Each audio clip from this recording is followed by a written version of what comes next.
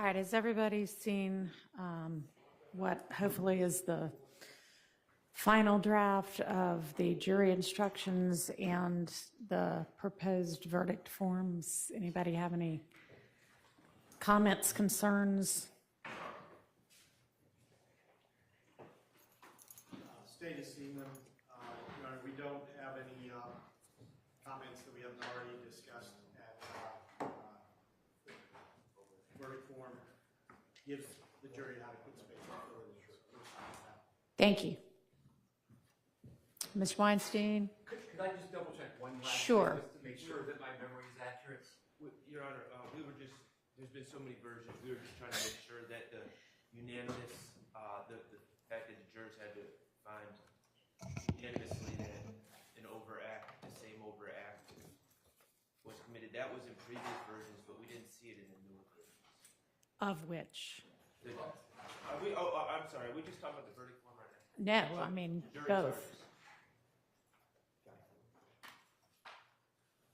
charges. They are, let's check.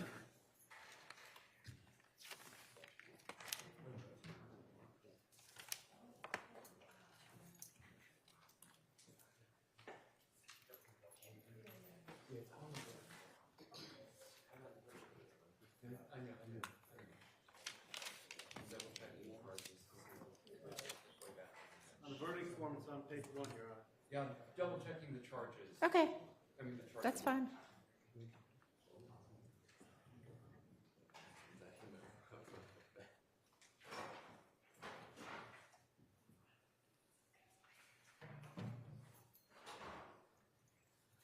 The version you should be looking at is the one that says November 24th jury charges.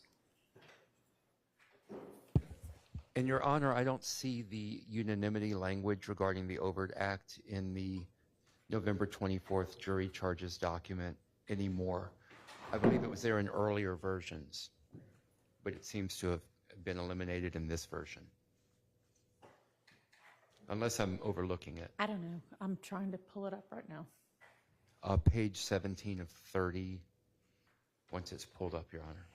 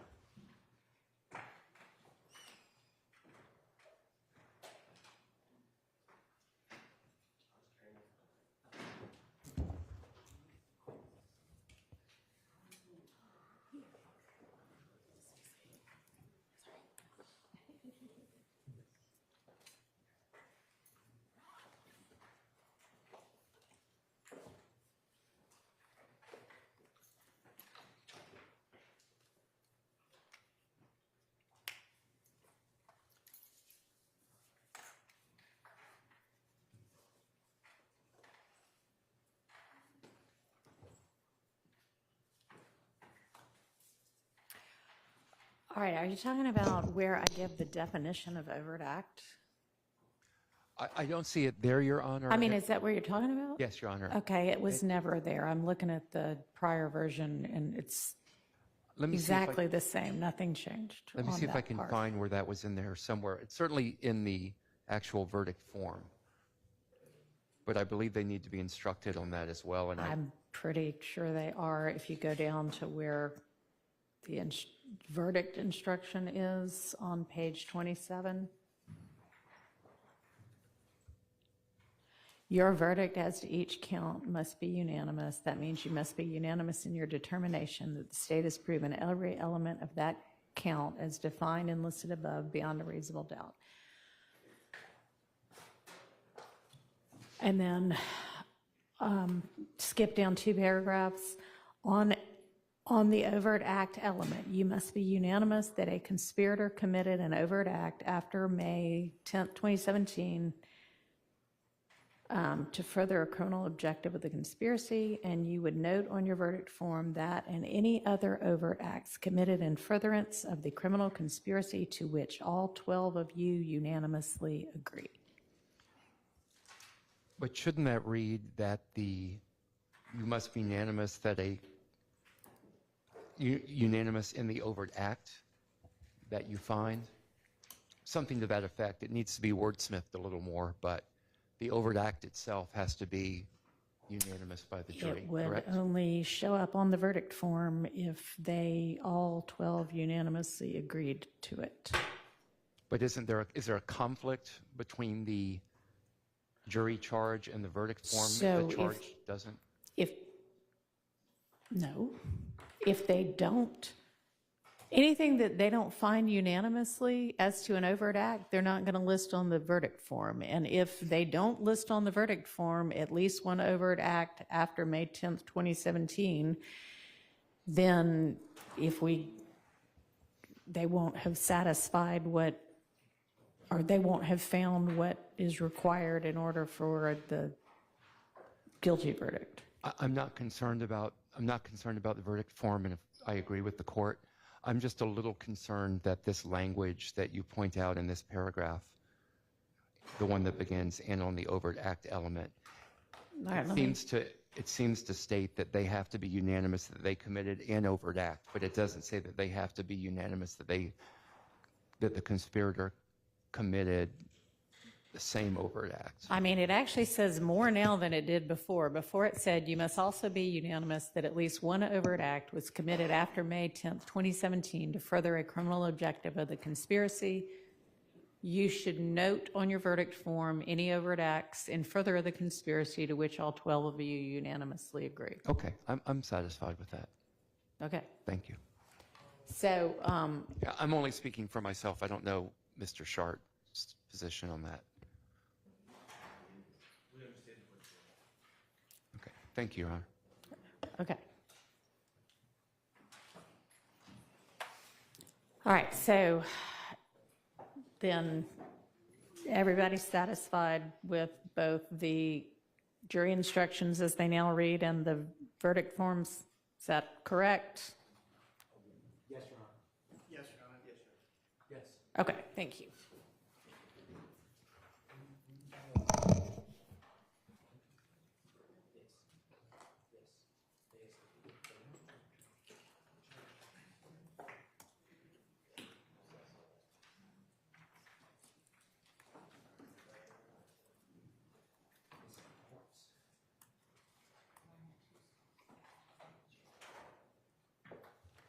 All right, so we have still not decided where within the jury instructions I'm going to define the overt acts that would be crimes that aren't also substantive counts. There are two options. Both of them are highlighted in that November 24th jury charge of places where I could do that. Does anybody have any preference? If not, I'll just pick the one I think makes most sense. Your Honor, the state would prefer after you do, at the end. So once you've gone through count one and all the other counts, then defining them at the end.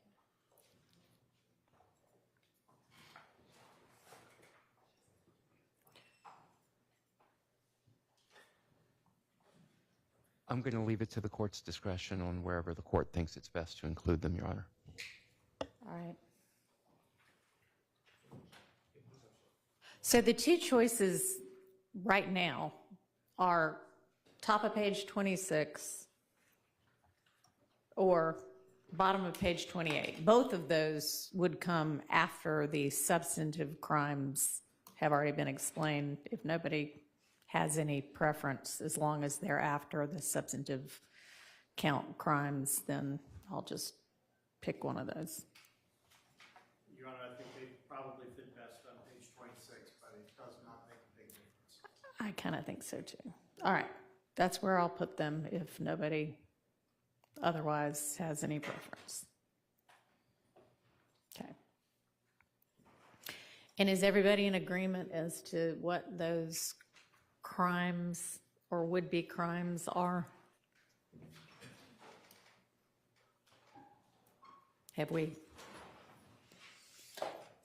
Look, Ms. Pursfield, wasn't there a list that everybody had generated? Didn't we review a list of the overt acts that would be crimes that aren't otherwise substantive counts that are still in the indictment?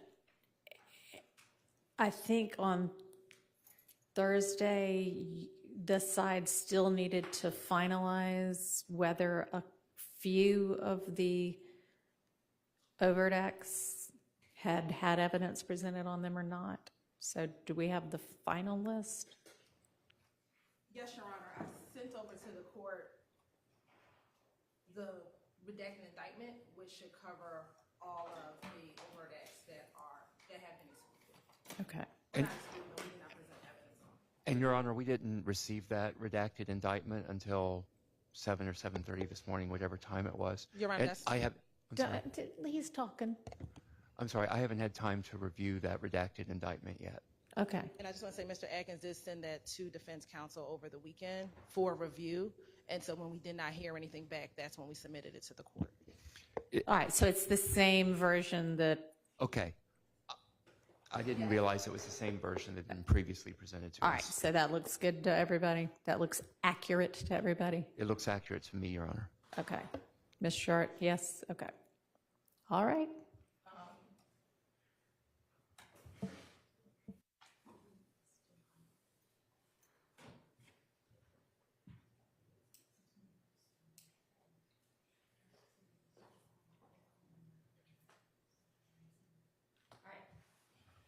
Ms. Pursfield says Act 3 is still highlighted, even on the redacted indictment, as something that, I'm not sure why it's still highlighted. Is that something y'all needed to revisit, or did you just forget to take out the highlighting? That is an act that is in, Your Honor. We just need to remove the highlight. Okay.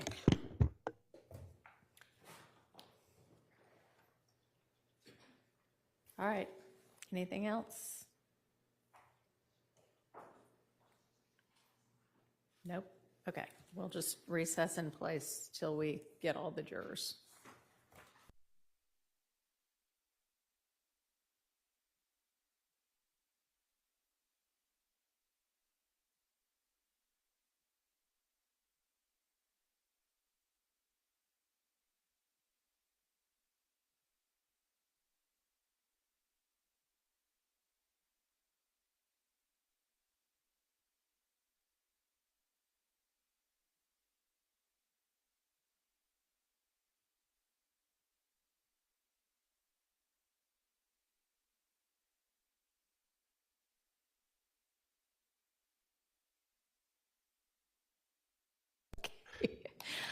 All righty.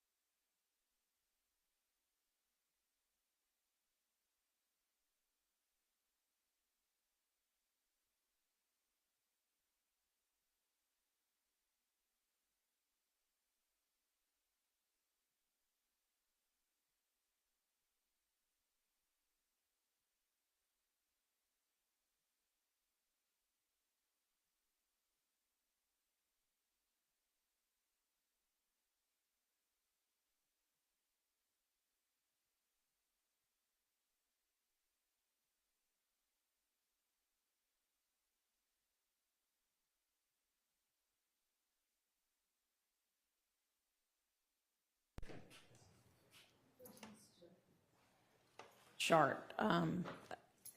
Anybody know where Mr. Shart is?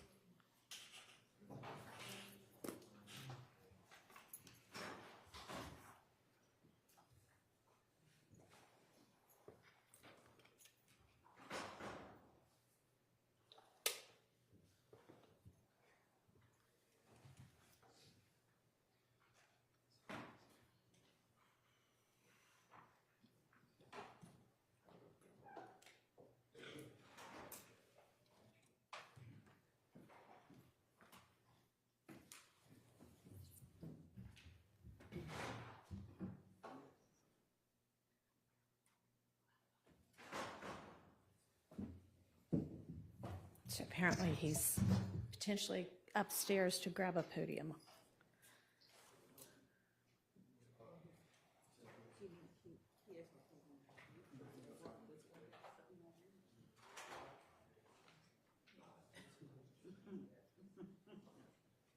Any luck? I don't know the rank, but Deputy Gibson, I believe Judge Edie has one, Okay. so he's working on that. All right. So I spoke with our court administrator, who is also putting out an APB for any possible lectern that could be used. So, and also, I think we have an issue with one of the screens, so that is getting worked on. I don't exactly know what the issue is. And then it seems that we might need an overflow courtroom today, and so that's getting set up in 5D, which is right next door. So if somebody can make sure, and I'm sure y'all have already done this, but that the people that are outside know to send anybody over to 5D once we're filled up in here. You're on 5D or 1D? I don't mean 5D. I'm sorry, y'all. 5D is not right next door, is it? 1D, 1D. 5D is my courtroom, but I haven't been there since July. Your Honor, one other logistical If you matter. need to go ahead in and fix whatever the issue is, go ahead. One other logistical matter, Your Honor. Would there be any objection from the court if, when I'm delivering my closing remarks, Mr. Kokomo's going to be displaying certain things on the screen? Would it be okay if he sits in the, That's in fine. the witness chair? So Sure, that's fine. And while we have all kind of, outside of the presence of the jury, gone through the me asking whether the defense is going to present evidence and y'all saying, no, we haven't done that in front of the jury. So when the jury does come out, I'll just say, you know, as you recall, the state rested on Thursday, and I'll ask each of you if you have evidence to present on behalf of your client. And I assume y'all will still say no. If not, then it'll be very different today than I expected it to be. But assuming you both say no, then I'll just say, all right, closings are up next. Okay.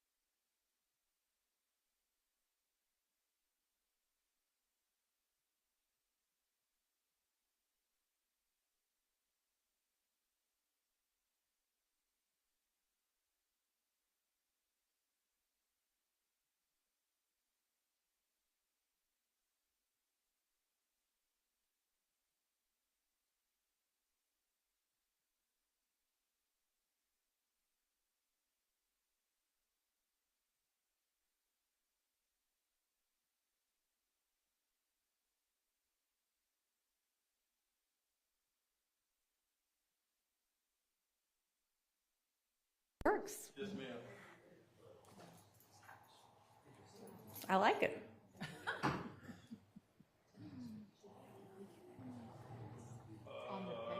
No. We're not taking this podium out. We're just adding a new one in. So thank you. You got it?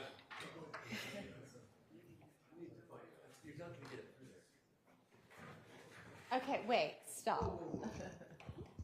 Don't move those tables. There's nothing wrong with it just being in the middle here in front of the other one. Okay. And then when you want to use it, you just turn it the way you want it. Okay. All right. Thank you, Judge. Thank you, Gibbs. You're welcome.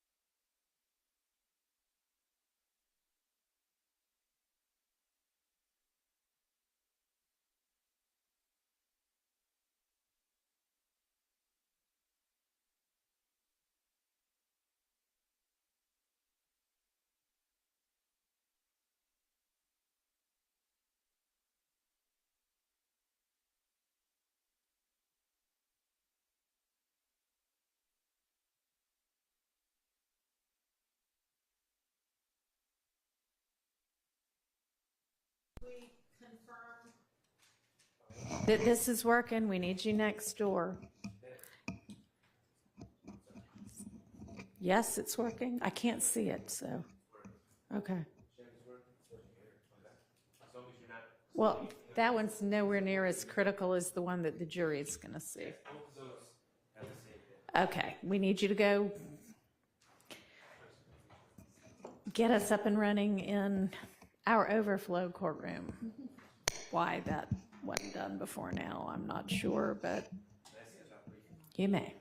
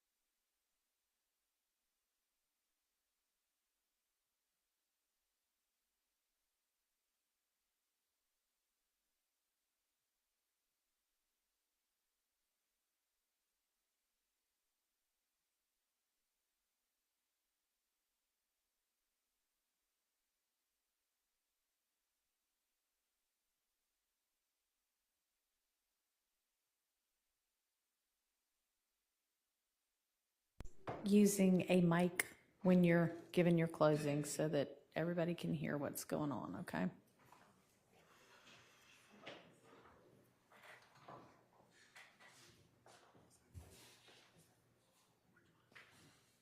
All right, I think there's at least one camera up and running in our overflow courtroom now. So I think we're ready to get the jury out. If you want to. Ms. Persfield said there was, so I believe her.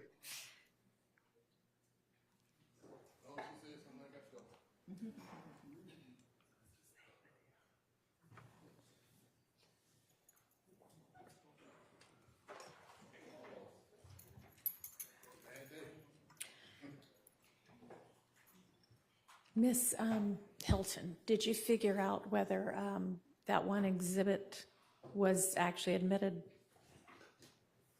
Yes, Your Honor, we were able to Okay. 60G. Yeah. All right, thank you. We're ready for the jury.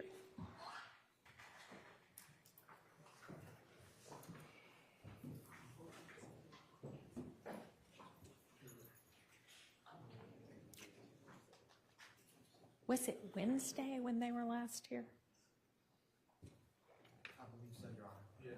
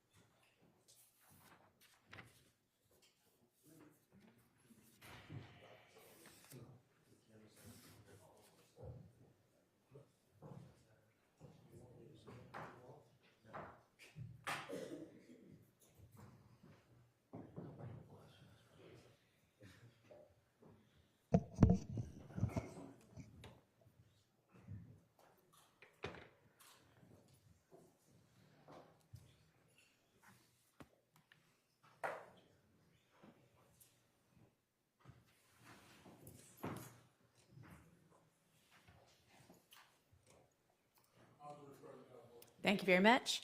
Good morning, ladies and gentlemen. When you were last with us on Wednesday of last week, as you recall, the state had rested. I'm now going to ask the defense whether they wish to present evidence. Mr. Sharp, does the defense have evidence to present on behalf of Mr. Stillwell? Your Honor, we do not wish to present any evidence. Understood. Mr. Stillwell. All right. And Ms. Weinstein, does the defense wish to present evidence on behalf of Mr. Kendrick? No, Your Honor, we do not feel that's necessary. All Thank right. you. Thank you very much. All right. That means that the evidence is closed. And the next step in this case is the closing arguments. Because the state has the burden of proof in this case, the state will make an initial closing argument. The defense will then have an opportunity to present any closing argument that they wish to present. And the defense, if the defense does present closing, then the state will then have a final opportunity at summation. All right, so I'm not sure who's going to present the opening on behalf of the state, but whomever that is, you may proceed. Thank you, Your Honor.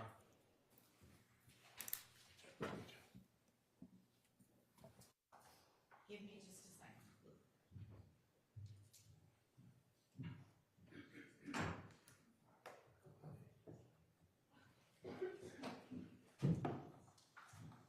Before you start. Yes, Your Honor. This is going to be amusing to some of you, but overflow actually is 5D and not 1D. So maybe that's why I was saying it the whole time. All right, you can go ahead, Mr. Adkins, sorry. Thank you, Your Honor. Let me turn this microphone on, Your Honor, or I'll forget. Good morning, members of the jury. I wanted to talk to you about what we've learned YSL is about. And 4 words come to mind. The first word, deception, intimidation, destruction, and death. Deception of the youth who get enamored with what is presented publicly and then deceived when they become a part of the criminal enterprise. Deception for law enforcement to not uncover the actions that they commit. And deception in this very courtroom with witnesses that have sat right before you to try to continue that enterprise. Intimidation, the public videos we've seen about people that they label as rats, people that they label as snitches or snitching, and that repeated threat, either overt, out in the open, or subtle, that if we do a crime to you or you know about it, don't say anything. The destruction has multiple parts. You've heard from multiple communities all throughout Fulton County that often similar pockets in the city have been affected, from dealing drugs, the robberies, the shootings, the shell casings, the windows, the doors, the refrigerators, the cars, over and over. That's the destruction. And then you've heard about the death. Jeffery Williams himself said, YSL, in this video after he says murder gang, someone right next to him says YSL till we're dead pale. But also, you've heard about 3 murders, Deamonte Thomas, Chanel Drinks, and Jamari Holmes. That is what YSL, the criminal enterprise, is about. Now, I'm going to talk to you about count 1 RICO and criminal street gang. And so when I am complete at the end, Ms. Hilton will come up and talk to you about the murder of Deamonte Thomas and the murder of Chanel Drinks and the remaining counts. Now, what I just said, it's not just my words.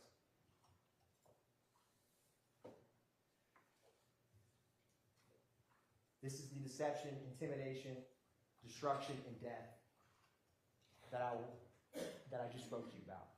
Murder gang in my slime is above the law. But in Fulton County, nobody is above the law, and that's why you're here.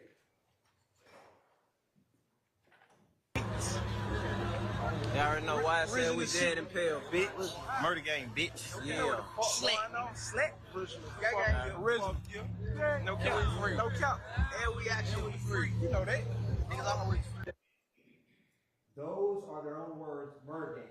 What they are publicly stating that the enterprise and the street gang, and I may use both of those terms interchangeably today, are about. Right. Only thing y'all nigga got more than us is dead numbers. This in your video? There's a we and a us. He's saying the only thing that they have is more people who are deceased, which is saying that we don't. And the they, I argue from the evidence we've been presented amply throughout this trial, is their rivals, their ops. The Atlanta Blood Gang, Fifth Gang, Nine Dudes, YFN, that group. And lastly, after publicly bragging and boasting about murders, what is their viewpoint on being held accountable? Well, let me take their own words. Don't just take mine. Just beat a murderer. Pay my lawyer 30 for that. Name my slimes a butter law. Ain't arguing no quarter. That's saying my slimes are above the law.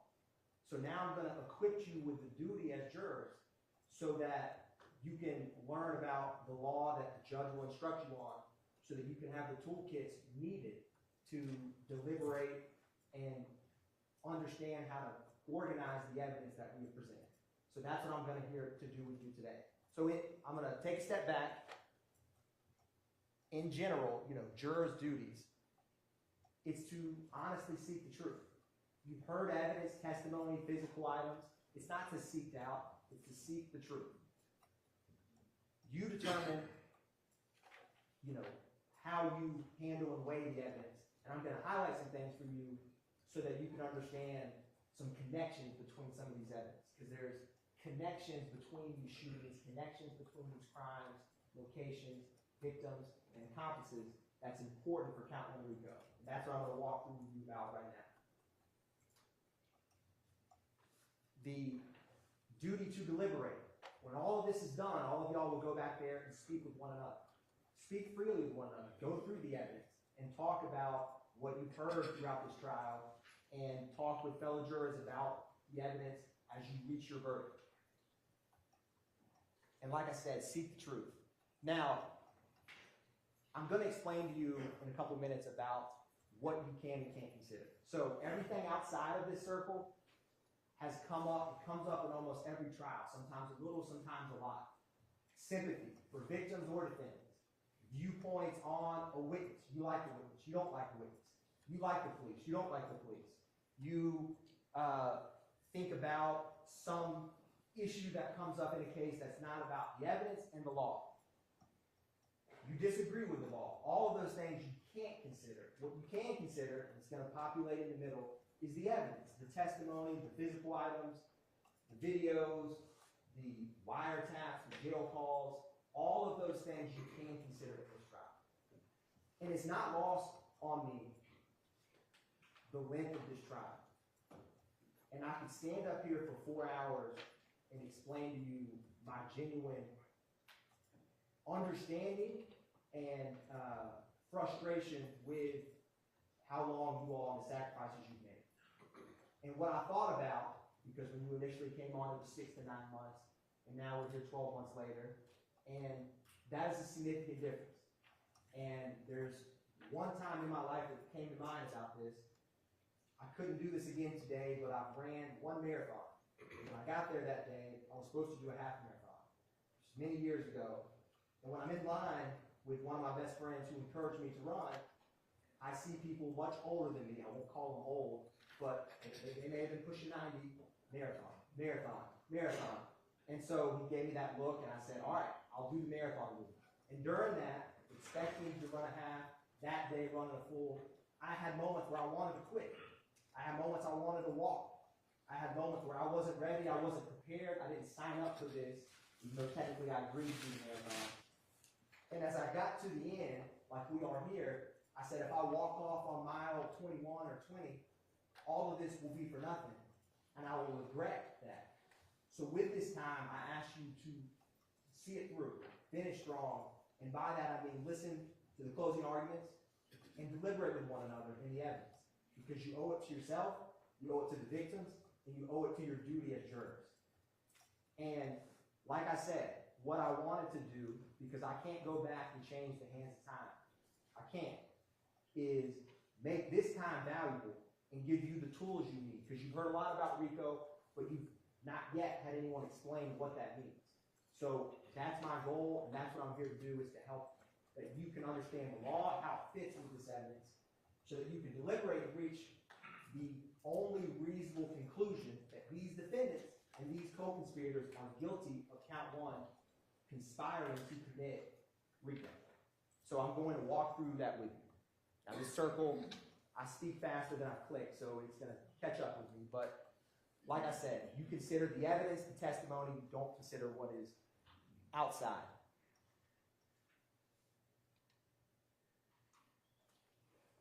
Now, burden of proof. The state has always had the burden of proof, to prove beyond a reasonable doubt. And that's a burden that I own. It's how it should be.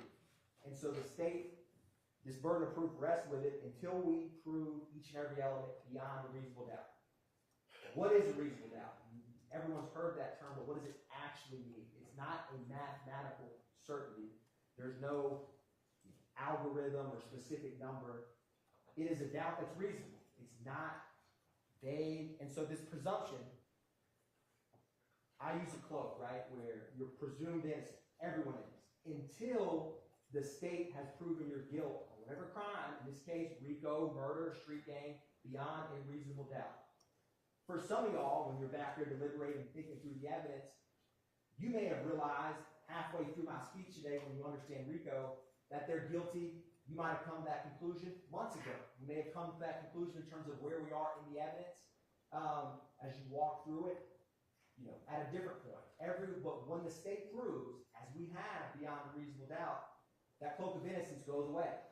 And that's what you as jurors are here to decide. And reasonable doubt, like I said, it's reasonable. You don't seek doubt, you seek the truth, and it's a doubt. It means just what it says.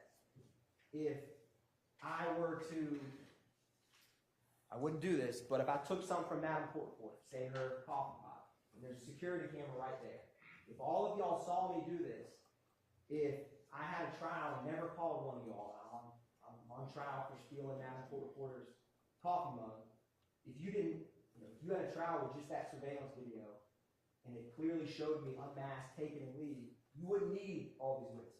Or if you had a reverse, you didn't have a surveillance video, but you had an eyewitness or circumstantial evidence.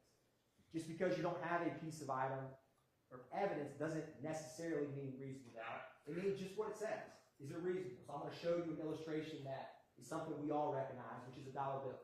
And you're going to see pieces of this dollar bill missing and all of you will immediately recognize what it is.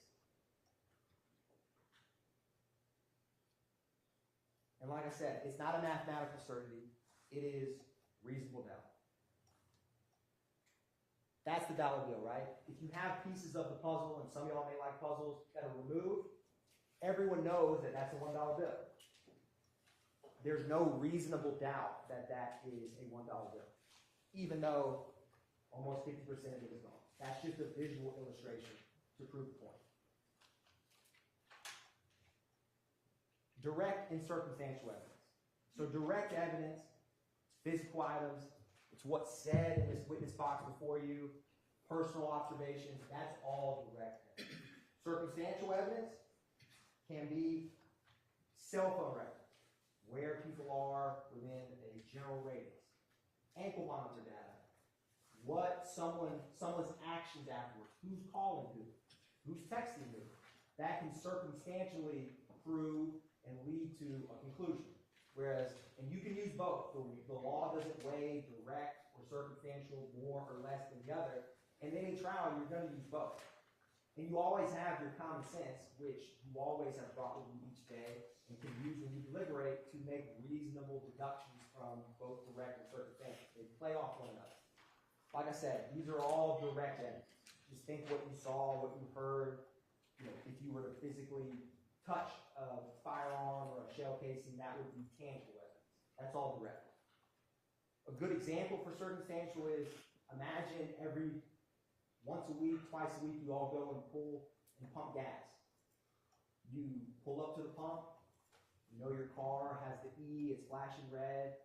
You go, you put your credit card in, or you walk inside, you come out and you start pumping gas.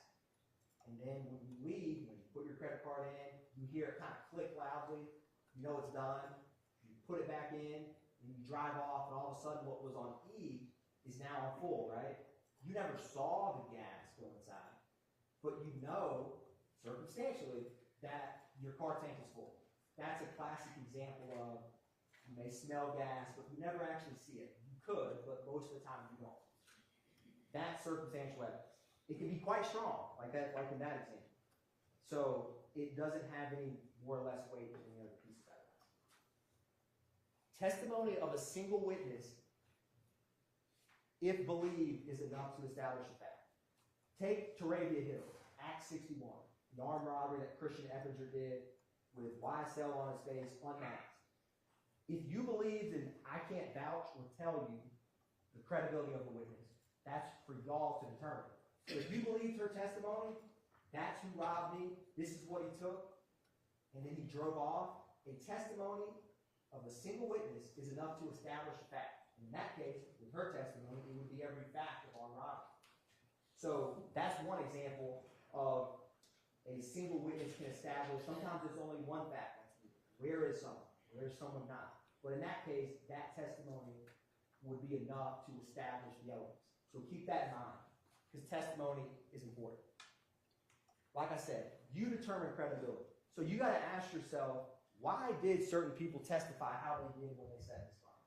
Now, I'll argue that you think about what people said before they were indicted, before their friends were indicted, before sitting in a courtroom with you and people that they know well. What do people say when no one's looking? On a wiretap, on a jail call.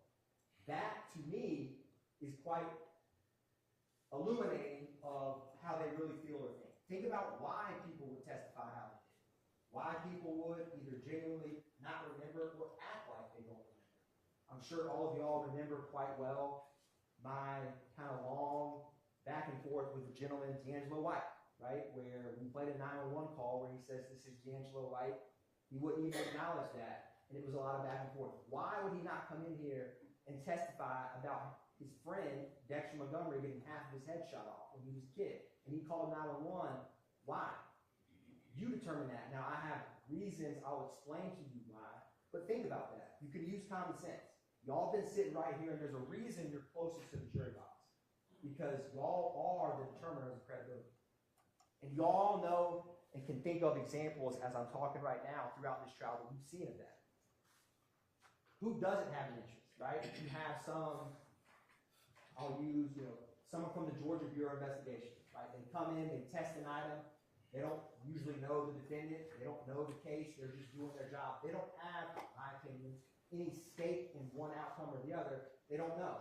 A random citizen, or Doug Bailey talked about the ankle monitor data. He's just reading the data. Those kind of witnesses, I argue to you, can be quite credible because they don't have anything to gain. They have nothing to lose. Think about people who do and how that would have impacted their testimony. Their opportunity for knowing facts. If someone hangs out with one another, like Quindary Zachary, you saw all these photographs in 2015. He's in photo after photo with Shannon Stillwell, Deamonte Kendrick, Mikion Garlington. If someone interacts daily with someone, it's probably reasonable that he would know what they're up to, that they would confide in him. Versus if you had someone who only hung out with somebody one time, probably wouldn't be reasonable they'd know all their deepest, darkest secrets. That's just common sense, but things to think about. Now, I'm going to give you an example. So, nigga, a lot of they mama, a lot of they kids, a lot of they brothers and sisters, then get ready in the courtroom and tell the God honest truth. Fuck, nigga. Don't get it. Fuck with you, bro. Y'all niggas need to get fucking killed, bro. You snitching bitches. From me and YSL. That's what's said outside of the courtroom. These are all witnesses who testified that were either co-conspirators or indicted on this case. And ask yourself, you could know it just as well as I, right before if the state would ask, is YSL a gang? The words music group, you know it's about to come off, or I've never heard of that. I said gang, G-A-N-E. I didn't say G-A-N-G, even though you just heard them say gang. Think about that and why people would come in here and think about what they said. I mean, Quindary Zachary said that these two defendants confessed to him to murdering Donovan Thomas the night of the murder. You don't think he's going to come in here and back up off that? Think about Wooney Lee, the bragging or boasting about the murder. We put that on your tombstone. The things he knows when he's sitting up here don't sound good in a trial of his friends, fellow gang members, and co-conspirators, so he's going to back up off of it. Think about Walter Murphy. Antonio Sledge. When he did his plea agreement, said that he had knowledge that someone was involved with the murder of Donovan Thomas, but then backs up off of it, right? He gives why. Think about why. And think about, they know the feelings that these defendants have about people who come in and tell on them. And sometimes they slip up. If you remember Antonio Sumlin, who testified pretty recently, he didn't know Wooney Lee's name. So he said, what's his slime? And he changed it. He stopped. He took a little pause and he meant what is his nickname. So he said, what's his slime name? Those kind of clues or slip-ups, remember those, because they're important. Here's another example. This is Deamonte Kendrick on the left with a hat that has a big rat and a big X on it. And on the right is defendant Stillwell's tattoos. Oh, Mirton, you heard that, the code of silence. And on his chest, the price of loyalty is wealth. The price of disloyalty is death. So these witnesses who say incriminating things about them in a police station or outside of court, when they come in here and are sitting in a witness box 10 feet from them, how do you think they know this? That's these defendants' own words about people who come in and testify against themselves or others.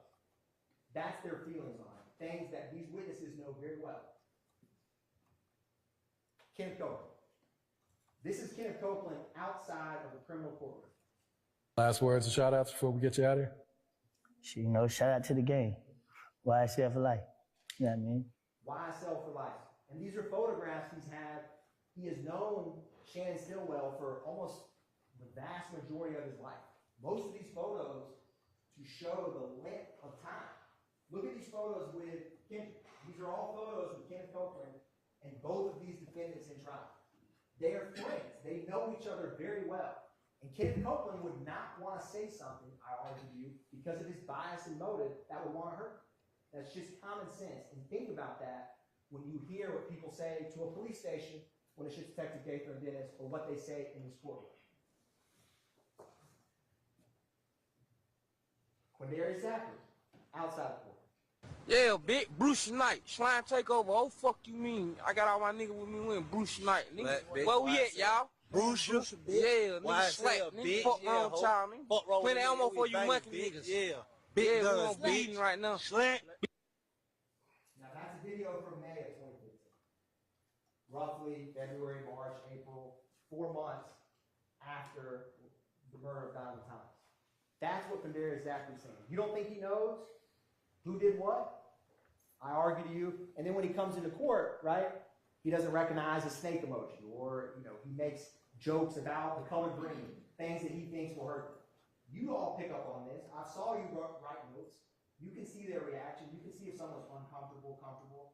All of those things you all are equipped with and can use when you weigh testimony. Parties to a crime. This is a principle that's going to come up in this case. Parties to a crime. Think about this. 4 people go to rob a bank. One of them is the getaway driver. One of them, I'm going to go run in and get the money. The third one's going to go in and do a distraction. And the fourth one has a gun in case it's needed. The driver never gets out of the car. They get to the bank. The guy goes in to get the money. The security guard realizes it's a robbery, pulls out his gun, and the guy with the gun behind him shoots and strikes the security guard. And then they all 4 get away and leave. As parties to a crime, they all played a role or a piece in that crime. So they would all be legally guilty of that murder if those facts came out into a trial. So party to a crime, it's not necessarily the person who pulled the trigger. It could be the driver. Now, this is going to show you an illustration of what I talked about, because this isn't at first stick out. So you have 4 people planning a bank robbery, all with different roles. And if it was either intentional murder or, say, the security guard shot and killed one of the robbers, it could be a felony murder that comes up. And so all of them would be guilty in this fact pattern of that. So in this case, what Copeland and Zachary say about defendant Kendrick is he was driving the Infiniti Q50. If he's driving that Infiniti Q50 while Shannon Stillwell, Deamonte Kendrick are shooting 7.62 and 9mm shell casings into the body of Deamonte Thomas with Justin Cobb doo-wop, that's party to a crime. That's the example in this case. And it will come up in some of the overt acts that we're going to talk about soon. Mr. Atkins. Yes, Your Honor. I need to interrupt you for just a minute. I'm sorry. In the overflow room, I can't hear you. It sounds like, Your Honor, this microphone may have... Yes, Your Honor. If you let me know if that helps fix that. I got to fix this belt buckle here real quick. Well, I'll hold it for right now. Now, sorry, I want to talk about the crimes that I'm going to talk about. So in green is what I'm going to talk to you about, which count 51 is criminal street gang. Count 50 is criminal street gang of defendant Stillwell. He's on the right, and Kendrick is on the left. And count 1 RICO applies to both. So both are charged with the murder of Deamonte Thomas. Kendrick has this count 57 participation in criminal street gang activity for the marijuana and firearms, like street gang activity during the commission of a felony for the May 9th, 2022.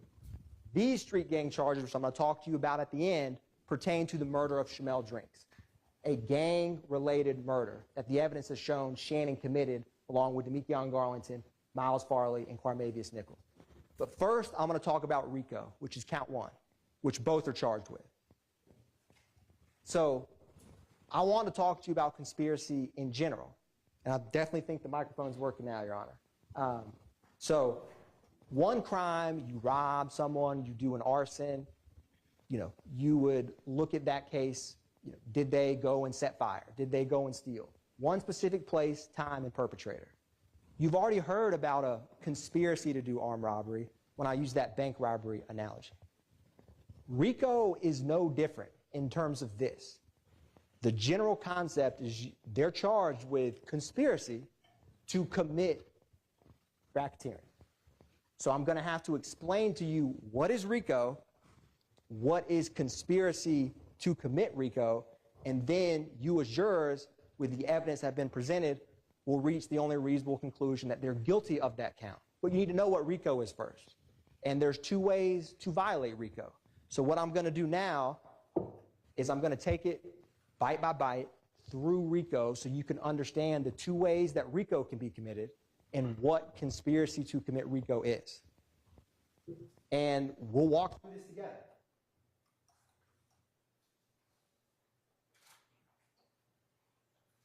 I've already explained conspiracy in general. Now, this bank, I've used the bank analogy. If this group who robbed the bank, don't have to be some sophisticated mob syndicate, if those four are just sitting around and say, let's be the bank robbing boys, maybe we'll sell drugs on the side, and we'll shoot people, the rival bank group, and we're going to call ourselves, the BRC, bank robbing group. If they got tattoos of BRC, they got necklaces of BRC, they say, hey, we are BRC. If they went and all knowingly and willingly agreed to be a part of that, knowing that a pattern of racketeering, which I will explain to you, will be committed, that concept is what we'll be talking about. It's not any different in general. It's conspiracy and RICO. And when you put the two together, that's what they're charged with. So let's walk through this. This is from the indictment, which you will have with you when you deliberate. I'm not going to read off this right now, but page 12 of the indictment is an important page. It lays out what the state alleges the criminal objectives of the conspiracy are, and that they violated, there's a subsection A and a subsection B, which we're going to talk about. So remember page 12 of the indictment, because it will come up multiple times. So what is knowingly and willfully joined? Look at what they do, what they say, and crimes that they commit. If you want to figure out if the bank robbing crew or if YSL, if someone knowingly and willingly joined them, that's Kendrick on the bottom, with slat on his left forearm and a snake that goes from his stomach to his neck, and YSL a little bit underneath his Adam's apple. Do you think he knowingly and willfully joined YSL? He got a permanent tattoo on 3 different spots of his body, one of which very close to his face. That is something you can use and consider. Oftentimes with criminal conspiracies, they don't have a written contract. They don't have a, you're not going to have that coffee room table. Let's all agree to be a criminal enterprise. We all are hereby today on January 1st of 2000. From here on out, we're an enterprise. That's often not how it works. So you got to look at what they say, what they do, and if you permanently get a tattoo, that's a pretty strong indicator that you're willingly and knowingly a part of this. Shannon Stillwell, often wearing clothing, saying stuff, me and my slimes above the law. You've heard that and seen that clothing line, which yes, they can play it off that it's just some innocent clothing line, but it says slime, despicable human being, wipe your effing nose, right? And you've heard from gang detectives that wipe your nose is not some, joke. It's about murdering someone. It's acting violence. So that's Kendrick in the middle, next to a slack graffiti with a red bandana. How they act, say, and do over time, those are the clues to know that someone willingly joined a conspiracy. So let's break this down a little bit further. We need to switch it. It's came out again, Your Honor. This is probably the easiest element while we switch this mic. 2 or more conspirators. Oh, thank you, Sergeant. Thank you. So, that, you can't have a conspiracy with one person, right? So, I think we all can agree that should be an element that's easy to check. You've heard from ample, it doesn't have to just be the 28 indicted co-conspirators. You will see in that indictment that it states on page 12 that it also includes unnamed or unindicted co-conspirators, if you find that they're part of the conspiracy. So keep that in mind when you go back and deliberate. But yes, one of the elements, beyond a reasonable doubt, is 2 or more. I think that element, I'm not going to spend any more time on that one. You've heard from ample people you've seen in the witness stand that are 2 or more of YSL. This just illustrates that point. Now, agreement. This is another important element of RICO to kind of understand. How do you know that someone agreed? Like I said, it doesn't have to be expressed. It doesn't have to be where did they sign the YSL ledger. I'm going to join. I'm in. You rarely see stuff like that. There's no such ledger in this case. It's mutual but unspoken understanding. I say actions speak louder than words. If you want to know how someone believes or if they agree, what do they do? So I'm going to show you some examples of agreement. And a lot of the evidence that I'll talk about, it has multiple purposes. So we will talk about and you will see what can prove agreement can also prove if they knowingly and willfully join.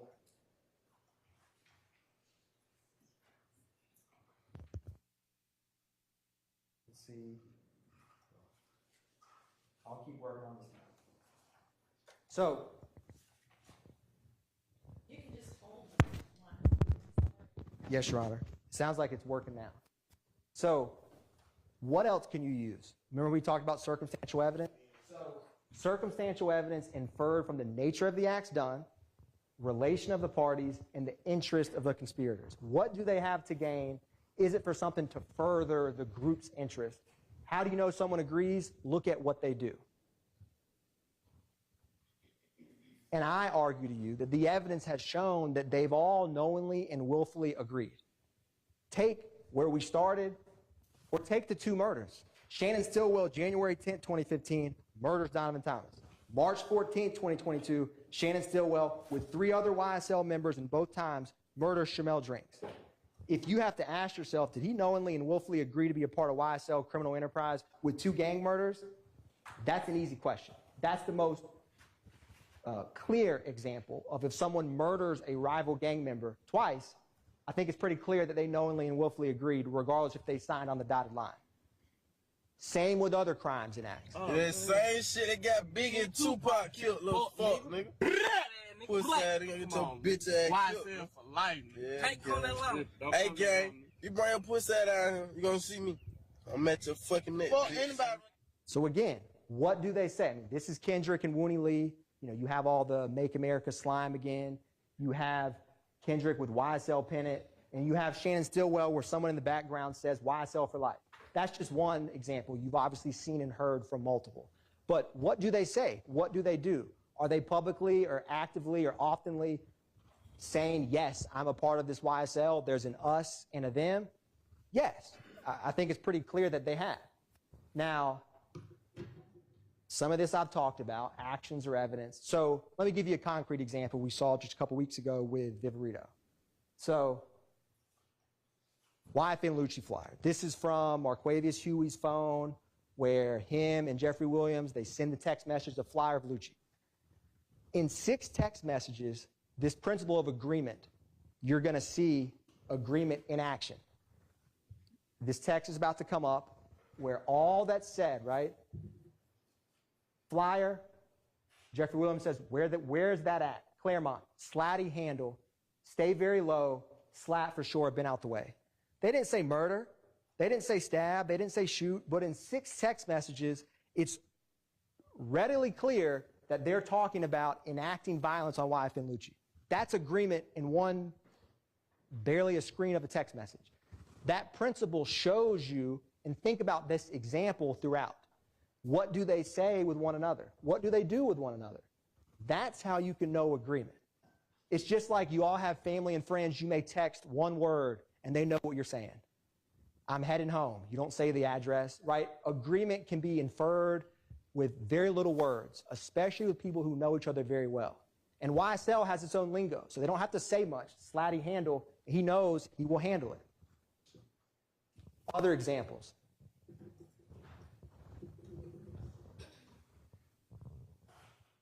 What it does not require. I've covered most of this. You know, it doesn't require, like I said, physical meetings, even though we have that in this case. Knowledge of the details of the conspiracy. I argue we have that in this case, considering that Kenneth Copeland, Quindarius Zachary, Walter Murphy, all of these individuals have given statements with evidence that's been corroborated that real crimes happened in real places and they knew about it. So a lot of these, you don't have to have them, but you actually do in this case. The last one, the identity of all the co-conspirators.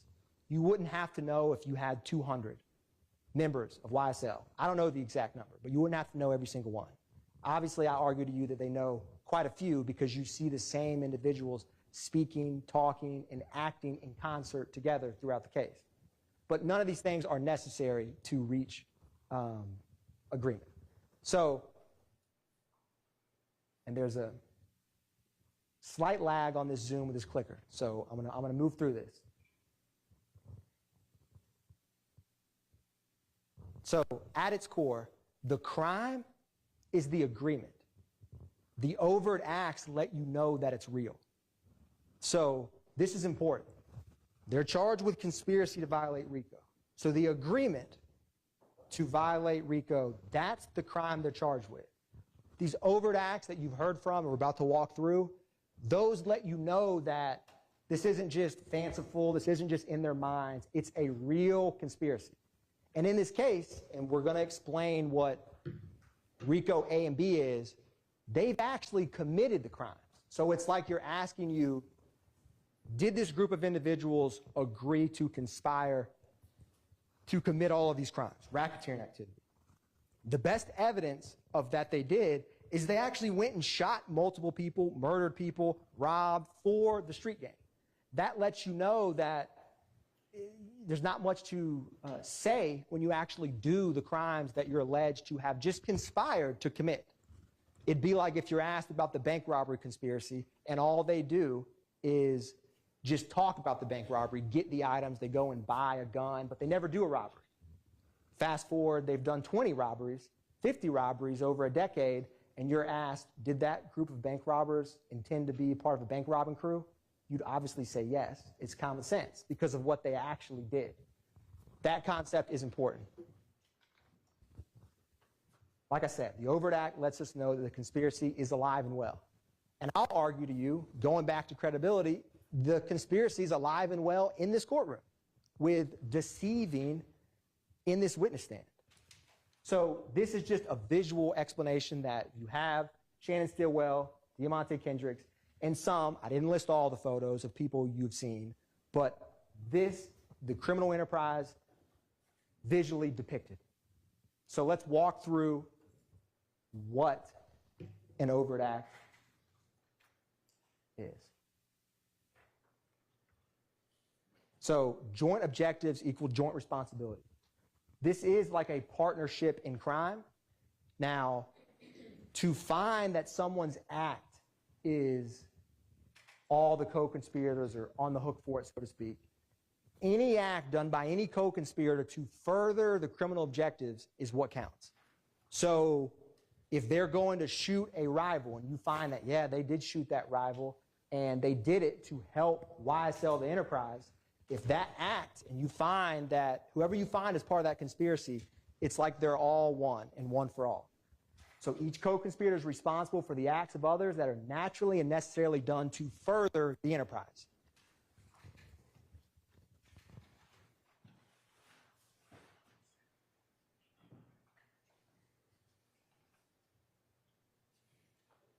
Now, I've talked about different ways to violate. A, in a nutshell, is to acquire money and property. I'm not going to bury the lead. That's the first way to violate RICO. Conspire to acquire or keep money or other personal property. B, they both have conspire, and they actually have 7 elements each, and I believe 5 of the 7 are the same. So I'm going to explain a lot of these elements we've covered. 2 or more conspirators is one. So conspire to participate in the enterprise through a pattern of racketeering activity. If you find the defendant, and on your verdict form it will say the defendant violated subsection A or subsection B, conspire to violate. So I'm going to walk through what is A, what is B. They don't have to actually have committed A and B, although in this case I believe that they have, as I'm going to show you. You just have to say, did they ever conspire? And remember these principles I talked about. The unspoken words, what people do and say is the agreement, or you're not going to have that magic conference room meeting, so to speak, that's all captured where the conspiracy gets hatched. So let's walk through this. We're going to start with A. Keep it easy, keep it basic. And you're going to notice that when I talk about A, some of the acts can actually meet multiple ways. So you're going to see that certain evidence can actually impact multiple ways to violate RICO. So let's talk about subsection A of the RICO Act. Knowingly and willfully conspired with 2 or more co-conspirators to acquire or keep money or other personal property through a pattern of racketeering activity. I'm going to explain pattern of racketeering activity. It's 2 or more crimes that are explained and listed, and you'll be instructed by the court on what they are, that within 4 years. And any of the co-conspirators committed an overt act with at least one in furtherance of the criminal objective, and at least one has to be after May 10th, 2017. So that's A. I'm going to walk through some examples of A, and we're going to take this bit by bit. Armed robbery, Arshillian Bennett. Walter Murphy, Jeffery Williams. May 13th, 2013. You heard from the officer where she walked with her child from 988 Confederate Court to that zone precinct to report a crime. That takes a lot of effort and time. So I'm going to use this top one while that bottom screen comes back. But, you know, obviously she came in here and, you know, did not want to acknowledge about the robbery, but I argue, you know, there's about to be a real bullet in her window that was taken by a crime scene tech who just responds to a scene. That is 988 Confederate Court, which comes up that address and area multiple times. And she said that she told the officer at the time, you know, her Kel-Tec, the money, her purse was stolen. Acquire and keep money. Now, Walter Murphy, Jeffery Williams, and, you know, she said someone that she didn't know, Jeffery Williams' brother, that's multiple people doing it. That's one crime, one act. But when they work together, it's much easier to get property and items. And no one expects Ms. Bennett to come in here and testify. Certainly not back then and certainly not now. But that is an example of acquiring or obtaining money. It's robbery. Derek Dotson, also in 2013. This is 5 through 7. Adrian Bean, the coin laundry, where Miss Marissa Cisneros' car flew over the ledge. I mean, Adrian Bean sat here for what felt like an eternity and didn't remember entire years, but he flew over while driving a car over a 6-foot embankment. Why did he not remember any of that? Just think about that. I think the only thing he said is that memorable moment where he's like, keep it a buck, and he took his mask off. But he clearly would remember flying over a wall. Why are they not coming here and talk about it? Now this, again, Walter Murphy, Jeffery Williams, that's the location where Leonard Pass's car, which is that gray Dodge right there, is parked, Summerdale Apartments. Obviously this is in the Cleveland Avenue area, because often these crimes are committed in same locations, which will come important later. These are the firearms that they recovered from the car and then this is Mr. Derek Dotson, and you heard from Leonard Pass, who was with him. That's the car that was crashed underneath. And then this is a picture with Walter Murphy, Jeffery Williams. At the time, he's throwing up rock crew. And if you remember, the background behind this is this slime in kind of green and black font. So, again, it's 2 YSL members acquiring and obtaining, trying to rob Derek Dotson. And again, they're working in concert, working together. Ms. Taravia Hill, Act 61. She's just at her apartment complex, and this car, and if you remember, she only could recognize or ever identified Eppinger, Christian Eppinger, but there was 2 cars and multiple males with him. We don't know who these people are, but I think from what you've heard in this case, it's reasonable to suspect he's working with other people to do the armed robbery. Because again, it's hard to rob someone by yourself. So working in concert, that's Ms. Hill, that's her apartment complex in present day, that's Christian Eppinger from his public posting a firearm on social media, that's her wrecked car after it's found later, and where does the car go? Where Ms. Hill lives, to Cleveland Avenue. Where do the guns and the Infiniti Q50 from Don and Thomas go? They go to Oak Drive, where O.G. Bentley's house is. Common after crimes, they go to the same location. That's important because these same victims, same accomplices, same pattern is important for RICO. So keep that in mind as we walk through this. And he does all of this with, and it's hard to see from here, YSL on his face, no mask, She said, I can't remember if Ms. Hill said I wore glasses or didn't wear glasses, but her eyes were working just fine. And he had nothing covering his face. Think about it. If you walked into Winn-Dixie with a nameplate that said, hey, I'm Christian Atkins, I'm here to rob you, no one would do that. So why would you publicly have the gang on your face when you do a crime? Because a face tattoo could stand out. Because they want people to know. You want the notoriety. You want the fear. Who robbed you? YSL. She doesn't know his name. Think about that. You have multiple people, and Walter Murphy, for those, I don't know the date Walter Murphy got his face tattoo.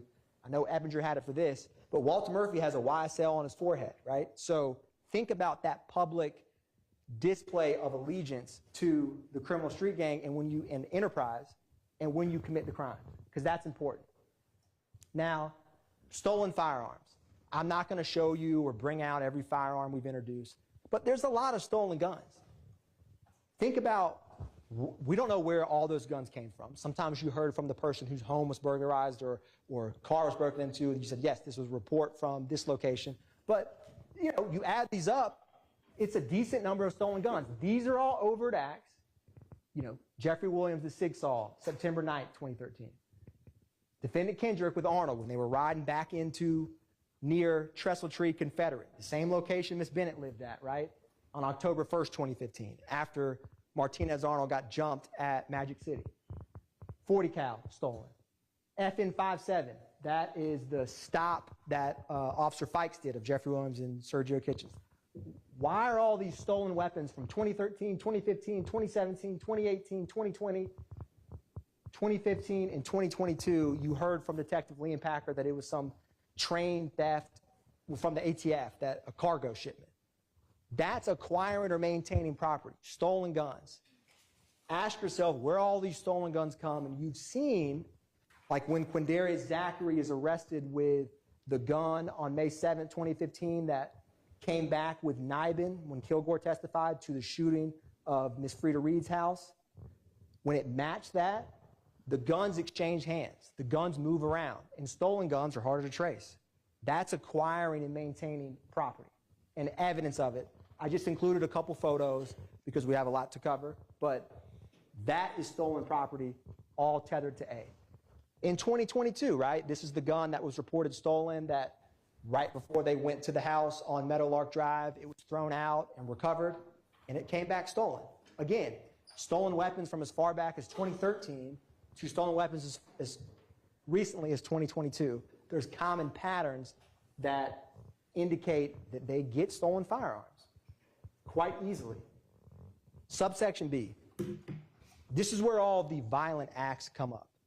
So the first objective, and your indictment's not going to have numbers, is going to be conspiracy to violate subsection B with the state's objective of murder, aggravated assault, and threats of violence. So we're going to walk through some of these so I can explain to you why they further the criminal objectives of YSL.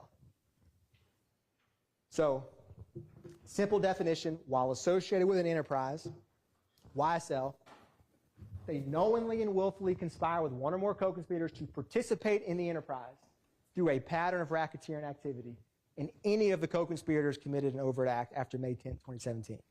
If you notice, other than what's in green, everything's the same as A. So these same factors and principles will come up for both. So I got to explain to you what is participating in the enterprise and what are these criminal objectives. So we're going to start with the murder, aggravated assault, and threats of violence and go from there. So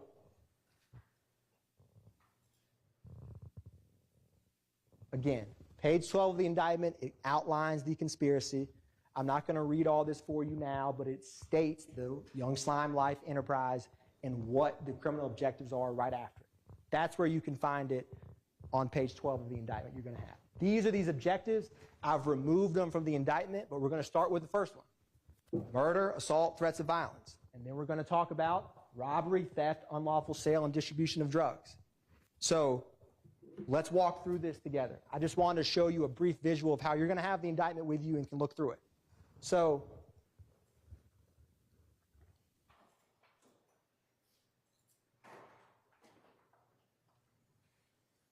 again, we're going to go objective by objective because it helps to organize the evidence. And Objective 1, murder, assault, and threats of violence. So you've heard about pattern of racketeering activity. What is racketeering activity? The good news for y'all is the indictment, anytime you see, it will state, which is an act of racketeering activity, and then it'll cite a statute. This is what explains what racketeering activity is. This is the murder of Donovan Thomas. And you'll see when you are deciding, which is overt act 16 through 20, is the murder of Donovan Thomas. When y'all are back there and saying, I want to figure out if something's a pattern of racketeering or figure out if an overt act is a racketeering activity. That will tell you. That's your snapshot. So just look. This is overt act 17, which is the murder. 16 is when Jeffery Williams rents the vehicle. But when you see what's highlighted, you'll know it's racketeering activity. So I just wanted to show that for you. And then we're going to walk through this now. We're going to talk about Donovan Thomas first, overt act 16 through 20. The last one on the line for the 6204. Yes, that's police over here on the north side of McDaniel. North side of McDaniel. Why did you? Yeah, at Harold living the barber shop. Somebody don't got shot. Mr. Parker, who you testified, who's owned a barber shop there for 20 years. Barber shop right here. And Kendrick, Stillwell, this is Demise McMullen. Now, we'll talk about this in a minute. This is actually the photograph from when they shot Dexter Montgomery. Same case with D'Angelo White when they left that Jonesboro gas station in Lakewood and got to the four-way stop. That's the photograph from that. So you have Nard, but that's Demise McMullen, Shannon Stillwell, Kendrick. This is obviously the shooting. Overt act is, did Jeffery Williams rent the Infiniti Q50 and act in furtherance of the conspiracy? When you think about these overt acts, think how the criminal objectives. Ms. Hilton's going to talk to you and walk through bit by bit the murder itself of Donovan Thomas. But I argue to you, as she will too, that has been proven beyond a reasonable doubt, and that renting of the Infiniti is an overt act that was used to facilitate the murder, and you've seen a pattern of rental cars being used. And ask yourself why. They're harder to trace. People don't recognize you in that car. Now, how is Donovan Thomas's murder evidence of RICO? Well, I'm going to tell you. That's Donovan Thomas. This is about to be Wooney Lee. Before y'all nigga with slime. This shit is in blood. We wrote this shit in blood. I probably had it before slime. And we also wrote it on nigga tombstone.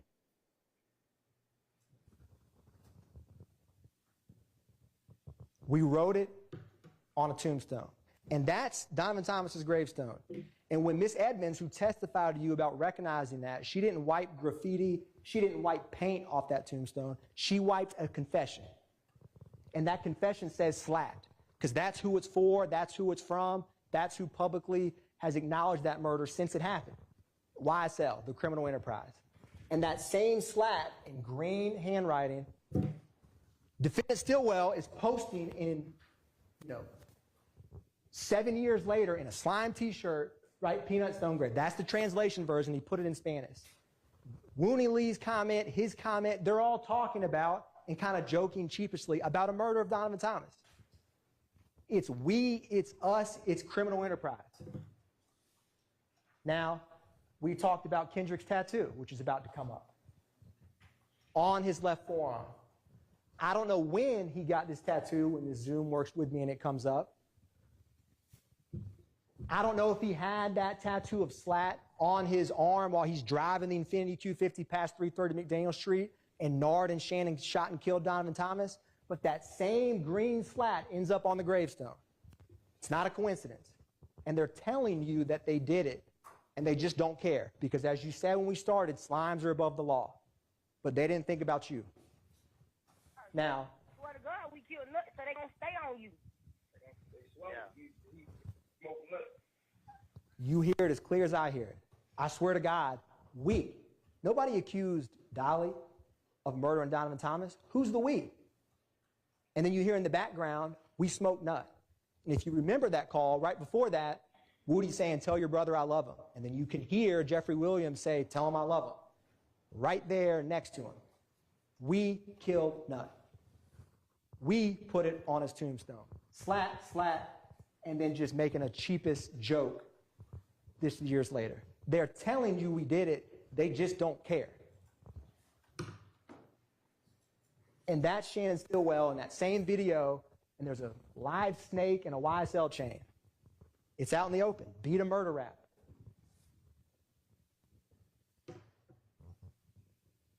Now, we're going to turn to Jamari Holmes next, and I'm going to explain to you why that murder that Rodelius Ryan and Damon Blaylock did is in furtherance of the YSL criminal street gang, which is Overt Act 79 through 81, February 23rd, 2019. That's the vehicle that 15-year-old Jamari Holmes was in. This is Rodelius Ryan. You know, this is Blaylock throwing up YSL, which is also an overt act, that public display of allegiance. It's going to come up in just a second. That's Jamari Holmes. You're going to see the message where, you know, where Mariah leaves and she says, or not Mariah, but Brazy, as they called her, text and DMs Ryan and Blaylock and says, you know, they know about Ryan but don't know about you, and allude to Mariah snitching on them. That snitching comes up repeatedly. This is the projectile that was in Jamari Holmes' head that was fired from weapons that Rodelius Ryan and Damon Blaylock shot while they were hanging out with females in Cleveland Avenue. It came to 50 Mount Zion. And then I want to ask you, this is that message. All again, talking about snitching, trying to not get caught. Now, how do you know why Ryan did it? What does Ryan think about this murder? What is he remorseful? Is he sad? Well, here's him that same day at 5 o'clock. So that's the 911 call at 4 in the morning, not 4 in the afternoon, February 23rd, 2019. Bet YSL makes the news FaceTime. You've heard repeatedly about the FaceTime. I argue to you when he says Bet YSL makes the news, Fox 5. So he's telling people without, you know, having some plausible deniability of no one's going to know what I'm talking about, YSL makes the news. Now, what does he do 5 hours after this? Let's find out. Yeah, block life knowing again. 250 knowing again. Bet y'all pussy nigga can't come up here in that block. Yeah, no cap. Kill a riot, gonna shoot at your fitted. That's no cap. Pussy He's going to shoot at your fitted, and that's the fitted cap that Jamari Holmes wore on his head when he was murdered. That is bragging about the murder. YSL makes the news, and then he's on the quote-unquote block, right? And he's throwing up YSL. Is it a coincidence that this guy he's with says Little Rod will shoot at your... Don't come on this block. And you have Bernard Mitch and all of them who weren't from that neighborhood come over to 50 Mount Zion. He will shoot at your fitted cap. And there's a literal fitted cap from Jamari Holmes' head with a bullet hole in it, and that's his skull with a bullet hole in it. This ain't... Murder gang isn't some facade. This isn't for clout. This is real life. And this is the bragging and the boasting above the law and proving that they're doing it for the street gang. They're telling you. Nothing I've said so far with these two murders is anything but their own words. March 14th, 2022, Shamel Drinks. I think it's amply clear that this murder is gang-related. It's to further YSL. You've heard about the Nibin matches, the double homicide of Christian McMiller and Darius Ford. You heard op hunting, all of the way that Garlington and Shannon talked about getting revenge. And what happens? They see an op at a gas station and 4 YSL members in a rented vehicle murdered. And Shannon Stillwell is involved in both. And it's eerily similar to Donovan Thomas's murder. This is the corridor right there, and that is Shamel Drink's vehicle with bullet holes on the same side of his car that Shannon Stillwell's Audi drove up in. It's not rocket science that he did it. The evidence has shown you he did, and it's 100% gang-related. They're both part of the same rival group. There's no evidence about any kind of disagreement or anything with Shamel Drinks. They did it for YSL. They did it to get revenge, and this is just a visual representation where Shannon Stillwell is publicly stating, check the score. Because again, shooting and murder is like a scoreboard, but this ain't a sports game. This is the Superior Court of Fulton County, and you can't go shoot people for sport or murder your rivals to up the score. That ain't how it works. That's the Mekion Garlington. There's the Ford Fusion with Miles Farley and with Quarmavius Nichols. Now, aggravated assault. We've heard a lot about aggravated assaults. And in a case like this, you can kind of get numb to the shell casings collected, the damage, but these are acts of racketeering, real guns shooting real bullets towards property or people. What do YSL members say about shooting? Well, let's ask. Y'all know we on tour. You better keep your distance. Don't come to no club. Don't come outside. Don't do shit. Stay your ass in your mama house. You better be in your mama basement. Making beats and shit. Don't bring your ass out the house.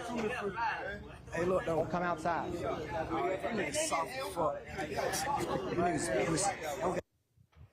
That's their words. Shoot the ops, make them catch on. That's Rodelius Ryan's Instagram that came in when Mr. Howes was sitting right here. And then this is Rodelius Ryan with a drum, a YSL chain, publicly showing it. These public threats of violence, when you're murdering people and throwing up YSL and bragging about it, that has a real effect of people who want to come in and testify or people that ever want to tell the police, period. These aren't just, a facade. This isn't just a movie. This is real life. And they're showing you and telling you what they're about.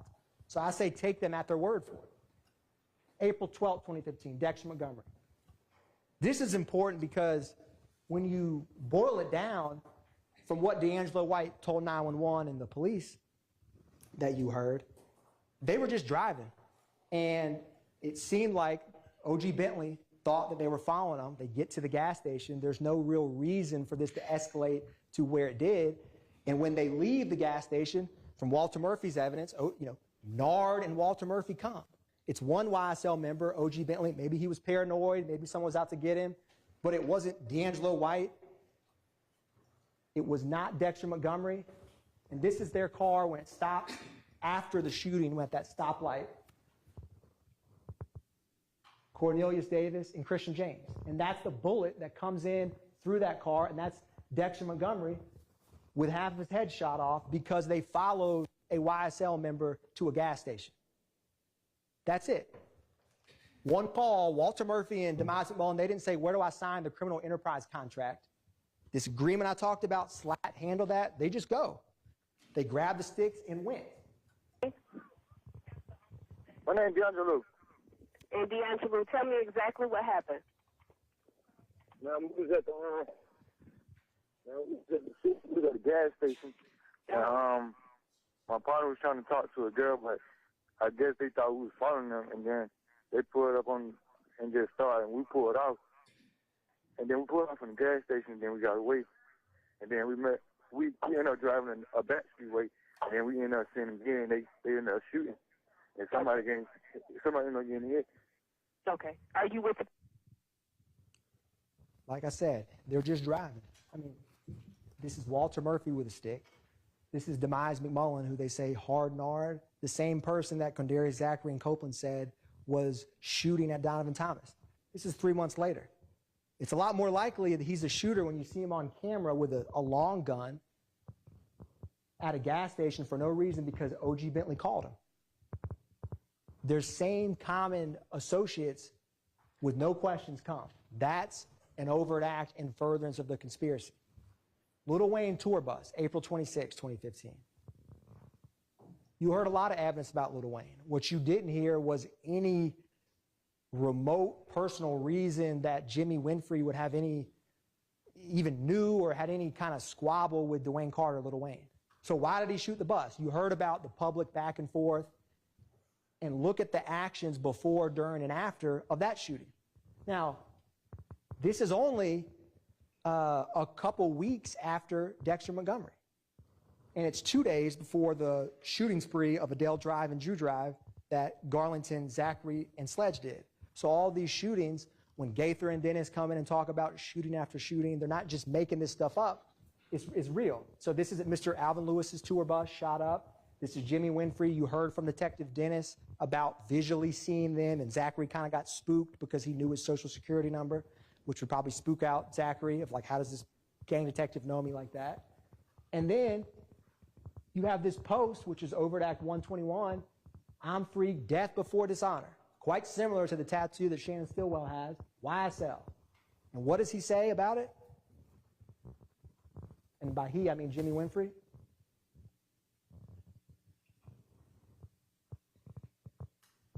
So the thing ain't too. And then another thing, we should let Amina know they got to put their paperwork up in black and white showing, that I work for the company. So if not, it's going to look like street business. Get Amina to get the paperwork to put it in black and white, because if not, it's going to look like street business. Because it is street business. They just don't want you to know. That's that deception piece. They don't want jurors to know. They don't want the police to know. So get it in paperwork so we can make it look legit. There's nothing legit about shooting a tour bus driver's car on a highway. There's none. This is the phone records. They move as a pack. They move as one. This is before, where Zachary, Winfrey, Sledge, McMullen, Greer, and Dolly are all in the general area of the vault. This is, when it's about to come up, is the compound, which is a little bit later. Zachary, Winfrey, McMullen, Greer, and Dolly, 142 to 304. They all have kind of similar times when they leave, similar times when they depart. And then the last slide is going to be Dolly and Jimmy Winfrey's phone records for when the shooting happened.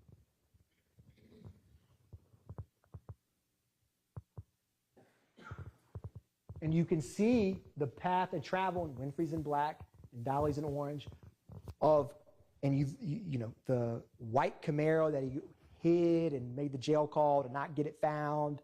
And then, he comes out, and then it's YSL, death before dishonor. Jimmy Winfrey quite likely did not act alone. How do you drive a white Camaro going 80 down a highway and shoot that many times in a bus? Just think about it. It's common sense. They act as one, as you've seen. This is 2 days later. 3 other completely different YSL members, but all part of the same criminal street gang. Garlington, Zachary, and Sledge. Garlington gets jumped at Club Crucial. What do? They go on a shooting spree. First, they go shoot up 1428. Then they go shoot up 1903 Drew Drive. Back to back to back. This is Miss Bell. And when you talk about, credibility of witnesses, you don't believe Miss Bell's testimony because you like her. Everybody wants to drink a glass of vodka with Miss Bell. She was a sweet lady. You believe it because what motive does she have to come in here and sit and say that her house was shot up other than that it did? What motive does she have? What bias does she have? She's a good example. She's just in her bed trying to drink a nightcap and just hang out. And what happens? They shoot at her because they think that her nephew or someone in YFN is there. That's not how it works in Fulton County. You don't just go shoot people's houses up because your op's there. But again, they're above the law. This is the timeline, 220 to 406 to 551.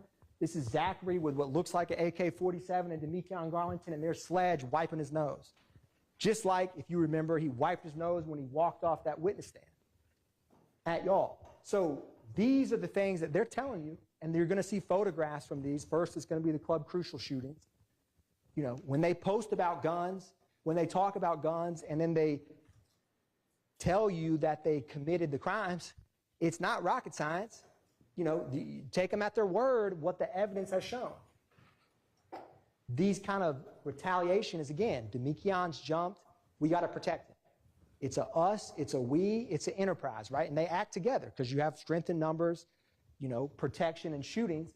But this was a fist fight. It was a shooting in the parking lot, and then they go to other homes, travel intentionally down there and shoot. Again, they're moving together in concert. As you saw from the Donovan Thomas phone records, the Shamel Drinks phone records, the Little Wayne phone records. We didn't put in phone records of this, but I think it's quite clear who did it and why they did it from the testimony of Zachary and Sledge and what we impeached them on. 34 shell casings. Drew Drive, roughly 2 hours later, right? This is where Miss Battle's apartment was, and it's just an apartment right by the street. All these shell casings in the middle of the street, refrigerators and ovens shot. All because someone jumped Demekian, and so they go, no questions asked. Again, they don't have to sign on the dotted line. They have agreement, they have knowledge, they act in concert, and the criminal objective is to help the street gang, which is go get revenge. That's the RICO in action. So if you're asked, well, did Kendrick and Stillwell agree to be a part of a group that would commit racketeering activity? Did they agree to participate knowingly and willingly? And you have all these shootings, and you say, did they think that was it reasonably foreseeable, understanding when they joined that multiple shootings would go on with YSL? You bet there is. You've seen it, right? They don't back up. They don't quit. they keep hanging out, shooting, and associating, and publicly bragging about YSL over and over. This is roughly a month minus 7 days from when this shooting spree happened that these two, Garlington and Zachary, do. They can mess with us if they want. We're going to bring them homicide. Take their word for it, because an aggravated assault could be a murder. It just missed. So they're shooting, they're telling you I am, and then they want to act like, oh, I'm just kidding. It's obviously not a joke. It's not a facade. It's very real. Conspiracy to commit murder, which is Deamonte Kendrick and Martinez Arnold, same neighborhood, Summerhill area, Confederate area. They have a stolen handgun and a long gun, and they're riding, yet again, after a fight, and this time it's not a nightclub, it's a strip club, Magic City. And you heard that brief snippet of a jail call where Kendrick's talking about it and talking about how Duke just called him, right? So, again, little questions, little actions, just driving and get stopped in the same area of town where Kelvin Watts and Miss Bennett and YFN Lucci and YFN, all of that area of town. It's not a coincidence. It's the same victim, same area. This red circle is going to be the stolen firearm. That's the long gun. This is Overt Act 111. 5 years later, you have the same two individuals in a slime T-shirt with Martinez Arnold. Again, they're still hanging, associating. And then on the May 9th, 2022 stop, Martinez Arnold and Kendricks are at that house that has all of those firearms and the marijuana out in the open. Nothing's changed except time. Public displays of allegiance. This is the photograph that I believe Investigator Griffin, who was the lead detective on T.R. Jones' murder, introduced. Does that apartment complex look quite familiar to the steps of Miss Bennett's? It's because it's 988 Confederate Court, that Confederate Court area. ABG territory, which is, and that's Kelvin Watts, right? And this is where they were headed. And obviously in 2022, they're still trying to shoot and kill, shell kill Kelvin Watts. You see how over time it's the same acts. That's conspiracy. It's just right before you. Now, objective 4. Remember how I said at the beginning, sometimes those stolen firearms or the robberies can play up multiple ways? This is a good example of it. Money, weapons, and other property through acts of racketeering activity. So those robberies and thefts, you could find them as they conspired to violate B, to participate in the enterprise, or A, they conspired knowing that they could acquire and get property a lot easier.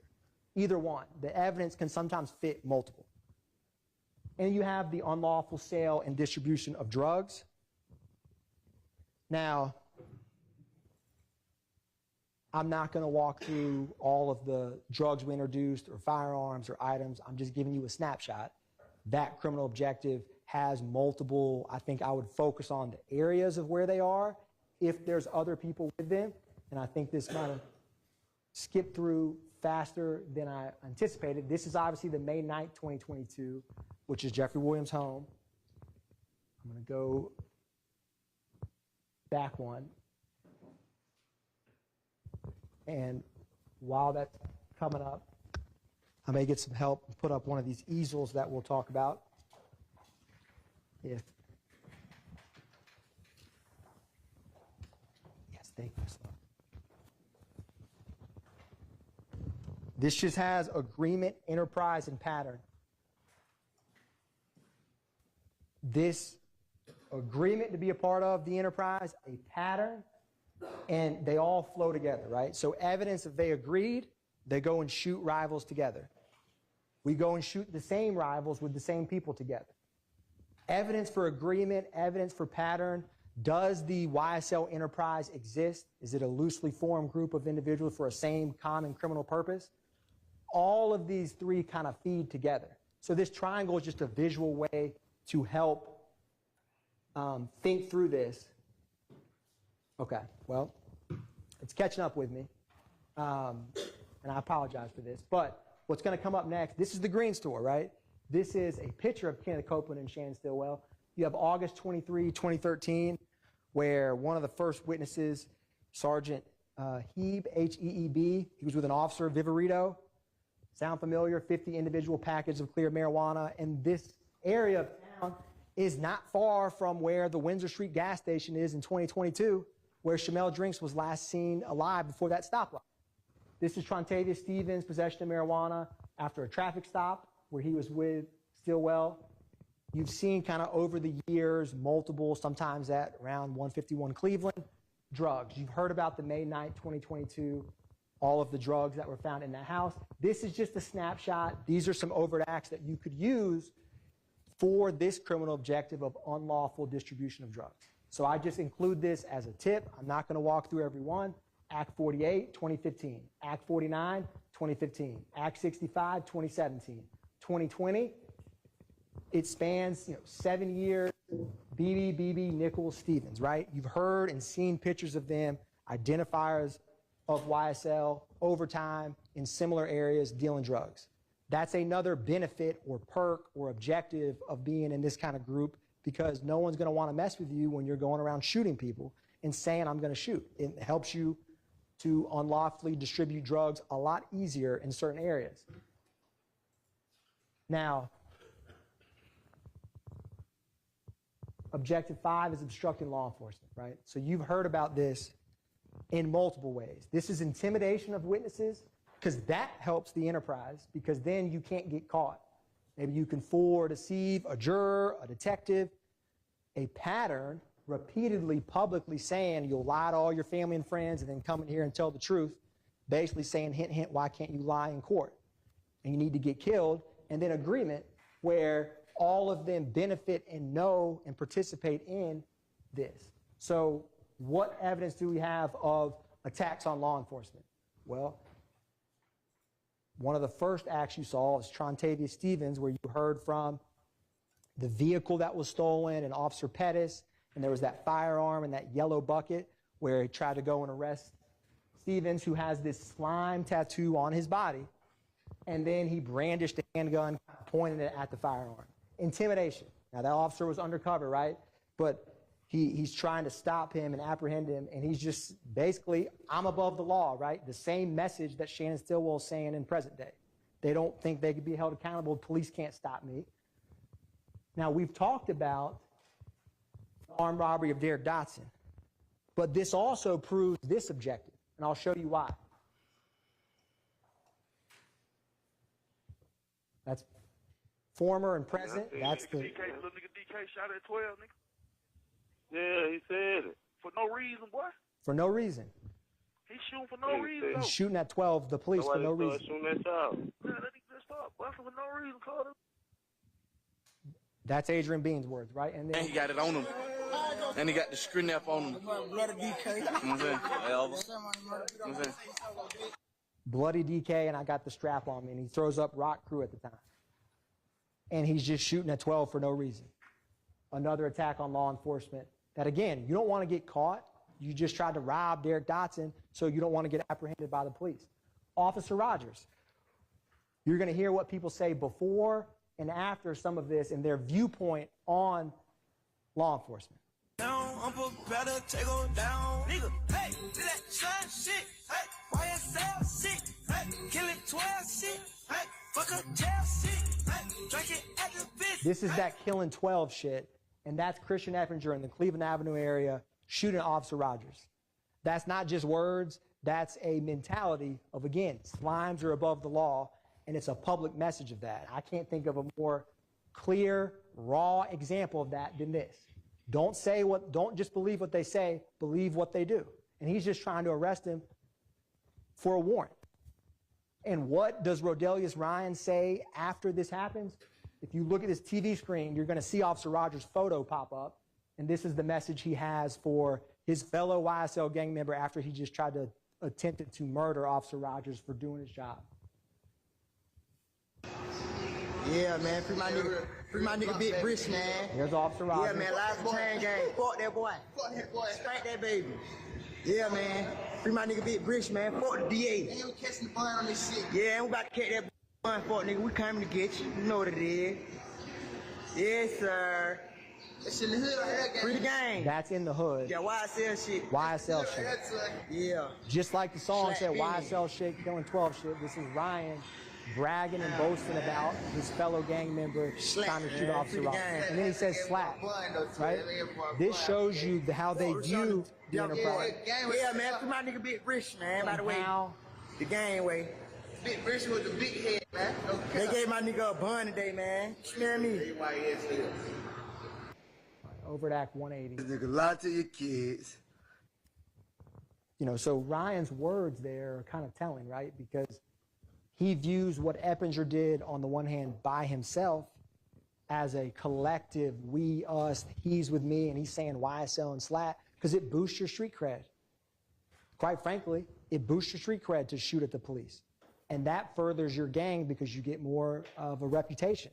And that's what you've heard from the gang detectives and seen why Ryan would have this positive reaction and collective us to Eppinger doing that. It wasn't just Eppinger alone. It's a we, it's a us. And any overt act done to further the conspiracy is held against everyone, to include these defendants. Because when you knowingly and willfully join a criminal enterprise, you got to buy the good, bad, and the ugly.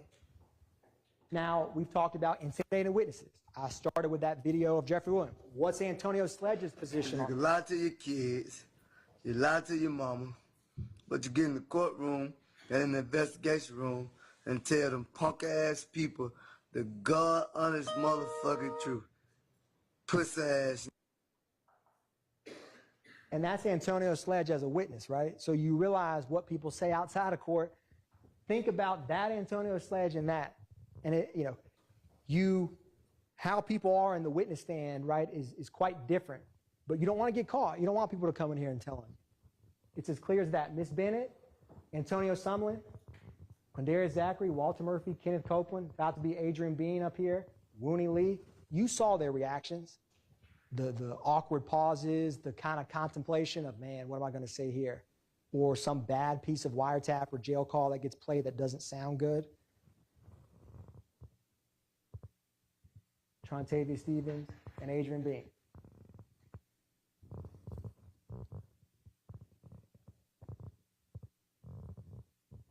This is alluding to, you heard from Mariah Smith about the threats for her testifying in the murder of Jamari Holmes trial and coming to court. And this is a brain and a rat emoji. She got threats for talking to law enforcement. Again, you don't want people to come forward because it helps Rodelius Ryan not get caught. It helps the criminal enterprise stay abreast. That's an overt action furtherance of conspiracy.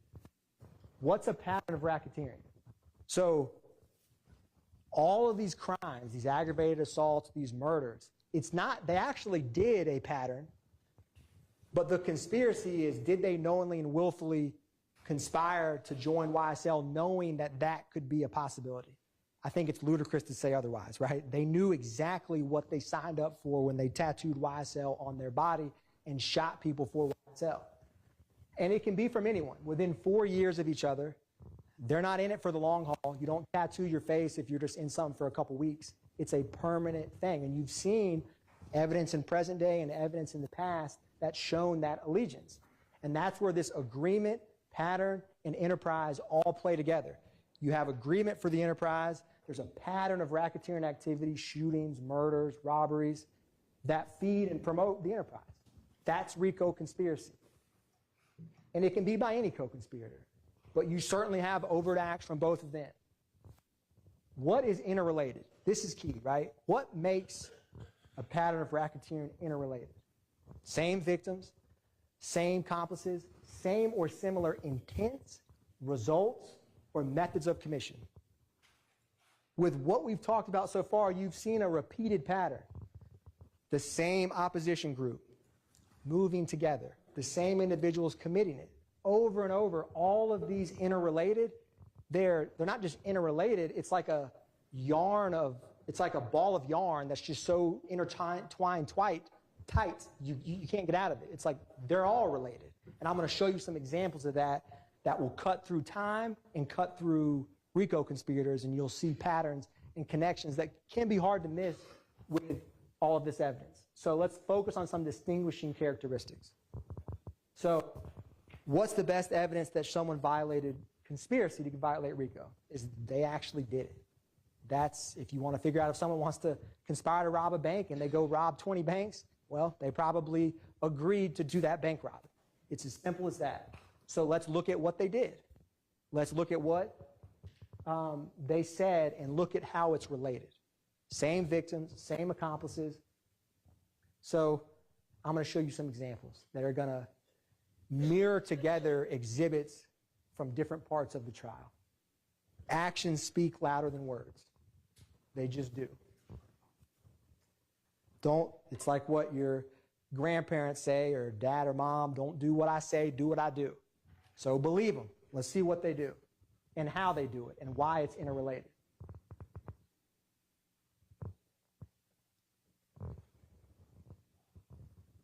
So we're going to see some patterns. They move as a pack, right? What's going to come up is the cell phone records from O.G. Bentley's house, or the spot on Oak Drive where you heard testimony about. This is after the murder of Donovan Thomas. This is both what Copeland and Zachary say that they all went to get rid of the gun and to get rid of the car, because they don't want murder weapons to get caught with them, obviously. So the same individual who called Walter Murphy and Demise McMullen 3 months later when they pull up with a stick, you don't think that Demise McMullen killed Donovan Thomas with Shannon Stillwell, Kendrick driving, and Justin Cobb, and then would go to his friend O.G. Bentley? Of course he would. And where do they go? I mean, 755, 750, this is McMullen and Williams. That's O.G. Bentley's house. 5 minutes of each other. They go from up north, where Sky House is, to down there. Let's look at the next slide. Bradford, 747, O.G. Bentley's house. You need a common place to take guns and cars. It's not a coincidence they all just woke up and decided to go, have a pizza party at O.G. Bentley's, within 30 minutes of the murder of Donovan Thomas in a car rented by Jeffery Williams. That's not a coincidence. And that Copeland and Zachary just guessed randomly of where they traveled. They knew. They knew. Let's look at Treadwell, right? He's all over this Oak Drive address because that's where his house was. Now, fast forward, this is Shamel Drinks. Where do they go after the murder of Shamel Drinks? This is Farley, Garlington, and Jackson. The times are a little different, but the general direction of travel is to, look, here's the airport, there's the airport, there's the airport, there's 70, 70. They go to the same location after a murder for a variety of reasons. Maybe to get their story straight. Maybe to all have a common place to go to get away from when you just commit a murder. This is 2022. That was 2015. That's a pattern. I can't think of a more clear example of one. Now, common places to stash and store. You've heard about the web. You've seen more recently Waters Road, and you used to hear reference about the dugout, but the web and Waters Road come up frequently. What were some similarities between them? There are places where they can store their guns and can frequently go where no one's going to catch them or bother them. This is Trontavious Stevens. This is Antonio Sumlin. He has the slime tattoo on his body, and Sumlin has YSL here and multiple king slime on his forearm. This is the web. There's that YSL. There's the surveillance video right there. Looked kind of similar to Waters Road. Completely different locations. This is from the Instagram where one slug, I'm going to the web. And then there was this wiretap. We back at the web. What, slug on spot? Yeah, we got that spot now. We ain't slug spot though. We're back at the web. It's not slug spot. It's now my spot. They exchange guns. They exchange locations to help the gang. It's quite simply that, right? They need a spot to be able to hang out and lay low. Fast forward to present time. We're about to talk about and see Waters Road, and you saw the phone records both in March, the ankle monitor, it was 3,000 something times per minute that defendant Stillwell was at that 2830 Waters Road. It's not a coincidence, right?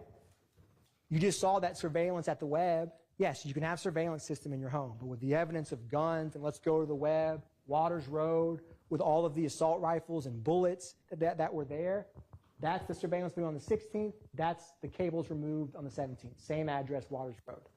It moves and talks and walks very similar to the web. Different locations, YSL members, to help the enterprise. They all agree to be a part of it, from the tattoos and the shootings and the actions, and there's a pattern. There's a clear pattern. You don't have to be a rocket scientist to figure out this pattern. Same or similar intents and accomplices. So follow me with this. So Donovan Thomas, murdered January 10th, 2015 by YSL. YFN Lucci, whose mother's house is shot on the 22nd of January and the 26th of January, 2015. And then what do they say? What do they do? What are their methods of attacking or harming a rival? Well, that's the 22nd, 1007 Hill Street. And then the 26th, that is, a window, a mirror window in her home. Is it a coincidence? He shoots at, I shoot at his mommy, he no longer mentions me. Maybe it is. Maybe it's just a coincidence. But then when you see the text messages, right, between Huey and Thug, go handle that, Slatty, it kind of takes on a little different feel to it. All right, so keep going. What other actions do YSL members have with, and if you remember, right, the gun that Zachary had, that he was arrested with, got tied to those shootings. So this is where guns change. Multiple conspirators work together in concert. This is a tweet or an Instagram from Jeffery Williams. If I didn't like what you did for your mothers and kids, I would have been killed you. That's 2019. And then you have, in 2020, coincidentally, Kendrick with slat and a snake on him standing on the same Mr. Bennett's car, right? A clear sign of disrespect with a middle finger. And then fast forward, it's not just funny tweets or funny songs or funny cars, right? Let's keep going with this. Same victim, same YSL members throughout all of this. There's the flyer we talked about, right? There's the tweet, go handle it. You saw examples. You saw another example of that when Viv Rito was on the stand. Now, not only do they shoot at his mother's house, murder his friends, tweet at him, disrespect his car, then they try to stab him and actually do stab him in the jail, but they try to kill him is what I meant to say. And you saw the text messages about that. So let's walk through that, right? This is spanning from 2015 to 2022. Agreement, enterprise, pattern. This is when Jaden Myrick stabbing YFN Lucci in the jail. That's YFN Lucci. He's actually stabbed, right? This isn't just some fake violence. Then, this is Shannon Stillwell, that same day. They got me on PC with the boys. Oh, that's on PC. And this is Eppinger and Summer. Yeah, hey, find out what I can get for that, bro. Huh? Man, find out what I can get for that, bro. Get for what? You know what I'm talking about. I know what you can get for. I just told you why I'm at. Remember that? Okay, so what you need me to do? Find out what I can get, man. I just told you who I'm in the going with. Who you in the going with? Lucci, nigga. It's unspoken agreement, right? Why is someone, Eppinger, Kendrick, Zachary have a gun, Shannon tweeting just wet, Lucci's, you know what, ASS up? Not a coincidence. Not a coincidence. Same victims, that's a pattern. I can't think of a more clear pattern. Now let's take this a little bit further. Christian Evans, right? The same one who robbed Raven Hill with a YSL on his face is calling someone who has YSL tattooed permanently on his body and is talking about going to stab Lucci and get permission, right? So these same co-conspirators just work together over time.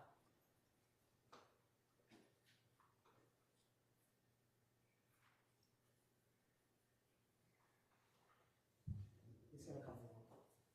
What we're going to show, see, there's someone, right? Can't spell slime without me, the biggest. Publicly, full allegiance. Did they knowingly and willfully agree to be part of YSL? What do they say? What do they do, right? It's as simple as that. That is how you can know the evidence showing that. All right. Now, what's the common denominator with Kelvin Watts? This is Zachary and Sledge. There's Kelvin Watts, Shell Kale, and Donovan Thomas, right? You just saw a picture of Donovan Thomas and Mr. Bennett. And you saw the actions that the YSL criminal street gang did and thoughts about him. So here's yet another friend in a public picture with Don Thomas, Kelvin Watts, what are their viewpoints on him? This is Zachary and Sledge publicly threatening him in 2015. You little strip dip ass nigga. We ain't really going back and forth no nigga. You little bitch ass nigga. I know where we hit. I'm everywhere. Yeah, fuck you nigga, Cal. Whoever else, nigga. Well, nigga. Pop, pop, pop. Nigga. Whoa. They said they ain't really going back. Mr. Atkins, might, My apologies, Your Honor. not in. I'll just use a They may need a restroom. Okay.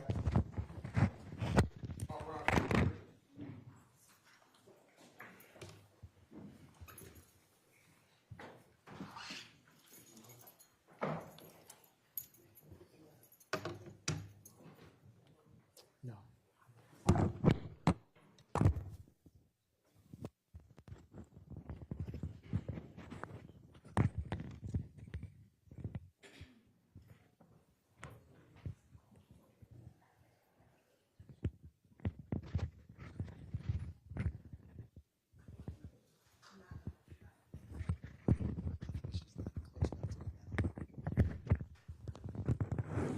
Can you hear me now? It just was too loud. Okay.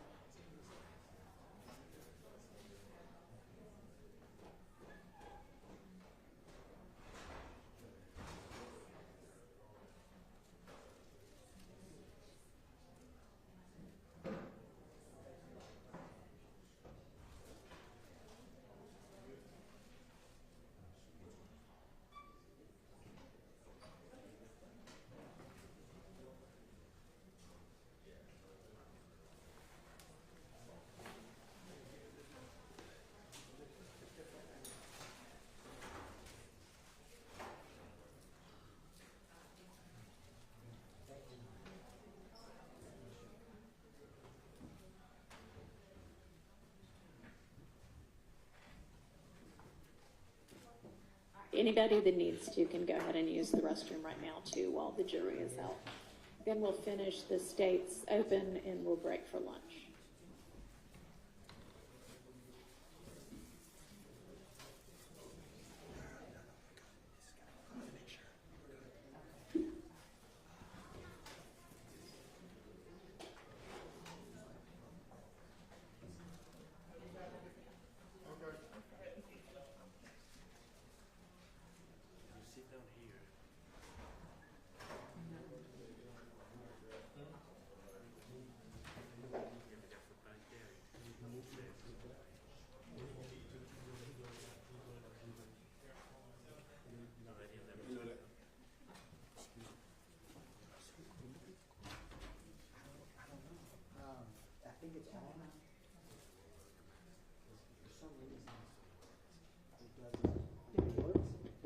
Doesn't pick up my voice.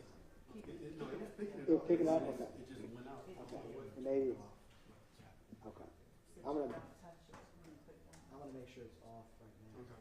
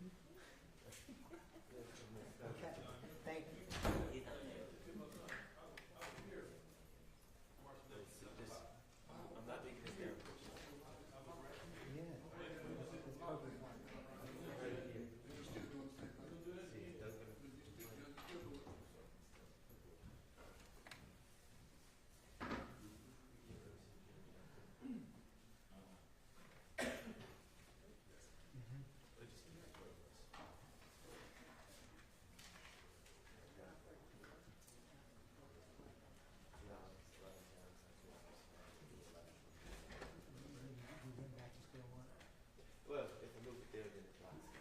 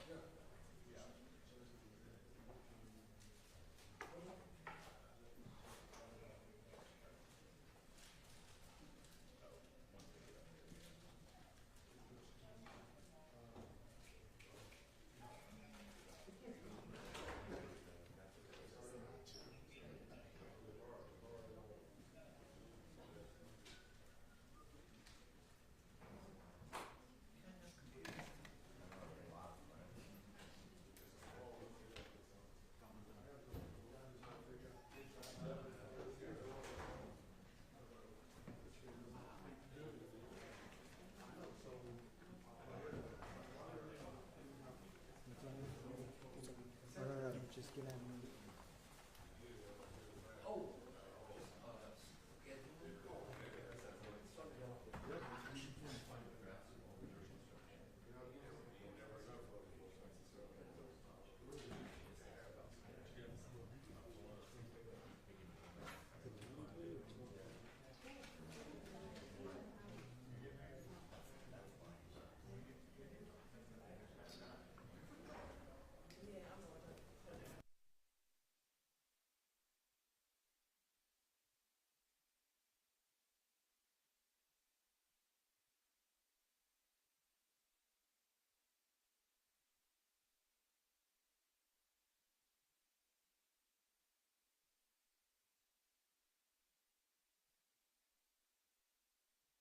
All right, can we see if the jury is ready and get them back as soon as possible since we got a late start this morning? Can y'all move that a little bit because that's kind of blocking the defense's view of the jury.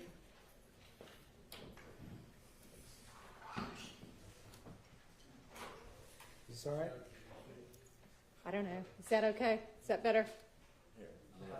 The same, Your Honor, just now it blocks different jurors. Okay, no, that's not better. Either move it way over here or way over there. Now I can't see the jury. That's not going to work. Put it way over there, maybe. Well, I'm good at talking about it. I mean, that's fine, but I'll put it, is that all right? That works. Sorry. That's all right, Thank you. I don't know who designs courtrooms, but I don't think they ask anybody who uses courtrooms. Jury ready? All right. They do, yes. Now we have 3 podiums, so.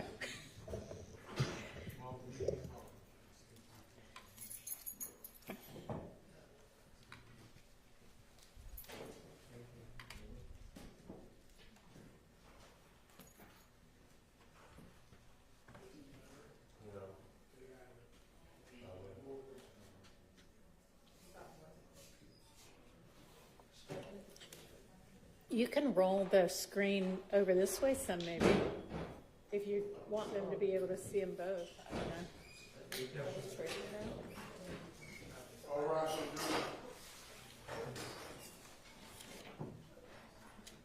Now's not the time. Let's do that at lunch. 30 more minutes or so. Thank you.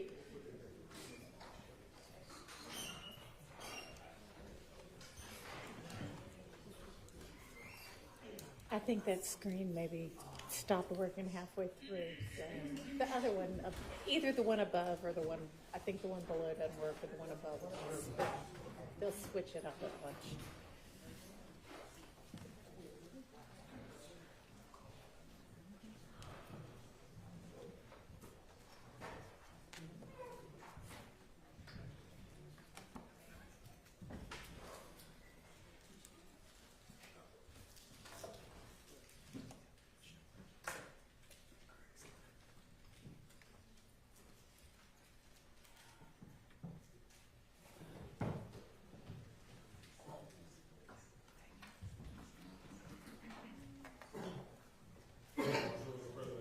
Thank you. All right, I think y'all probably saw that your lunch is there. We've got about 30 more minutes of Mr. Atkins opening, and then we'll break for lunch, and then we'll come back and hear the defense closings, okay? All right, go ahead, Mr. Atkins. We ain't really going. So, we just saw that video, right, in 2015, and here we have the same picture, right? Kelvin Watts, Nut Life times 2, because you have Shamel Drinks, Kelvin Watts in this post. And that is the projectile that murdered Shamel Drinks and the projectile that murdered Donovan Thomas. Same victims, right? You had Donovan Thomas with Lucci, and you saw how they treated Lucci. Now Donovan Thomas with Kelvin Watts, and you saw the connection. Similar victims over time with different YSL co-conspirators committing the crimes, often together. Not always the same, but similar patterns, which is important for RICO. Now, other connections.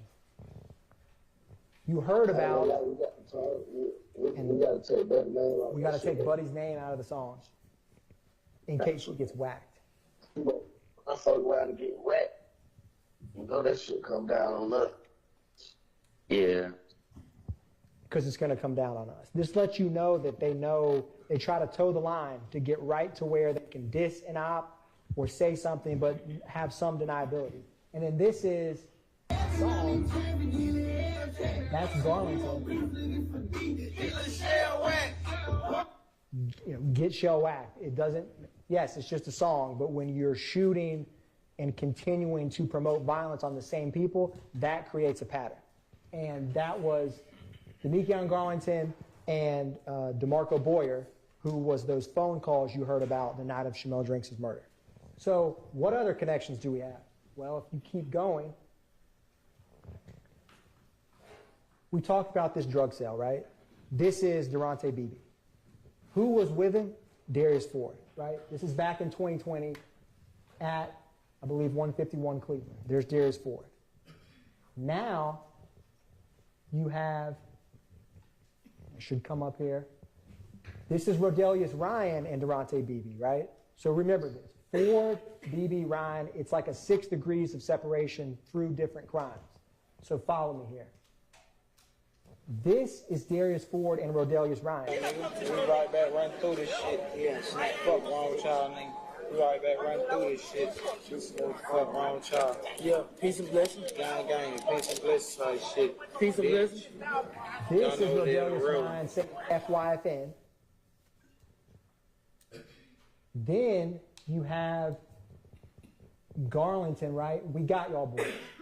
Ryan Ford, this is Darius Ford, that's Christian Miller, that Garlington's posting, right?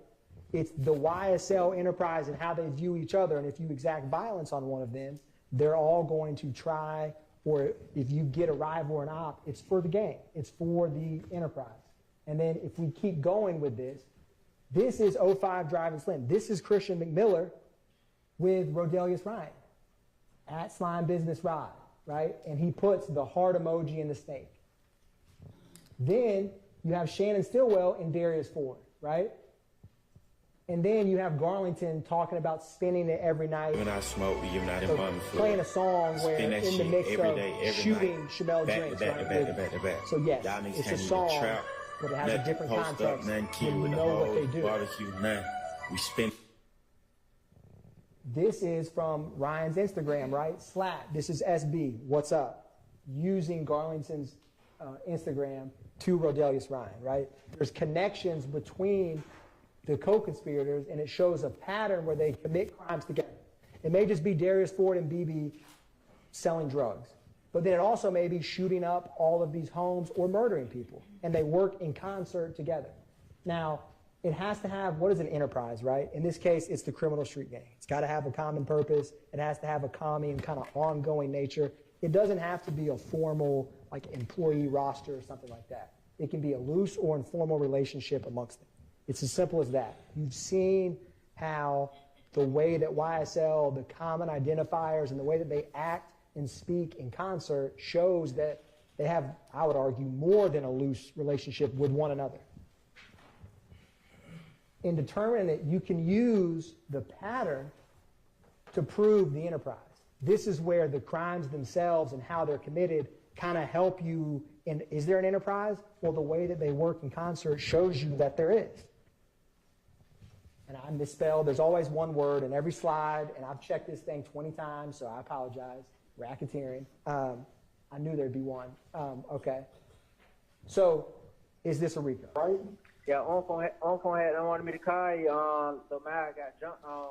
I know it. That's why I was telling y'all. Last time I told you, I say when Lil Miles leaves the classification, make sure y'all tell him to hit so a nigga know we what's called. going on.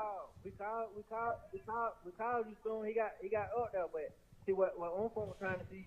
They were saying it was a mob nigga and some 9 dude niggas jumped on, bro. Yeah, we just heard the same thing too. That's why we trying to figure out who the fuck up there mob and supposed to jump in with some YFN niggas or some shit.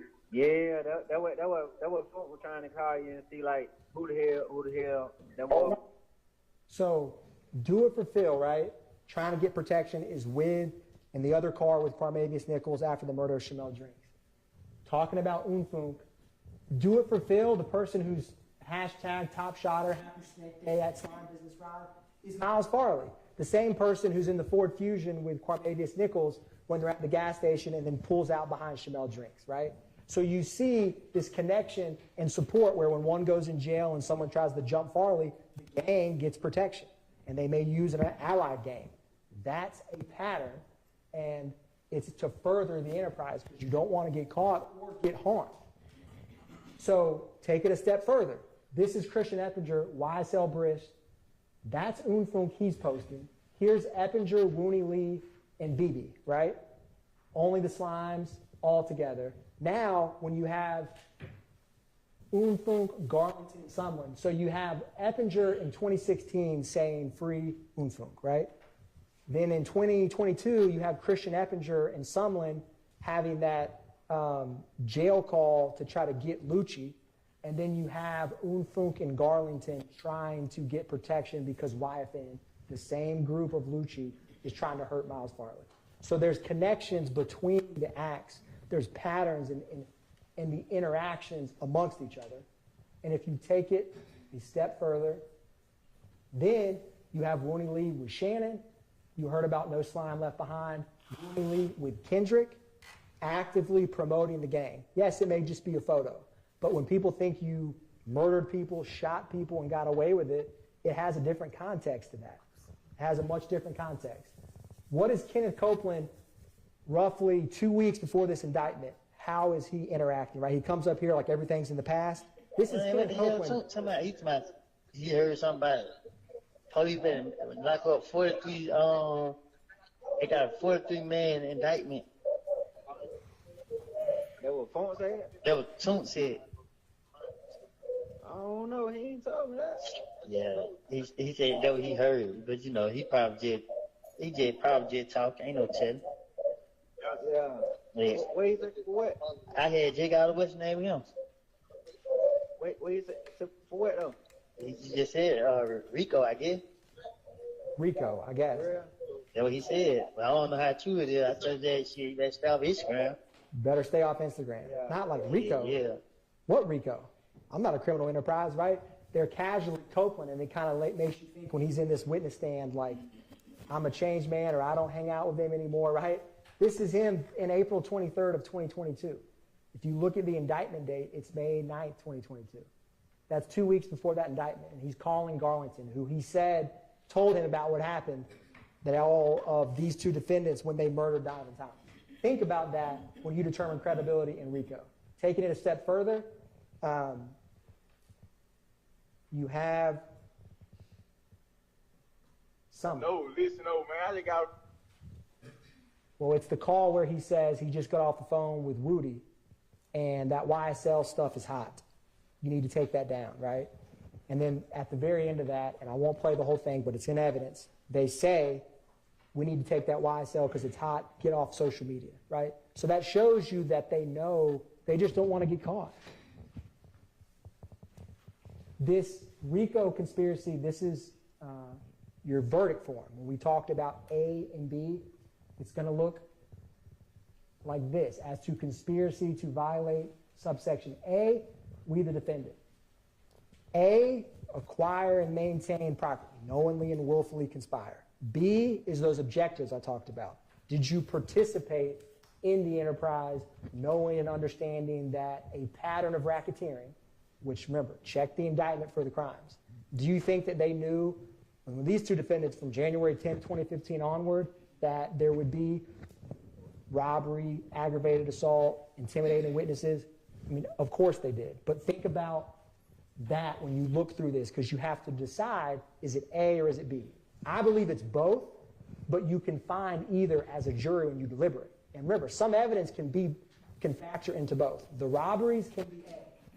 The stolen guns can be A. They also can be a part of B when you create a pattern. And then on the bottom, it's going to ask you about guilty, guilty. Please identify on the next page the overt acts you find. So when y'all agree unanimously on an overt act, and you got to find one after May 10th, 2017, the good news is there's plenty that the state has proven happened after that date, so they shouldn't be hard to find. You write them down. And if you need to write 50, write 50. If you need a pen, ask the court reporter. She'll come bring you an extra pen if y'all need and run out of ink. But fill it out on the form after this, once you all deliberate and talk through the evidence. And you will find them guilty of the RICO enterprise when you look at the evidence and the common sense, reasonable inferences from all of it and some of these connections. I just gave you a few. I could do this 6 degrees of separation with multiple crimes throughout the case, but I tried to pick a couple to show you. And participation in street gang activity, this is much simpler. You know, the RICO enterprise and the criminal street gang is one in part the same. Criminal street gang activity is there is a gang, YSL. Clearly the evidence has shown at this point that YSL is a criminal street gang, right? Are they a part of that street gang? Do they commit criminal street gang activity? For purposes of this indictment, the judge will instruct you that the street gang charges, the firearm possessed during the drugs for Kendrick and the murder of Shamel Drinks for Shannon Stillwell, both murder and possession of firearm during commission of a felony, which is the drugs, are criminal street gang activity. So all you really have to decide, in my mind, is there a nexus to the street gang? And I'm going to, this goes on to explain criminal street gang activity, which the judge will tell you that for these crimes, they are street gang activity. You just have to find Kendrick and Stillwell and the YSL street gang, which for all intents and purposes is the same as the criminal enterprise we've just been describing. And I'm going to B is in order to maintain or increase status. So you'll see Shannon Stillwell has B. When he murdered Shamel Drinks, do you think that was in order to boost his YSL street cred and increase his status? Of course it was. He had no personal disagreement with Shamel Drinks. The only reason to murder him is because you saw all this public posting about get back, revenge, and he has that tweet I had earlier of up the score. That, when Shannon Stillwell committed that murder, it was to further the street gang. There's no other reason that makes any sense. And it would certainly boost his common signs, symbols, and tattoos. I only have a snippet. This is very similar to the first witness belt nap, right? Y'all have heard ample evidence of all these identifiers. You've heard about slat, slime, the lizard, the snake, the green, Copeland with the hand sign. Y'all are basically gang experts at this point, probably yourselves, because you've heard a lot about it. But it's important to show you the evidence over time. Tattoos, I've talked a lot about these. I think it's important to, these permanent YSL lifestyle. This is Trontavia Stevens. That's Antonio Sumlin. That's Antonio Sumlin. That's the Deamonte Kendrick. Slime Life, YSL. And then you have face tattoos, Javon Fleetwood. Then you have Walter Murphy's going to come up, and Christian Eppinger. Public YSL tattoos on their face. Essentially a walking billboard for the enterprise. And if you commit a crime with that on your face, it's to help let people know this is from YSL. Going a little bit further, 3 or more members, clearly there's 3 or more. RICO was 2 or more. Gang, you need at least 3. So you can't have a gang of 2 under the law. It's the same principle. That block is easily checked as an element. This is just pictures of multiple. This is Rodelius Ryan adding all of the slimes. This is Kendrick, Copeland, Zachary, ball up them slimes back in 2014. And that's Trontavia Stevens, again, showing you how they publicly accept and acknowledge the gang, or at least when they're outside of a courtroom. Going further, this is Quindarius Zachary, November 6th, 2014. Well, I'll keep going, but it's the video y'all watch where he says YSLD, big bullets, and he's pointing a gun at a camera. That's just him publicly. And then firearms, right? This criminal street gang is armed constantly. These are some examples of acts where this is Shannon Stillwell with that firearm, Trontavia Stevens with this firearm. Going further, that's Christian Eppinger with a stock of guns. YSL Brisk, who said they want smoke. That's Zachary, still don't know any better. YSL Little D. They have these firearms because they use them. They're not sport hunting. They're not collecting them. They're shooting people with them, as you've seen repeatedly. This is Waters Road, the drum magazine, the double magazine where it's taped together. That was the stolen one from the cargo. I'm just showing you examples, and if you think about it, it's quite a lot of guns, either in photographs or physically introduced. Why do they need them? For the enterprise, and for the context of this, the street gang. This is from May 9th, 2022. All of the guns in the home. Again, 2022 and 2015, they all are stopped and have and use firearms. That's the violence. That's the tool for the street gang. More firearms. This is from Rodelius Ryan in the middle with 6 firearms. This is Zachary with an AK, Zachary with an AK. This is Shannon Stillwell with nothing compatible in the trenches but a carbine, right, in 2020, over at Act 115. Over and over and over, they show you we have guns, we use guns, we're not afraid to use it. Believe them. The evidence has shown it. Gang detectives, I'm not going to go through everything. I think you've heard a lot, right? And what they talked about was not fantasy. Gaither and Dennis, when they talked about getting woken up in the middle of the night with all of this 2015, they interviewed Walter Murphy. They interviewed Quindarius Zachary. They interviewed Copeland 6 times. Not an easy task.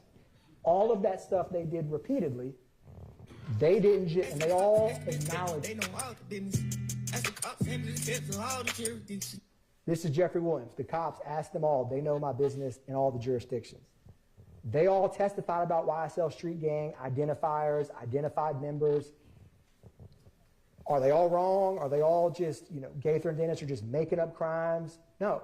YSL is a criminal street gang as shown by their actions.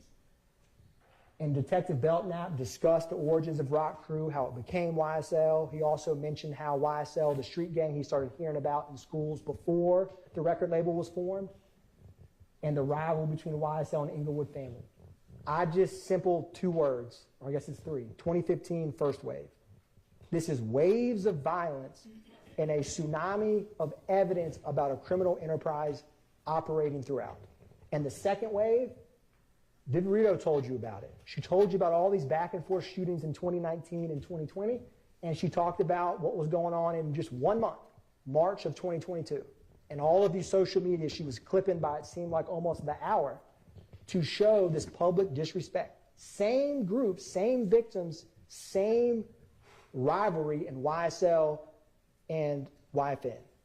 Nothing has changed except time. That's how you know it's a criminal enterprise actively afloat.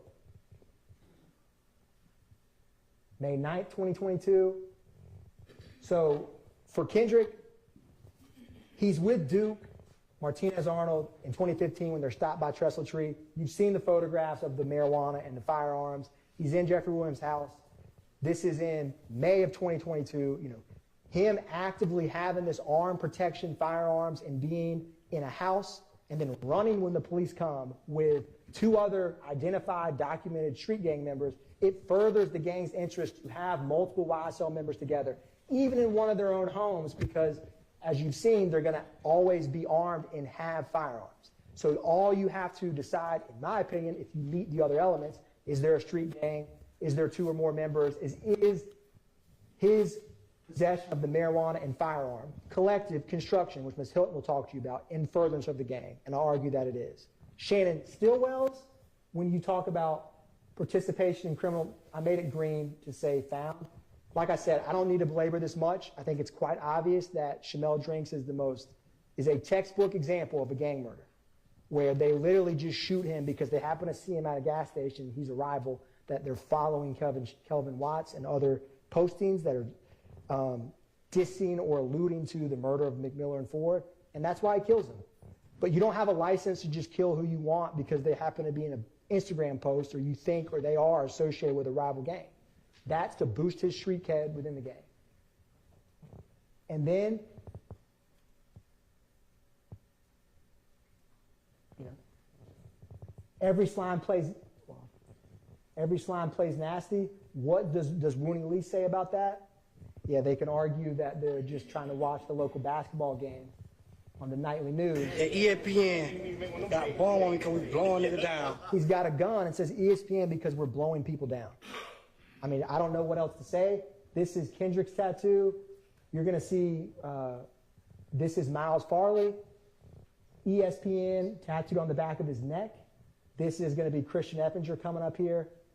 Rise and Slime, ESPN, and then I didn't clip it in there, but there's the song that Shannon Stillwell himself made where he literally says, every slime plays nasty. So these are common phrases, identifiers, and by nasty, they mean violence.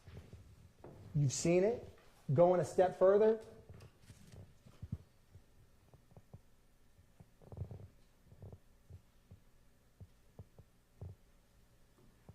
is this a street gang? This is going to be Rooney Lee and Rodelia Slime. Fake, man, yeah, man, gang shit, man. They know what the fuck going, man, yeah, man. Slime business shit, man. Man, happy birthday to me, man. Really mean everything to me, man. Shit on me for real. Can you get the only tattoo on me, man? Gonna say it again. Nah, for real, no cap, nigga. Slack, nigga. It been a minute since I seen it up. It been a minute since I seen it up. It been a minute since I seen it up. Where you from? Where your setup? Where I'm from? P10 Clark, ready winning and he bothered me. Under the streets, took a party. I won't try to roll to a gangster. Technology jacked up on me, but it's their own words, right? Rodelius Ryan, it's Slime Business, Slack, and Rooney Lee. Sex money shit that's going on this set. I mean, I'm the BEO. I'm the BEO of this sex money murder set. You heard Belknap, Gaither, and Dennis talk about the sex money murder, where YSL is a subset of that, right? It's their own words. They're not hiding from it. They're not slat on the finger.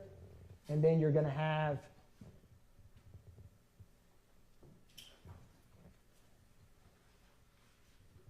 Again, Miles Farley, when the OGs don't feed, it boosts up the crime rate, right? They're actively telling you what they're doing, which was in Rodelius Ryan's Instagram.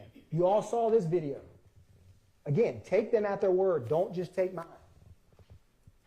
Wipe your nose, nigga. Wipe your nose. Big B. I know this shit. Little baby rollout. Little baby rollout. Little baby rollout. Cute rollout for a small child. Sleeve that can't fucking bleed the slop in the fucking trenches, man. Sleeve hate, man. Right now in the trenches, keep pistols. Oh, like you bitches up. And they do keep pistols, and they do light people up, which means shooting at them. What is YSL about? I said the deception. You have the flash and the fame and the lifestyle, and it's all a joke. And then you have the reality of YSL street gang members exacting violence on members of their own community repeatedly over the years with impunity. The intimidation. I think y'all all know well what we've shown and walked through, the violence publicly about witnesses who come in and testify, the way that people get YSL amnesia, as I call it, when they sit in the witness stand and they can't remember entire years of their life. It's not believable, except there's real fear and there's real trepidation to coming into a court and testifying. Destruction, I don't have to go on this long. It clearly has their actions and crimes have destroyed pockets of the communities in multiple communities in Fulton County. And death. You've heard about the murders that they've committed repeatedly. It's not just words. In Fulton County, you can get a driver's license, you can get a fishing license, but what you can't do as a criminal RICO enterprise is no one's above the law, and you don't have a license to kill, and you don't have a license to operate for impunity for a decade at citizens in Fulton County. Because it doesn't matter in Fulton County if you're the richest, if you're the poorest, it doesn't matter anything about who you are. You don't deserve to be victimized. And a criminal enterprise has a lot more power and strength. And the crime that they've done, the pattern, the evidence, the agreement that they've had publicly proclaiming it is clear. That this RICO enterprise is very real. It's more than just a conspiracy. It's alive and active. They willingly and knowingly agree to it, and they don't think that anyone will hold them accountable. But as reasonable, fair-minded jurors, when you deliberate and walk through the evidence, and you compare the evidence with the law from the judge, there's no conclusion but guilty on count 1 RICO. And I argue it's both subsection A and B, but that's for y'all to decide. And these crimes charged, the criminal street gang and RICO, I ask you guilty on all those counts. Ms. Hilt will talk to you after the defense, and we'll talk to you about why the defendants are guilty of the charged murders of Donovan Thomas and Shamel Drinks. Thank you. All right, we're going to take our lunch break at this point. And let's take until 12:30.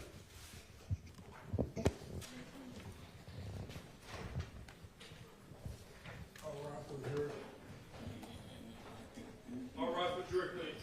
All right, for jury.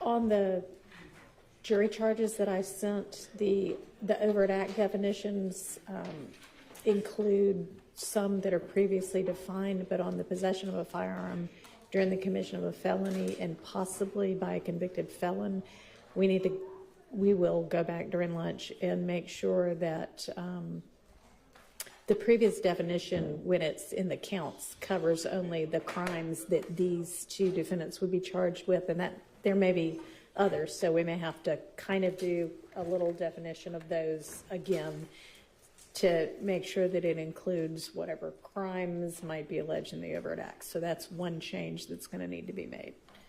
All right, see y'all back.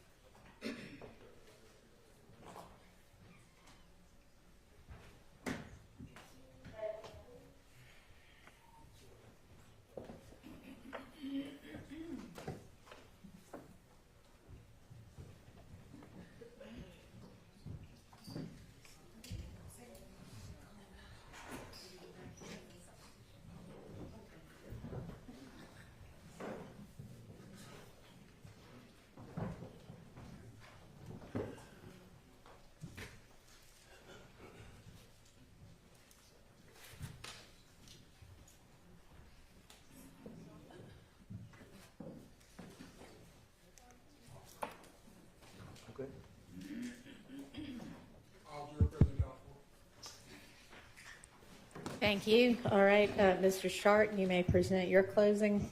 Thank you, Your Honor.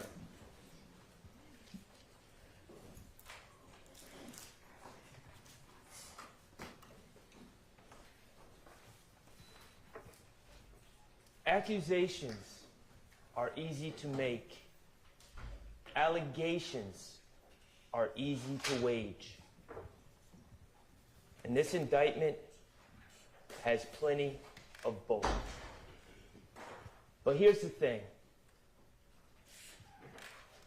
There's a big difference between making allegations and proving them in court beyond a reasonable doubt to the citizens of Fulton County. It's a different matter entirely. The state has spent the past year with a hammer in their hand, banging on a square peg that they call evidence. Banging, banging, banging, trying so hard to fit that square peg into the round hole that they call their narrative, their theory. And the reality is that square peg does not fit in that round hole. It never fit. The state hasn't proven their case, and they certainly haven't proven their case beyond a reasonable doubt. In this indictment, the state alleged, accused Shannon Stillwell in count 1 of violating the Georgia, conspiring to violate the Georgia RICO Act. He did not. They have not proven their case beyond a reasonable doubt. I'm going to ask you to find Shannon Stillwell not guilty. In count 2, the state alleged that Shannon Stillwell on January 10, 2015 shot and killed Donovan Thomas. He did not. The state hasn't proven their case beyond a reasonable doubt, and I'm going to ask you to find Shannon Stillwell not guilty of count 2. In counts 49 through 54, the state has alleged that Shannon Stillwell on March 14, 2022 shot and killed Shamel Drinks. He did not. The state has not proven their case beyond a reasonable doubt, and I'm going to ask you to find Shannon Stillwell not guilty. Good morning, good afternoon, ladies and gentlemen. I think I've made this abundantly clear over the past year. My name is Max Shard, and I represent Shannon Stillwell. But that's not the entire story. In fact, I have been joined by my co-counsel, Mr. David Botts, my wonderful legal assistant, Shaquille Kokomo, and it's been our honor to represent Mr. Shannon Stillwell throughout this process. And I'm excited for the opportunity to talk to all of you about the evidence that we have heard over this past year. But before we get started with that, I want to acknowledge you, the jurors. I want to acknowledge the immense time commitment that you have given this case. I want to acknowledge the sacrifice to your family, the sacrifice to your job, the sacrifice to your vacation plans. I want to acknowledge the patience that you have shown me and all the other attorneys, and I want to acknowledge the attention that you have shown this case. It's greatly appreciated.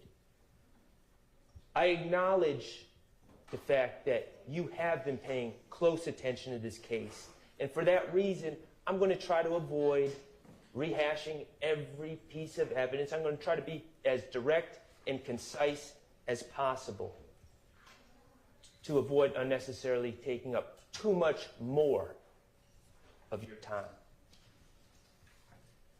Mr. Kokomo, if you could put page 3 up.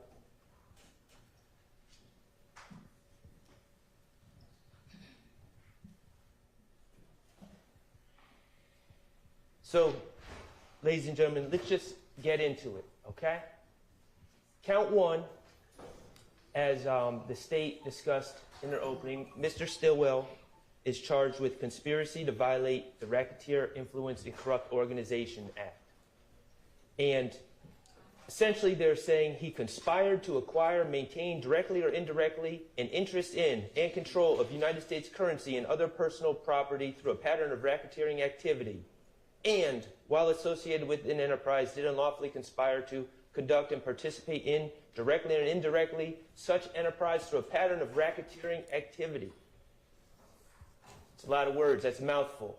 And we're going to get to talking about what that means, what it doesn't mean, how it applies to the evidence that's been presented in this case. But before we even get there, I want to talk to you about a big part of the state's case in count one, but also the other counts that they allege against my client.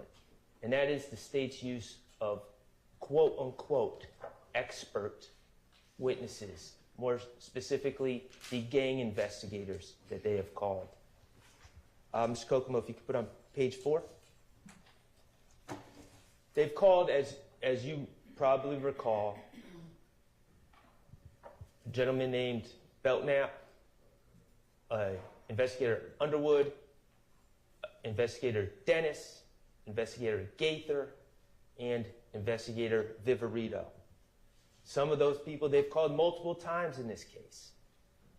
And I want to talk to you about how to analyze their testimony and what your duties as jurors are to consider how much weight to give the testimony of those witnesses, those quote-unquote self-proclaimed experts.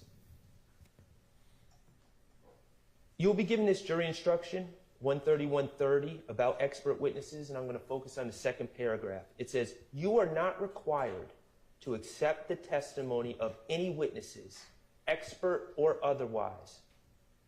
Testimony of an expert, like that of all witnesses, is to be given only such weight and credit as you think it is properly entitled to receive. So, and Mr. Atkins talked about this in his opening a little bit, expert witnesses are just like any other witness, and you're going to be instructed on how to evaluate the credibility of any witness. Not just lay witnesses, but experts as well. And there's some factors that the Honorable Court is going to give you to consider in evaluating the credibility and evaluating how much weight to give these witnesses. Some of the factors are their manner of testifying, how they come across at the stand, how they act, their means and opportunity of knowing facts for which they testify, their interest or lack of interest in the outcome of the case. Are they biased? And their personal credibility as you observe it. Those are all factors you can consider when evaluating Investigator Gaither, Investigator Dennis, Investigator Viverito. So let's talk about the testimony and what we observed from the stand from these experts. I'd like to talk to you about the training. What did we learn about their training, all these experts? Well, we heard GGIA, Georgia Gang Investigators Association. We heard that a lot, about how there's 20 members. Remember? And we ask about what your training is, and they say, well, I go to the 2-day seminar every year. GGIA, there's 20 members. And then we learn who teaches at these seminars. Remember Detective Underwood? Remember Detective Underwood? And Detective Underwood was a nice lady, but she was sent up here on a fool's errand. They wanted her to testify about the intersection of gangs and music. And she clearly wasn't qualified. She knew almost nothing about music. But she said, yeah, I'm qualified because I think I did a 2-hour block a couple years ago on that. Okay. I think Viverito taught that class. Okay. So now Viverito is the teacher. So I asked her, I said, oh, very interesting. You took a 2-hour class a couple years ago in this subject, and that makes you an expert. Okay. Did you guys hear from any experts in Black history, Black art, any literature professors, anyone that has studied hip-hop, anyone from the hip-hop community, anyone from the community at large, when you guys all meet, the 20 of you, to talk about gang stuff at this seminar? Nope. It was just Investigator Viverito. Okay, what about scholarly reports? Nope, just Investigator Viverito. The more we ask these witnesses, these experts, about what their training is, what their background is, what their basis for testifying as experts and telling us how to analyze things, telling us what certain words mean, telling us what's gang-related or not, telling us what's relevant and what's not. It all stems from these meetings, this echo chamber that they have, where they hear from no one else, no outside voices at all. And they all call each other experts. And they even created an association to look official. Talk about their manner of testimony, or testifying, excuse me. Think about Lieutenant Gaither when she was on the stand. Remember when I was allowed to ask questions? I tried to ask her some questions when they weren't vague. Did she really want to answer my questions? You know, you see on direct with the state, back and forth, it's like a tango. Yeah, it's like a script. And then I get up, where another defense attorney gets up to ask questions. Can't get a simple answer for anything. What color is the sky? Oh, let me tell you about the FedEx video. Just commentary, commentary, commentary. Same thing with Investigator Viverito. Just unnecessary commentary. Avoiding answering questions that I ask. Clearly, Investigator Dennis was doing the same thing. He's out of here. He was sent home. Consider the manner that they testify and how much weight and credibility they really have in this matter. Think about their interest and lack of interest in the case, also known as their bias. Mr. Kokomo, would you put up Mr. Williams 70A for me?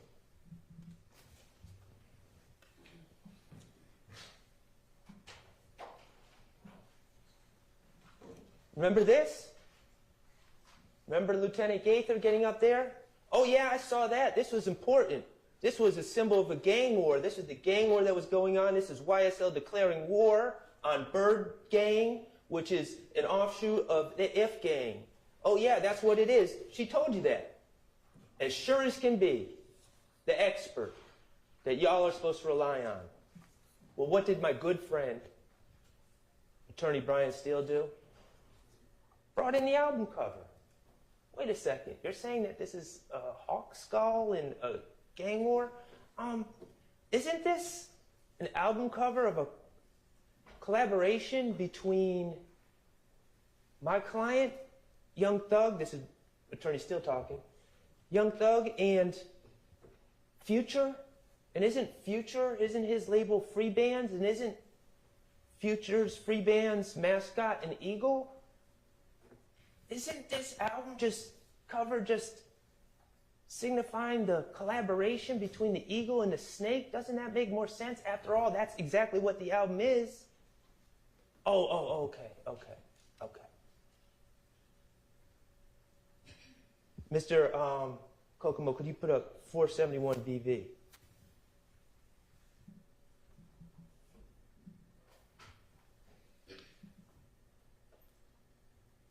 Remember this?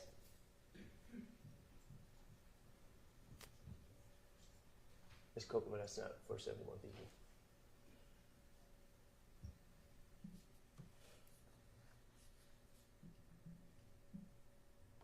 And actually, could you put up 471 VVA first?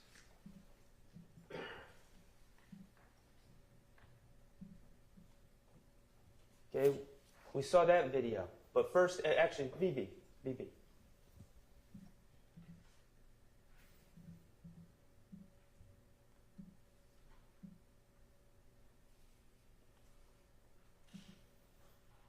Investigator Viverito brought this into evidence, said this was one of the social media posts that she pulled. Remember that? When she wrote no reports about pulling social media, we have no idea what she looked at, what she didn't. She just determines what's relevant. Not us. Not you. You don't get to see that. She determines. Remember? This came into evidence. She said, of course, she didn't give us a date because she wrote no report, but she said she collected this shortly after the shooting of Shamel Drinks. I run with... What you saying? I run with cold-blooded killers. Blooded killers. And that's Quamarvius Nichols. That looks pretty bad. Looks bad. It's posted a day after this killing. And it's a post, and clearly that's what it says. No other explanation. And then what do we find out later? What do we find out later? Could you put on 471 VV? Could you play it, Mr. Kokomo? We find out that this was part of a post, a story that had a bunch of different posts about fear of roller coasters, about being sick, a whole bunch of different things. And then we finally get to the part where it has the lyrics from Young Boy Never Broke Again, right? Let's watch.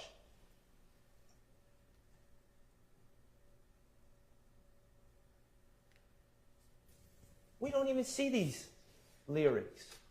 Why don't we see them on this post? Because they're on for a millisecond in the very beginning of the switch. And we hear about Instagram and how those aren't really words that Mr. Nichols would have typed. Those are words from a song that he picked. And sometimes you pick the lyrics if you want, and sometimes Instagram picks them for you. But what else do we see from watching the entire post? Those weren't even the featured lyrics. The lyrics were being transitioned to the lyrics that either Instagram or Mr. Nichols picked, but in a split millisecond, for whatever reason, these lyrics that Investigator Viverito so desperately wanted you guys to see were on the screen. And so what did Investigator Viverito do? She gets the post. She goes frame by frame until it gets to that exact point where it has what she feels looks like incriminating words by Mr. Nichols. Words that weren't even picked by him. And she freezes it, and she screenshots it, and then she puts it in front of you. Again, no report about what she did. She manipulated the evidence. And she's caught. But what does that tell you about her when we're talking about assessing credibility, your lack of interest in the case, your bias? Does she have an agenda when she does things like that? Of course she does. She's not a neutral witness. She might as well be sitting here. But I don't even think they would do that.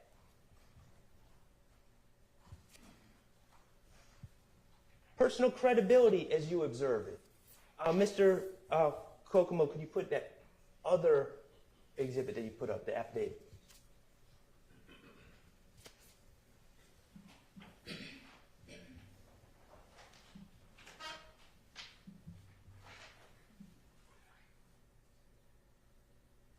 .530 VV, this was the affidavit. Remember we learned about affidavits, and Investigator Viverito was looking into the assassination attempts that she was of Mr. Rashawn Bennett in the jail. And she wanted to search Jeffery Williams' home, right? And so she had to fill out an affidavit to give it to a judge to get permission to convince the judge, basically, to give her permission to search Jeffery Williams' home for evidence. So what does she do? She finds a conversation, a text thread, where Mr. Williams says, YSL rule the world, kid, 24M on an N head.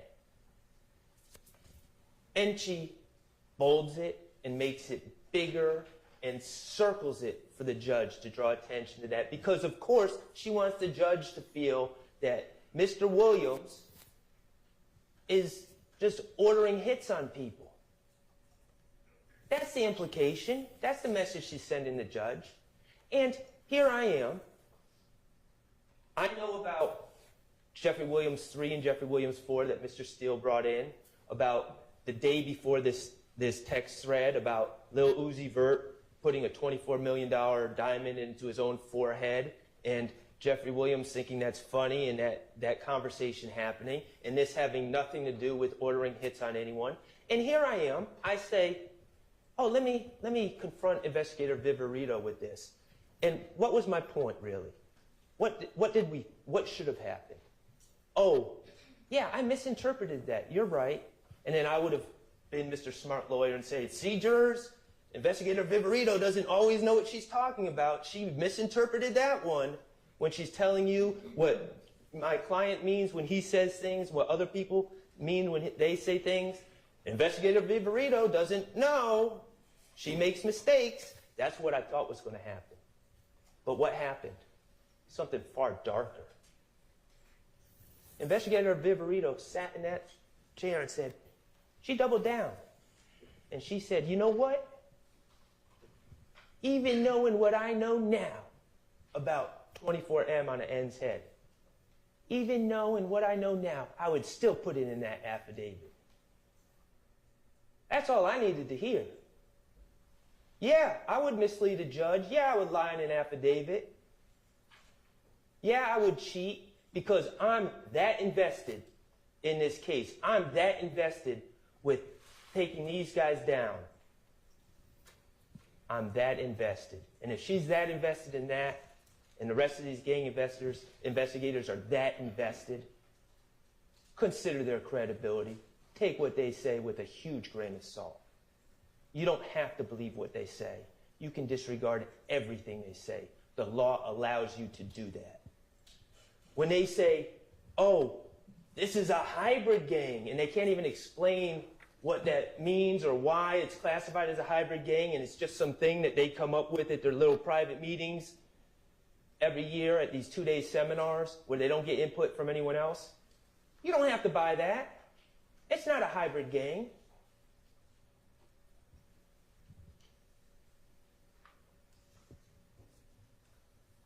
All right.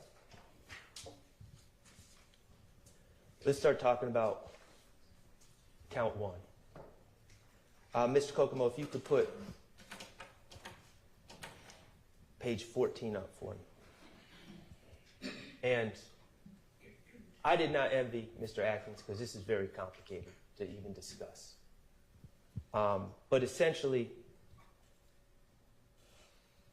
the way I'm going to try to break this down is that the state needs to prove all elements of this case and all elements of this charge beyond a reasonable doubt, each and every element. And I'm going to focus on 2 different aspects as relates to the case against Shannon Stillwell, this RICO case, count 1. The knowing and willfully conspired with one or more others to participate in the enterprise through a pattern of racketeering activity. So that's the first thing we're going to focus on, whether it's been proven beyond a reasonable doubt that Shannon Stillwell knowingly and willfully conspired to participate in the enterprise through a pattern of racketeering activity. Knowingly and willfully. Not he was just there, not he just hangs around. Knowingly and willfully conspired. And then the second part that we're going to focus on a little bit later is number 6 and 7. That someone committed, or that the state has proven beyond a reasonable doubt that someone committed an overt act to further the criminal objective of this conspiracy. So, thank you, Mr. Baker. So when we're talking about the question about whether Mr. Stillwell knowingly and willfully conspired to basically take part in racketeering activity, a pattern of racketeering activity, I think we have to look at this whole case in context. I think we have to consider the origin story of what everyone's calling YSL, whatever you want to call it. The state seems to suggest that a bunch of people all came together to commit crimes. Just a big conspiracy. We're all going to come together and we're going to be a racketeering organization. That's not the case. Now, let me be clear. Of course, crimes were committed. Crimes were committed by people with YSL tattoos on their face. Crimes were committed by people that use YSL emojis on social media. Crimes, I'm sure, were committed by people that use the word slap. But that's not the issue here. The issue is whether Shannon Stillwell knowingly and willfully conspired to be part of this RICO organization.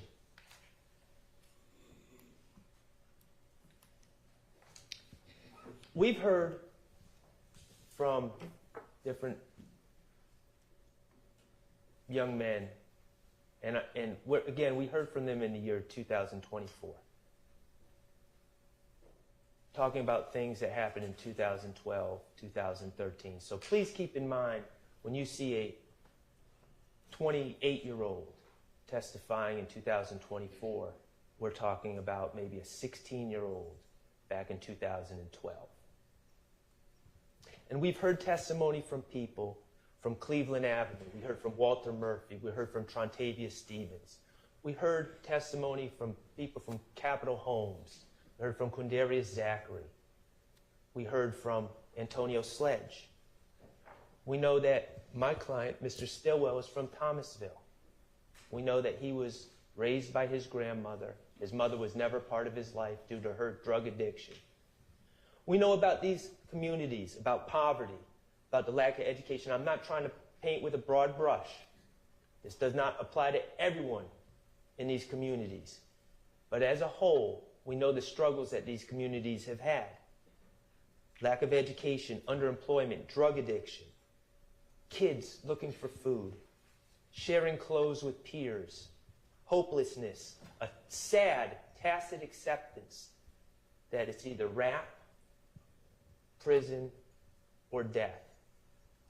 That's the reality where a lot of these kids at the time were living. And the state, throughout their presentation of this case, has played several videos of people, of young people in parking lots, at parks. Some of them might have a gun, using foul language. Someone might be smoking marijuana. Some might be saying slap. A lot of times people are, and it's kind of sad to watch, a lot of people talking about all the stuff they got when we all know they really don't have anything. About all the cars they own. Remember that one gentleman? Oh yeah, I'm getting my daughter this, I'm getting my son that car. You know, cap. We saw those videos, and I'm watching all these videos, and I'm wondering, you know, what's the point? Why is the state playing this?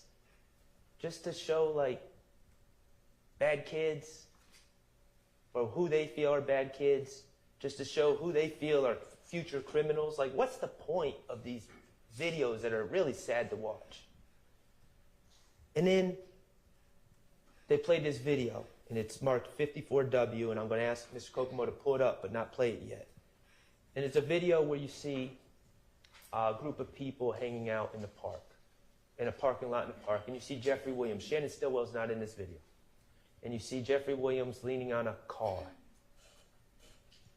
And you see his emaciated body. You see his teeth that are rotten. And he's wearing pants that are clearly too short, too small, clearly been handed down, traded.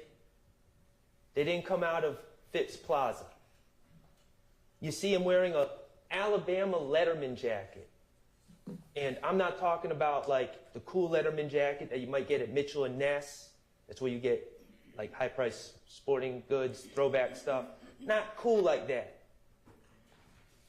Like one that was probably made in the 80s. The Letterman the sleeves are all nasty. And the thing comes down to like his navel. And people are picking at him. Not in a harmful way, but picking at him, picking at his clothes. Go ahead, Mr. Kokomo. Checking out here.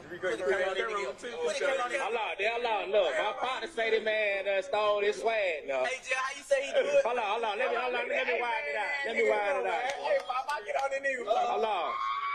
My nigga, Lil Jeff say he the king of white swagging, right? Stand on one time. Let these folks see what you doing now. All right, you check him out now. What happens there? I think about when I was young. If I had to struggle, if I had to wear clothes that I was embarrassed about, if I was embarrassed about anything, I would hide, I would run, I would stay inside, I'd be ashamed, I might lash out at people picking at me. But what happens there? Jeffery Williams takes those clothes, those tattered clothes, those old clothes, those ill-fitting clothes, and he twists it. He turns it around. Now, these aren't rags. This ain't nothing to be ashamed of. You can take it down. This is white boy swag. This is swag. Think about that for a second.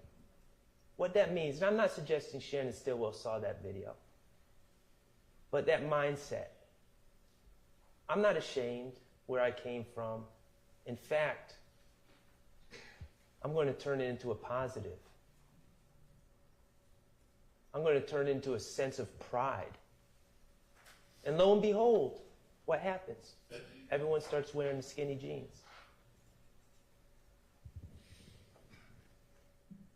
Now think about if you're Walter Murphy. Think about if you're Trontavious Stevens in that Cleveland Avenue neighborhood. You're struggling, you're dealing with the same things that Jeffery Williams is. And you're ashamed and you don't feel good about yourself. But then all of a sudden you see someone with confidence. Someone that's not ashamed. And all of a sudden, you know what else? They can rap. And people are starting to pay attention. And the shows start being booked. And 1 second it's around the corner. Next second it's up the street. And then all of a sudden it's downtown Atlanta. Think about the pride. If you have nothing and you see someone that you know making it, and making it on his terms with that level of confidence. Now think about if you're Shannon Stillwell,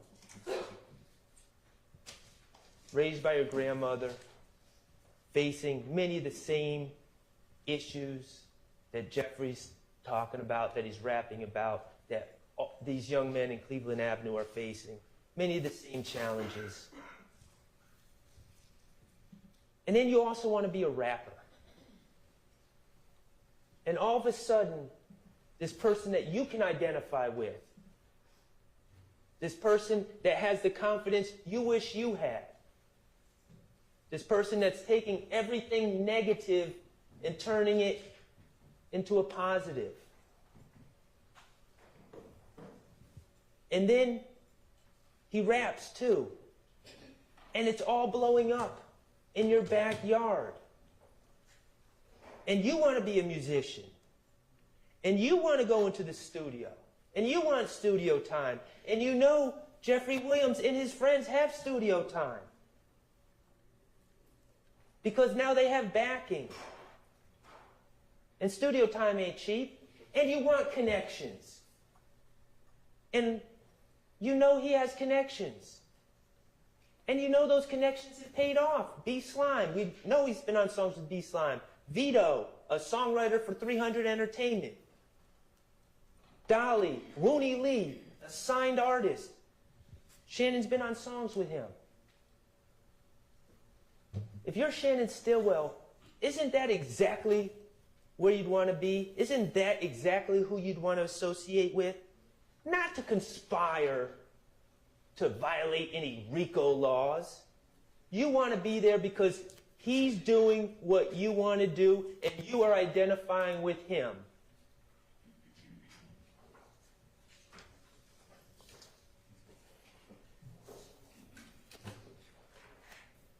what have we learned about this quote-unquote gang that they're saying exists? You know, Detective Belknap, the first time he testified, talked about gangs and talked about red and blue don't mix. They have a solid hierarchy and structure, strict rules, chain of command. You're beaten in. You can't get out. If you try to get out, you're beaten out. If you're false flagging, if you're claiming to be part of the gang and you're not, severe repercussions occur. Well, what do we know about YSL? This group of young men, many of whom are musicians, many of whom have known Jeffery Williams since they were little, who are thrilled for his success, who are living through him. Well, there's no initiation, no dues, no money sharing at all, no rules or organizational structure, no hierarchy, no rules about false flagging. Anyone can do it. Everyone does do it. People all over the world wiping their nose. It's not false flagging because it's not a gang. When LeBron James does it, he's not false flagging because there's no gang. He's showing he identifies with the movement. He identifies with the confidence that Jeffery Williams shows. He identifies with turning negative into positive. There's no gender rules in YSL. And there's no exclusions. You're a square, you're in. Sure. Whatever you want. You're a blood? Yeah, you can hang out. You're a Crip? Yeah, you can hang out. You're not affiliated at all? Yeah, you can hang out. You an athlete? Sure, you can hang out. You a musician? Yeah, you can hang out. You a nerd? Yeah, you can hang out. No one's sending anyone away because it's not a game. It's not exclusive.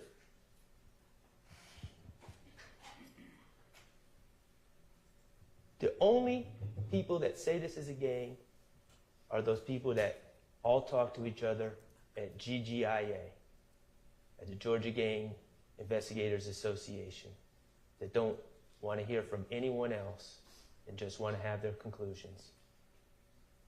Those people are also very biased in this case.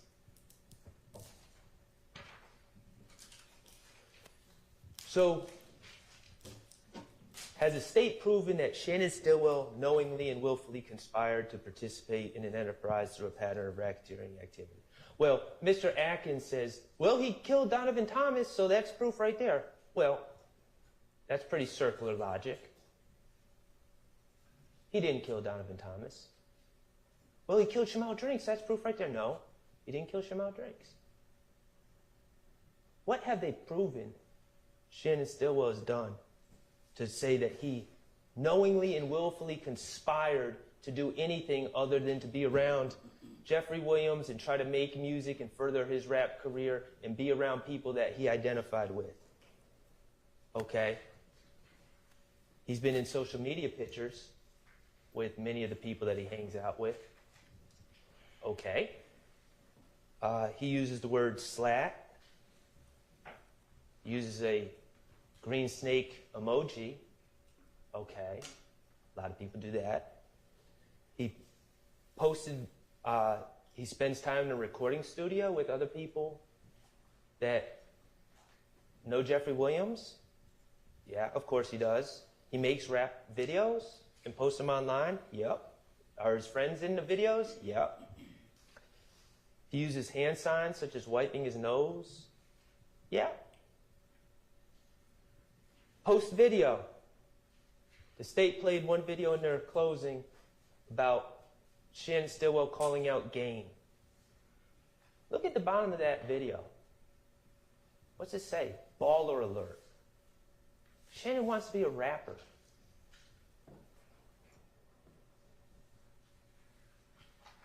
It's picked up on Baller Alert. It's aggregated throughout the internet. This is not coming off of Shannon's Instagram feed. This is national.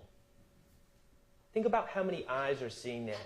Someone that no one knows calling out, trying to pick a fight with a well-known rapper. The game. It's exactly what any music person, not necessarily a lawyer. I wouldn't tell Shannon to do that. But it's exactly what any music person would tell Shannon, who's trying to make it in the rap game. They would tell him to do exactly that. Get noticed. That doesn't mean he's knowingly and willfully conspiring to be part of any RICO organization.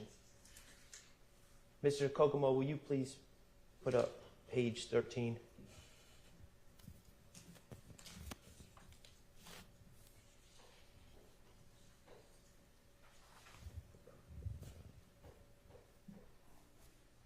This photo was put in by Attorney Steele.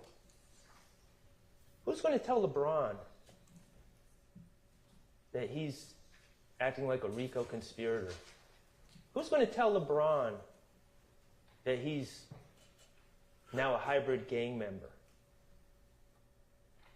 In fact, we just heard that the state said about wiping the nose meant, according to the gang experts. Who's going to tell LeBron that he's like ordering a hit in the middle of NBA warm-ups? Does that make any sense? Is what the gang investigators say, should we really take it? Hook, line, and sinker? I suggest we should not. Okay, I'm going to move on to the state's attempt to prove the commission of an overt act in furtherance of a criminal objective. And mind you, they have to prove all of these elements beyond a reasonable doubt. So it's not like I have to show everyone did not happen. These elements all have to be proven by the state. Okay, and a reminder, this isn't just about people committing crime, because I'm just going to sit here and tell you there's no doubt that people that are in social media posts that are in evidence in this case, there's no doubt that people with YSL tattoos, there's no doubt that people that say slat have committed crimes. No one's disputing that. Isolated crimes by an individual or a group of individuals that have nothing to do with any alleged conspiracy cannot be overt acts. It's not just crimes that, or other acts that are alleged against people associated with YSL. The acts must further the criminal objectives of the alleged conspiracy. So, what do they focus on? They focus on, first of all, oddly, artistic expression. Jeffrey's lyrics. Like, we're just going to pretend there's not a thing called rap music. We're going to pretend there's not a thing called artistic license. We're going to pretend there's not a thing called YSL, the record label. And when Jeffrey says slat in a song or slime in a song, which is recognized worldwide and is popular and sells albums, we're going to pretend that there's no context to this, and we're just going to pretend that all these lyrics are somehow designed to further a RICO organization. That's absurd. We're going to pretend Shannon Stillwell's statements about bragging, about beating a murder rap, which is good for his music career, is somehow furthering some criminal objectives of some conspiracy. That's absurd. They list in their list of overt acts a bunch of social media posts. Social media posts of people with tattoos on their face. Nothing else. Just, oh, he took a picture with a tattoo on his face. Or wearing slime clothing or Make America Slime Again clothing. Clothing created, mind you, by Miles Farley, a person who was able to, again, turn negative into positive and turn that movement that was going on in Cleveland Avenue in a way for him to make money through selling clothing, for him to provide to his family. Turns out Miles Farley didn't subscribe to, oh, your options are athlete, entertainer, dead, or jail. He decided to design clothes. And what's his reward? You're part of a conspiracy. What does the state say were these overt acts? Well, they list a lot of petty drug selling. We heard from Trontavia Stevens. I don't know if you remember, but it was a long time ago, I know. But he talked about being pulled over. And I made sure to ask him. And he wasn't denying that he had a bag of weed on him. I said, hey, man, who went in on you, with you, on that bag of weed? I bought it. Okay, yeah, but when you sold it and made a profit, who are you going to share the money with? They look at me like I was crazy. Man, this is a $100 bag of weed. I ain't sharing money with anyone. I'm a drug dealer. I buy drugs and I sell drugs and I make a profit and I keep the profit. What evidence have we seen at all that any of this petty drug dealing had anything to do with furthering some criminal enterprise? It's isolated acts. They list gun possession. 2019, they say Shannon Stillwell is possession of a gun in furtherance of the criminal objectives of the conspiracy. Man, we have heard ever since Shannon Stillwell was falsely accused of killing Donovan Thomas in 2015 about people shooting at his head, people shooting at the car he's in. People are trying to kill him. And you think he's possessing a gun as some furtherance of some conspiracy? Does that make any sense? He's trying to survive. The murder of Jamari Holmes, tragic event, horrible, complete waste of 3 lives. Jamari Holmes, Rodelius Ryan, and Mr. Blaylock, 3 teenagers, senselessly, all lose their lives to varying degrees. Jamari Holmes obviously loses his life in the most real sense. Absolute tragedy. No one's going to say otherwise.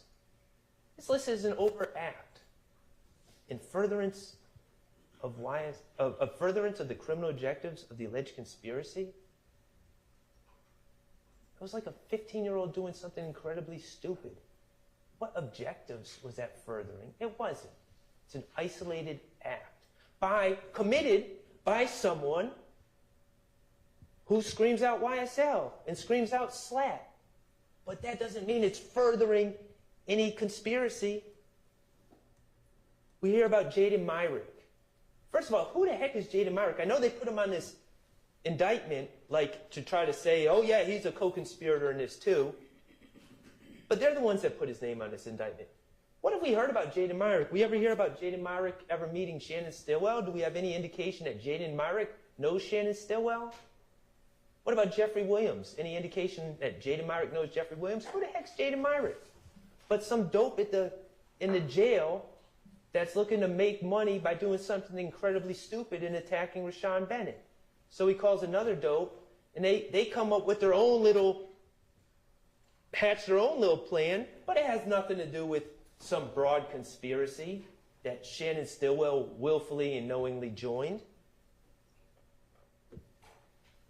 We heard about jail calls. They're all listed as overt acts. Cordarius Dorsey calling Antonio Sumlin. Hey, I want you to attack some guy named, Victor Meadows, I think his name was. I can't even remember the guy's name. Has nothing to do with this case. And Antonio Sumlin's like, what? And he's like, okay, man. And he hangs up the phone and doesn't do anything about it ever again. Is that furthering a conspiracy? And this was the coup de grace. Christian Eppinger has an armed robbery arrest warrant out for it. And the police jump out on him, unmarked police, and say, get out, boy! And he has a gun, and he gets into it with the officer and shoots, and runs. And then another officer shoots at him, and he shoots back, and he continues to run. Somehow the state is alleging that Christian Eppinger, no one else is there, no one's saying, hey, Christian Eppinger, do this for YSL. Christian Eppinger trying to avoid arrest, trying to stay free, completely isolated from anything else going on in this case. Somehow Christian Eppinger doing that making that idiotic decision to shoot an officer to avoid being arrested, somehow that is in furtherance of some conspiracy that Shannon Stillwell knowingly and willfully joined? Doesn't make any sense.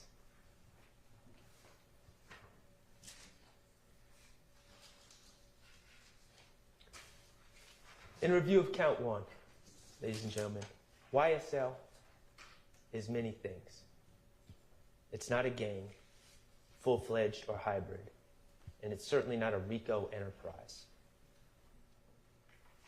Shannon Stillwell, in associating himself with Jeffery Williams and Trontavious Stevens and Quamarvius Nichols, his good friend, and Miles Farley and others, and Wooney Lee,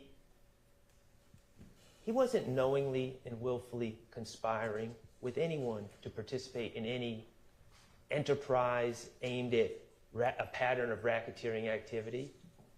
He was in the mix. He was trying to make music. He was also, coincidentally, if we're being honest, he was selling drugs. He wasn't sharing them with anyone. He wasn't sharing the profits.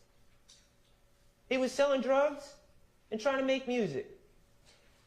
And he was around the right people to be trying to do that with, because those connections were going to, in his mind, further his music career, which is what he wanted. And no overt acts were ever committed in furtherance of any conspiracy that Shannon Stillwell knowingly and willfully joined. The state has to prove every element of that charge beyond a reasonable doubt. They have failed. There is reasonable doubt. It's not true. And your verdict on count 1 must be not guilty. Let's talk about count 2. Mr. Kokomo, if you would, pull up page 21.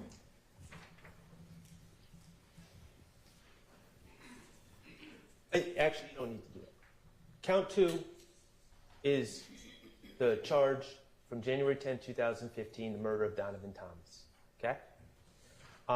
But before we start talking about the evidence in the case, and we will, let's talk about music. Okay? We know that Shannon was working on music. I think we've made that clear. Through his phone, through the fact that he's always at the studio, through the fact that he has songs on his phone, multiple songs, some we've heard, some we haven't heard. Clearly, that's what he's doing in life. And we've also heard about drill music. We heard from Investigator Viverito. We heard from Antonio Sumlin. We heard from other people. We heard about the common themes of drill music, the things that make you marketable in that space. Okay? Violence, confrontation, having bodies, homicide, guns, more guns, bigger guns, being the toughest, being the baddest, not being scared, being a danger. Okay? And I'm not asking any of you to like that. I'm not suggesting I like that. Detective Underwood, she clearly didn't like it, and I'm not saying she's wrong. But it is what it is. That type of music exists. That type of music is popular. And that's the type of music that Shannon Stillwell was doing. We heard about the common terms in this drill music. Ops, glizzy, blicky, red lights. And we heard 5 of Shannon's songs. We heard Slat Talk, Lizard Walk, Red Light, featuring B-Slime and Vito. Bull, S-H-I-T, with Dolly, Jeffrey's sister, and Ran This Money with Slime Life Shorty, a signed artist who had already made it, at least to a certain degree. And in those songs, I agree. We hear about all sorts of violence. We hear about red lights. We hear about glizzies, walk 'em down, homicides, FNs, we hear it all. And out of context, it doesn't paint Shannon Stillwell in the best light. And I don't think I've ever claimed that Shannon Stillwell is an angel either. But it is art. And when he references beating a homicide, when he references beating a murder rap, when he keeps bringing up Donovan Thomas, it's not a confession.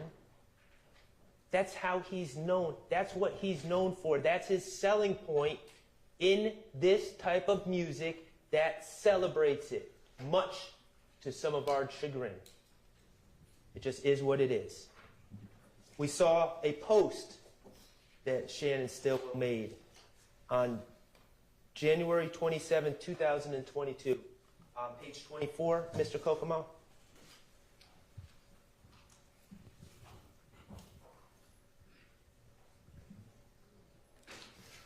And this is the untranslated version, but I'm not hiding from it. The translated version says peanut stone grave. But what does it say? I fell off 100 times, 100 times I bounced back. Life size, hashtag life size lizard. Lizard, what he's rapping under, lizard walk. Okay? And it says Manny Tumpa de Piedro. What's he talking about here? Fell off 100 times.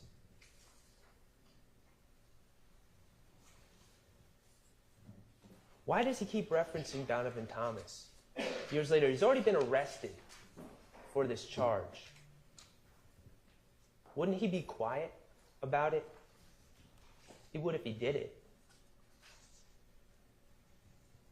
But why does he keep bringing up Donovan Thomas? Well, I have two things for you to consider. First, maybe, just maybe, on that particular day in June of 2022, Shannon Stillwell had enough. For 7 years, the police put a target on his back, and people had been shooting at him. He was shot at the Green Store. They shot at his head. He was so bold to go to JJ's Chicken and Fish to get himself some food with the mother of his child and another female who was driving. He was so bold to do that when they left that parking lot, 3 men in a car sped up behind him and shot at that car, riddling the back of that car with bullets, shooting poor Tierra Jones in the face, instantly killing the driver, Miss Jones, causing the car to careen and turn over and over and over, severely injuring Mr. Stillwell, scarring his head to this day, putting him in the hospital for months, putting the mother of his child in the hospital for a month. And then, when the police come to talk to Mr. Stillwell, remember what he does? He feels bad about the situation. He feels awful. He asks the officer, can I write a letter of remorse to Tierra Jones's family? And he does. And then the officer says, well, can you talk to me about the case? And know what he does? He talks to the officers about the case. And he gives names. He gives names of the people that he feels were in that car, that red car that sped up behind him, tried to kill him, and killed Tierra Jones. He gave up those names. And what was his reward? Page 26, Mr. Kokomo. I think it was Investigator Griffin, I think is the investigator that was investigating that case. What did he tell you? The discovery got out, and it was posted online. And the fact that Shannon Stillwell had dared talk to the police to try to help solve the senseless murder of an innocent woman was broadcast on Instagram. and social media, and people were chastising Shannon Stillwell and coming at him on social media and in real life over the fact that he was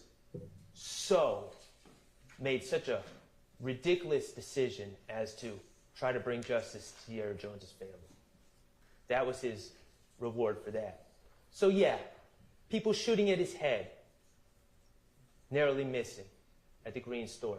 People shooting at him in a car, killing someone in the car and putting him in the hospital. People chastising him online for being so bold to tell the police what happened, who killed Tierra Jones, poor Tierra Jones. So yeah, maybe in January 2022, just maybe, possibly, he had enough. He was sick of the nonsense. If you want to say it, then I'll be it. You keep putting me down 100 times, you're making me fall, and I keep getting back up. And what's it all, ultimately, what's the origin story of it all? The death of Donovan Thomas. That's how it started. It doesn't mean he did it. That's how it started. That's why he has that target on his back. There's another possibility as well. Mr. Stillwell is just a kid who was raised by his grandmother in Thomasville. Nothing more, nothing less.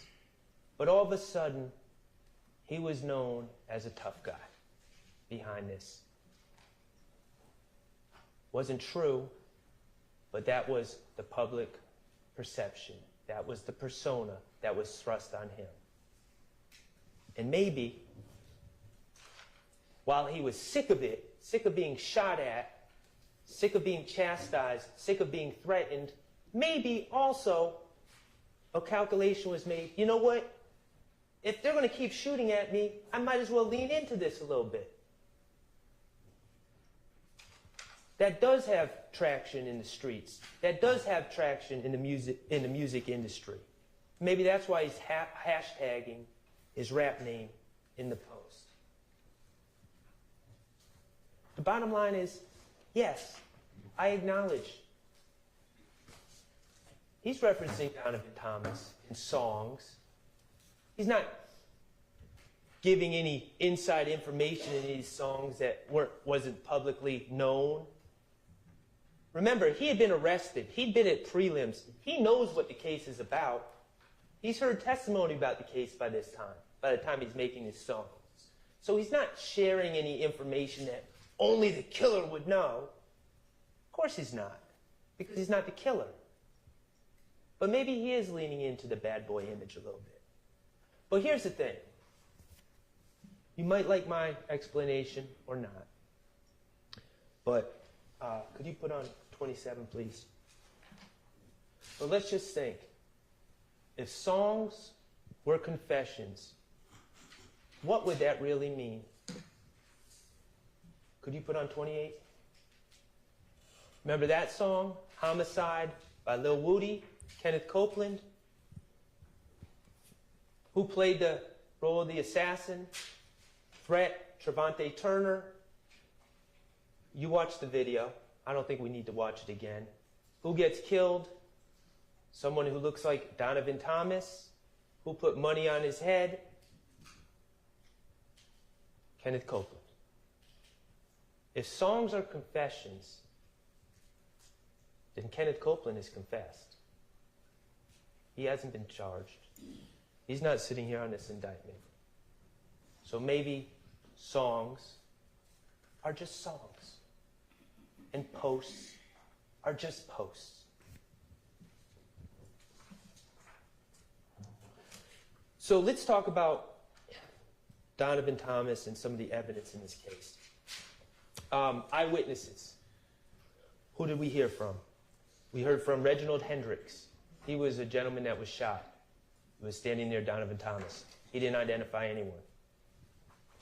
We heard from two witnesses, two people that were in the barbershop, working in the barbershop. They heard shots. They ducked. They described what happened afterwards. No one identified anyone out of those two witnesses. We heard from a man named Sammy Davis, an older gentleman who lived across the street, who knew Donovan Thomas. They called him Car Wash. He watched Donovan Thomas's car. He didn't see anyone in the car. That was his testimony. And then we didn't hear from, but we heard about someone named Spencer Wright. Well, actually, we heard about someone named Nicholas Robinson. What did we hear about Nicholas Robinson? And Investigator Thorpe talked about it, and definitely District Attorney Sprinkle talked about this as well. What did we hear about Nicholas Robinson? We heard about Nicholas Robinson September of 2015. He was being arrested for felony theft and a probation matter. And when he's being arrested, and when I say he's being arrested by the Atlanta Police Department, by an officer, and he's hours away from having, what I like to talk about, the Fulton County Blues. He's hours away from having that blue jumpsuit on, right? And what did we learn that Nicholas Robinson did? He said, "Whoa, you guys arrested me. I want to go talk to a detective about a case." So they take him to Thorpe. He wanted to talk to him about the Donovan Thomas homicide. They take him to Thorpe, and Thorpe starts to interview him. Okay? And Nicholas Robinson claims he's at the scene and starts talking to Investigator Thorpe about what he saw. And that would be hearsay to talk about because he didn't testify. But we also heard that in the middle of that interview, Lieutenant Gaither was there. And she's doing research into the background of this Nicholas Robinson. And what does Lieutenant Gaither realize? Wait a second. This man who's saying his name is Nicholas Robinson, this man is telling Detective Thorpe his name is Nicholas Robinson, his name is actually Spencer Wright. So she goes and tells Thorpe. And what does Thorpe do? He's interviewing someone about what they allegedly saw in this high-profile case, and this person has just lied to him about his name. What does Thorpe do? He continues to interview him. And in the very next day, he goes out and takes warrants on 4 people, including my client. Then we hear about DA Sprinkle taking over this case in the investigation in early 2016. And him seeing this mention of this Nicholas Robinson, who was really Spencer Wright, and where he said he was when he witnessed events. And we hear about DA Sprinkle getting the surveillance and checking into it and talking to Spencer Wright. Where did you say you were? On what bench? Where? Circle it on his picture. And about how he went to look at the surveillance himself. And what did he see? An empty bench. Spencer Wright not only lied about his name, but he lied about a lot more. But know who he duped? Detective Thorpe. We're going to get back to Spencer Wright in a minute. We have no ballistics from the Donovan Thomas case, no DNA or fingerprints. We have an Infiniti car, which we will talk about in a minute as well. But essentially this case, this Donovan Thomas case, comes down to 2 witnesses. And in my opening, I warned you all about people wearing the Fulton County Blues. That was the theme of my opening. Because as it's played out, it turns out Rice Street is a disgusting, horrible place. Being locked up anywhere is awful. And there are people who will lie on other people to stay out of Rice Street. You don't believe me? Spencer Wright, Nicholas Robinson. He's the proof of concept right there. Getting locked up, wants to talk to the detective, and then completely makes things up. And the next day, warrants are being signed.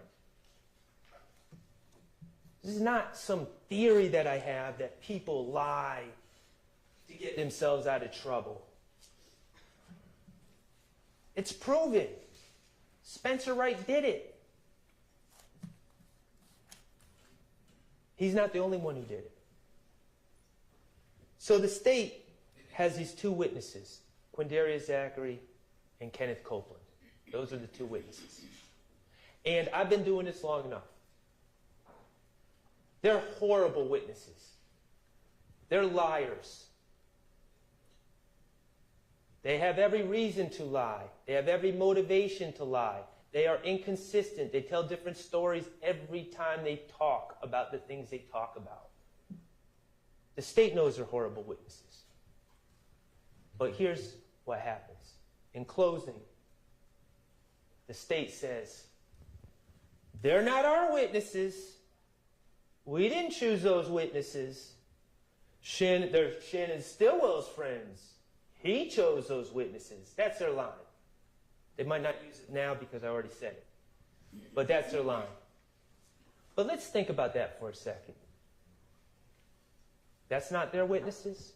First of all, they're the ones that called them to the stand. But that's not their witnesses? Look at this indictment. 28 names. Quindarius Zachary? Is he on this indictment? No. Kenneth Copeland? Is he on this indictment? No. Are any of us going to really sit here and pretend that if the state was really being honest about who to charge about the events in 2015, 2014, 2015, that Kenneth Copeland wouldn't be on that indictment? Kenneth Copeland was a one-man crime wave in 2014, 2015. Yet, he's not on this indictment. Quindarius Zachary was a straw purchaser for guns. Quindarius Zachary was right in the middle, the impetus for one of the overacts, the April 28th, 2015 shooting of houses. He's right in the middle of this. And they're not on the indictment? And we're supposed to pretend that the state aren't the ones that chose Kenneth Copeland and Quindarius Zachary as their witnesses? Of course they did. Of course they did. And why did they choose them? What are the qualifications that Kenneth Copeland and Quindarius Zachary both had when it really comes down to it? They're two people that are willing to lie on others to get themselves out of trouble. That was one qualification that they had. And two, they are two people that happened to put themselves in situations, serious situations, that would require them to lie on others to get themselves out of trouble. Those were their two qualifications. And the state said, sounds good. We'll sign you up. You're our witnesses. You're no longer on this indictment.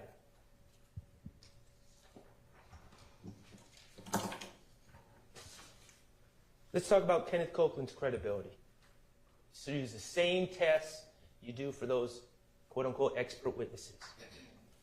What's his bias, his motive? How's he come across on the stand? What are his motivations? Well, we know he really hates jail. That was clear.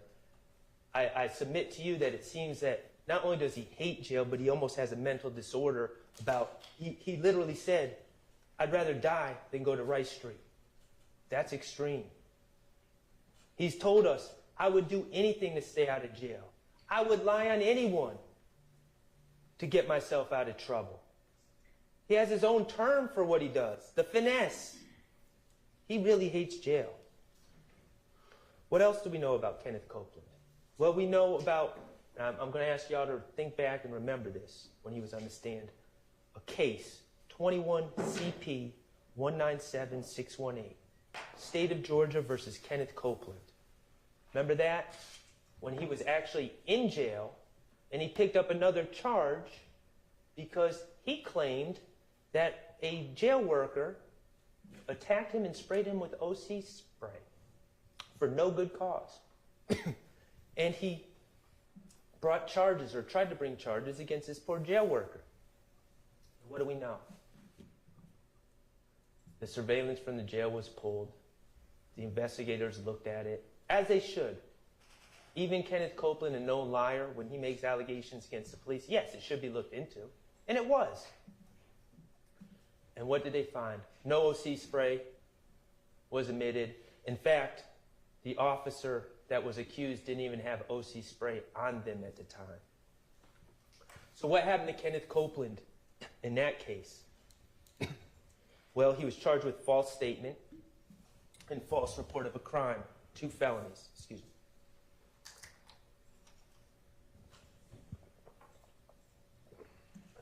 me. So as a result of his lie, he gets charged with these 2 felonies. False statement and false report of a crime.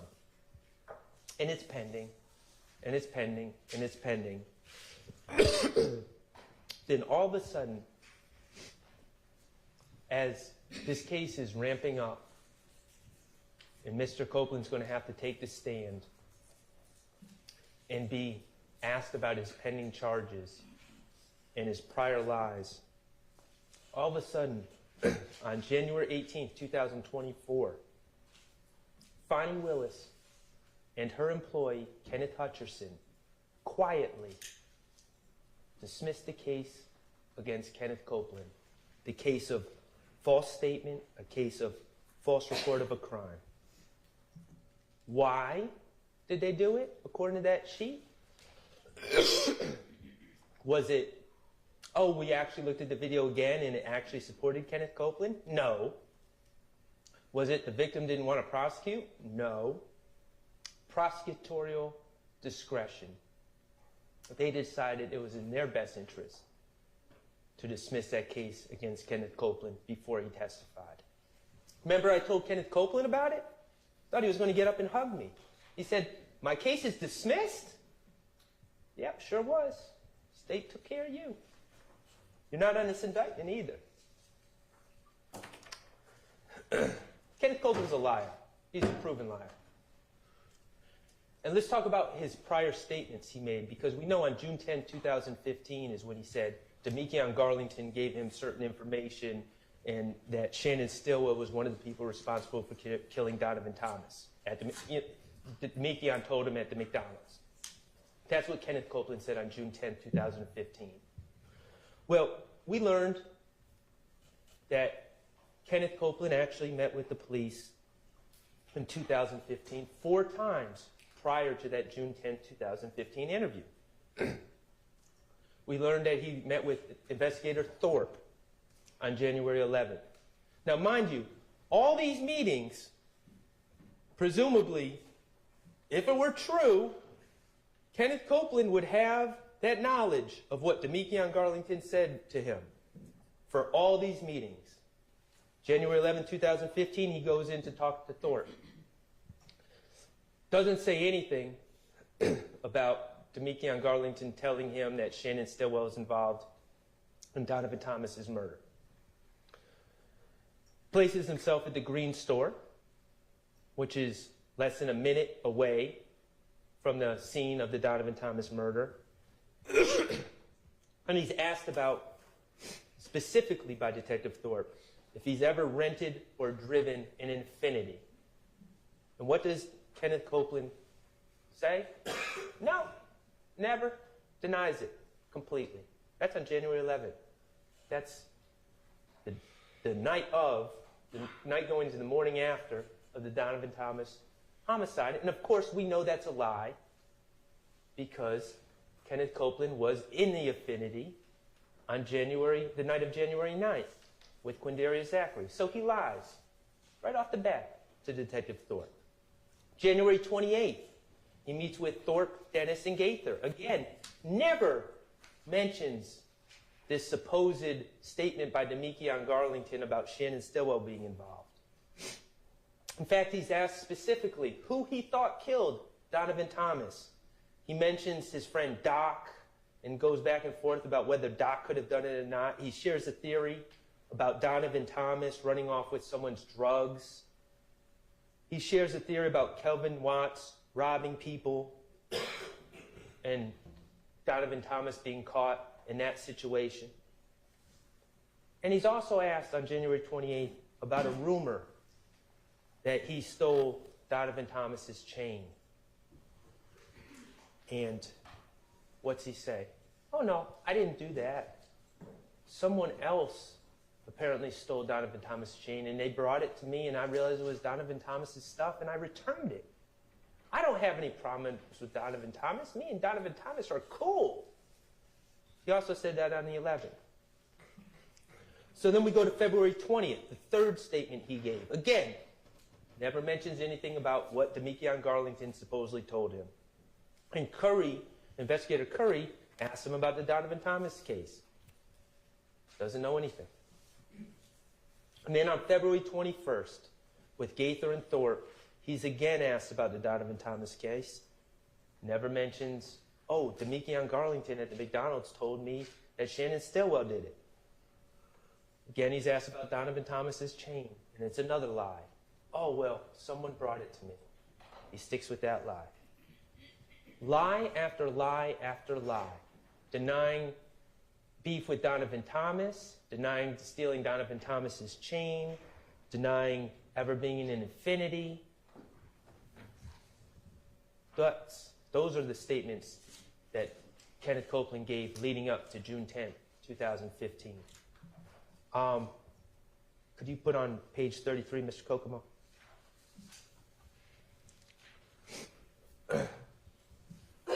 So, this is a picture from June 10, 2015 that's in evidence, and it is misleading.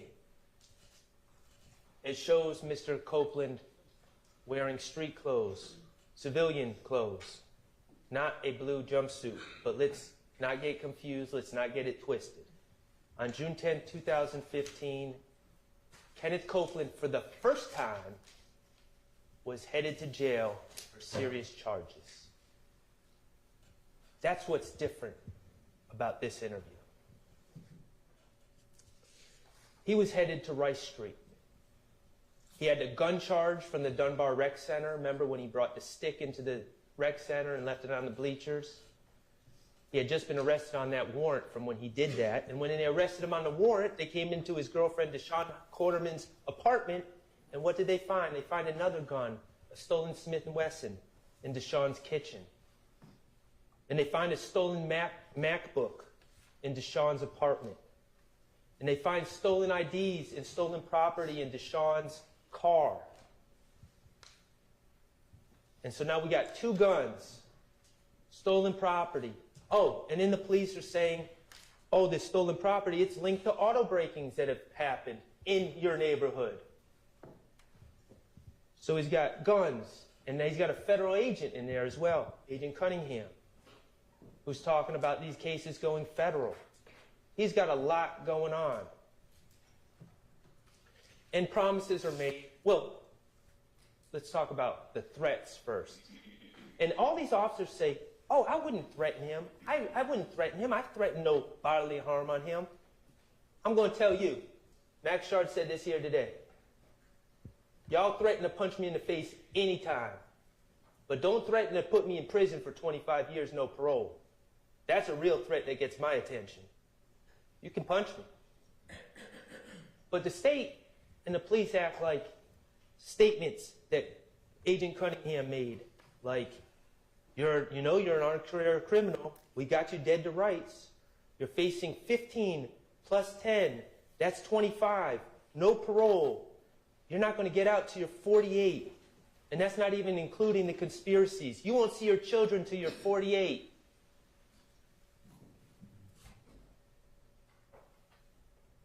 That's a threat. That's a lot more bigger threat than I'm going to punch you in the face or we're going to beat you until you confess. That's a threat. What else do they say? It's totally up to you if these charges go federal or not. You have to help yourself. I'm going to call the U.S. attorney and they're going to ask me, what did he do to help himself? You see what goes on here? This isn't an accident. This is the playbook. Get the liar, get him jammed up, threaten him, tell him he's not going to see his kids again until he's 48, and then Oh, but maybe we can do something for you. You just got to give us what we want. And yes, that was enough to make self-admitted liar, self-admitted finesser, a person who fully admits that he would lie on anyone to get out of jail, to stay out of jail, to get out of trouble. That was enough to coax him to make up a story about Shannon Stillwell and others. And that was actually enough to put his plan in motion because he knew someone was going to have to back up his story. And that was enough to have him reach out to Deamonte Garlington and try to get Deamonte Garlington to go out and go on with the story, which, of course, Mr. Copeland told us he's no longer friends with Mr. Garlington because Mr. Garlington would not go along with that story. Or he's upset with Mr. Garlington because Mr. Garlington would not go along with that story.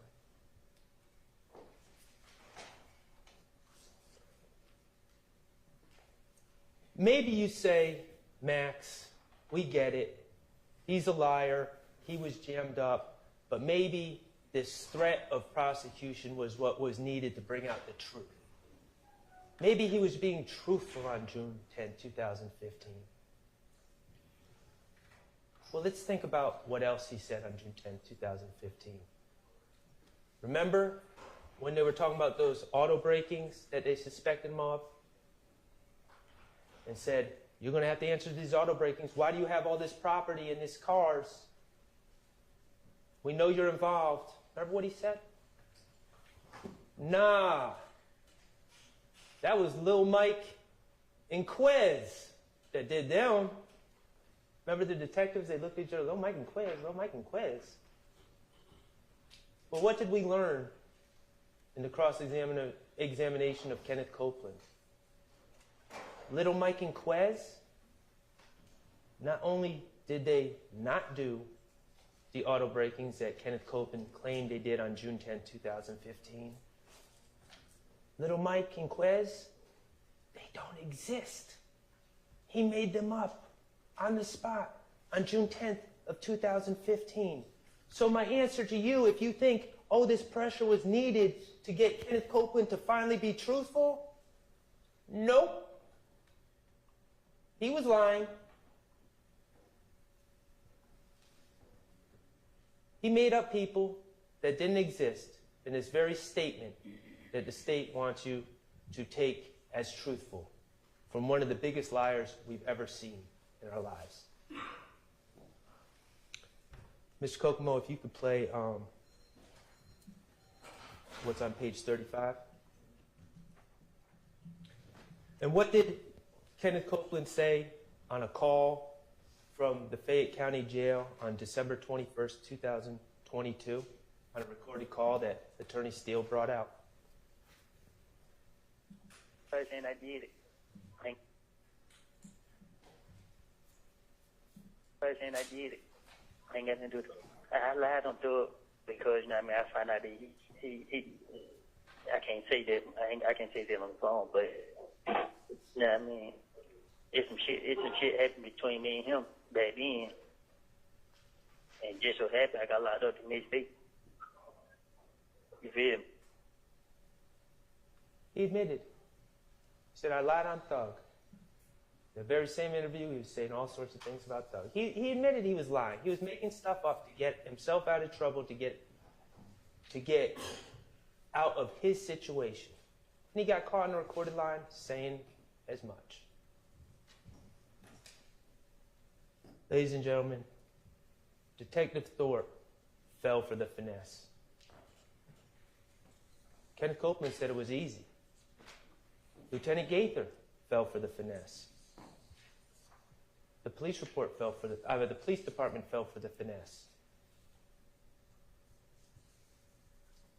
Kenneth Copeland got up on the stand and explained the finesse to you, to your faces. We know better than to fall for Kenneth Copeland's finesse.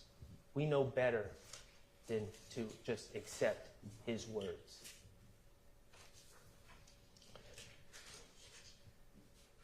Mr. Kokomo, if you could put on page 36.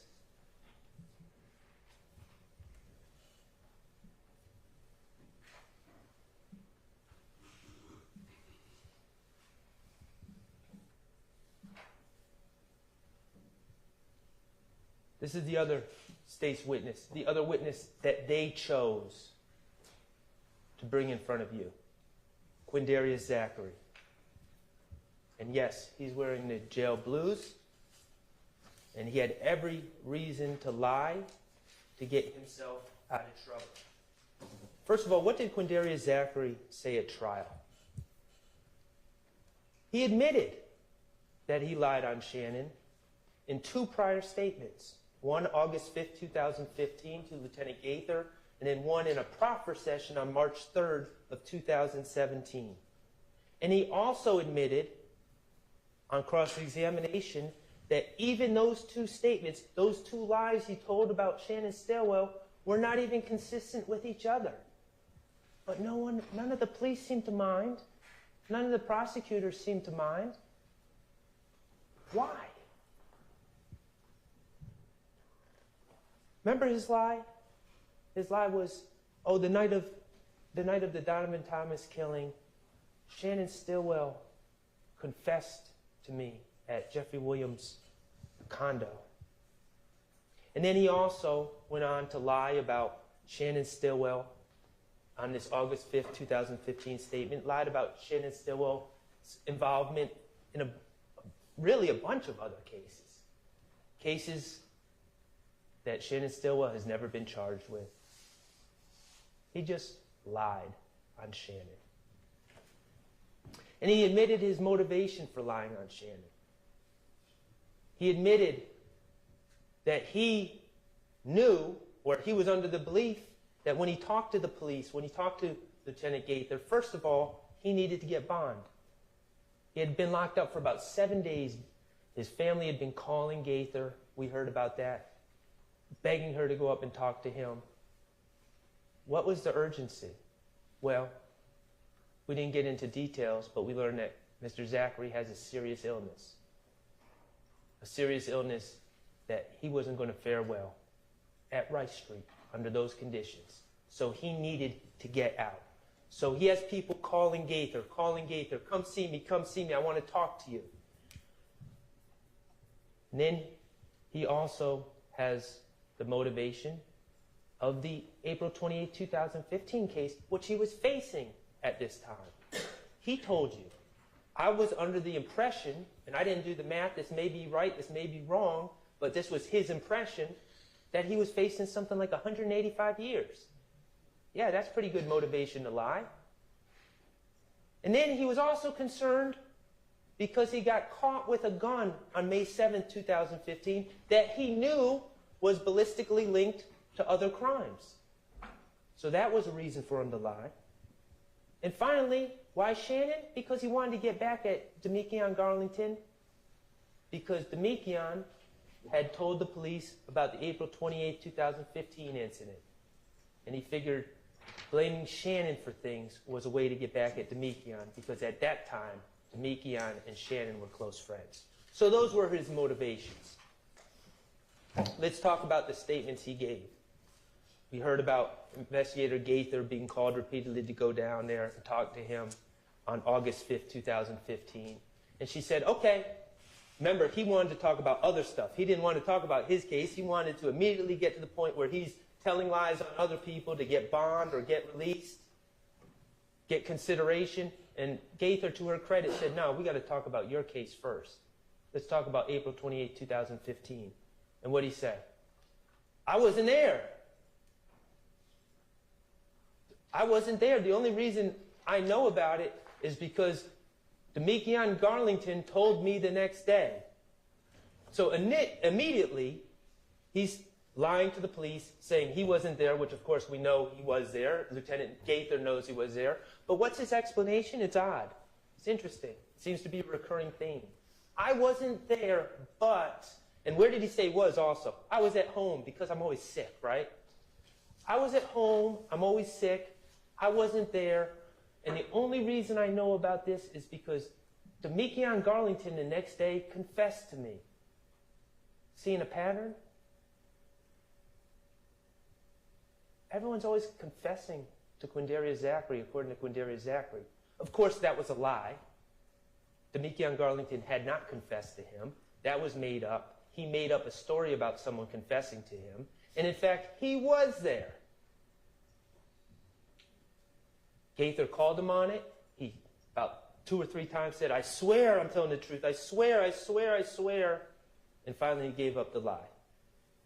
And then he proceeded to move on to other cases and make up lies on Shannon. March 3rd, 2017 was the second statement set up by his lawyers. You got to understand what a proffer session is, as it was a session for him to give as much information as he could about as many instances as he could, and the DAs were in the room.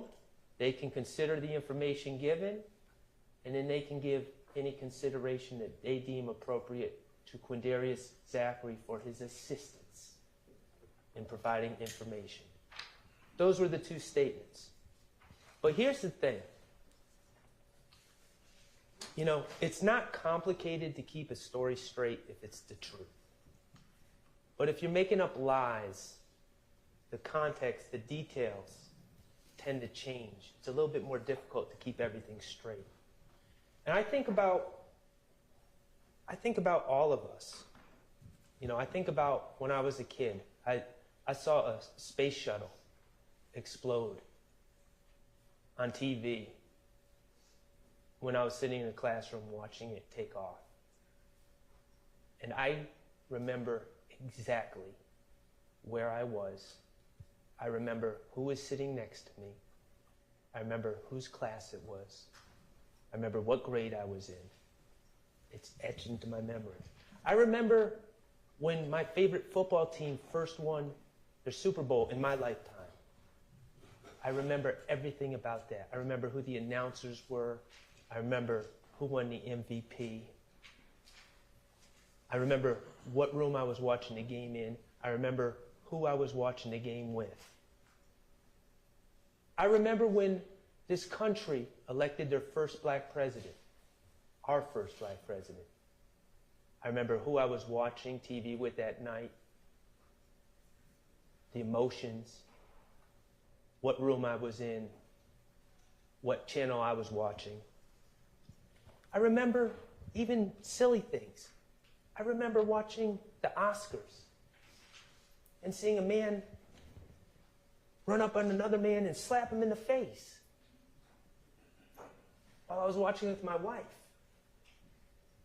on our bed in our old house while she talked on the phone with her sister. I remember those details, those things that are etched into my mind. And I submit to you, ladies and gentlemen, if a friend of mine came up to me in real life like this, if it really happened, if a friend of mine came up to me and said, Max, I have something to tell you. Earlier tonight, I murdered one of the most powerful gang members in all of Atlanta. I submit to you, ladies and gentlemen, that I would remember exactly where I was when he said it. I would know exactly what was going on, where we were, who else was there, and what exactly was said. Because that's the type of thing you wouldn't forget. That's the type of thing you wouldn't forget details of. But what do we know about Quindarius Zachary's renditions of this alleged confession by Shannon Stillwell? It changed. It changed from August 5th, 2015 to March 3rd of 2017. On August 5th, 2015, he claimed that Shannon Stillwell confessed, but just said, we caught Nut down bad. On August 5th, 2015, he said, we caught Nut down bad. And then, according to Mr. Zachary, on August 5th, 2015, Shannon Stillwell also named 3 other individuals in the car. That was his statement on August 5th, 2015. But then on March 3rd, 2017, he's asked about the same alleged confession. And it's, oh, Shannon just told me he caught Nut down bad, and he didn't give me any other details at all. Didn't say anyone else who was in the car. What about the timing of the confession? On August 5th, 2015, Quindarius Zachary claims the confession occurred just as he and Muntunk pulled up to Jeffrey's condo. And Shannon was about to go to a girl's house, and we crossed paths, and he confessed to me. On March 3rd, 2017, what was the story? No, Shannon wasn't there when I arrived at the Sky House. Shannon didn't show up till later that night, till about 4 or 5 a.m. He was dropped off by some girls. I know because I let him into the condo. How do those details change about something that would stick in your mind if it were true? And the answer is because it's not true. Because it was a story that was made up by Quindarius Zachary, who was facing 185 years, who needed to get out of jail because he had a serious illness, who knew that the gun he had been arrested with was going to be linked to other crimes. And just like Kenneth Copeland, he was someone that was willing to lie to get himself out of trouble. And at that particular time, the state, the investigators, and everyone else had enough leverage on him to force him to make that decision to lie on someone else to save himself. It's a sick game. It is a sick, sick game. So we got these two liars who were strategically interviewed at the very time they're most likely to lie. Wouldn't it be cool if we had some corroboration of what these two no liars claim? Phone records. The state has repeatedly claimed that there's some corroboration in these phone records, and I give Agent Bernie some credit. That was the FBI cast agent that charts, that talks about the phone records and plots them. He was very careful. He was very clear. This does not give exact locations. First of all, it's just devices, not people, but it doesn't give exact locations. It doesn't tell you where people were. It gives a general area. It says, it tells you what cell phone may have been closest to the device when it was being used. And these cell phone towers have all different radiuses and all different signal strengths. So you just get a general idea. You've got to be very careful about what you read into these cell phone records. That's what he said, the expert. And yes, he talked about different people calling different people that know each other calling different people on January 10, 2015. Shouldn't be that surprising. And yeah, he put Kenneth Copeland, as did ADA Sprinkle, Kenneth Copeland at the Green Store, in the general area of the Green Store around the time of the homicide. The Green Store that is what? A minute away from the barber shop?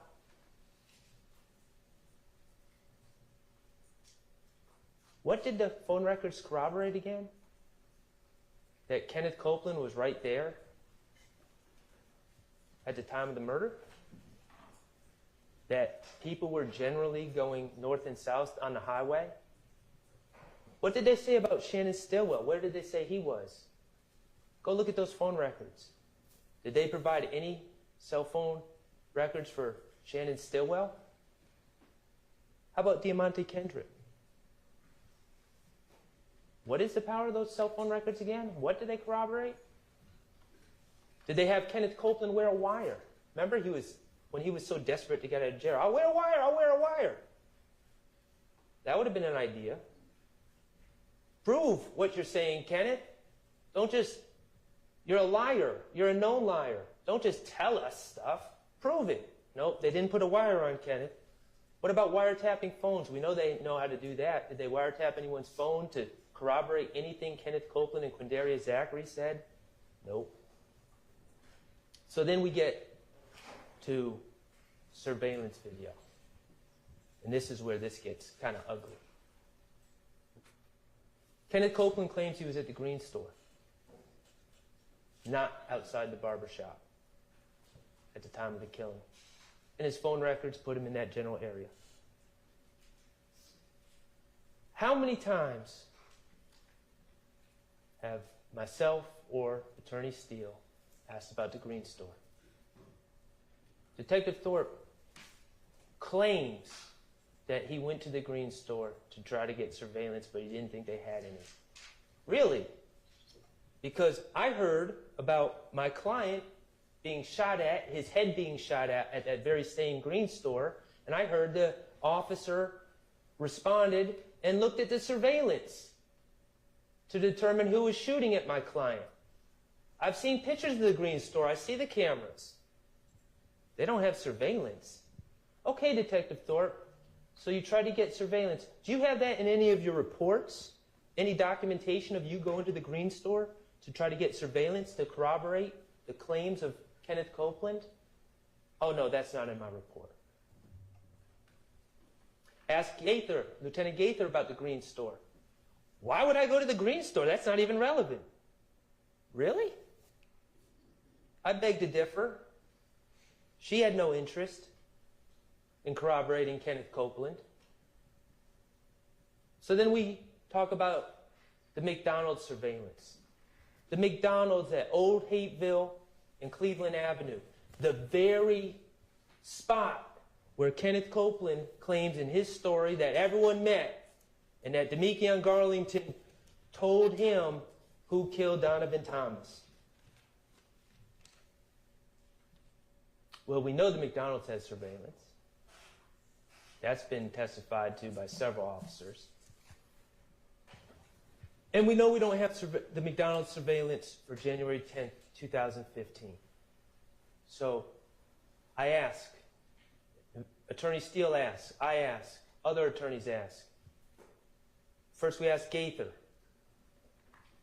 did you ever try to get surveillance to McDonald's? And what did she say? Oh, we went like 2 or 3 months later, we went and we talked to a general manager and they weren't able to get into the cameras right then, but we took the card and we gave the card to Thorpe. That was her explanation of the efforts to get camera footage from the McDonald's. I said, okay, do you have that in a report that you drove down to the McDonald's and talked to? Who was the person you talked to? What was their title? What was their name? Where's the card? Oh, no, I don't have that in a report. Nope. Okay, so then we asked Thorpe, what did you do to get surveillance from the McDonald's to corroborate anything Kenneth Copeland said? And this is where it gets ugly. He said, I went a couple days later and I talked to the people and they said the footage had been erased.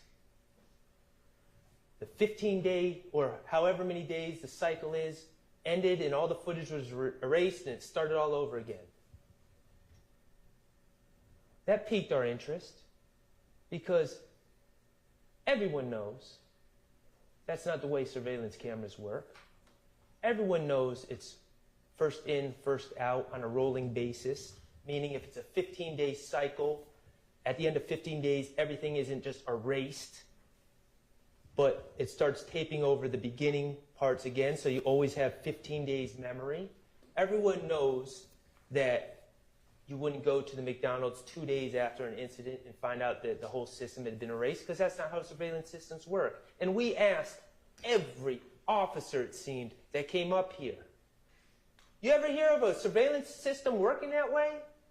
Where it just all erases at one time, or does it roll first in, first out?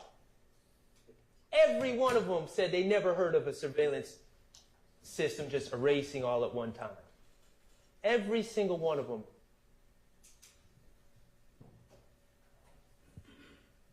So,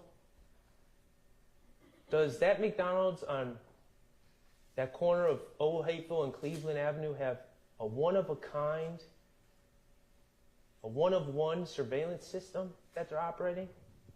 I don't think so. But what does that mean? It means Detective Thorpe lied to us. He lied to y'all. He didn't go to try to get that surveillance from the McDonald's. He didn't go 2 days later. What did we hear from D.A. Sprinkle? Remember that? And that's a straight shooter, D.A. Sprinkle. What did D.A. Sprinkle said when we asked him about it? Hey, did Detective Thorpe ever mention trying to go get the footage from the McDonald's? Did that ever come up? Because, we've been asking a lot about this McDonald's footage. What did D.A. Sprinkle say? Detective Thorpe never brought that up to me. And that seems like something he would have brought up. Detective Thorpe lied. Either that, or he did go get the footage, and it doesn't back up Kenneth Copeland's claims, and it's in his missing file somewhere, which he can't find to bring to court. I guess that's a possibility. But he lied.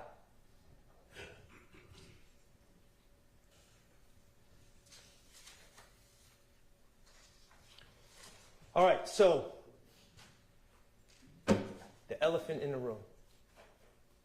Who killed Donovan Thomas?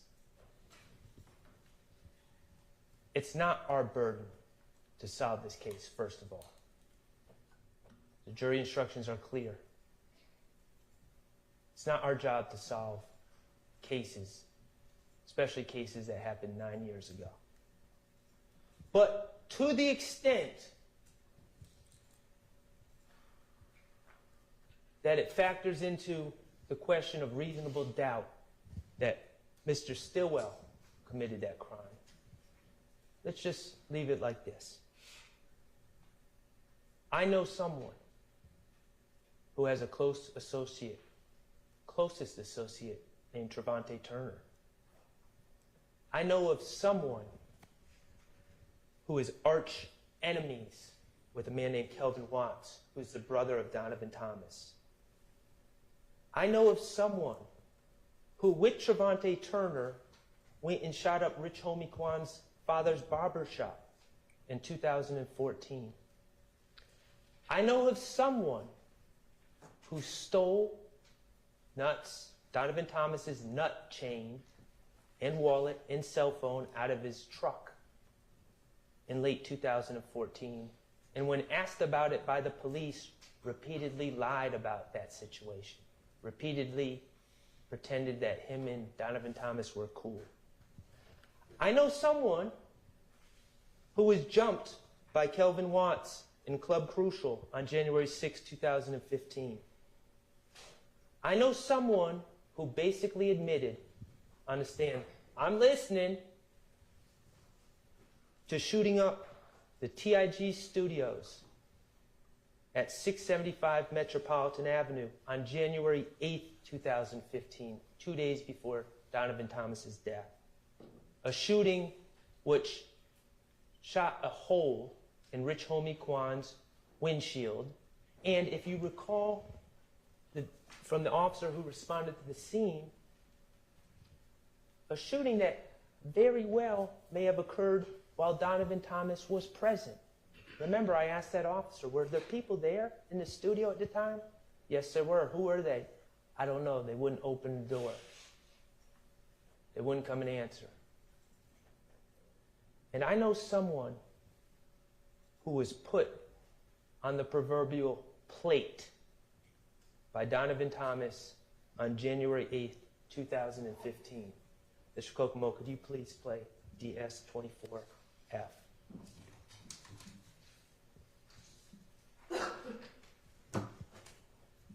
I got somebody, I don't know his name. He was there. He everything.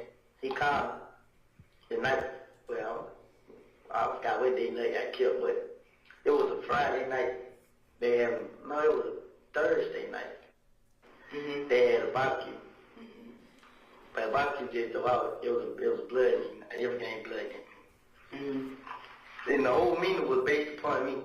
They was all in there talking about this and this, talking about this and this. So nigga Mo was on the phone. So Mo told everybody,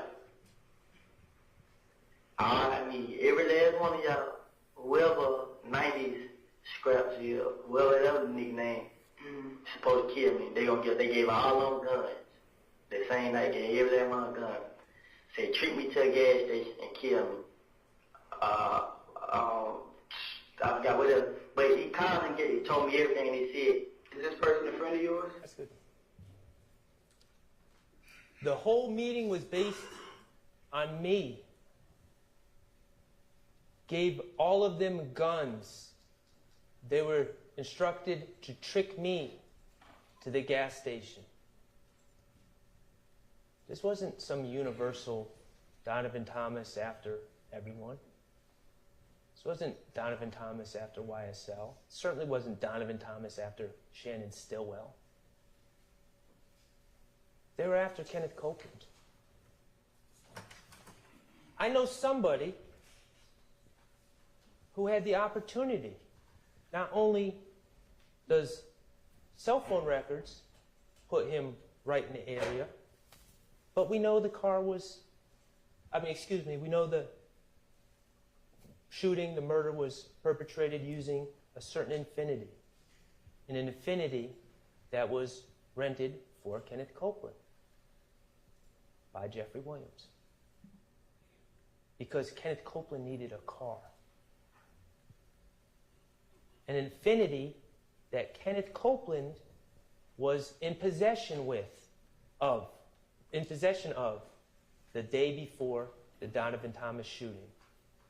An Infiniti which was last known to be in the hands of Kenneth Copeland and Quindarius Zachary before, according to Kenneth Copeland, he handed it off to his good friend, closest associate, partner in shooting up Rich Homie Kwan's father's barbershop, Trevante Turner, also known as Threat.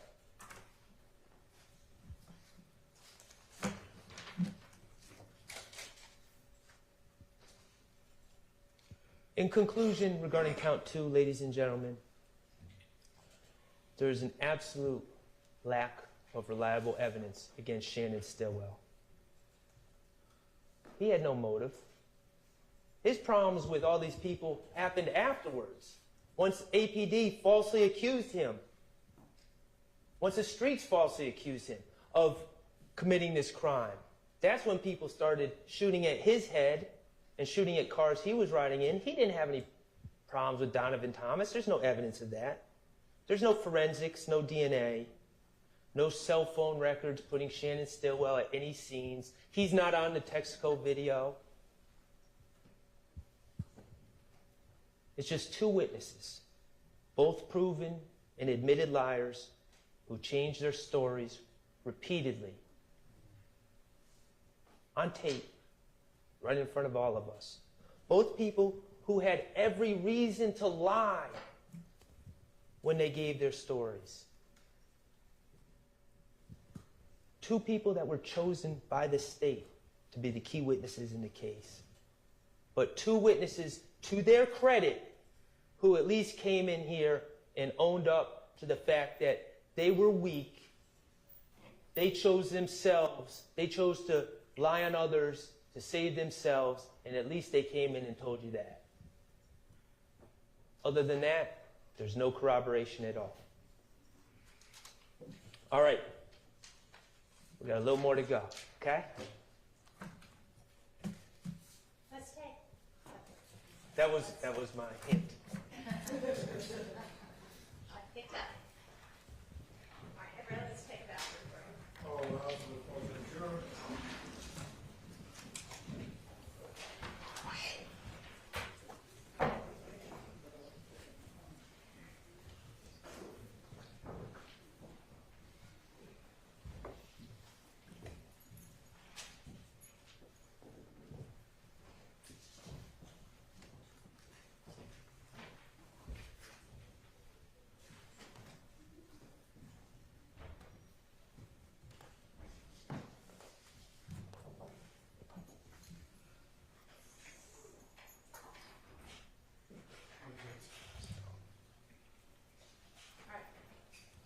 Everybody try to be back as soon as you can, and as soon as we can get all the jurors taken care of, we'll all get back, because this is going to be a long day.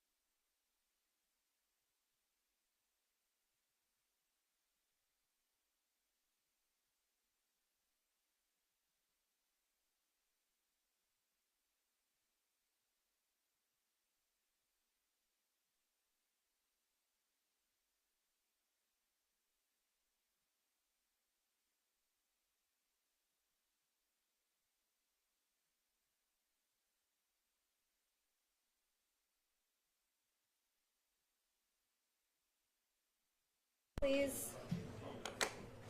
How much longer, Mr. Sharp? How much longer?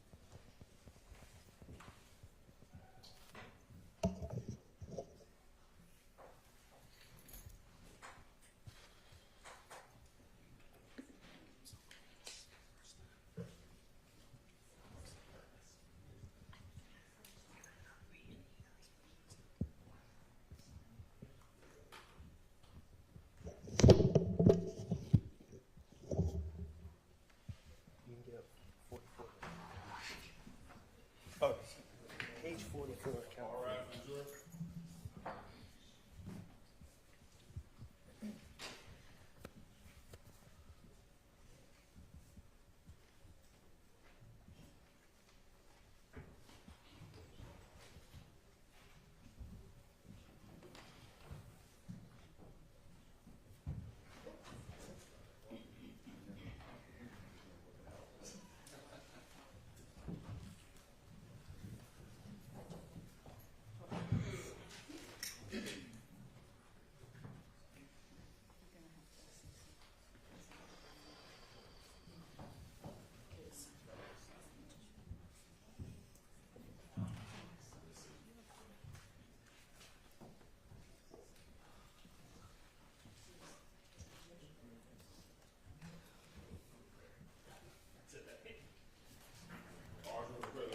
Thank you. All right, go ahead, Mr. Sharp. Thank you, Your Honor. May it please the court.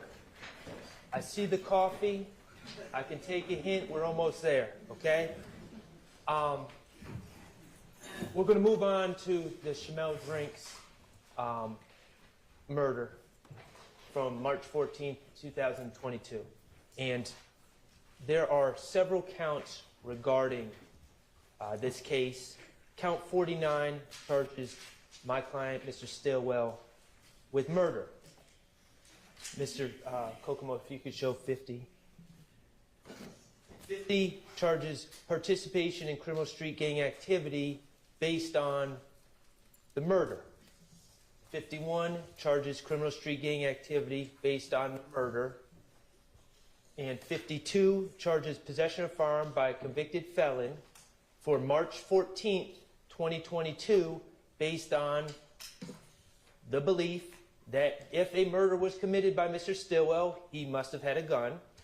And count 54 is charged possession of firearm during commission of a felony, being the murder.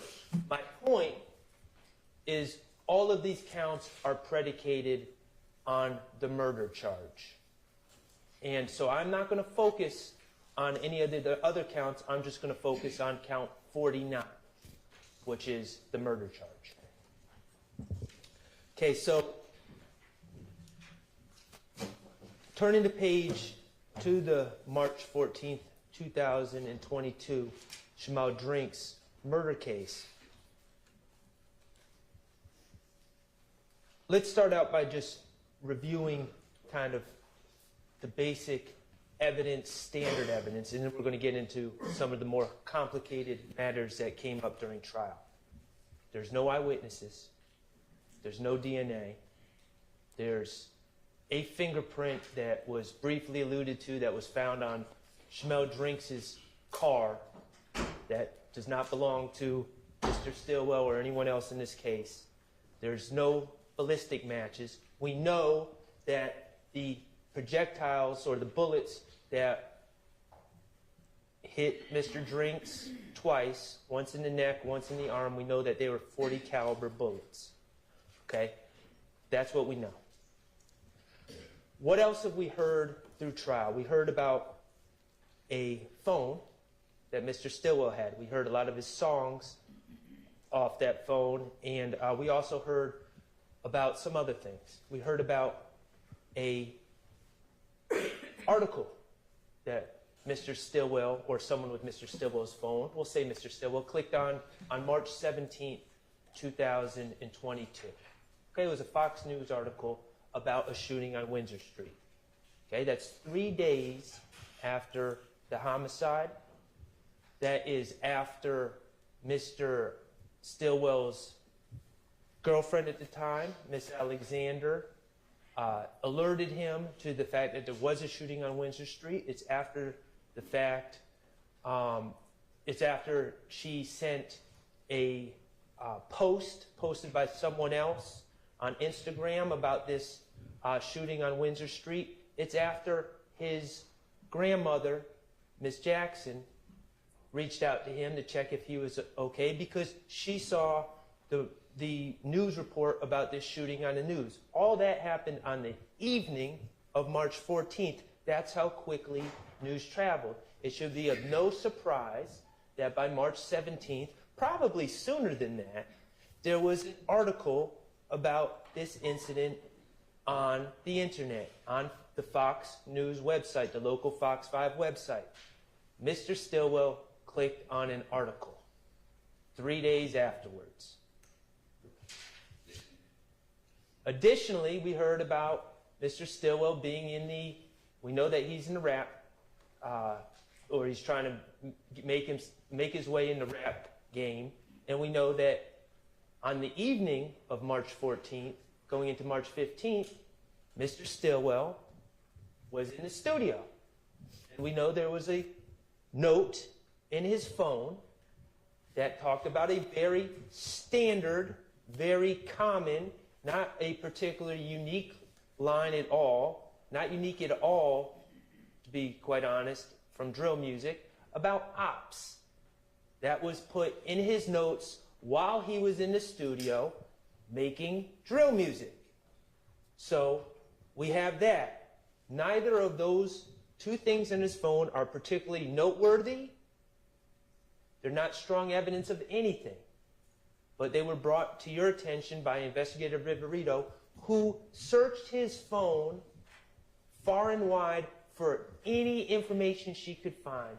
And that was what she found. We heard about social media posts. And we heard that those social media posts were collected by Investigator Viverito. And we went back and forth with Investigator Viverito, we being me, about her work collecting those posts. There's no reports on who she was following, what she was looking for, who she was checking out on Instagram, who she wasn't checking out on Instagram.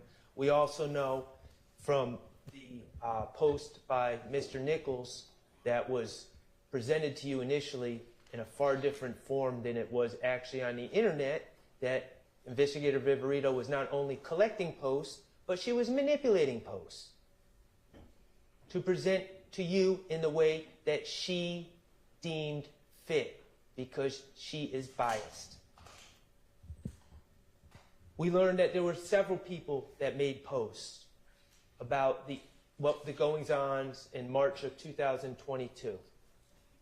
We know, and I'm not going to hide from it, that Mr. Stillwell made posts about Maine, Christian McMiller's death on March 11th, about Darius Ford's death, about how his heart is broken, about how he ain't going to be the only one crying.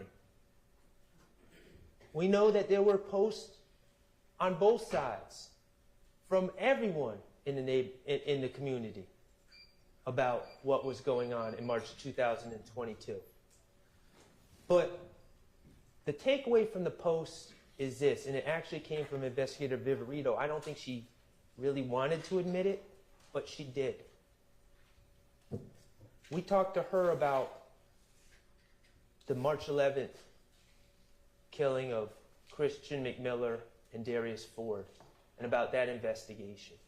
Now we're talking about 2 years and 8 months ago now.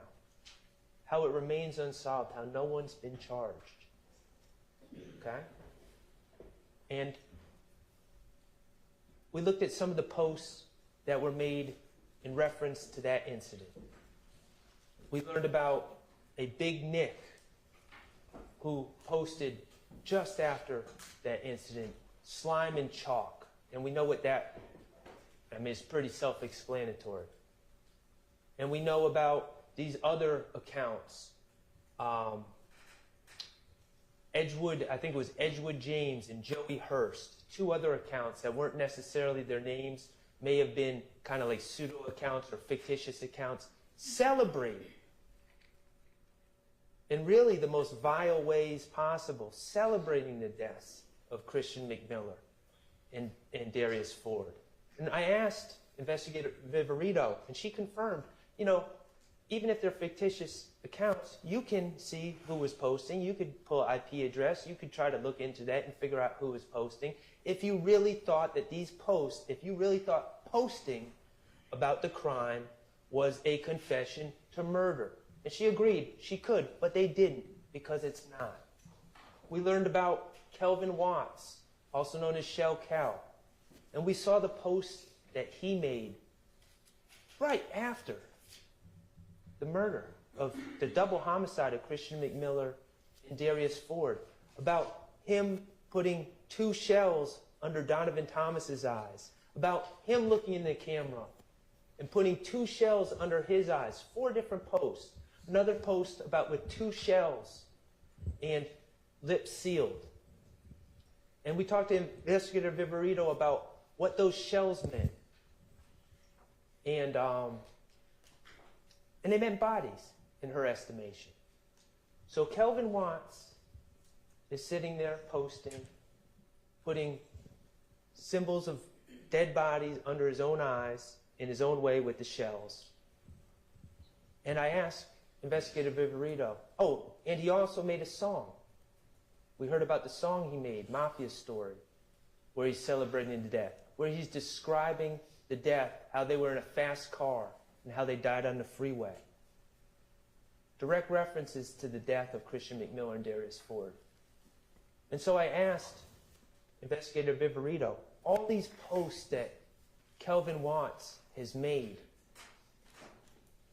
has he been charged? And the answer was no. And why was the answer no? Because posts on the internet about the death of people, even claims of responsibility, such as putting two shells under your own eyes, that's not enough to charge someone. That's not a confession. Investigator Viverito said the reality is, in this day and age, under these circumstances, dealing in this situation with the drill music and everything else, there's false claiming going on all the time. We can't go by what's on the internet. We can't go by what people post. That's not a confession. That's what we learned from Investigator Viverito. That's what she was forced to concede when we talked about the Christian McMiller and Darius Ford deaths. So when we're analyzing crude, inappropriate, idiotic posts that are made by Deamonte Garlington, or even my client, Mr. Stillwell, let's keep that in mind. Those aren't confessions. Those are posts, and they're common. And even Investigator Viverito, who I have maintained pretty clearly is not an honest broker, was biased, even she had to admit that.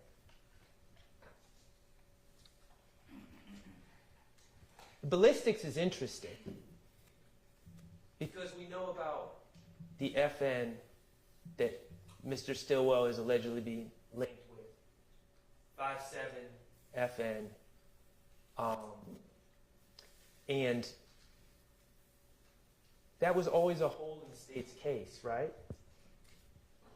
Mr. Drinks was shot with a .40 caliber bullets. Mr.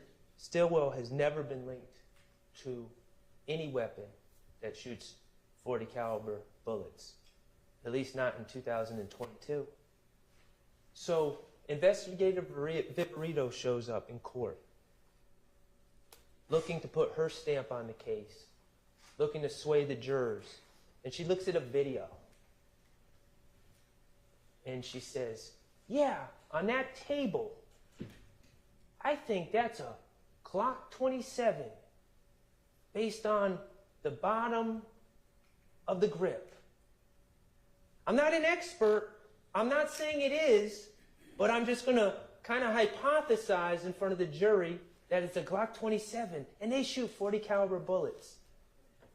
Okay, you're not an expert, but you're throwing that in front of the jury.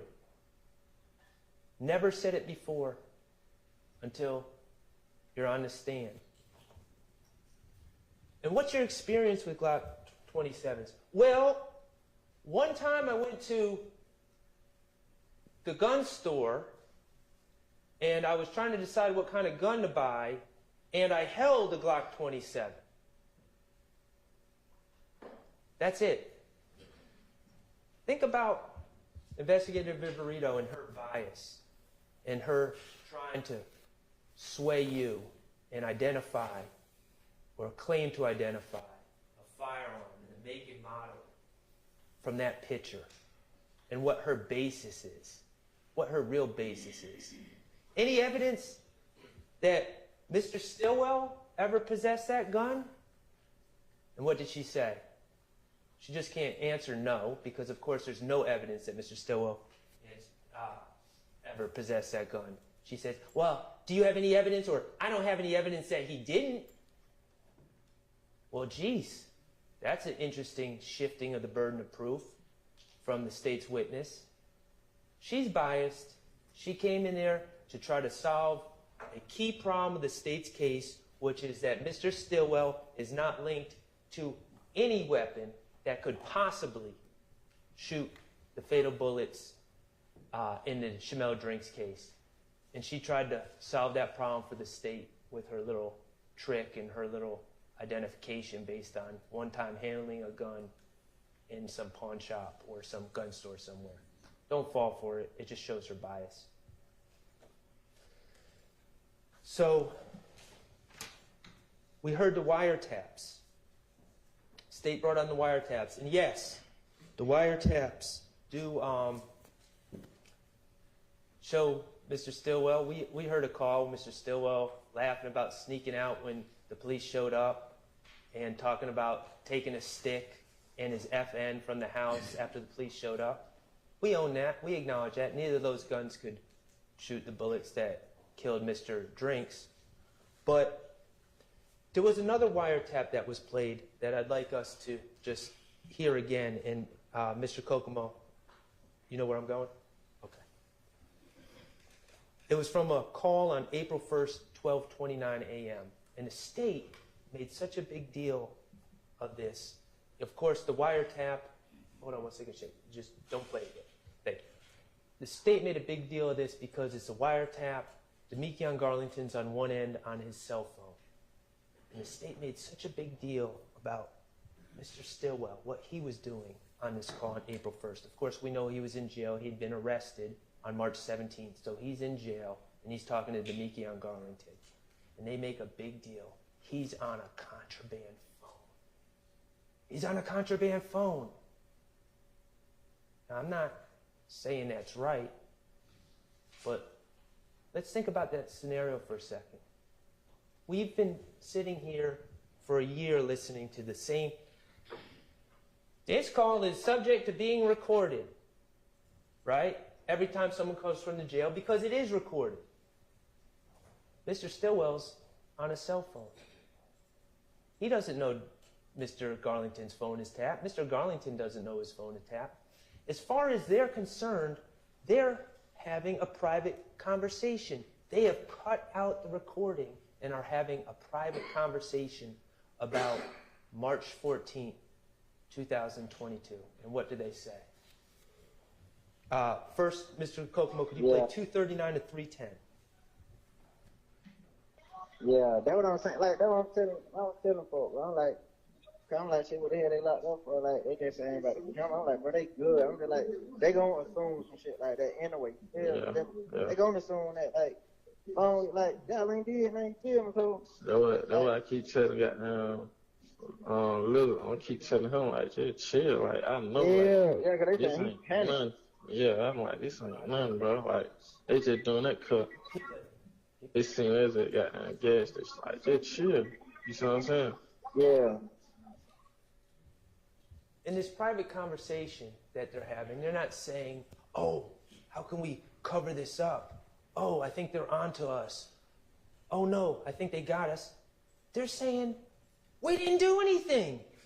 They're just assuming we did stuff because we're at the gas station, which is a fact that we have never denied. They were, in fact, at the gas station. They're having a private conversation, and they're talking about how innocent they are and how the police got it wrong, and Mr. Stillwell is just saying, let's let it work itself out. So let's go to 1210 to 1225, Mr. Kokomo. Thank you.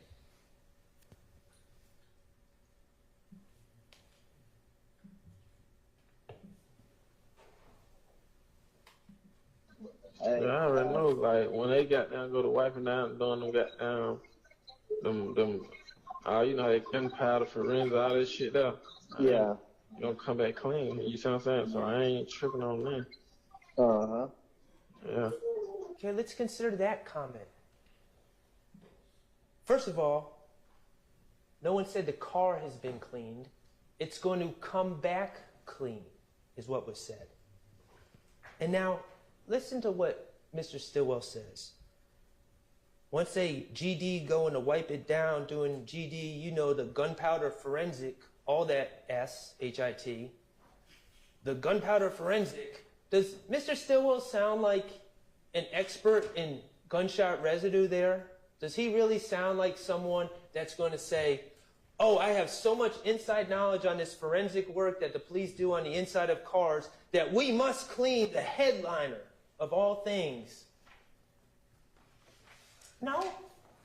He sounds like someone who knows that they were in a car on March 14th, 2022, knows that they were at the BP, knows that they left and they drove down Windsor Street, and knows, despite the fact that he's been arrested falsely for killing another gentleman, he knows in his heart that no gun was fired by him inside that car or outside that car. That's how he knows it's going to come back clean. It's not some devious mastermind that's got some inside information on the forensic work. He barely knows what he's talking about. You know that gunpowder forensic, all that S-H-I-T. That's the comment of someone that knows where they were on March 14th and where they were driving and what they did not do. And what they did not do was fire a gun.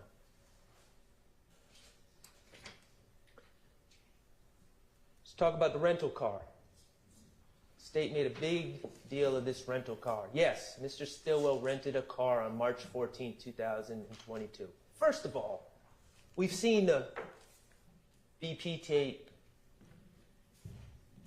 There was no plan, okay? This was a chance encounter. It was unforeseen that Shimao Drinks would ever show up at a gas station. So there's no indication that people would be renting a car in anticipation of running into Shimao Drinks, okay? The reality is we heard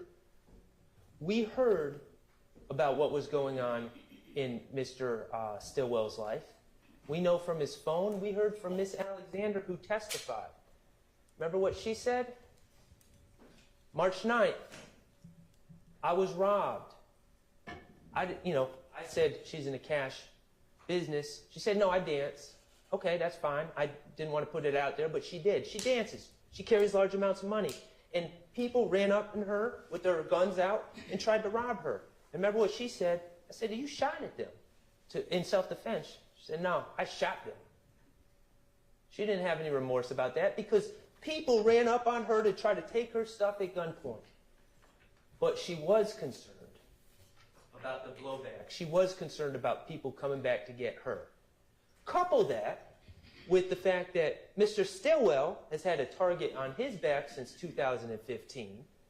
Couple that with the fact that Mr. Ford and Mr. McMiller were just ruthlessly murdered on the freeway while driving in a car that obviously someone knew who they were and had an idea of what kind of car they were in.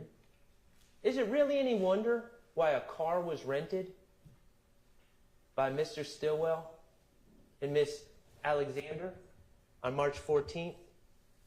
If it's such a secret, if there was such a plan behind this car, isn't it odd that Mr. Stillwell, first of all, they ordered it online ahead of time. Mr. Stillwell walks in there on surveillance, gives his ID, gives his name. It wasn't no secret. They were renting a car because things had gotten dangerous. They were trying to survive. And then we make a big deal of these tints. Yeah, they did put a tint on the car. That was kind of the point. That was exactly the point. No one's hiding from that. Mr. Stillwell was scared for his safety. He was scared for Miss Alexander's safety. And the first thing he did that night is went and got window tints on the car. And yes, he broke the rental agreement in doing so. We acknowledge that as well. If this was a car that was involved in a homicide on March 14th, let's consider Mr. Stillwell's actions after the fact. I don't know. It seems logical to me that if I'm in a rental car and I use it as part of a homicide, the first thing I'm going to do is get rid of said rental car. Distance myself from the rental car. It's on video at the BP. It's on video on Windsor Street. There's surveillance cameras all over the place in Atlanta. The first thing anyone would do if they committed a crime as heinous as this in a rental car is to get rid of it. Well, what do we know that Mr. Stillwell does? Well, first of all, he runs into Investigator Viverito at 2830 Waters Road a day after the homicide, wearing the same clothes he was wearing in the BP, by the way, not really concealing his identity there. And he tells Investigator Viverito, yeah, that's the car I'm in. That's the car I'm riding in. And then what does he do later in the day on the 16th? Does he go into Griffin, Georgia and burn it in some back road somewhere? Does he go drop it off in Alabama? No. He calls Alamo and extends the rental until the 20th. Ask yourselves, really? Are those the actions of someone with a guilty conscience? Are those the actions of someone who committed a crime in a rental car? Absolutely not. Why is he doing these things? Because just like how he knows the car is going to come back clean, he knows he didn't do anything in that car. He knows he's innocent. He has no reason to get rid of the car.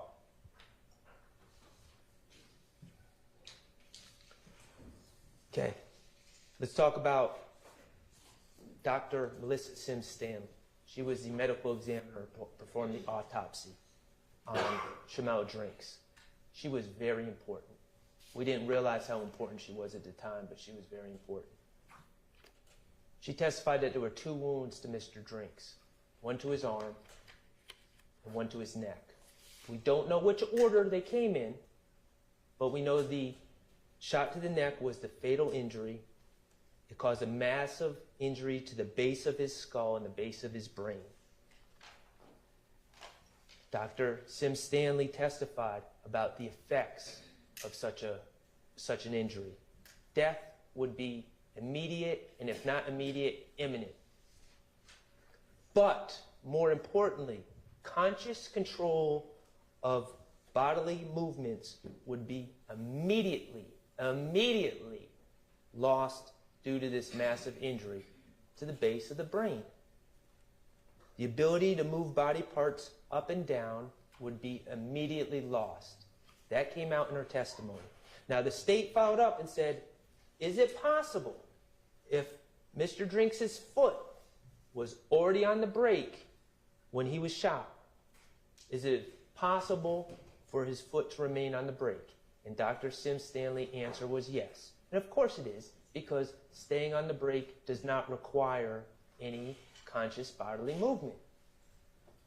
But on cross, I asked a very simple question. Is it possible, after being shot, that shot in the neck, that Mr. Drinks would be able to actively move his foot up and down off the brake? And unequivocally, with no hesitation, Dr. Sim Stanley said, no, that would not be possible.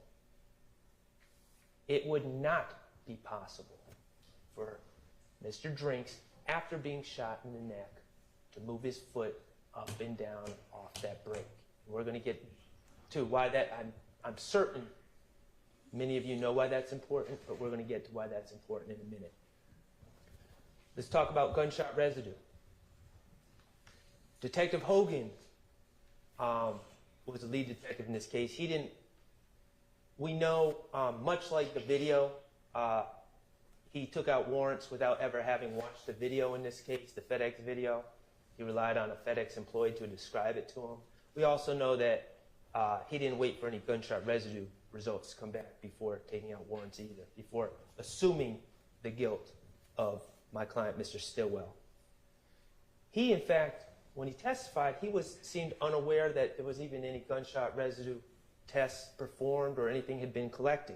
But then we talked to Antoinette Green, who was the crime scene tech, who processed the the white Audi. And she processed the red Versa, but she processed the white Audi.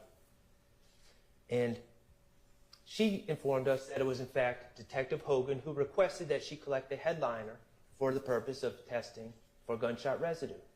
And I asked crime scene tech Green, did that seem like an appropriate request to you, collecting the headliner to test for gunshot residue within that car? And she said, yes. The location seemed appropriate, the location of the headliner seemed appropriate, and the fabric that the headliner was made of made it a very appropriate piece of the car to collect, to be later tested for gunshot residue. And so she collected it. In fact, she didn't just collect the part over the sunroof, she cut out around that part as well and collected it all and sealed it up just like she does in every other case. She did her job, she collected it, she sealed it, and she sent it to GBI for testing. I asked scientist, Mr. Colvin, who tested for gunshot residue. I said, well, how about you? What is your thoughts? You ever test headliners before? Yeah, all the time. Okay, does that seem an appropriate part of the car to collect to test for gunshot residue? Absolutely. The fabric is the type of fabric that would tend to hold on to the gunshot residue, to maintain the gunshot residue as opposed to someone's hands or something like that. And also the location is very appropriate. So we heard what Mr. Colvin did. We heard about his process, which is all by the books, all by procedure, how he dabbed that headliner. And he didn't just use one tab, he used two. And he dabbed that headliner again and again and again until one tab lost stickiness, and then he moved to the other tab and continued to dab. And what is he dabbing for? Microscopic particles of gunshot residue that are emitted from a gun when it is fired. And he takes these tabs that he's been dabbing on the headliner, and then he looks at it under a microscope, under an electron beam, to look for microscopic particles, of which there are many emitted from a gun when it is fired. A plume of them are emitted from the gun when it is fired. And he looked under that electron microscope, and his results were negative. And what does negative mean? Negative doesn't mean, oh, it's under some threshold, under 5 per cubic foot or anything like that. Negative means 0. 0 particles collected off that headliner that was collected from the white Audi. So, of course, we're going to talk about the video. The video that Investigator Viverito couldn't wait to talk about when she was on the stand, and I wanted to ask her questions about other things. The video that Detective Hogan had not watched at the time that he took out warrants for my client.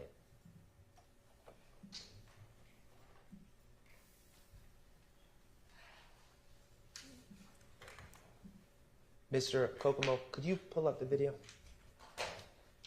Okay. And I just want to give a little timeline of what I submit we're going to see from this video. We're going to see 3 cars in a line.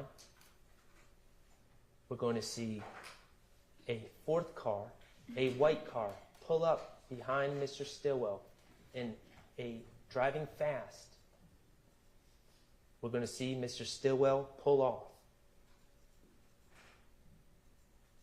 16 seconds later, we're going to see Mr.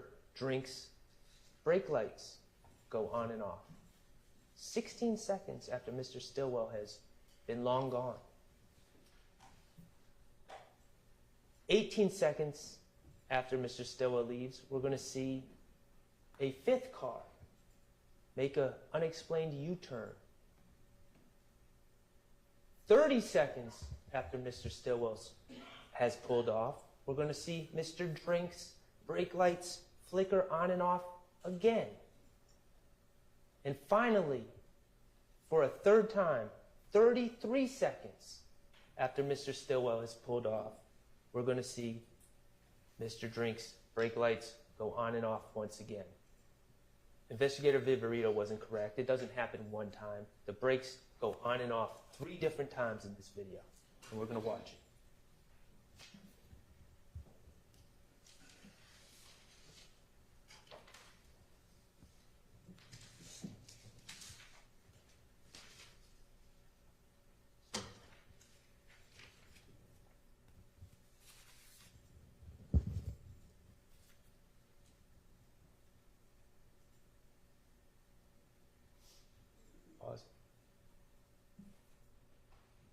Okay, right here, we have 3 cars lined up. Mr. Drink's red Versa on the left, Mr. Stillwell in the white Audi in the middle, and Mr.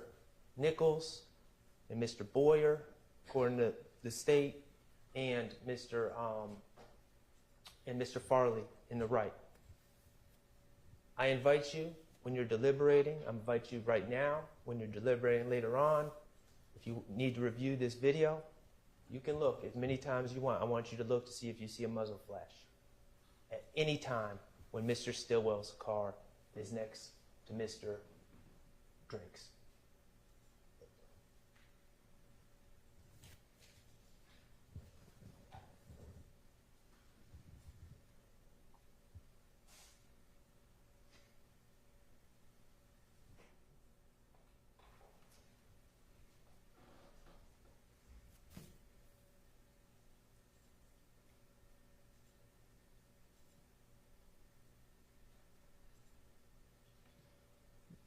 We see a 4th car speed up behind Mr. Stillwell. And Mr. Stillwell leaves. What's going through Mr. Stillwell's mind right now? Is it that common theme of drill music that he knows about? Red Light? Is it Future's song Red Light? Yeah, and this shit real out here, running through the red light, looking through your rear view, and might just sneak up on the car and try to spray you? Is that what's going on in Mr. Stillwell's mind? Is that what he's thinking about as he sees this fourth car speed up behind him? Or maybe he's thinking about that night, September 26, 2015, when he was in that car with Tierra Jones and Miss Duncan, and that car sped up behind them and started spraying the car they were in through the rear windshield. Either way, Mr. Stillwell gets on. Mr. Nichols, apparently confused, is trying to figure out what's going on, and he eventually leaves as well. Okay, pause. Pause. Okay. That fourth car, not Mr. Stillwell's car, that fourth car that has never been identified, has never been tested for gunshot residue, is now next to Mr. Drinks. And there's a fifth car driving up the street, driving up Windsor Street. And let's see what happens. Stop. Okay, back it up, Mr. Kokomo, a couple of seconds.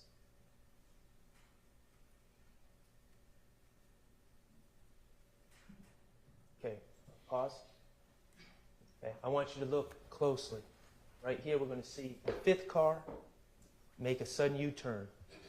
Is there someone in the street? Is there someone waiting at that car to make that U-turn? Is there an obstruction?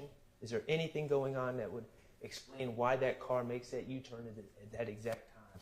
No, there's not. There's one explanation. Hold on, Mr. Kokomo. There's one explanation and one explanation only. That car hears a gunshot. And while that car makes a U-turn, I want you to look at Mr. Drinks' brake lights. They flicker on and off. That means he's not dead. He has not been shot in the neck yet. That's science. That's from Dr. Sim Stanley herself. What could be happening, I submit to you, because we don't know the order of the wounds, what could be happening, what makes the most sense, is that at this exact moment, that car that's next to Mr. Drinks fires a shot into the car. And remember, there's 2 wounds to Mr.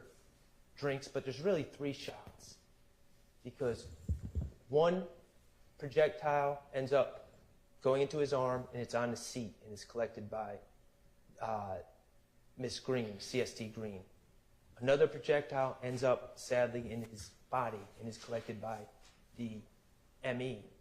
A third projectile goes through Mr. Drinks' car, because we see the exit wound, where the bullet exited Mr. Drinks' driver's side front door. So there's at least 3 shots that are fired into Mr. Drinks' car. I submit to you, at this exact moment, first shot is being fired, that car hears it, is making a U-turn, and Mr. Drinks is trying to react, perhaps moving around, going up and down off the brake, trying to figure out what's going on, perhaps trying to find the firearm that he has in his car, trying to figure out what's going on, as he's certainly not anticipating or expecting to be shot at that exact moment.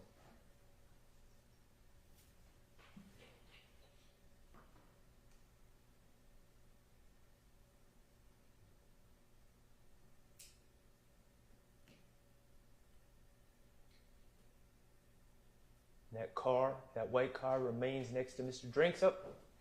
Back it up, Mr. Kokomo. And before he leaves,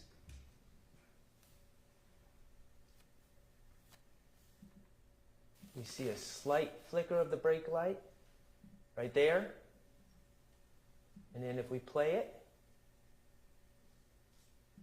again, and no more flickers.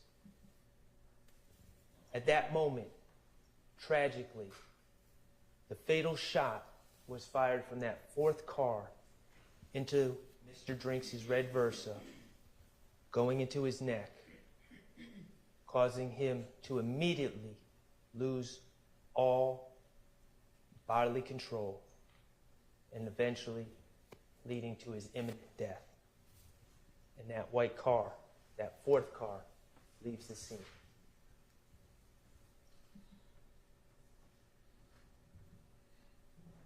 That last brake light flicker was 34 seconds after Mr. Stillwell had already left. It is scientifically impossible that Mr. Stillwell killed Mr. Drinks. Couple that with the gunshot residue test that proves that a gun was not fired from the car. Couple that with Mr. Stillwell's behavior, him not distancing himself from the car, but extending his rental. Couple that with the call that we heard on the wiretap of him and Mr. Garlington speaking candidly, talking about how the police are just making an assumption that they know they did nothing to Mr. Drinks. This case is clear. Mr. Stillwell, as convenient as it is, inconvenient as it is for the state to admit it, he didn't kill Mr. Drinks.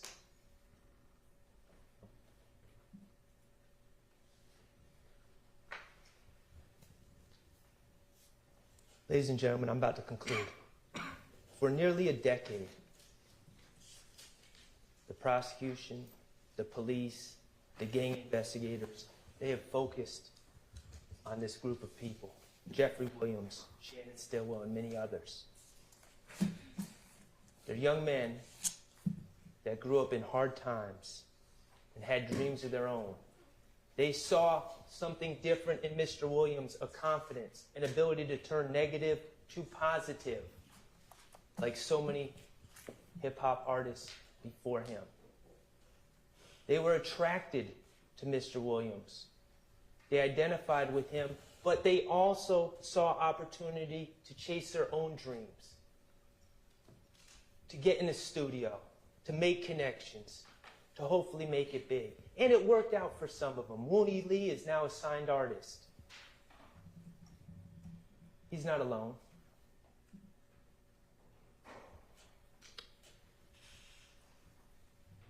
But for nearly a decade, these gentlemen have been followed on social media. Prosecutors and police officers have listened to their music, have scrutinized their artistic expression, leaving no room for artistic license, leaving no room for hyperbole. They've searched residences. They've taken jewelry. They've seized cars. They've subpoenaed phone records. They've taken people's cell phones. They've extracted the contents of those cell phones. They've tapped phones. And most egregiously, they have systematically sought out people. People that are so weak, so scared of jail, so scared of the consequences of their own action, that they are willing to lie on others to save their own skin. And they have systematically sought out those people. And systematically sought out those people at the very time when those people were in crisis.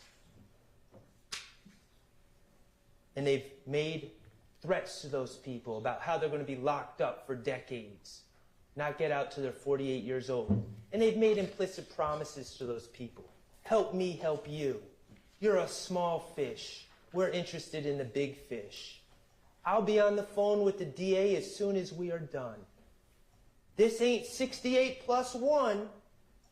I'm not going to do you and you owe me one. It don't work like that. You have to give information. You're an armed career criminal. You're going away for 25 years, no parole. It's all up to you. They're going to ask, what did he do to help himself out? That's the game, the sick game that has been played, that's built this case from its inception. It needs to stop. For over a year, the prosecutors and gang investigators in this case have had their hammer out, trying to bang that square peg, their evidence, into that round hole, which is their narrative. And it still doesn't fit. It never will fit. The album cover that they tried to bang on and make it be a gang declaration of war, it never was, it never will be. That video of Antonio Sledge that they claim is an overact, that they wouldn't, where Antonio Sledge is threatening another man because they're both having sex with the same lady, and he's upset and he's in his emotions. Remember that? And how they wouldn't let Antonio Sledge enter a guilty plea. They wouldn't let him go home to his sick mother, go home to his kids, until he signed the plea deal that said that somehow that this is gang-related. Just banging, trying to make it fit. Of course it wasn't gang-related.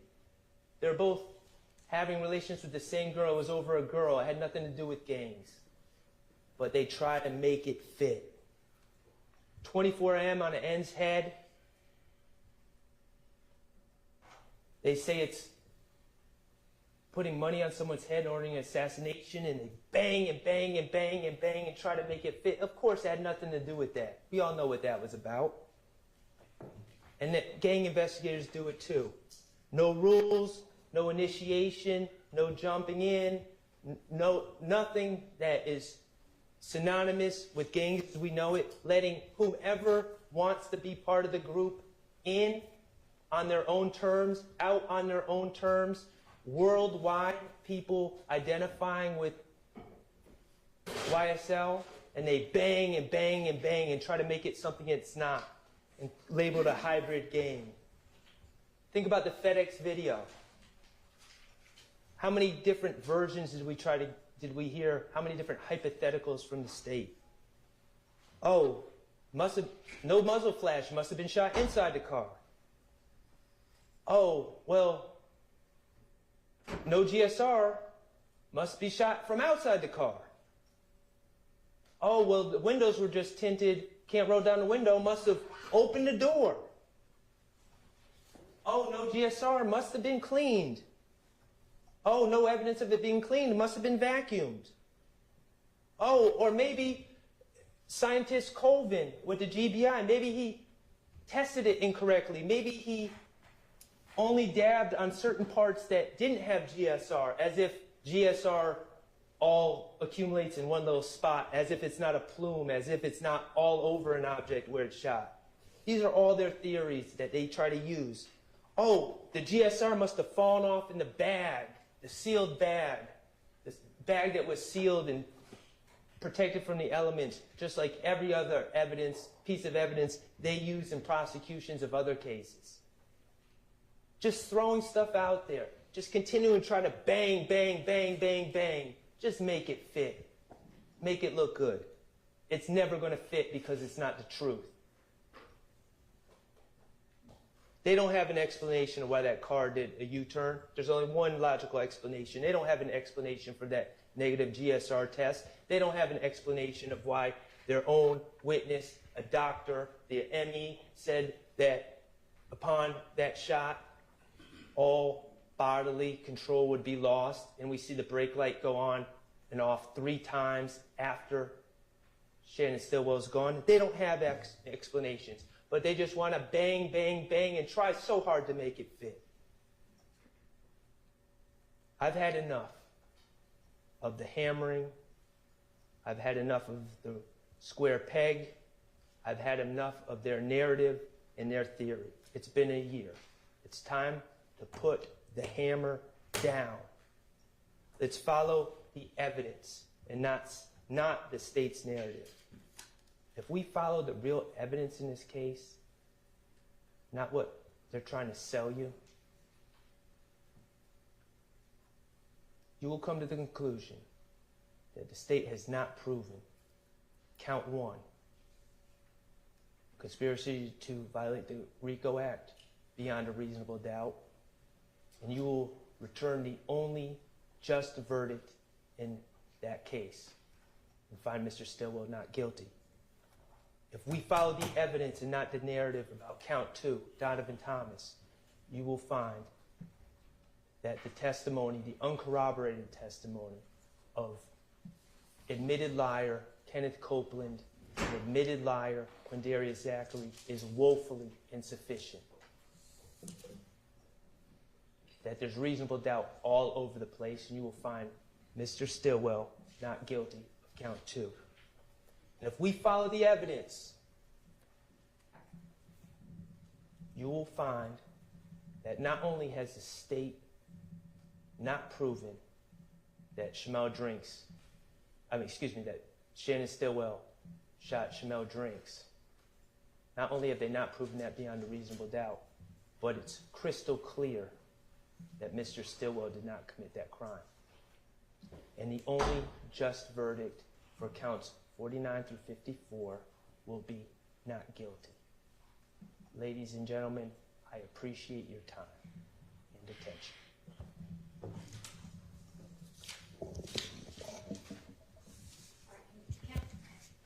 Counsel, approach real fast for me.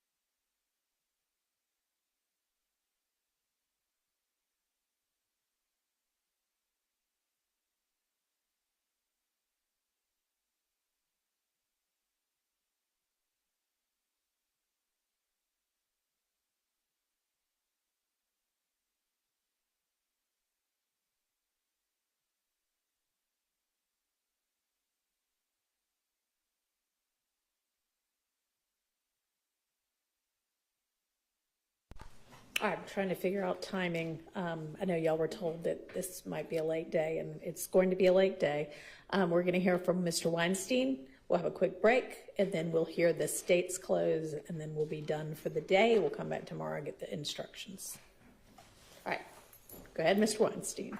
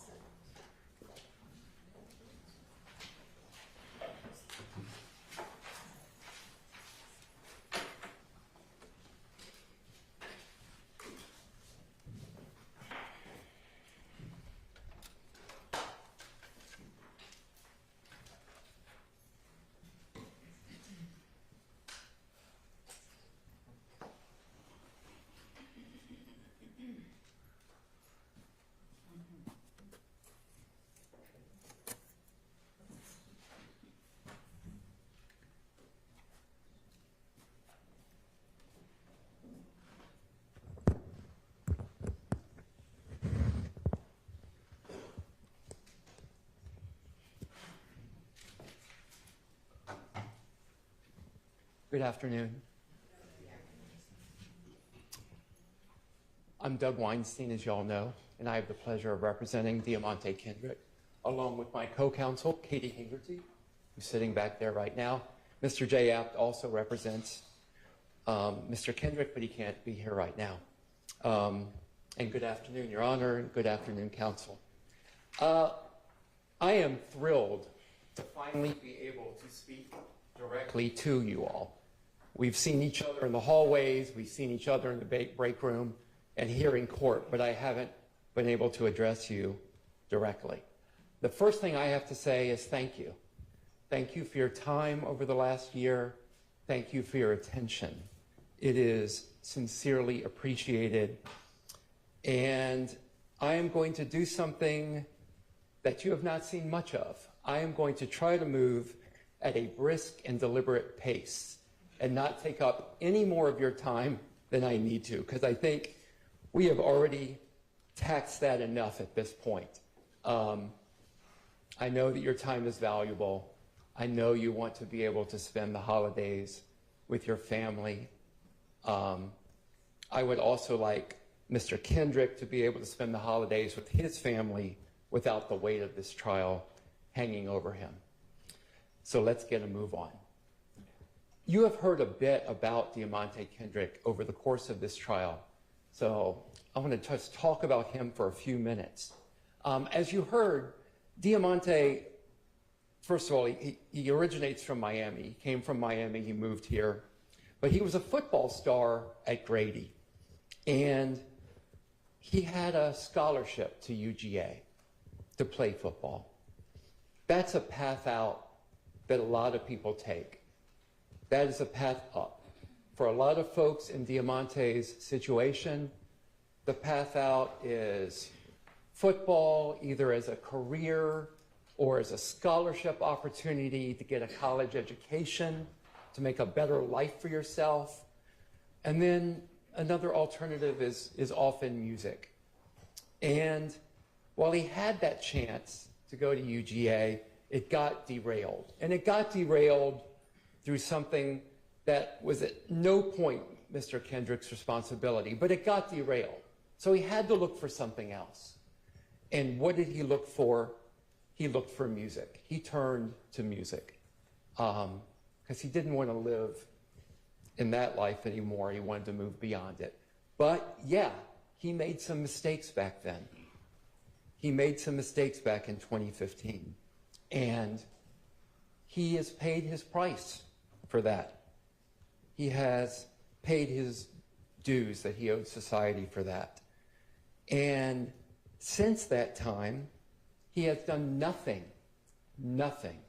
but turn to his art, turn to his music, writing lyric after lyric after lyric, laying down tracks.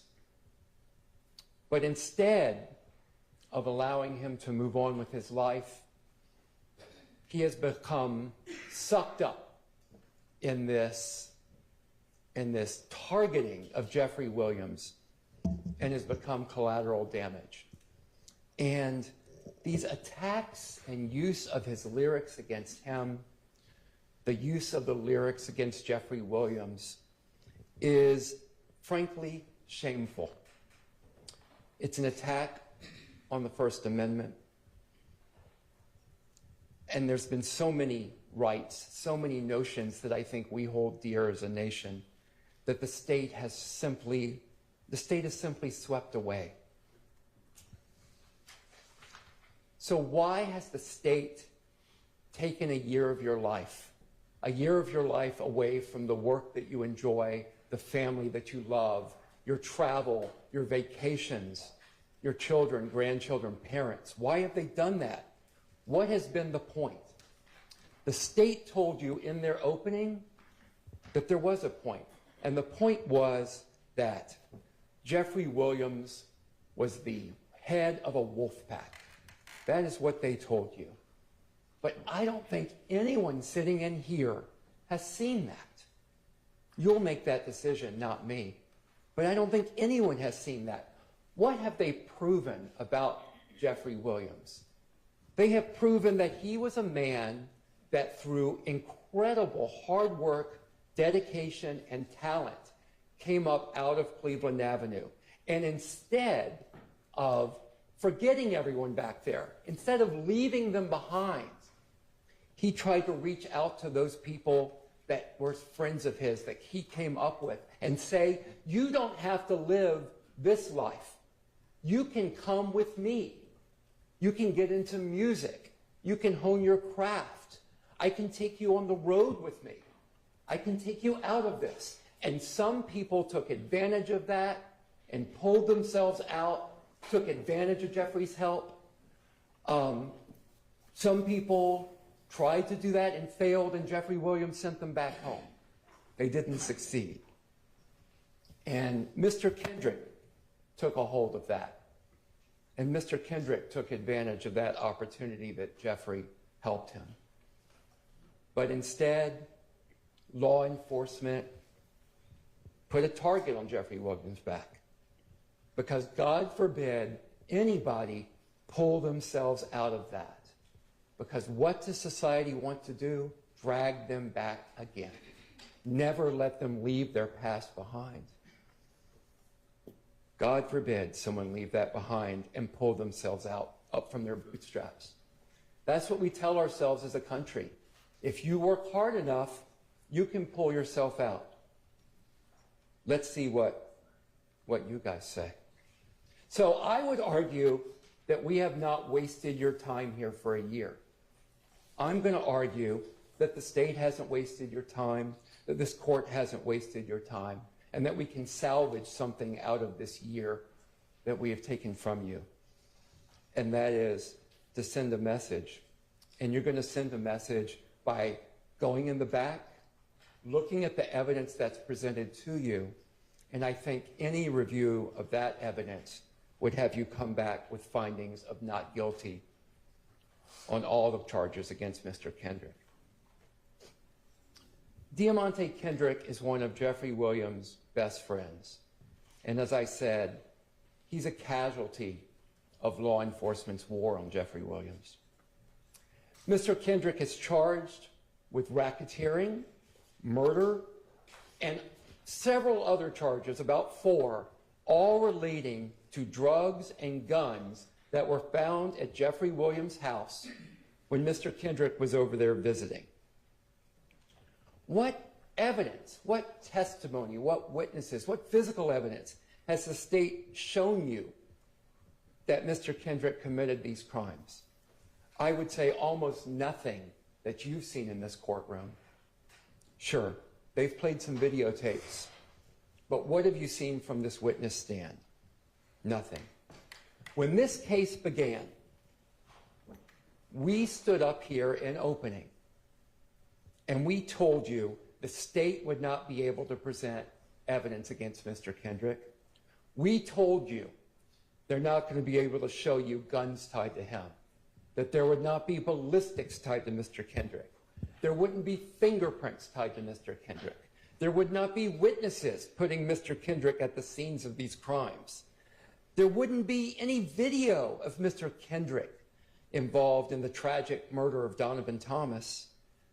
We told you that this case was a Krispy Kreme donut hole.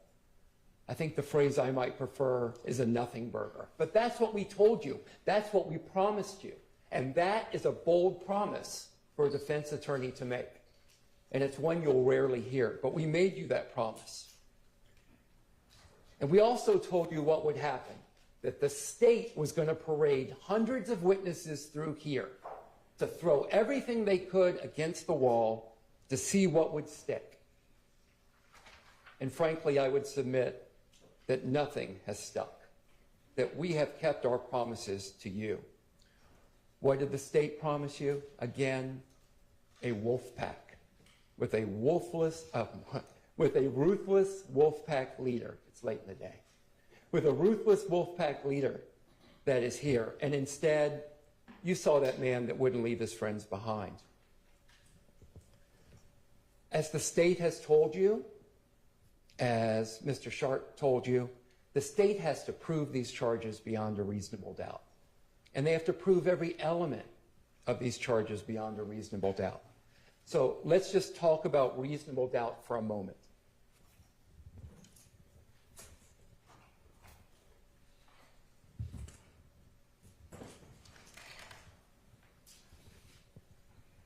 So, when the state began today, they told you that you don't have to seek out doubt. They don't want you to think about doubt. But the standard is they have to prove their case to you by guilt beyond a reasonable doubt. Can you see that? Okay. They have to prove their state to you by guilt beyond a reasonable doubt for each of the charges, for each of the elements. It can't be down here as highly unlikely. It is a very high standard. Possibly guilty, probably guilty doesn't do it. It has to be guilt beyond a reasonable doubt. The court is going to charge you. They're going to tell you, for example, that grave suspicion is not sufficient. And let me read you the charge you're going to hear. Facts and circumstances that merely place upon the defendant a grave suspicion of the crime charged, or that merely raises a speculation or conjecture of the defendant's guilt, are not sufficient to authorize a conviction of the defendant.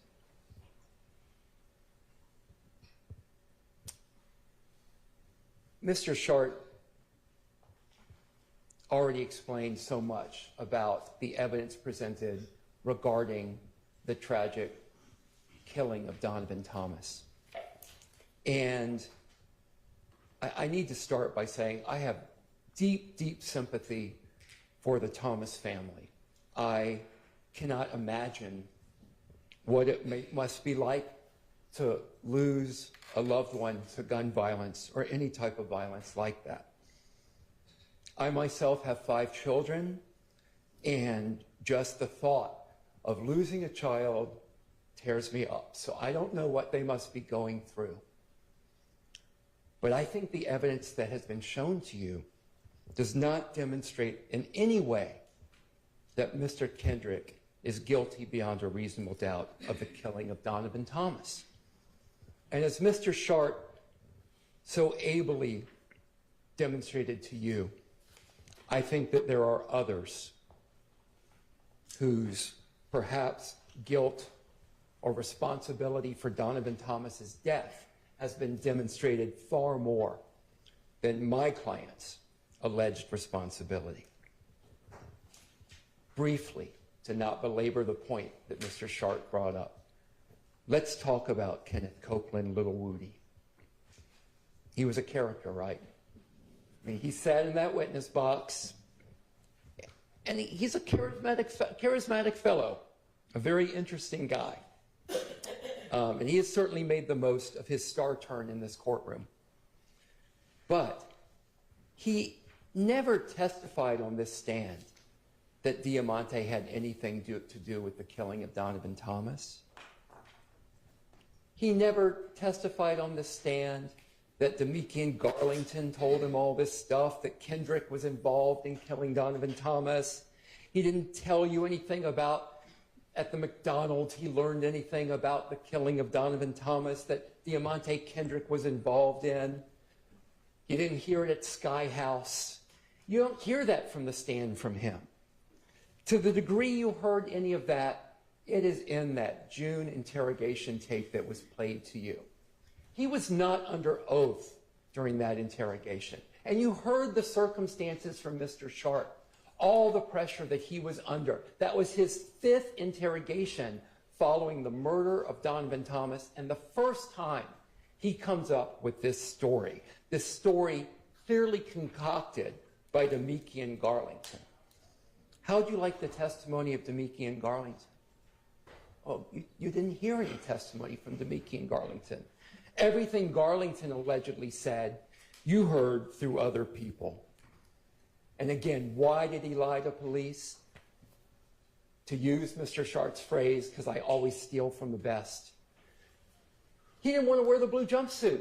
He didn't want to go to Rice Street. He didn't want to be in the Fulton County Jail. He didn't want to face years of prison. He finessed the police. He finessed the police. He is a master liar. He is an admitted master liar. And he has methodologies he uses to lie and try to make it convincing. And he explained all of that to you. Again, why doesn't he want to go to Rice Street? Well, he told you what jail was like. On my cross, he explained what jail was like. When he most recently spent time in jail, he had a broken toilet full of feces. There were flies everywhere. He had no food to eat. He had to put his shirt over his face to act as a mask to try to keep the smell down. What rational person wouldn't do everything they can to avoid that? And of course, now's the next question. How do you know when to ever believe Kenneth Copeland? And I don't have a great answer for you on that. I can tell you what he said on the stand during my cross. You know, he said, hand to God, I am telling the truth now. I have God in my heart. I have God in my head. Now, the state would have you believe about Mr. Copeland and Mr. Zachary, who I'll address next, that they got on the stand and they lied here. And they lied here, I'm sure they're going to say, because they're afraid of the defendants. And that is why they lie. But I'm going to argue to you that actually they got on the stand here and they told the truth, and they did it really almost in an act of bravery, because when they get on the stand, the people they're afraid of is the state. They're afraid of the state. The state is the one that has the power to prosecute them. The state is the one that has the power to put them in prison. The state is the one that has the power to put Mr. Copeland in that jail cell with the non-working toilets and the feces and everything else that he is trying to avoid. But despite being afraid of the state, Mr. Copeland gets up here and tells you the truth.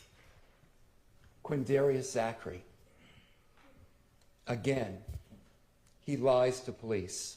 He lies to police repeatedly. And when I confronted him with those lies, why did you lie? You know, he said, Yak never told me nothing. Yak never showed me nothing but love. Never showed me nothing but love. But he lied on him anyway. And why did he lie? Because Garlington came to him with a play. And what's the play? The play is to blame other people for the death of Donovan Thomas. Who did Mr. Zachary see in that infinity? He never saw nobody in that infinity but Woody.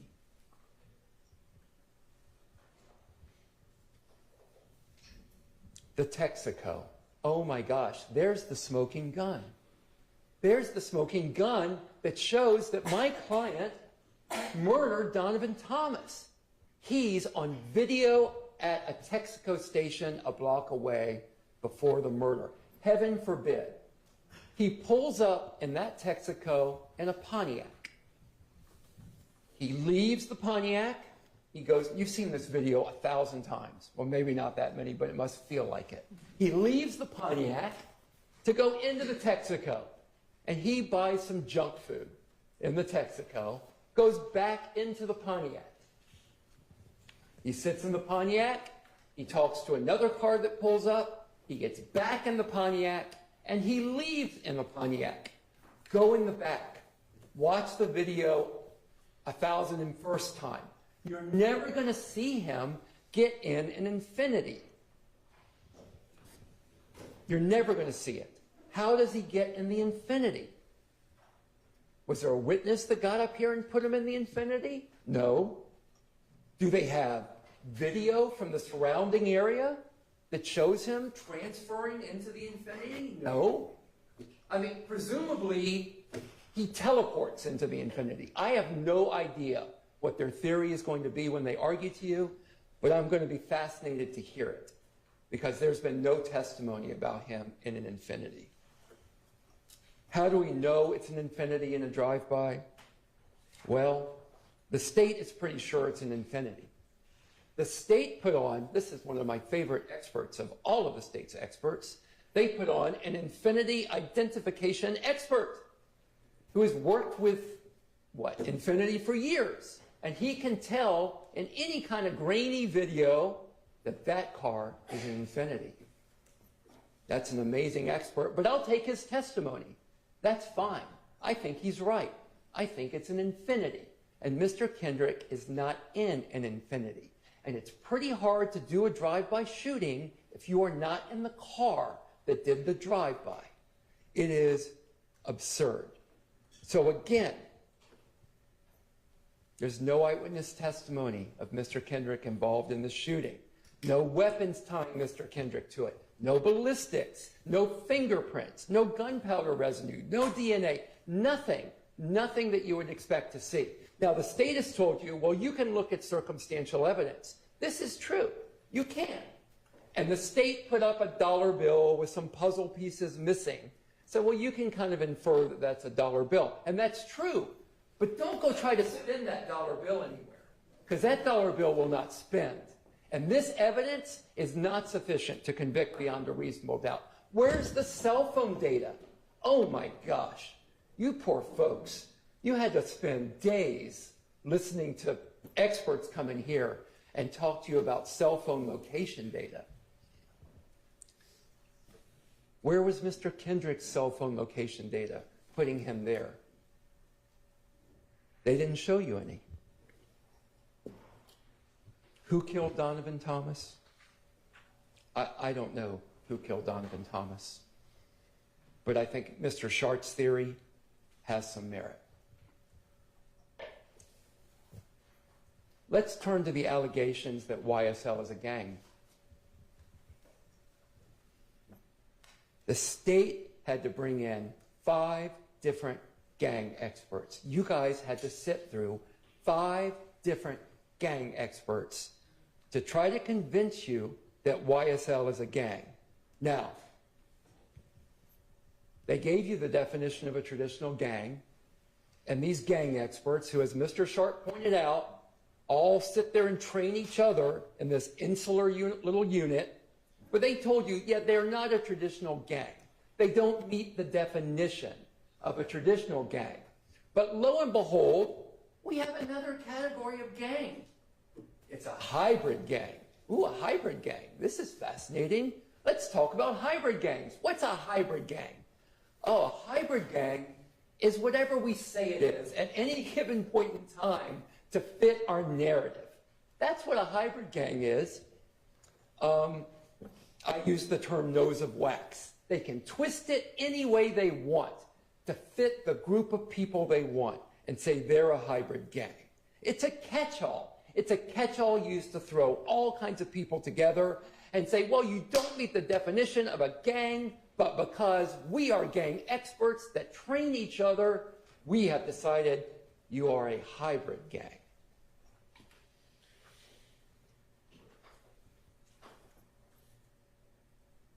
Well, hybrid gang. So a hybrid gang apparently is one where, according to their experts, Bloods and Crips can live together in peace and harmony with each other to accomplish some type of goal. Does that make sense to anyone in here that has any basic understanding of the way that gangs work? You've had the state's own witnesses come here on the stand and talk about how ridiculous it is that you can say, that anyone can say, that YSL is a gang when you can have Bloods and Crips and Independents and all of these people be members of this alleged gang. As Mr. Shart talked about, there's none of the traditional gang elements. There's no beating in. Anybody can call themselves a member of YSL. You know, someone, I guess, alleged there might be a $25 dues fee or something ridiculous to that effect. But there's nothing that shows them together as a gang. Oh, well, wait. They are a gang because look at these pictures of YSL wearing green clothing. That must mean they're a gang. You guys are mostly in blue and black. You associate with each other here today. Are you guys a gang? The state is all in red today. Are they a gang because they're all dressed in red? Poor Miss Hingerty happened to come in red today. I guess she's a member of the gang as well. It is absurd. Lil Wayne has ESPN on his arm. ESPN. I guess Lil Wayne is surprised that he's a member of YSL too. My client's got ESPN on his body. No, that can't be because he was a football star and in his mind probably liked ESPN, it must be because he's a member of a gang called YSL. So it's wonderful that the state's gang experts have such insights into the mental thinking of my client and Lil Wayne and everybody else. Now the state may say, well, they're not a gang, even though they all dress in red today, looking quite dapper. Because, well, they don't have some criminal objective. Well, I don't know. Let's look at the way the state indicts people. The state's around Investigator Viverito. Investigator Viverito is the last person I can find anywhere on video or that you've seen on video holding that missing $500,000 watch. Did she steal the watch? Was that an overt act and furtherance of the conspiracy? Maybe I should go to a grand jury and try to indict this. It's the state gang or something ludicrous like that. Everything gang investigators see is viewed from the viewpoint of it must be a gang. Mr. Kendrick, look at the photo they showed you of Mr. Kendrick in the bandana shirt. Go back and look at it in color. The gang investigator says it's red. It is orange. Orange as the sun. You look at it, you decide, don't take my word for it, don't take their word for it, don't take the state's words for it. Use your own eyes. But when you're a gang investigator, everything has to fit the narrative. And that's the narrative. The snake on Mr. Kendrick's chest. Did he get that snake because YSL is a gang? Or did he get that snake because it represents the tree of knowledge in the Adam and Eve story? Well, they can tell you. I saw a mentalist Saturday night at a show, and this mentalist was amazing. This mentalist, you would think of something, and the mentalist would tell you, oh my gosh, you're thinking of a number between 1 and 50, it's 47. It's actually quite impressive. Apparently, Investigator Viverito and these other gang experts are mentalists. Maybe they will be at the next fundraiser I go to. I'd like to see some more of their tricks. Mr. Kendrick does modeling shots. So someone will say to Mr. Kendrick, hey, hold this hat. Oh, that's gang. The hat has a rat with a line through it. That's gang activity. We're sending a message to everybody. There's a photo taken outside at the time of a video shoot for music. Oh my gosh. Oh my gosh, look at that. Gang activity. There's photos of Mr. Kendrick wearing clothes that say slat outside of a recording studio. More gang activity. More people trying to pull themselves out, get into music, exercise their First Amendment rights. More gang activity. It's just exhausting, folks. All right. The racketeering charge. Racketeering is very complicated, as you all know. And the state explained racketeering to you. So I'm not going to go into all of the details of what it takes for you guys to find racketeering. Although I do want to repeat, you have to find each of those elements beyond a reasonable doubt, and you're not going to be able to do that with Mr. Kendrick. So I only want to focus on a few parts. Just bear with me. It's late in the day. Late in the day. Just give me a little more time. A few parts of the racketeering charge. First of all, the state has not shown a conspiracy beyond a reasonable doubt. What is a conspiracy? It is an understanding to accomplish or pursue a common criminal objective. Criminal. There's been no common criminal objective shown. What has been shown to you, and what was shown to you even earlier today? A series of independent, disparate acts over and over again. All kinds of different people committing criminal acts. I'm not going to argue to you that criminal acts were not committed, but they have not shown any relationship between these acts.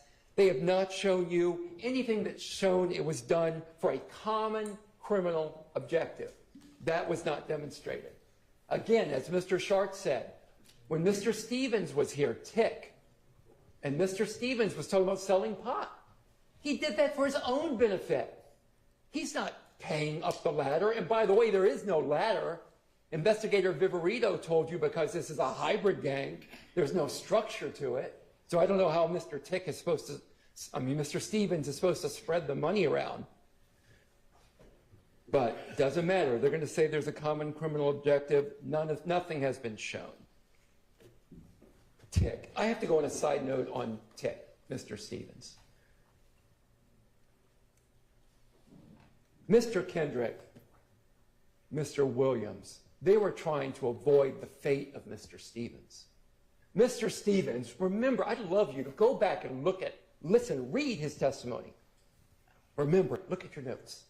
At the age of 11, society threw him away. They threw him away.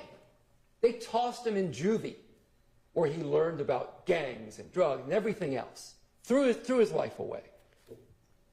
And he's trying to get his life in order again. And he's dragged back into this. State says one of the objectives was money and power. Where's the money flowing? Where's the money? Where's the money coming in?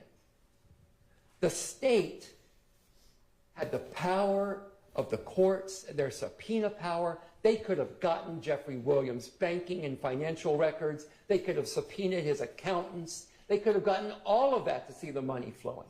Did they do it? No. Why didn't they do it? Well, I'm going to argue to you they didn't do it because there was nothing there. If they did it, it would undercut their case about seizing Mr. Williams' assets, about seizing $8 million worth of jewelry that he earned in the music business, about seizing all of those cars, about seizing the ring off of his finger and keeping it. We don't want to see those records because we don't want evidence that he earned all of this from his music and his hard work. No efforts of money and power as part of a conspiracy deriving from this gang. The judge is going to tell you in your instructions, mere association with an enterprise is insufficient by itself to establish a conspiracy to violate the RICO Act. Mere association. And that's what you have here, mere association. A bunch of guys that grew up together, were around each other, and that some of whom were trying to make it out, and some of whom were trying to help others make it out. Mr. Kendrick was trying to make it out. Mr. Kendrick would not let himself be thrown away like happened to Mr. Stevens. So I don't believe there's a conspiracy that's been shown beyond a reasonable doubt. What else has the state not shown? Well, they've not shown a lot, but I'm just going to focus on a few. The state hasn't shown that Deamonte Kendrick knowingly and willingly joined this conspiracy, and they must show that. Well, first of all, I understand their difficulty. I understand their problem. How do you show that you knowingly and willingly joined a conspiracy with a criminal purpose when one doesn't exist? So that's their first challenge. That's their first challenge. What did they do to try to show knowing and willing join? Well, he hung out with some guys that did some bad things. He allegedly is part of this YSL gang that's not a gang. And by the way, you heard testimony, Mr. Kendrick was signed to the YSL record label. So I guess he knowingly and willingly signed to the YSL record label. But that is not the same as knowingly and willingly joining a conspiracy.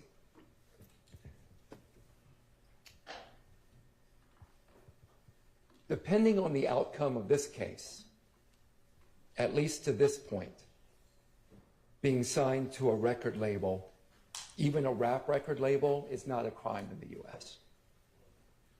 What else hasn't the state shown? They haven't shown a pattern of racketeering activity. And the key here is pattern. And part of the key to pattern is there has to be interrelatedness. And I'm sorry about the legalese. I promise I am. But I have to talk about it.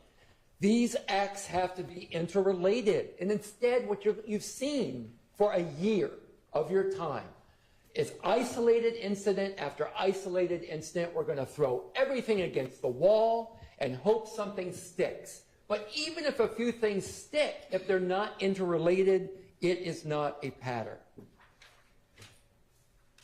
So I believe that when you look at all of the evidence, you're going to need to go back to the jury room.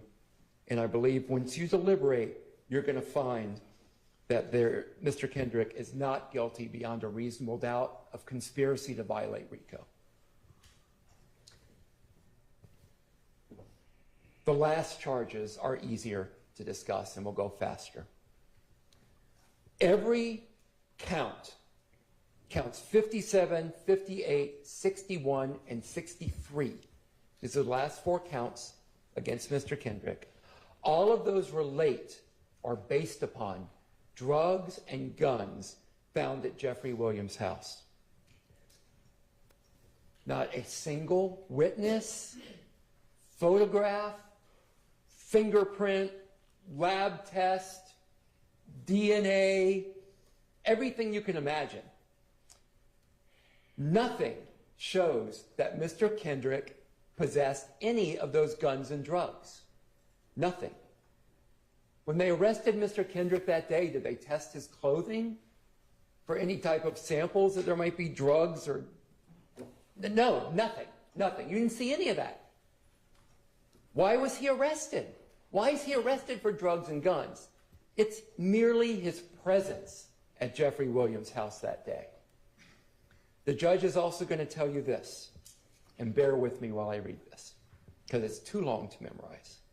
You are not authorized to find a person who was merely present at the scene of the commission of a crime at the time was committed guilty of consent in and concurrence in the commission of the crime unless the evidence shows beyond a reasonable doubt that such person committed the alleged crime, helped in the actual perpetration of the crime, or participated in the criminal endeavor.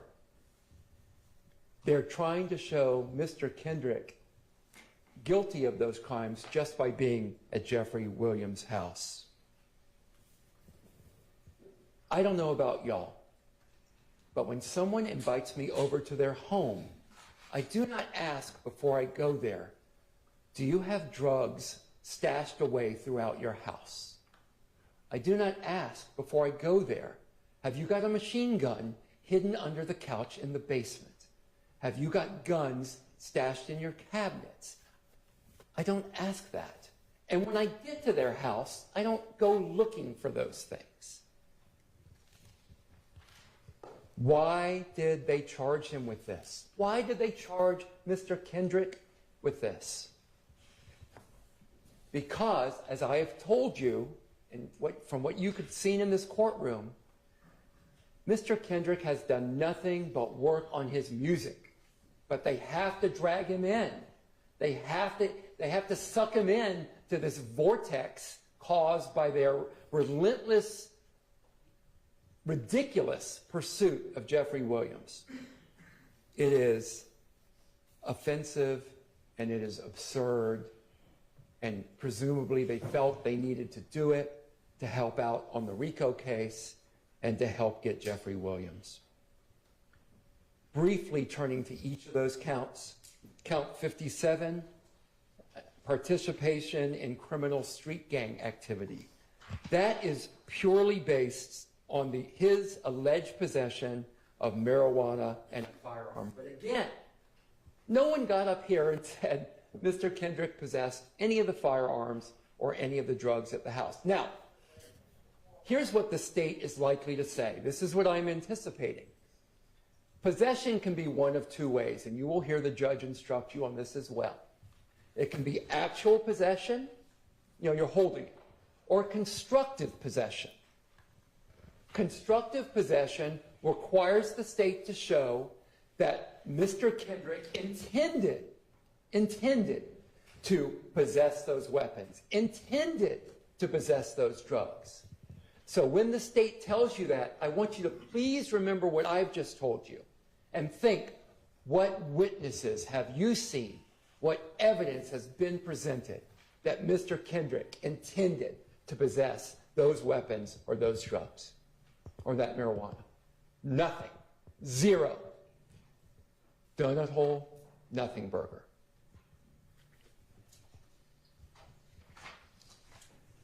The other 3 counts, 58, 61, 63, those are all marijuana or firearms. And again, I don't need to repeat myself.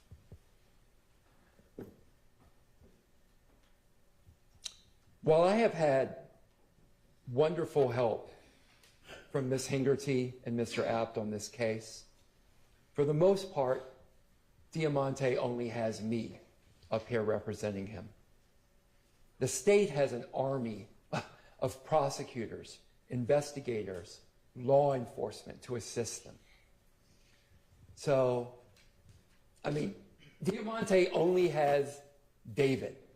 And I just pray that I have done my best to slay this giant Goliath that is pursuing him. The state has not met their high burden of showing guilt beyond a reasonable doubt. I would even argue the state hasn't met these lower standards either. It's just not been done. I think when you go back there and deliberate, you'll come up with the same idea, the same conclusion. This case against Mr. Kendrick should have never been brought. That same Saturday night when I saw The Mentalist, a friend was saying to me, well, your problem is that the state has the last word.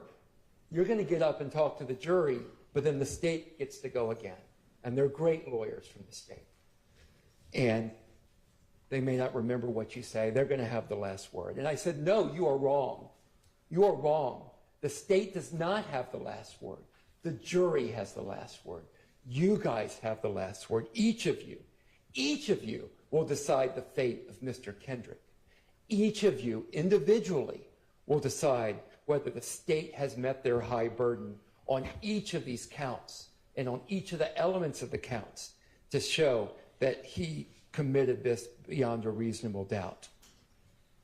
When you go back and deliberate, I believe that you can go back and send the message that targeting people, fixating on individuals who have managed to climb out of their circumstance, attacking people for their music and their lyrics and their art is wrong. Is wrong. Targeting only people of color for their music and lyrics is wrong. Wunnie Lee, when he was on the stand, told you, he told all of us, even though I am a black man, not everything I write about is true or autobiographical. He has an imagination. Mr. Kendrick has an imagination. He has things to say about what he sees in the world around him, as does Wunnie Lee, as does Jeffery Williams.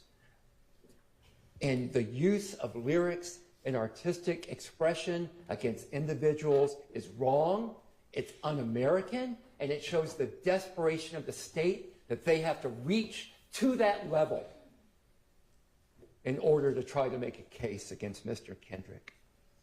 You can show that maybe, just maybe, we really do believe it when we tell people that through hard work, you can pull yourself up from wherever you came from. And that we, as Americans, as people, we believe in redemption. So I ask you to please remember that during and after the state's closing, to remember that when you're deliberating, to remember that each of you individually gets to make that decision of guilt beyond a reasonable doubt. So I'm going to ask for the sale, because that is what you're supposed to do, right? And I'm going to ask you to go back there, deliberate, and come back with not guilty verdicts for Mr. Kendrick on all the charges against him. Thank you for your attention. Thank you for the last year of your life that you sacrificed to be here. and fulfill your roles as citizens. I really appreciate it. All right, let's take a short break, which is going to be our last break of the day. Then we will hear from the state again. Then I will release y'all for the day. We'll come back tomorrow. I'll give you the instructions. So let's take, maybe a 10, 15-minute break.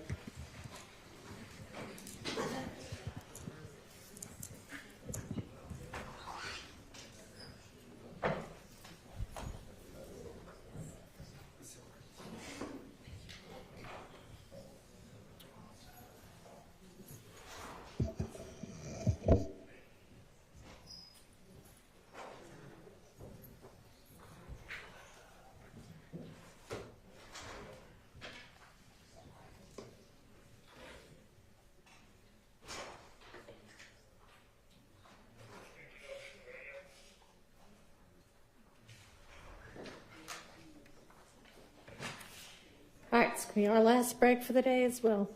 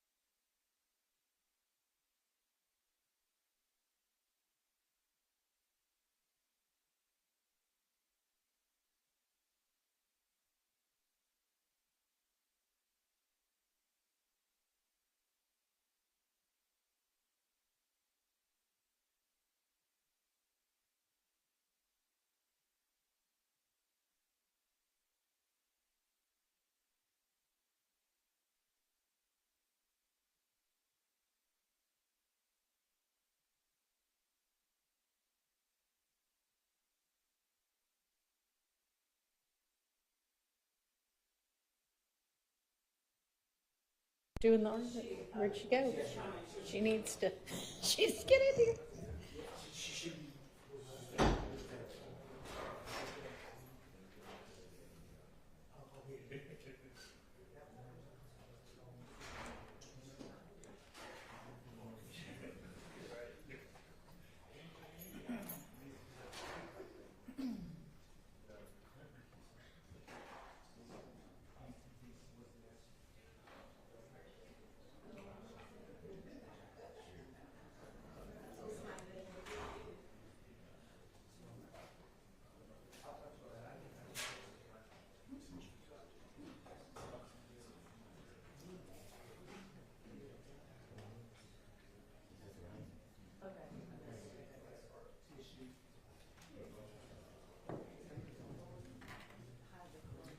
Ms. Hilton, I know that you're, batting cleanup, I guess, but keep in mind they're going to be watching the clock. They're not used to staying until 7 or 8.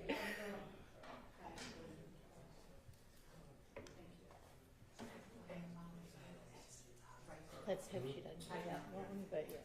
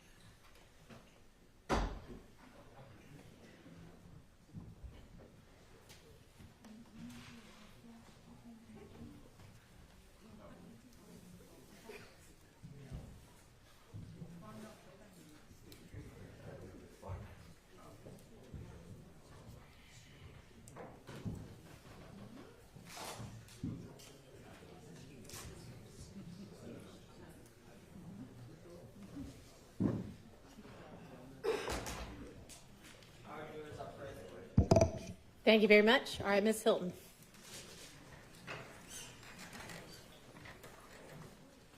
Really, I know y'all tired.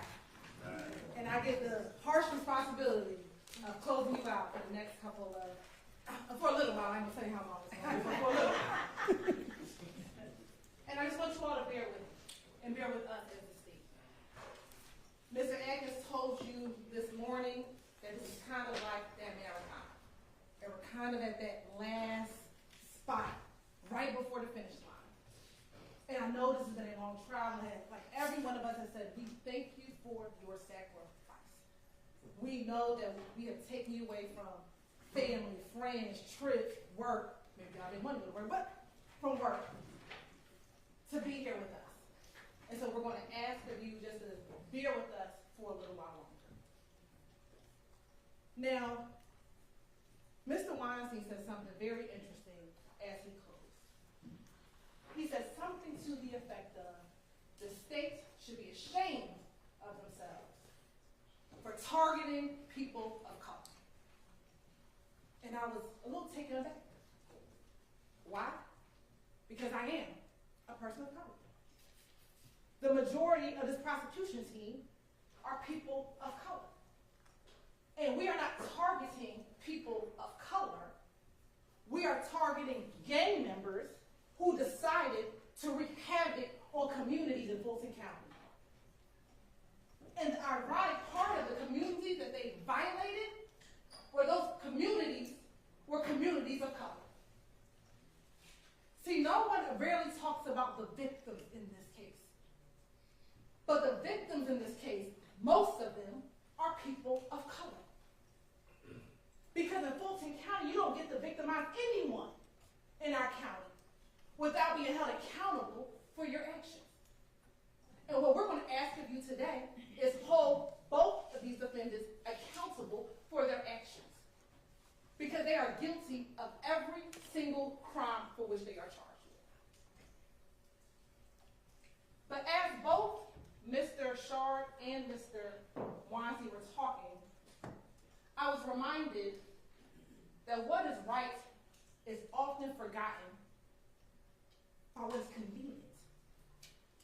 And see, in this case for them, it's convenient to blame Kenneth Copeland for the murder of Deamonte Thomas.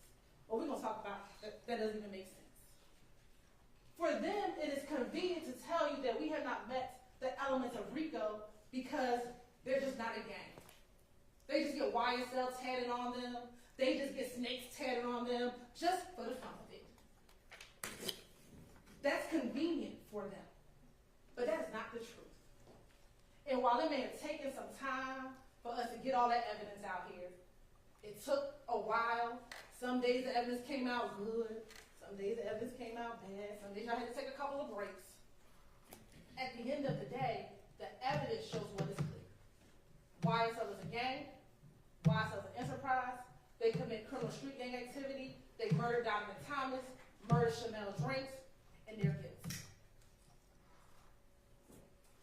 And then I'm also reminded of a story that a colleague told me a long time ago about someone who worked as a Border Patrol officer. And this person worked as a Border Patrol officer for a number of years. And while they were working Border Patrol, a guy would come through the border with a red bike every day. And every day that that person would come through with a red bike, he had a basket on the front of the bike. And inside of the basket was some food. Now, every day, this guy would come through, and the Border Patrol officer thought something was kind of fishy, but he never found anything. He always found baskets with sand inside of it. This happened for a few months. Well, one day, the Border Patrol guy was leaving that job. He was going on to a new job, and he was at a bar. And who walks into the bar? The guy with the red bike. So the Border Patrol guy says to him, I'm getting ready to leave my job, but I'm interested. There's something was fishy about that red bike. What were you doing with that red bike? And the guy was like, nothing, don't worry about it. Congratulations to you. The night proceeded. The Border Patrol guy got some more drinks in his system and said, you know what? Can you tell me about this red bike? Because something just doesn't seem right. Every time I would see the red bike, it would have sand in the basket. Tell me what was going on. Guy said, don't worry about it. Finally, it's the end of the night. Border Patrol guy is really sophisticated. He said, just tell me. I'm not going to remember what happened. You're not going to get in trouble. Tell me what you were doing. And what the guy said was, you know how every day you were focused on the basket with the sand? I was smuggling in a new red bike every single day. So you were so focused on what was in the basket that you was missing what was right in front of you. And if you listen to what the defense counsel told you for the last about 3.5 hours that they argued, you're going to miss what's right in front of you. So what's sand in the basket in this case? First things first, stolen jewelry. APD, somebody stole this watch. No one stole the watch. The watch is left back in the house, but they want you to focus on this watch because if you focus on the watch, you're going to miss the evidence in front of you. Talked about no reports. You know, Viverito, she didn't write any reports. Well, what she told you is she wrote her information in the affidavits. Affidavits that get sworn before a judge. Probably better than reports because a judge has to actually read that information. But if you focus on the fact that Viverito didn't write any reports, you're going to miss what's right in front of you. Mr. Weinstein talked about length of time. We talked about that. Knowledge of co-conspirators. I think at one point in time, Mr. Shard said, Mr. Minor, who stabbed Lucci, he doesn't know Mr. Kendrick or Mr. Stillwell? Maybe not. But he knows Khalif Adams, who's the one who helped set up stabbing Lucci. Khalif Adams knows those two. Well, knows Mr. Stillwell. Khalif Adams knows Garlington. And so some way, somehow, though, Mr. Stillwell knew on February 9th that Lucci got stabbed. Well, how does he know that? How's that in a text message? That wasn't broadcast to the world. So this idea that just because Mr. Myrick doesn't know him specifically does not mean that they're not guilty of the crime of which they committed. They talk about witness credibility, specifically about experts and what our experts say. But if you go back to any of our experts' testimony, Belknap, Dennis, Gaither, Underwood, the things that they talked about, there were examples of it. They talked about YSL as a hybrid gang. It was Bloods and Crips, and they kind of got together. Well, we know that's true because Martinez Arnold's a Crip. Some of them, Mr. Williams was a Blood. You saw when he talked about sex, money, murder. You see them hanging out together. You see them committing crimes together. Mr. Kendrick and Mr. Arnold in a car with guns on their way to Trestle Street. We can infer, go shoot it up. That's what they talked about when it says a hybrid gang. They talked about the music, and we're going to get to the music in a minute. They talked about the fact that gang members use their music in order to brag, promote what they've done in the gang. And we'll see examples of that in a moment. We talked about your jurors, your duty earlier today, but again, just to be reminded, you're supposed to be a fair and impartial juror, honestly seeking the truth. You are not to seek doubt. So when you go in the back, you're supposed to say to yourself, what happened on January 10th? What is the truth about that? And is there evidence towards the truth? That is what you're here for. Seek the truth, you follow the law, and you deliberate. Now, I want to tell you this. If you go to the back to deliberate, and one of your numbers says, I'm not deliberating, I'm going into the bathroom, I'm not doing any of this, you need to bring that to the deputy's attention so they can bring it to the court's attention. Because you have a duty to deliberate. A duty to sit down, evaluate the facts, evaluate the evidence, and apply it to the law. So let's talk about the evidence of the defendant's guilt. So earlier this morning, Mr. Adkins talked to you about count 57, participation in criminal street gang activity.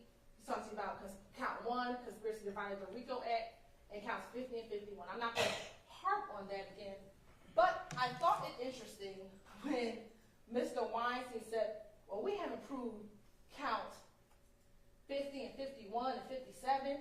You know, the state, they're all dressed in red. We are. Red's probably my favorite color. But you know the one thing that's different? We don't do criminal gang activity.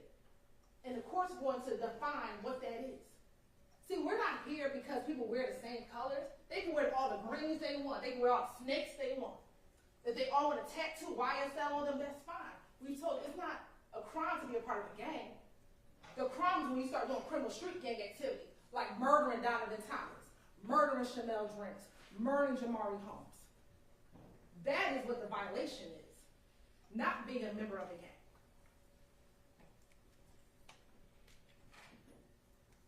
So you'll see, and we said it again, that on the left-hand side were the charges for Mr. Kendrick, on the right-hand side were the charges for Mr. Stillwell, and in the middle is what they were both charged with. So Mr. Kendrick is charged with possession of marijuana with intent to distribute. That's from May 9, 2022, when he was found running from Mr. Williams' house. Remember, the officer came and said that they both must have been out of breath and he ran from the house. And the drugs and the guns that were found inside the house. The marijuana and the guns that were found in the house. So in order to prove this, we have to show that the defendant possessed with the intent to distribute any amount of marijuana. Marijuana includes all parts of the plant. What it does not include is the hemp products and all those other technical terms that I'm not going to try to pronounce for you tonight. We have to show that he possessed it, and it has possessed the marijuana or the firearm. We're going to talk about the firearm in a moment. Possession must be actual, constructive, sold, or joint. So we're going to tell you that it's not actual possession. No one caught him with the marijuana in the hand. We're going to talk about constructive possession.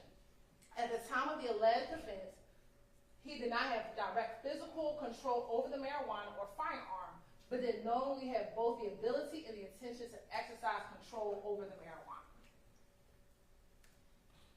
We know he doesn't have sole possession, so we're going to focus on joint possession. Defendants share possession of marijuana or firearms with at least one other person.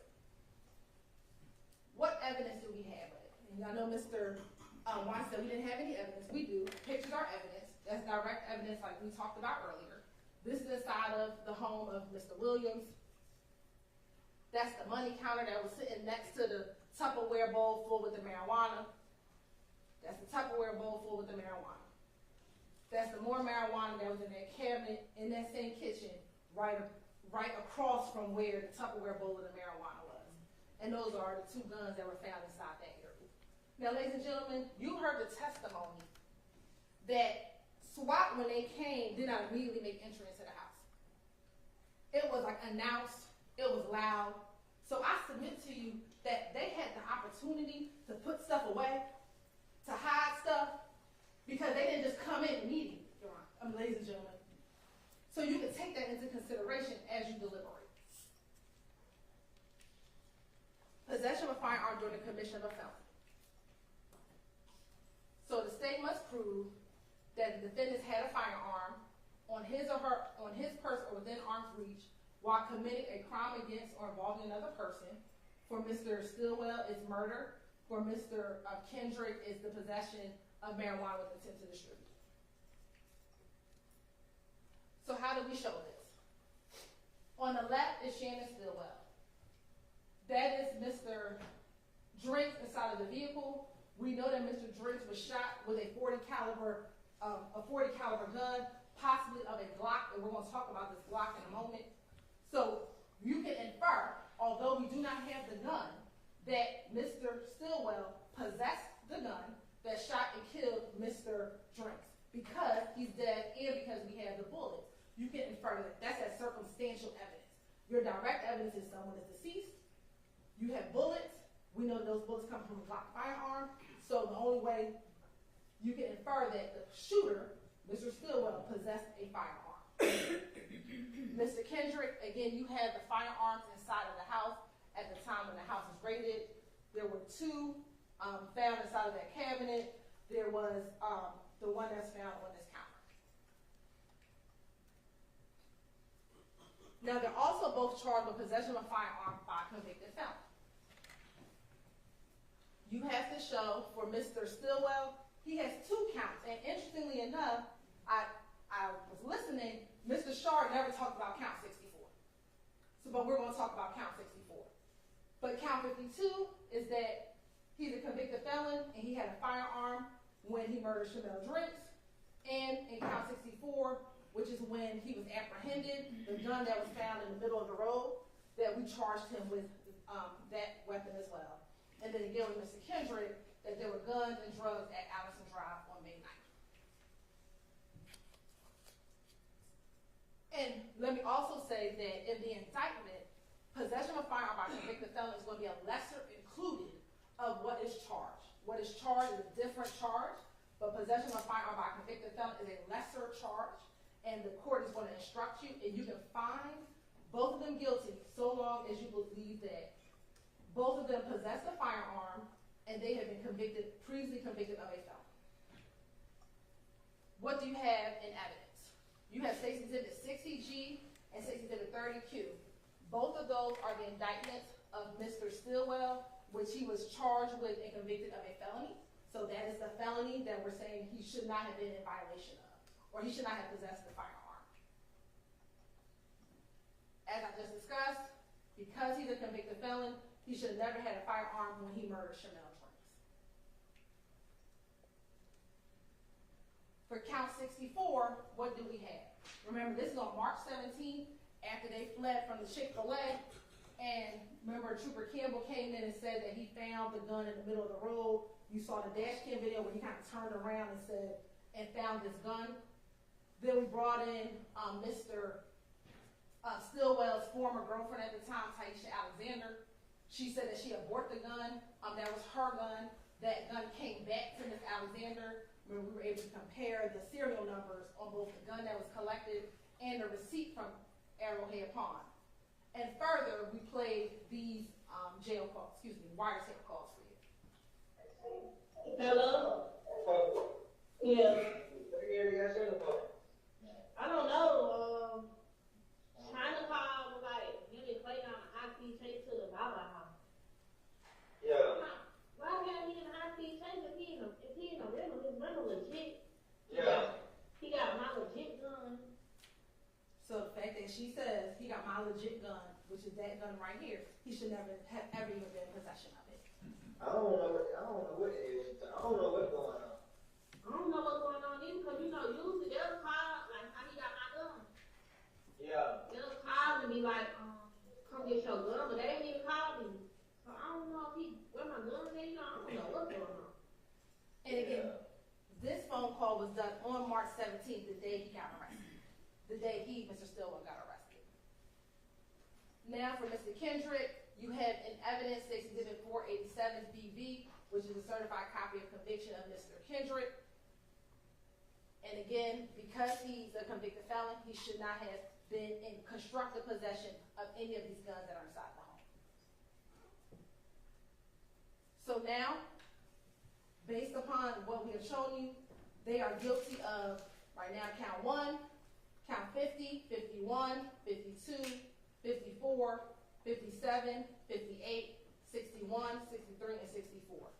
So let's spend some time on the murders, because that is what we need to talk about.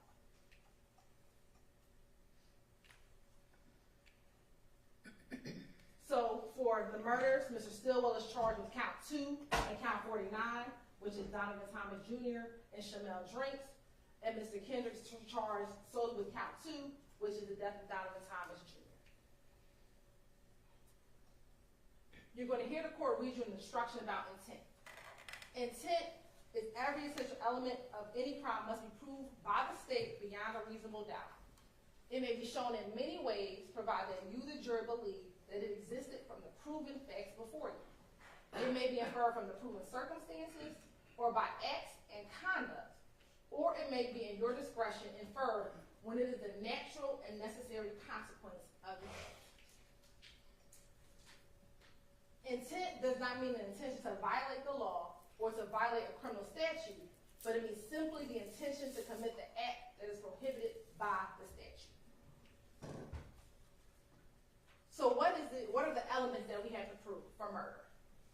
That Mr. Stillwell and Mr. Kendrick caused the death of another person, here, Donovan Thomas and Shamel Drink, unlawfully and with malice aforethought.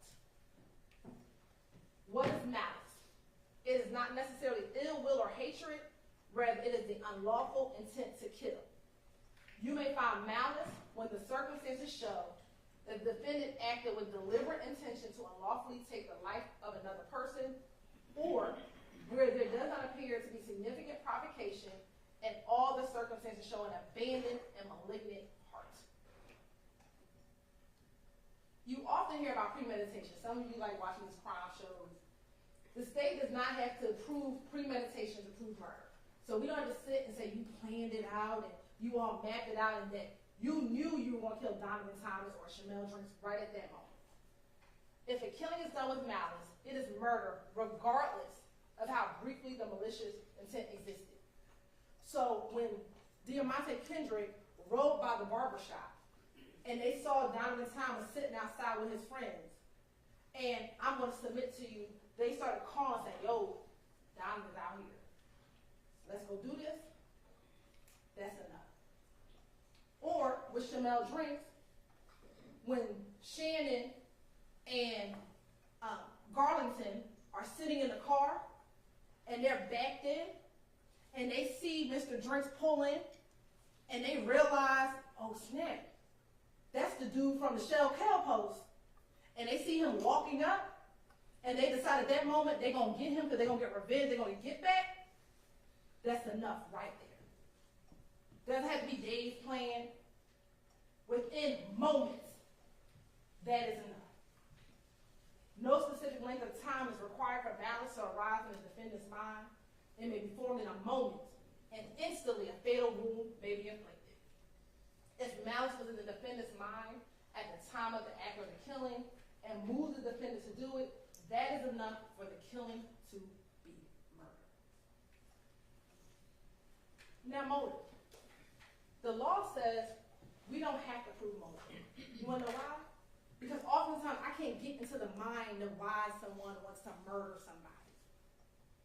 But here, and we're going to talk about it, we have some evidence of motive. Any evidence of motive has been admitted for your use and determine the defendant's state of mind at the time of the killing.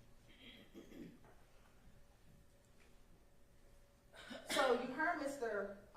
Atkins talk earlier about parties to a crime. I'm not going to go over all the principles again, but he gave you the example of the bank robbery, right? Everyone who is a part of the crime is responsible. So in this case, for Donovan Thomas, Mr. Kendrick, the driver. Mr. Kendrick, the state's belief, the state's theory, is that he alerted them about where Donovan Thomas was, because he was the one that was at the Texaco. He's the one that waited 40-something minutes for the Infinity to pull up. He's the one who got out of the Bonneville and went to the Infinity. He's just as guilty as the ones who pulled the trigger, Nard and Mr. Jackson. He's just as responsible. And that's what parties to a crime says. Every person involved in the murder is just as responsible as the person who pulls the trigger, because you all acted together.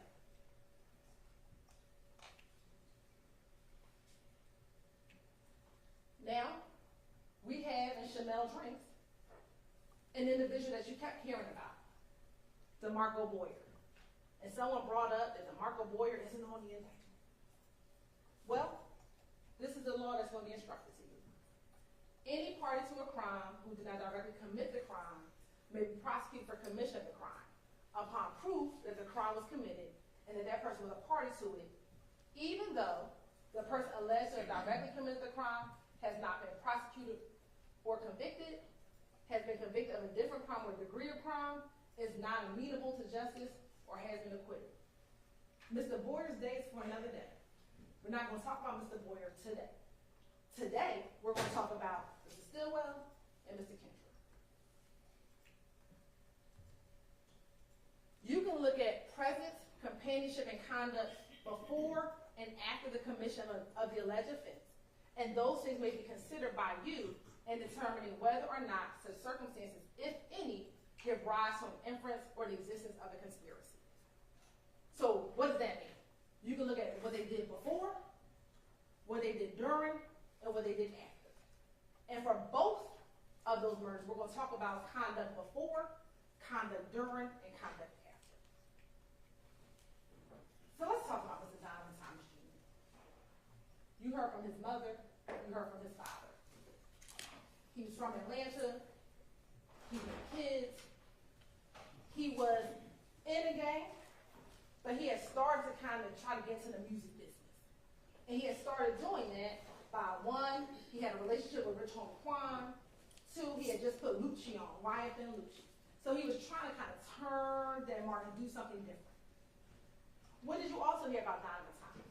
That on the night that he was gunned down, that he was at the barbershop, getting his hair cut, his brother was there, and what were they getting ready to do? Meet with their daddy to go watch the football game. I think it was the Ravens and the Patriots. Don't quote me if I'm wrong, but I think it was the Ravens and the Patriots. And that's what he was getting ready to do. Spend time with his father. You know that he has a biological brother, but he also has a brother, which Kelvin Watts, who's super close to him, that they are brothers, but not biologically, but they share a brother, so they call themselves brothers. He said he was trying to get in the music industry. That's him with YSL Lucci. That's him with Rich Homie Quan. And so much so that after his death, Lucci had a whole album dedicated to him, Long Live Nut. And we know that Peanuts was his nickname. Now let's go over some timelines, because I think oftentimes we focus just on the murder, but there's some things that led up to that day that is very important for you to consider as you continue to live. So we know in September 2014, Rich Homie Quan's father's barbershop shooting. Now, Mr. Copeland, we're going to talk about Mr. Copeland, told you on the stand here that him and Threat were responsible for that. YSL members responsible for shooting up the shop of a YFN gang member. Or shoot the father of a gang associate. Then, if you can recall, in all of the different interviews, majority of them, Mr. Copeland talked about this shooting at the Lakewood gambling house. He talked about it in mostly every interview when he kept on telling them about the history of him and Kelvin. And he talked about the fact that Kelvin had shot up the gambling house and shot up Doug's car. Then he talks about, in multiple interviews, a meeting at Cascade Skating Rink, in which him and Kel were there. Kel wanted Copeland to call Thug so they can maybe squash whatever issue that they had. And that when Thug, Mr. Williams, got on the phone, he asked Kelvin, "Are you going to pay for my car window?" Kelvin said no. They got into it, and it kept on going. You heard about the January 6th fight at Club Crucial, in which Copeland was jumped at the club, and then upon leaving the club, there was a fight with Bloody J, that some YSL members jumped on Bloody J, and that Kendrick and Arnold, they were arrested when they left the club. And that's going to be important, because when we talk about phone records, while we don't have some phone records from Mr. Kendrick. Then we had the January 8th shooting at TIG Studio, where Rich Homie Quan's purple truck was shot up. There was some alluding to the fact that Copeland did that shooting. I think Quindarius Zachary may have said in his interview that Copeland did that shooting. Then there was that blood meeting the night before the murder. Now, I know that Mr. Sharp played for you the clip in which Copeland says that the blood meeting was about him, but remember, the blood meeting was also about Mr. Williams. And he said that in one of his interviews, that the blood meeting just wasn't about him, but it was about him, Copeland, and Mr. Williams.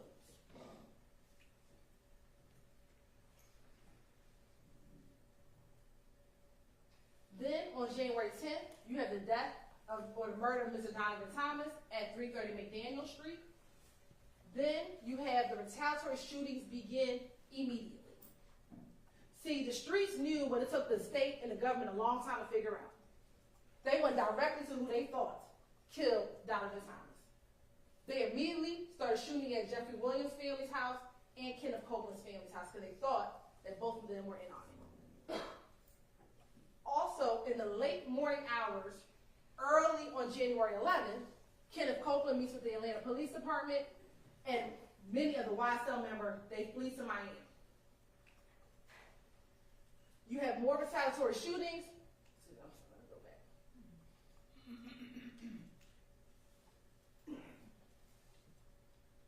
Then, in between April and May of 2015, you have the incident at the Dunbar Center where Copeland is found with that gun. They don't arrest him then.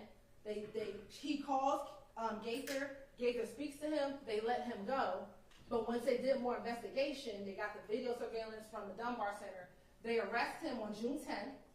And then that's when he does the 9-hour interview that we'll discuss. In August of 2015 was Quindarius Zachary's interview.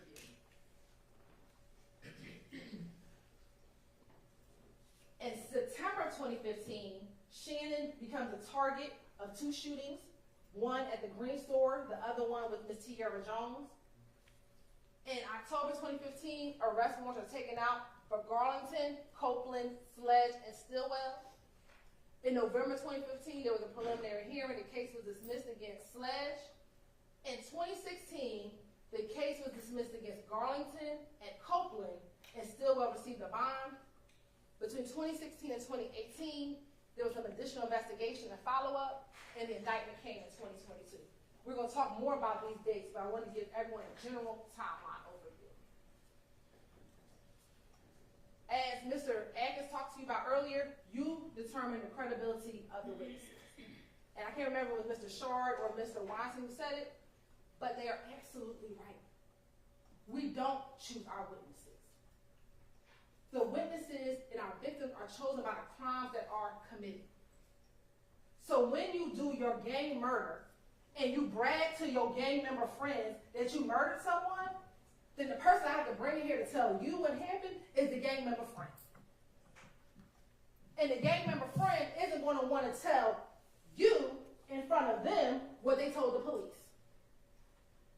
So that's why I had to fight. Ms. Love got to fight. We got to argue with them back and forth because now they have to come in here and confront the people that they snitched on in front of them. So, and they know that. They know that none of these witnesses want to come in here and say what they told police. And they're begging on you to say, well, I don't know. I mean, he did swore an oath in court and said that he told the God's honest truth. Mr. Come and tell them God's honest truth in this courtroom. Maybe some of the stuff he told was truthful. Here and there, like he said, he's doing a little bit of truth sometimes. That's what he said, right? That he did that a little bit, and we'll talk about that in a moment. What's going to be important are prior statements. It is important because you as a juror get to determine the witness credibility, right? And this may be affected by you comparing and contrasting the testimony to statements or testimony of that same witness before trial started. You, the jury, can decide whether there's a reasonable explanation for any inconsistency in a witness's pretrial statements or testimony when compared to that same trial testimony. And we're going to actually apply common sense and reason to decide what testimony you believe or do not believe. So let's go through the evolution of Kenneth Rudy Copeland. Let's take some time, all right? January 11th. This is hours after the murder. His girlfriend's house just got shot up, and they call him. Thorpe calls the girlfriend to kind of check in on and see what's happening with their shooting, and they put Copeland on the phone. See, on January 11th, when he walks inside, he real strong YSL, right? He's not trying to give up his friends. He want to let the police know, I didn't murder. Now, let me tell you something. I didn't murder Deamonte Thomas. I'm going to tell you I was at my girlfriend's house. I'm going to tell you I went to the green stove. I went to McDonald's. He's not going to give you too much information because here, he's trying to still protect his friends. That's just common sense. The police don't really know what's going on yet. So when he first goes in, he's trying to protect his friends. But then we get January 28th. See, if y'all remember, y'all, this is after he gets out the shootout on the highway. See, this is after he came from the little pool party, and he on his way home, and they shoot at him at the highway. And remember, in this interview, he talks about, I believe, Shannon being upset with him because he didn't want to shoot back. So here, he's trying to tell them everything that YFN people are doing to him, but he's still not trying to give up his friends. They his friends. But he's a little frustrated because everyone's blaming him for murdering Deamonte Thomas, and everyone's shooting back at him, and he didn't do anything. Then we get February 20th. Now this was the worst one because that's when he's trying to come out the house and take his baby to the hospital, and they come down the street shooting at him. So now he's like, they are shooting at me, they're shooting at my baby and my girl. Look, this too much. And he tells them about what happened. Again, this is the interview where he really didn't want to give up who shot at him. He knew who did it, but see that gang street code is he still didn't want to give up the person who shot at him and his baby. And that's when Kirby was like, you're not going to tell me who just shot at you and your baby? Then the next day was February 21st. They had arrested him for a violation of probation. He was upset because they arrested him on a violation of probation. And Gaither talks to him, one, about the shooting that had happened the day before, and trying to get more information about the murder, trying to figure out what is going on. What is going on with this back and forth? Because by this time, and ladies and gentlemen, we're not going to go through that whole litany, we're going to call it Operation Planner shooting, but you heard evidence of all those shootings that were happening back and forth, back and forth, back and forth. And they're trying to get a grasp of what is happening. And then we get to the 9-hour interview. So what happened between February and June. A lot. We got some back and forth shootings. Remember Mr. Copeland went to jail for that violation of probation. He came out. He had went to Henry County for a little while. And then on June 10th, he gets arrested for the gun that he had at the Dunbar Center back in May. And what's going on here? Mr. Copeland is tired. He been getting shot at. His family been getting shot at. Homes getting shot up. Remember Kenneth Hurst or Kenny Booth's house? His sister-in-law, his sister's child's father's home has been broken, getting shot at. And Shannon and Mr. Williams not talking to him. Remember Shannon, and he thought Mr. Williams was trying to kill him. That's everything he talks about in this 9-hour interview. And let me say this, if some reason y'all want to watch all these interviews again, y'all can. Y'all just got to let them know. I don't know if you want to sit there watching a 9-hour interview again, but if you wanted to, you can. But in this interview, he is at the place where enough is enough for him. And I'm going to tell you about Mr. Copeland, I'm going to tell you about Quindarius Avery. They are self-preservationists. What do I mean by that? They're going to not talk about what they've done because they don't want to go to jail. But if telling on them is going to get me out of jail, I'm going to tell you what's happened. Because I don't want to go to jail. He's absolutely right. He did not want to go to jail. But he's not going to lie to the police about what they did. He's going to minimize what he's done. And that's what he did in this interview for 9 hours. He minimized his involvement in some things, but he told everything that they did. And if you don't believe what he told the police, well, let's listen to what he told his girlfriend on the jail call. Right. Yeah. Don't.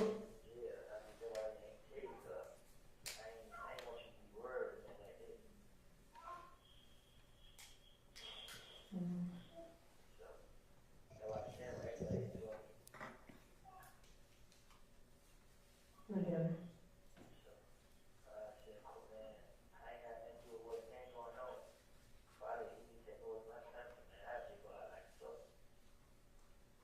Yeah.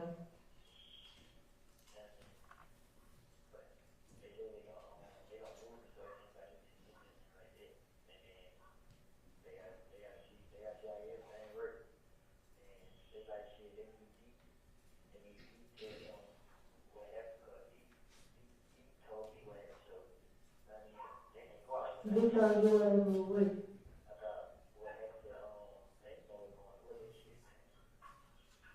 Come on, right?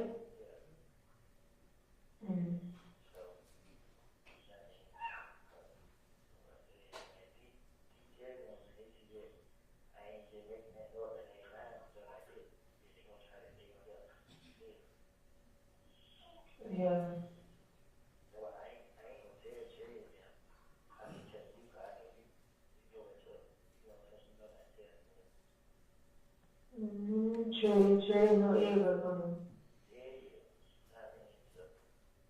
So in that call to his girlfriend, to the love of his life at the time, he tells them, I need Dee to come in so they can believe, so they can know what I told them is true.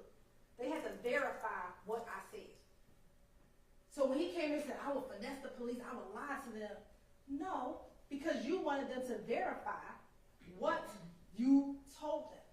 And we're going to talk about how the police and Mike Sprinkle was able to verify what he told them. Let's listen to this June 16th, 2015 call.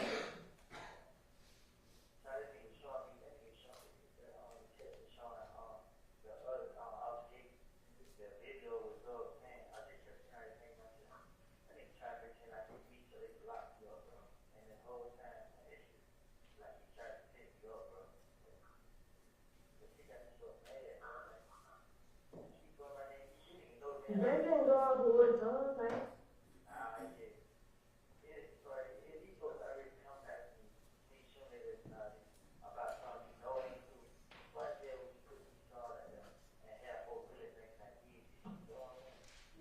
Man.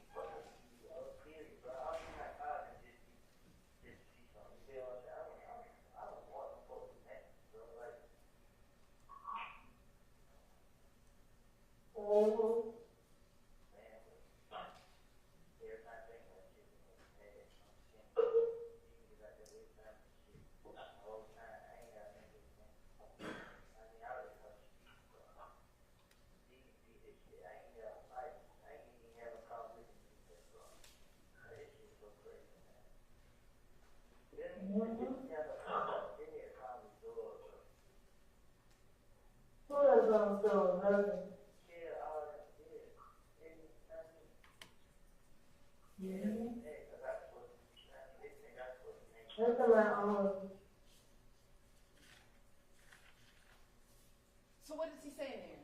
Why you put my name in the song? He know who did it. Because they all know who did it.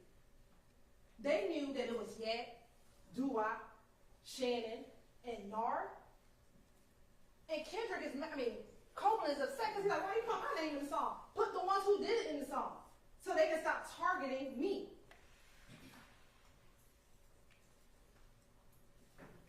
Now, let's talk about his trial testimony. You know, I actually do like rap music, contrary to popular belief. And there is an artist, Young G, and he has a song called Put On. And I'm telling you what Copeland and Zachary did while they testified here was they put on for YSL. They came in here acting all types of foolishness. And that's because they wanted to show their gang member friends, look, I'm still part of the conspiracy, y'all. I know I snitched on y'all back in 2015, but I'm gonna try to help y'all out as best as I can. And that's what they did this entire time. They friends. They've been friends for a long time. They wear the same clothes. They lay together. What makes you think that Deamonte, when he got into that car at McDonald's and say, yo, let me tell y'all what they just did. Let me tell you what our homie, our boy for the last couple of years just did. They just killed Nut. Because Kenneth wasn't around. He was asleep at his girlfriend's house. So he missed the action. So you don't think when Deamonte get in the car, he's not going to say, yo, let me tell you what Shannon just did, Joe. They friends. And they want you to believe that Deamonte did not tell Copeland what happened moments after it happened? That don't even make sense. And we're going to ask you your common sense. This is them. And these weren't all taken in 2015, so some of these are older pictures. They look super young. This is how long they've been friends.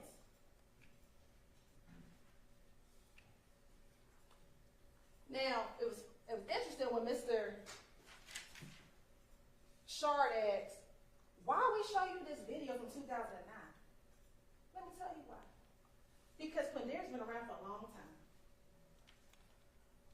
Quindari's been around since 2009. So Quindarius knows about what's happening. See, we didn't just bring you stuff. I know some days you're like, why does the state bring me a video from 2009 in the park? It's to show the evolution of their relationships. Quindarius is a little bit different than Copeland. Because see, he's been around Mr. Williams much longer than Copeland's ever been in the picture. See, Mr. Copeland started coming around in 2014.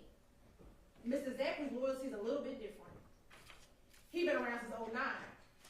So when Zachary tells you in his interview, Doug ain't know nothing about that murder, yes he did.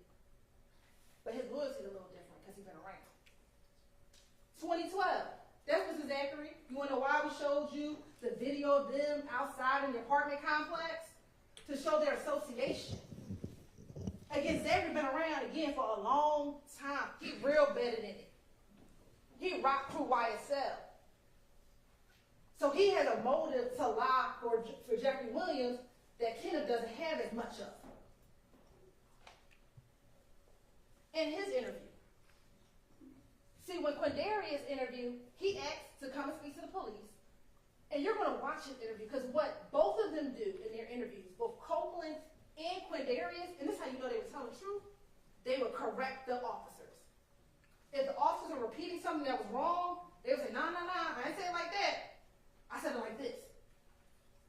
That's what they would do. That's how you know that what they were trying to tell them, they were trying to be as truthful as they could so that they would get it right. They, meaning the police, would get it right. And again, same thing. He come in here talking about he wanted to take one of the investigators out, all types of nonsense. But again, putting on for YSL. And again, he's been around. They friends. They friends. And why would they lie on their friends? If they knew to make up stuff and make up lies, why would you lie and say your friends committed a murder? That doesn't make sense. Why lie? You could just say anybody made up the murder. If you were just lying, you don't want anybody to verify what you were saying, you could have said anybody committed the murder. But that's not what they did. So there were a lot of different witnesses that came in about Donovan Thompson murder, but we're going to talk specifically about these individuals. Investigator Thorpe, he was the original detective on the case. He took out those arrest warrants in October, and that was after talking to an individual by the name of Spencer Wright. He then turned his file over to Mike Sprinkle. Then we have both Dennis and Gaither. They were both, just because of the back and forth that they were investigating, just ended up talking a lot about the murder with these different individuals. And then you have Kenneth Copeland and Quindarius Zachary. And then what did Mike Sprinkle tell you? When he got the file, he reviewed it, and the first thing he did was realize that Spencer Wright was lying and said, okay, I have to get rid of this information. And it was something that Mr. Shard said, which I found interesting. Mr. Shard said that Nicholas Robinson, aka Spencer Wright, is an example of individuals who would say anything just to get out of jail. But the difference between Nicholas Robinson and Quindarius and Kenneth Copeland is that Mr. Sprinkle couldn't verify what Nicholas Robinson said. But he was able to verify what Quindarius and what Kenneth Copeland said. So did Mike Sprinkle corroborate Kenneth Copeland and Quindarius Zachary? Emphatically, yes. So let's talk about the activity before the murder. And some of these are the videos, but there was no dispute about the Lakewood shooting in Club Crucial. And what you have in both of those interviews is that both Copeland and Zachary actually sat and talked about those shootings. I'm not going to play the video for you, just in an abundance of time, but we know that those two things at least were not disputed.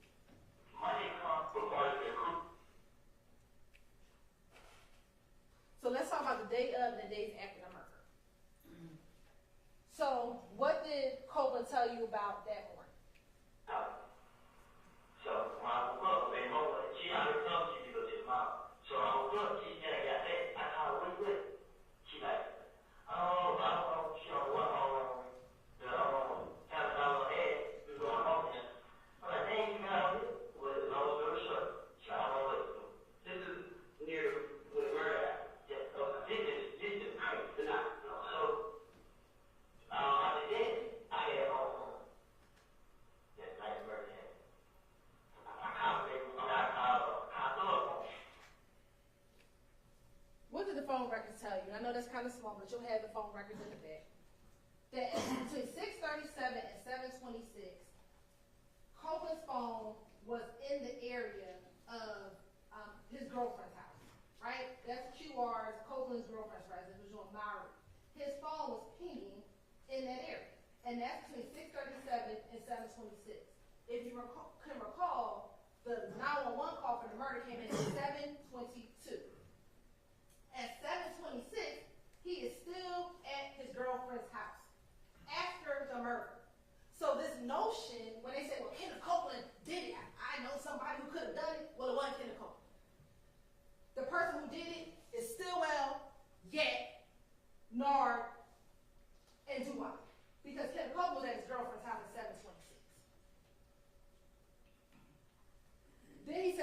green store.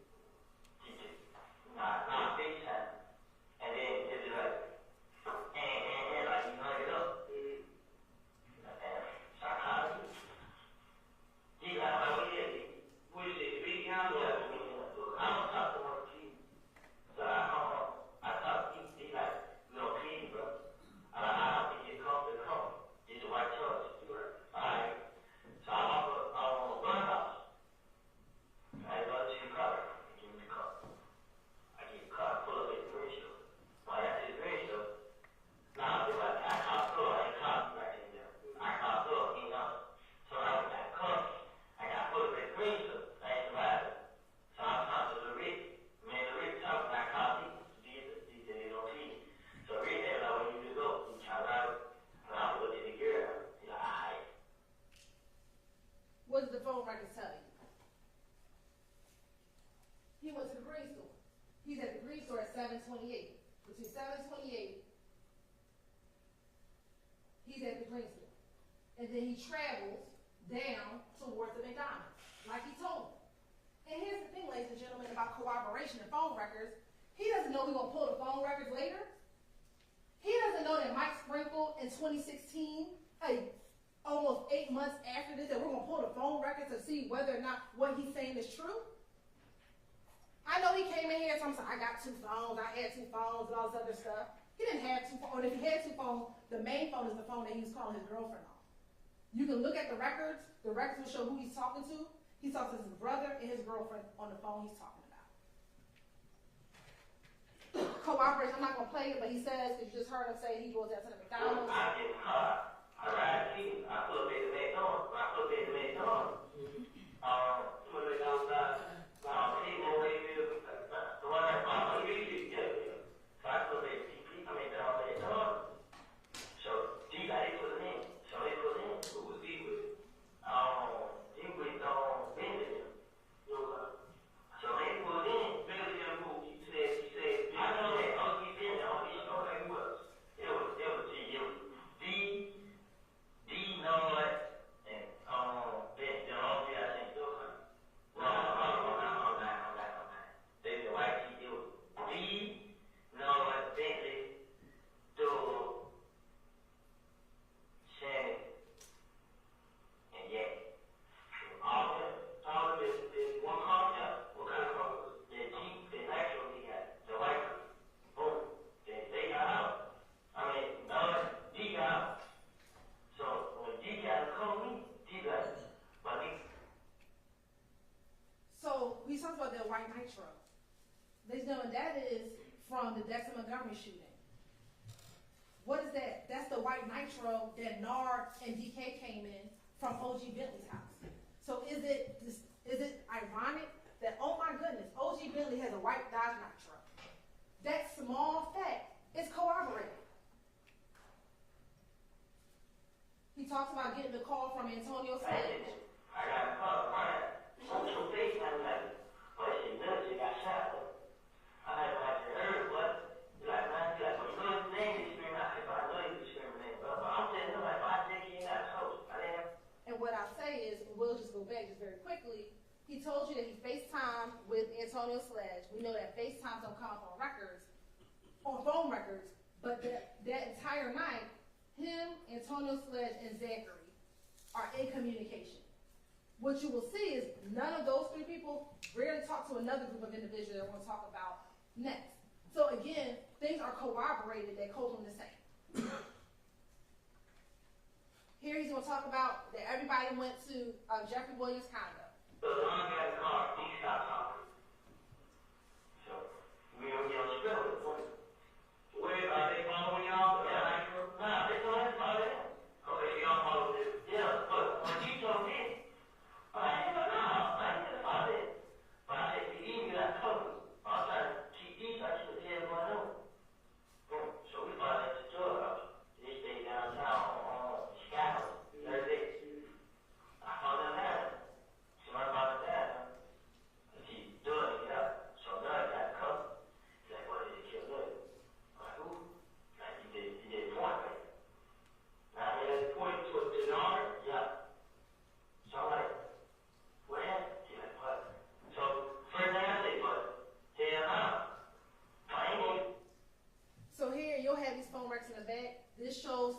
activity near Mr. Williams' condo between that time of 7:31 and 11:22.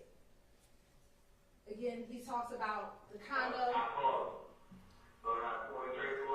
And remember, in this call, in this interview, he first talked to Gaither and an ATF agent. Then later, Thorpe came in. He kind of repeats what happened, right? And that's what is going on. But again, consistently talking about being around the condo. They both talk about going to Miami after the murder.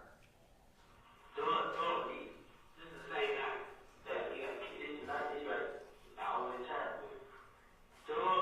Called a man, like the people that drive him around, he called them and had the person driving around is a person, like personal man.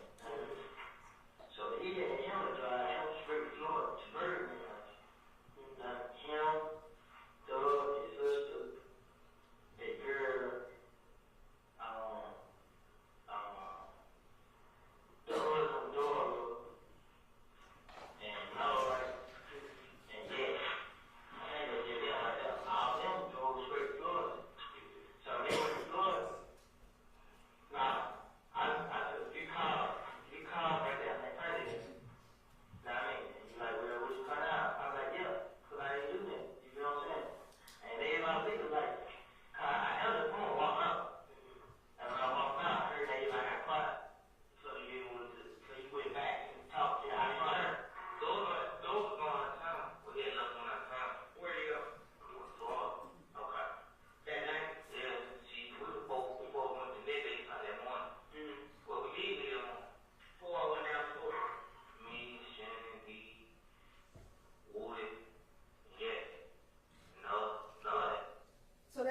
talking about them going down to Miami. Now, in court, that's probably one things that they talked about, that they all went to Miami. But they all said they went for this concert in Miami. Well, ladies and gentlemen, we showed you all the flyers, and there's no flyer in Miami for January 10th, 11th, 12th, 13th, 14th, 15th, 16th, 17th. The only flyer in Miami, or in Florida, was in Tampa Bay. So the question becomes, why are y'all going to Florida right after Donovan Thomas was murdered? To flee. Because YSL knew what they did. And they had to get up out of Dodge. And they went down to Birdman's house to lay low until things, maybe some of the dust starts to settle. And we had the phone records to show you all that they all went to Miami, all the different phone records in Miami after the murder, and the times that they all went after the murder. Now, we talked about the Grand Infinity. They both discussed, well, Copeland said there was Thug that rented the Grand Infinity. Zachary, I told you his loyalty is a little bit different. He didn't want to say that Thug rented the Grand Infinity. He talked about it was a meaning. But we both know that this Grand Infinity was rented. And I won't play the video for you, but there are the two clips. If you want to play it later, you can play it. And how was that corroborated? Mr. Sprinkle found a Hertz rental car record in order to corroborate, is what Mr. Copeland said accurate? Was there a rented gray vehicle? Almost a year later, he finds the rental car. That is corroboration of what Kenneth Copeland said. He literally took everything that Kenneth Copeland says and said, can I corroborate this? And that's what he did. Now let's talk about who they both said. Now remember, Copeland is in June, Zachary is in August. So who was in the car? That's supposed to be the driver. I don't think. This was a deep broke story. He said,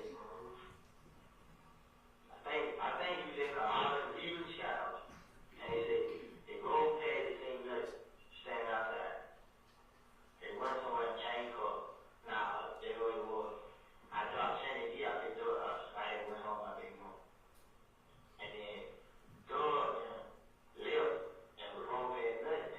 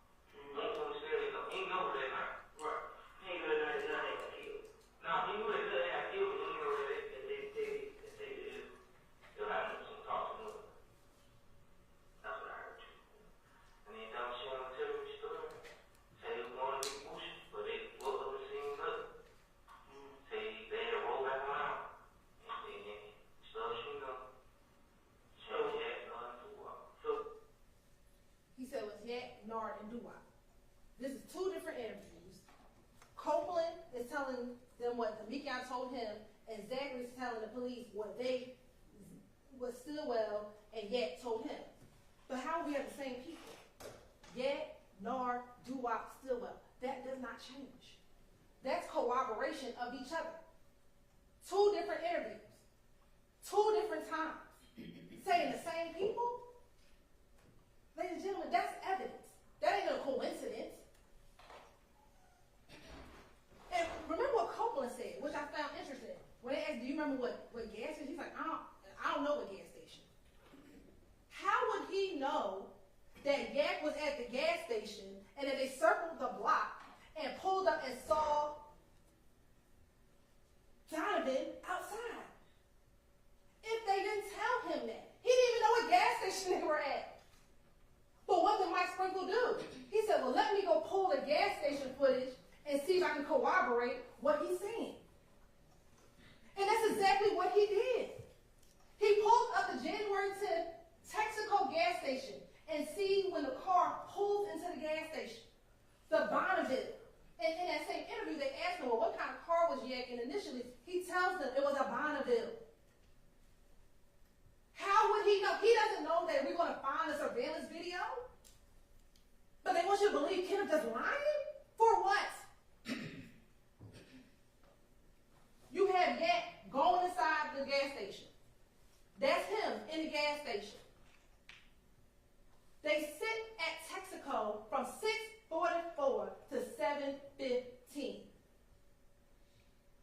They wait for the girlfriend to come, and when the girlfriend comes, that's about the same time that the Infinity pulls up.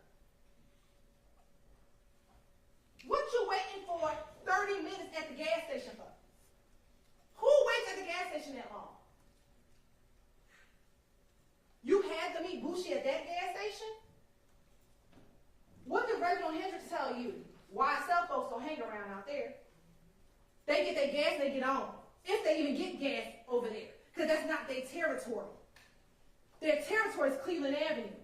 So why are you sitting there for, I don't do math well, but what was it, almost 40 minutes? But they want you to believe he's just lying. For what? Then that's when the Infinity pulls up. And on the video, Yak walks over to the car. Now, I know Mr. Shar said, well, my client ain't on the video. Well, we just can't see him on the video. I submit he in the car.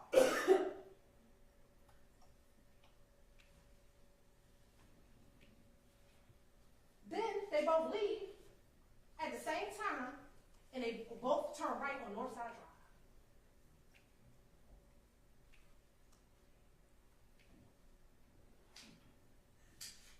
Now this is the video, we'll speed it up. As a matter of fact, from the still shots, you can see kind of the movement. And I wish I can't pause it because it's running. You see where they came, y'all? They came down McDaniel. Well, what's right above here? It's the barber shop. I know Mr. Wines, tries to say it's a block away. It ain't a block away. Literally, when you go out here, you look up the street, you see the barber shop. It's not a block away. It's yards away. So they had a vantage point to see them when he's driving down McDaniel Street. He's the one that alerts them. Kendrick. If Kendrick didn't tell them that he saw Donovan, maybe we wouldn't be here today on a murder charge. He did that. He's the one who alerted them. That's why he's just as guilty as the ones who shot.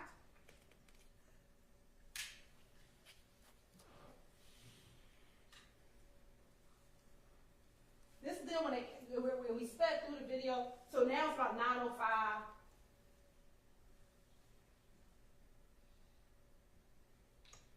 That's Doo-Wop getting out I submit to you, that's Doo-Wop getting out the car, smoking a cigarette. I submit probably trying to look to see if he's still out, if Donovan's still outside, so they can see how much time they had before Donovan go inside and go get his hair cut.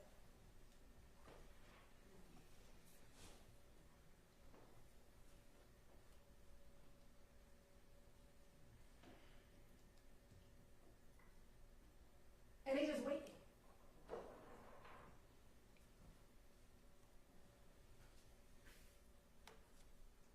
That's when we believe Bushi pulls up in that car.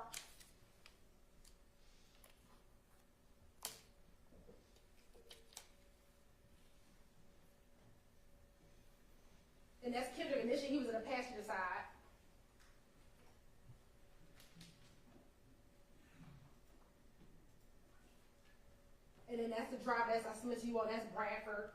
He gets out the car. Then you see Mr. Kendrick kind of waves to the infinity. Then he walks over to the infinity.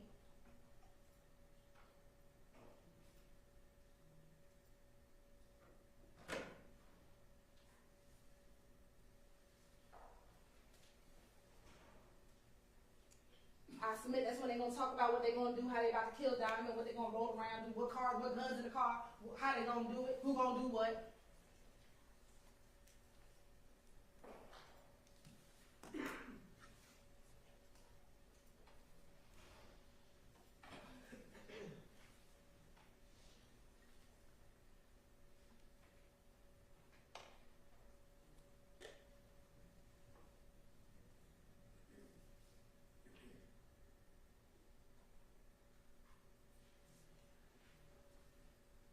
He now gets back in the driver's seat. And we talk about where did they switch cars. I submit to you, behind the gas station. They both made it right in a moment. I'm going to show you what's right behind the gas station where they could have easily switched cars.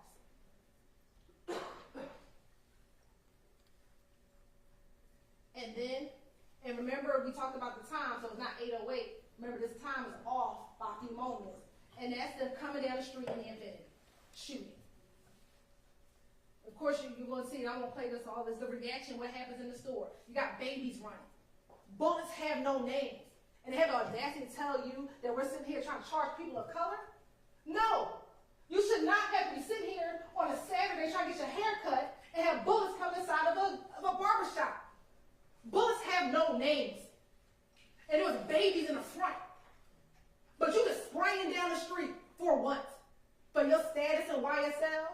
So you can show Mr. Williams that you big and bad? That's what this is about. And that's Donovan's brother. Outside. I submit he saw what happened, but you know what? He ain't gonna tell us. He ain't gonna talk to the police, because that's what the gang culture is.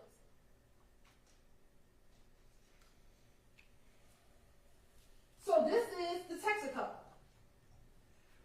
That's Northside Drive. And here are two streets. This one is a one-way street, but they don't follow the law, so I submit that they went up the one-way street. And it's another street. They could have went up either, I submit to you they went up the one-way street because again, they don't follow the law. So when they turn to right, they switch cars behind here. They switch behind here. It takes no time to drive up the wrong way street, drive back down, and come back down and do their shit. That's where they switch the cars at. They both, I guess we didn't have to show you that. And this is where he talks about it. I'm not going to play it for you, but that's what he said. And let me tell you something. This is how you know they switch cars. We told you he came in the Infinity with Jeffery Bradford, right? This is Jeffery Bradford phone records. After the murder, this is him between 6:36 and 7:19. You see the crime scene, he's stationary around the crime scene, right? There's a gap in time between 7:19 and 7:24. At 7:24, between 8:08, this is where Bradford's phone is, right? From 7:31 all the way to 8:08. What's over here? Oak Drive. OG Bentley House. Where they said they got rid of the guns. Let me tell you what he's doing. He waiting for them to come back. And you want to know how we know that Yank isn't in the car with him anymore? This call right here. Using security. You may start the conversation now. Two. What's that? How sitting there like that? Nah, he went what's the other they got there? Security. Nah, y'all good? Yeah. Hey, Cody, Ma. Who that is? Boosh. What's up, shortstop? What are you doing? What's going on?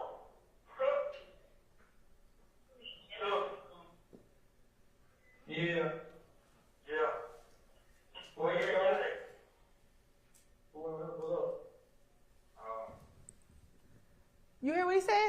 Where Yak Gotti at? We waiting for him to pull up. That's at 7:42. That's when, let's go back, y'all. That's when he waiting down here. At 7:42, which is one of the calls that's right here, Yak ain't with him. You want to know why? Because Yak with the other 3 murderers. That's where Yak at. What evidence do we have? No, we don't have DNA. You want to know why? They got rid of the car. No, we don't have DNA. You want to know why? Because they got rid of the guns. All we have is what they told their co-conspirators. And that's what I have to bring to you. What I have are the phone records. What I have are the surveillance videos to corroborate what the co-conspirators said. Because I don't have those things. I wish I had them, but they got rid of it.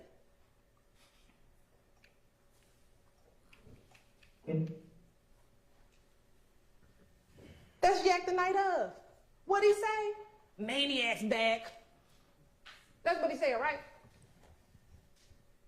Y'all know me in my Santana voice. You right. The maniac's back. He just drove the car that took somebody's life. For no reason. For no reason. That's just to show you, that's Javorce Bradford in that Pontiac. That's on that surveillance video. This is when they talk about the guns used to commit the murder. So back to nothing. Make sure I get everything right. Deamonte pretty much told you it was him, Shannon, Nard, Bentley. Now, Deamonte being stood up, and a girl who the mother went to Bentley house.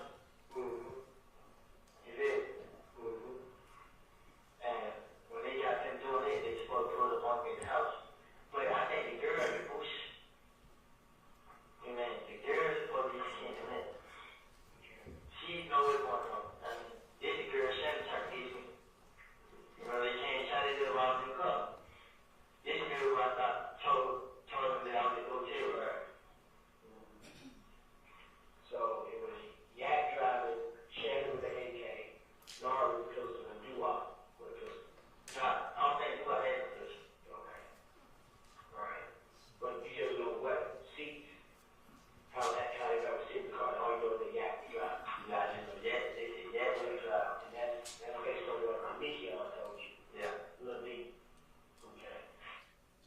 We gonna lie. Why not say Doo-Wop had a gun? Let's lie. We gonna lie big. Everybody had a gun. But he didn't do that. He said, nah, I don't think Doo-Wop had a gun. I don't think so, but I definitely know Yak was driving, because if we gonna lie, say Yak had a gun too. But he didn't do that.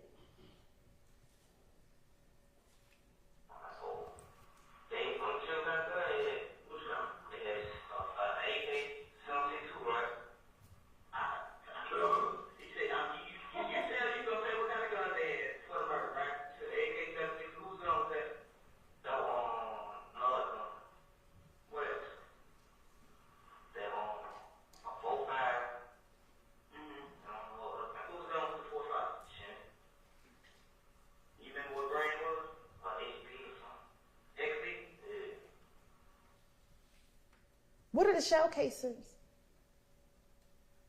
How you know it was a 7.62? That's what Donovan was killed with. Those are the bullets that came out of Mr. Thomas. The shell casings that was found, there was multiple types of shell casings. 45s, 9s, and 7.62s. How they know that? This is called corroboration. This is called verification. They don't know that they don't know what bullet was pulled out of Donovan Thomas's body at the autopsy. They don't know what shell casings the police picked up off the ground. But ironically, they know, it's not ironic, they know the type of gun that they use.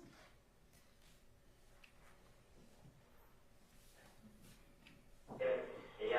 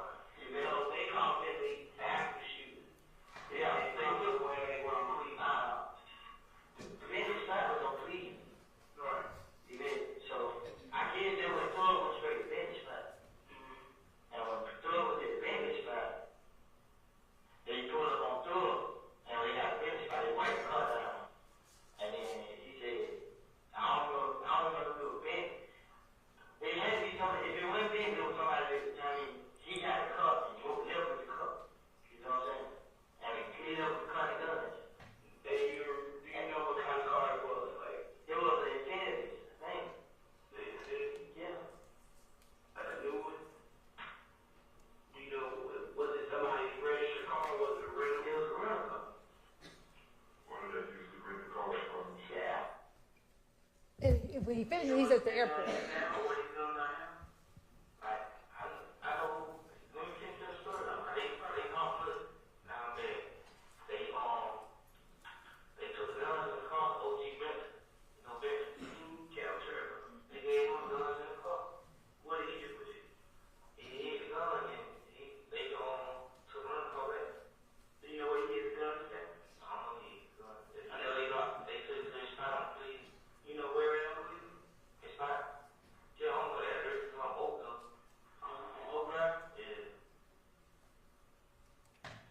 Y'all saw the address I showed y'all, right?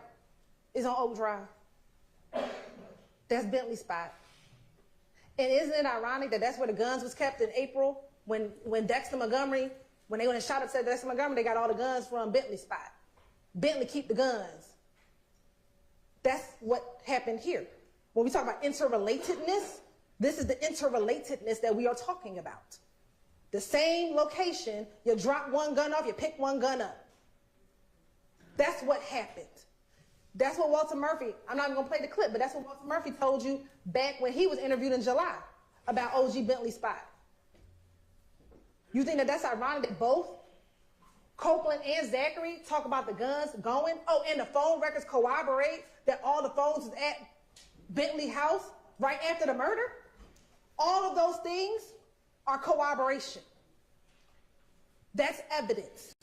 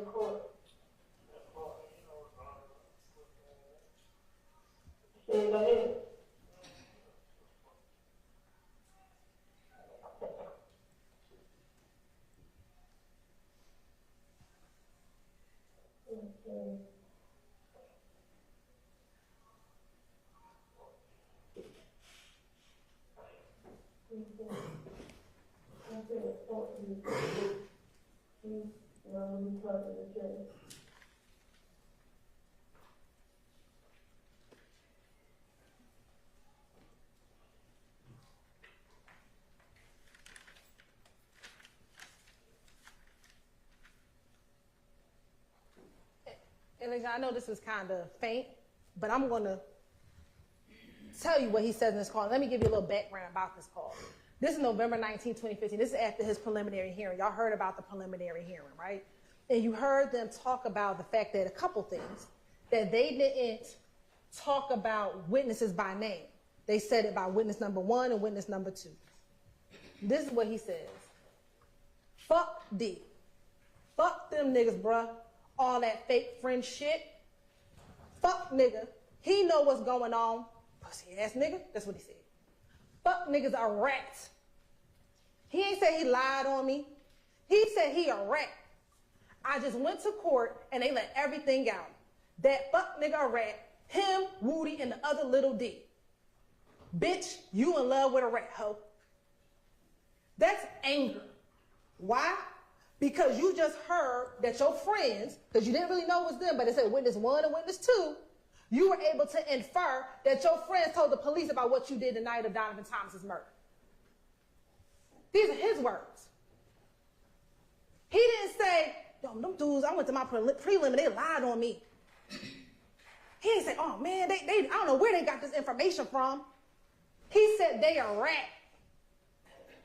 Because what do rats do? They tell. And he was angry that his boys would tell what he did. Let's talk about their songs.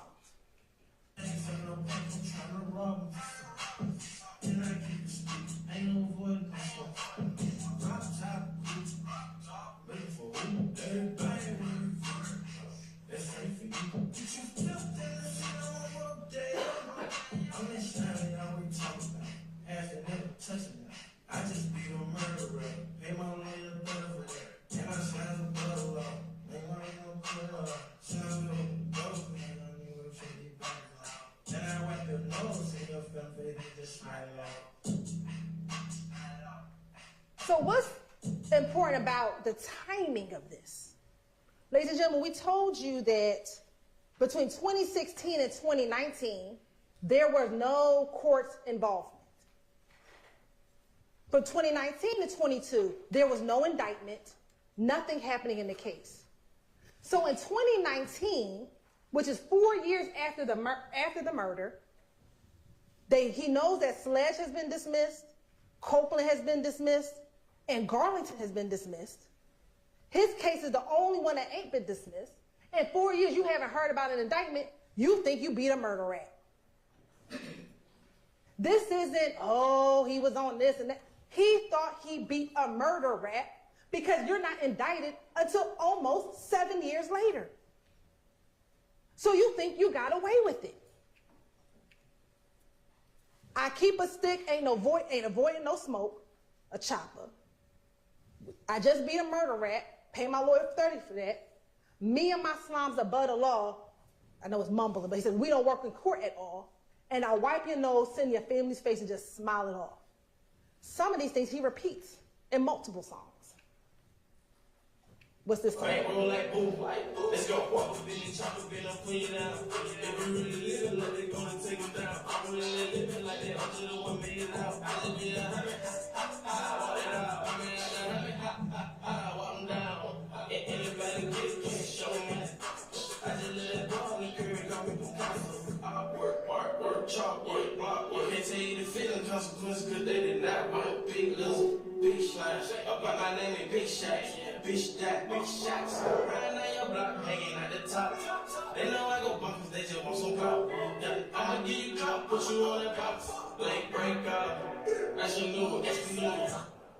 This song, remember, these songs were on his phone when we found it in 2022, but remember we said that they may have been created maybe 2020, sometime between 2020 and 2022, right? At this point, they real brazen because they don't think they're going to get held accountable for the murder. So they start saying stuff in their songs like, I just beat a homicide. Ha, ha, ha, walk it off. I just left that boy on the curb.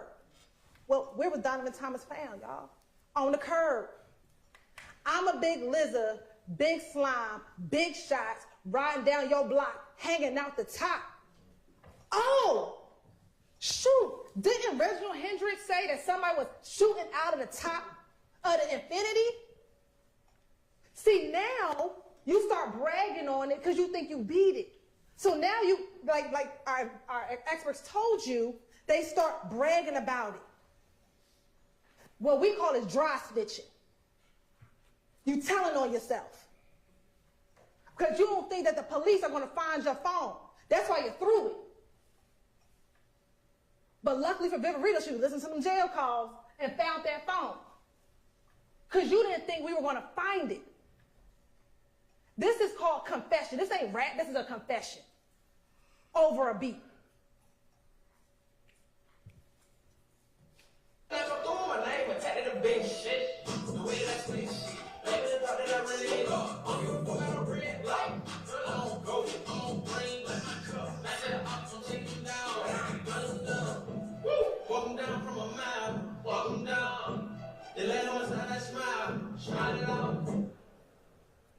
I don't give a fuck about a red light. I'm on go. I'm on green. I see an op. I'm taking him down. Walk him down from a mile. The last homicide, I smiled. How many times you gonna keep talking about the fact that you killed this man? And you bragging about it? This now song number 3. And then I can send the whole gang to the heavenly house? You good with killing folk. That's why you didn't kill Donovan, you didn't kill Shamel.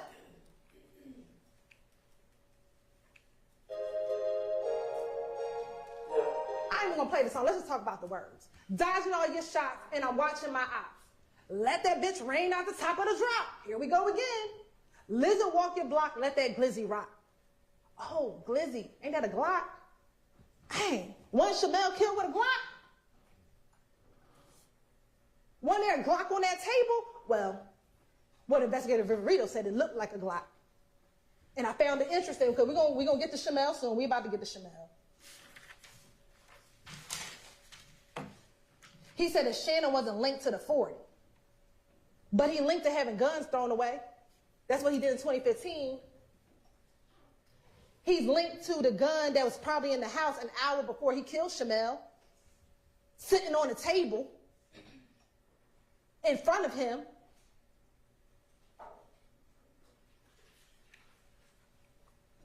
We ain't gonna play this one either, but let's talk about what he's saying this. I see ops fall, Shell, know my call. That's Shell Kell, y'all. Every slime play nasty. That's what he says in the song.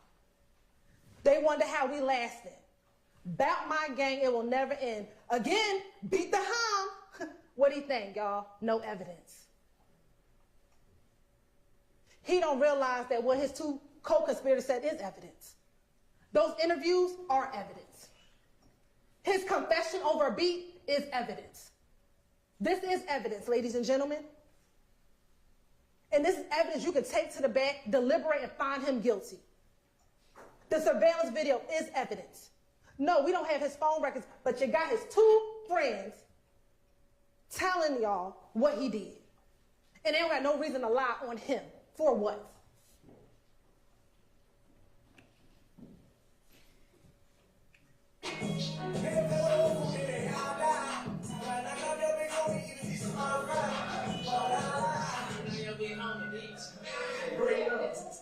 What he say? That's why we popped off your big homie, bitch. Donovan Thomas was the big homie. There was no need for that ad lib at the end of the song. But again, in 2020, they brazen. They have the audacity to think that they can just brag about killing somebody and no one's going to hold them accountable. That's what they're doing in 2020.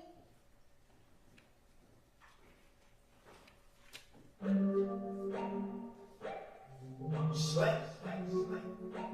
Hey, get out your motherfucking seat for this one, you know. Slay. Slay. Slay. 100 rounds in a Tahoe, nigga, like of your tacos. 100 rounds in a Tahoe?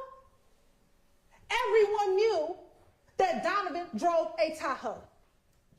And how ironic is it that he got rounds of bullets in his Tahoe and on the street? So they want you to believe, oh, that's a creative line Mr. Williams did. No, it's not. It's him bragging. It's him bragging. It's him wanting to claim responsibility for it. And we talked about judging, like when I say subliminal messaging. But the subliminal is you, as the consumer, don't know what he's talking about. But his family, who know that Donovan drive a Tahoe, know exactly what he's talking about. Everyone in the gang knows exactly what they're talking about because that's who he's talking to. But because the masses bop to the song, they say, well, no, that's just his artistry. No, that's just his confession and his bragging over a beat.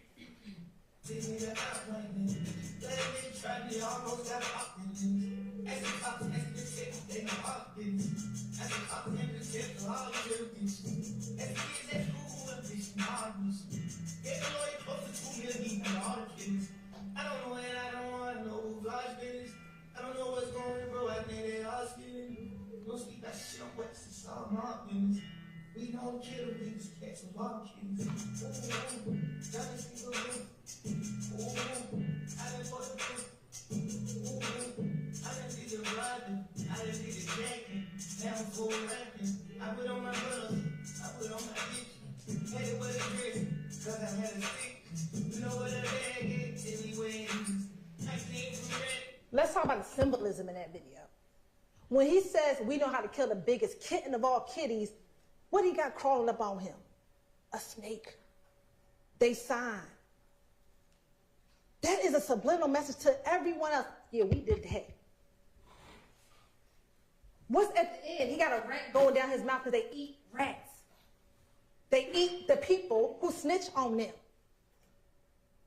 He already told you himself, you ought to get killed from me and YSL if you snitch. See, that video is not just, oh, a nice artistic video. That has symbolism in it. So now they're guilty of all those. That's what we're talking about. Shamel. Young man, probably started associating with people from YFN. But on the day that he was about to get killed, he's about to go back to his girlfriend's house and go eat some spaghetti. That's what he's doing at the light. Get ready to go back. You see him go inside the gas station. He's not worried about a thing. He doesn't know that seconds later he's going to lose his life.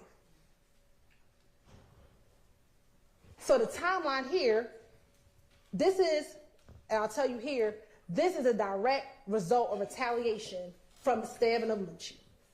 So what do we have? February 9th, Rayshawn Bennett gets stabbed in the Fulton County Jail by Jada Myrick. February 22nd, Eppinger calls Antonio Sumlin to see if he could get paid for finishing what Myrick didn't do. Then you heard about that emergency bond paperwork that was filled out on March 3rd. Then sometime around early March, the media hears about the YFN Lucci stabbing. It gets picked up on media. On March 11th at 3 a.m., two YSL associates, Christian McMillan and Darius Ford, are murdered on I-75 and I-85. That same night, there's a shooting at 12 Atlanta where a YFN associate gets shot in the head.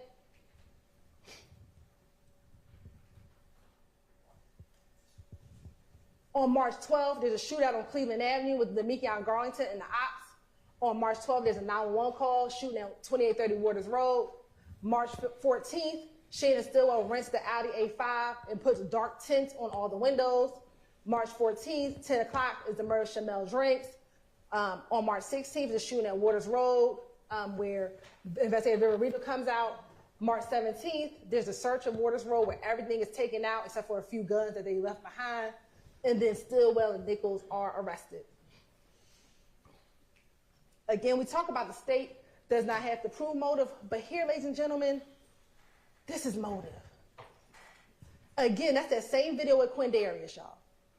Christian McMillan's been around since 2009.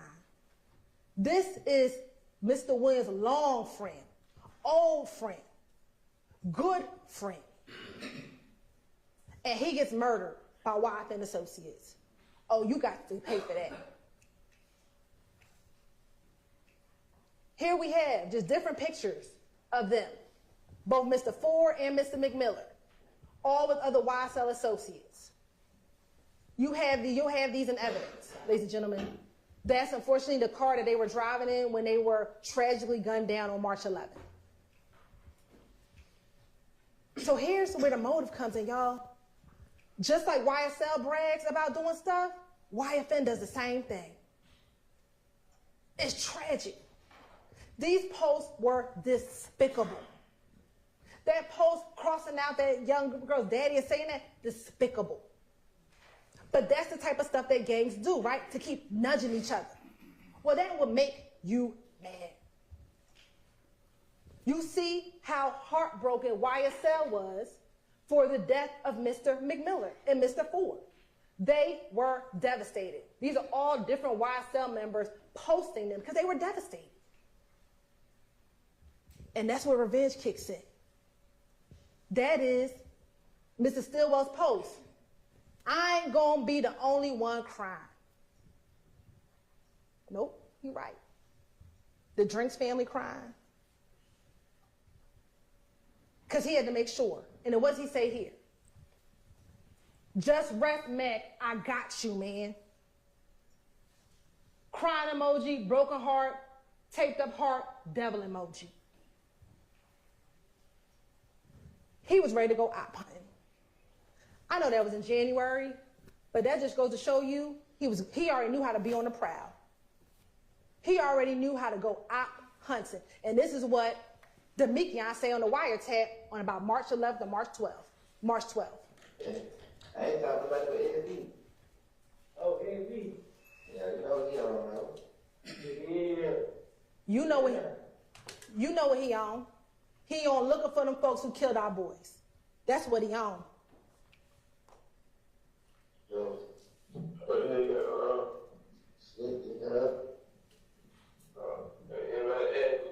Looks like something big head, and just said we went and looked, but it won't come down. Okay. I said nobody. Yeah, I know. Well, I don't need that. Leave me alone. Leave me alone.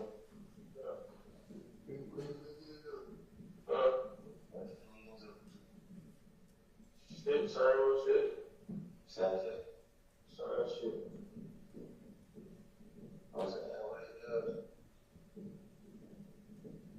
Someone told me to come pick me up. Shit, that was on. Yeah. Next night, being here on Rockville. I said, man, Rockville ain't getting no coke. Yeah. I tried that shit yesterday with a nigga on that now. Yeah. Same shit. We all on the prowl. We looking. We went because we need to go find them folks who killed our boys. So we out hunting. Let's go rent this car. Now, you know, this notion that they rented the car because Taisha got into the gunfight. Well, she got into the gunfight on March 9th. So she got into the gunfight on March 9th. Why y'all just renting the car on March 9th? They rent the car on March 14th. Oh, here we go. And what do? Immediately go to the tent place to go get the rental car tinted. Well, why do you do that when you're op hunting? Because the ops don't know what kind of car you in. So you can disguise yourself in this Audi because they don't know you in it. So they're not suspecting you. That's not the car that they're used to. So when you go op hunting, you got to switch the car out because they're not expecting to find you in the car. And then you get tents, but not just regular tents, y'all, like dark black tents. Like you can't see nothing. Some may say those are not detention you're ever allowed to have on your car. Why? Because you out hunting. What do we know about Shell Kell and Deamonte Kendrick's social media? What did the investigative Rito tell you? That because she was following both pages, she could see who followed who, and Deamonte followed Kelvin Watts. So what post do we see? This post was posted, I believe, on March 13th. And it's a picture of Mr. Drinks, Jasper Walters, and Kelvin Watts. And Shell Kell reposted it with the 2 shells, the zipper lip, and the black heart. And I guess for Mr. Stillwell and Mr. Garner, that must be a confession. Because this is the post that got Mr. Drinks killed. Because remember, no one knew who Mr. Drinks was. The investigators didn't know. When you listen to some of the wiretaps y'all listened to, they didn't know. So this post is the post that gets him killed. Not any verification, not that you should have been killing anybody anyway, but no verification whether or not they actually did it or anything. But because Shell Kell posted 2 shells, a zip lip, and a black heart, that was Mr. Drinks' death sentence.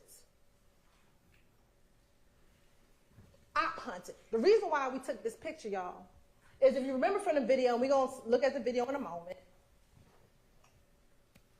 Shannon was parked about right here in the alley. And we know that because you see him when he comes in. If you watch the videos, you see when he comes in. Remember that Mr. Drinks pulled up to this pump. No, this pump. They had the best vantage point to see when Mr. Drinks came in, when he walked into the store, when he walked back out the store, and when he pulled off.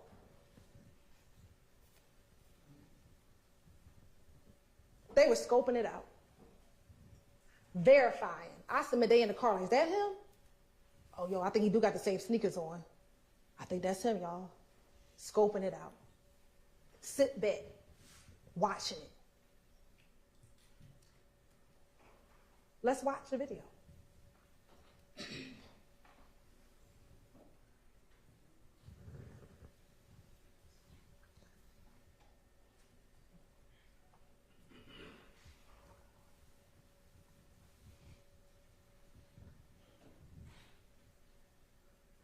Now, this is where Mr. Stillwell, they get to the gas station.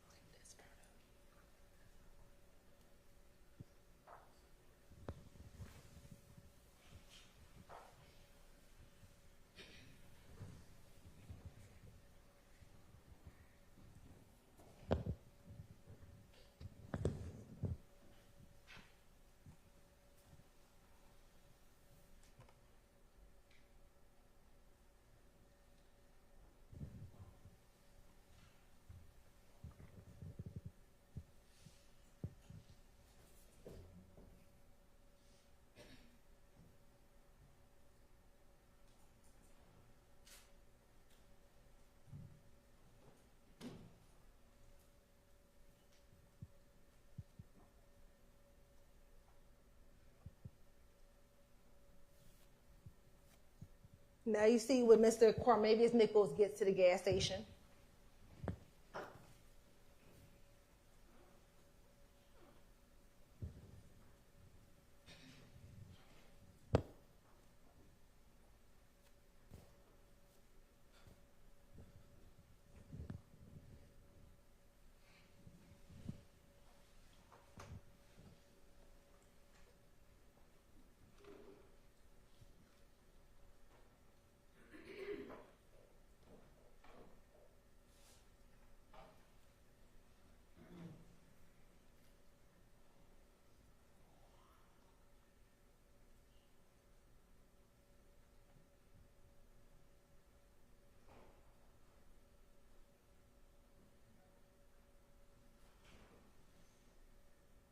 That's when Miles gets out the car.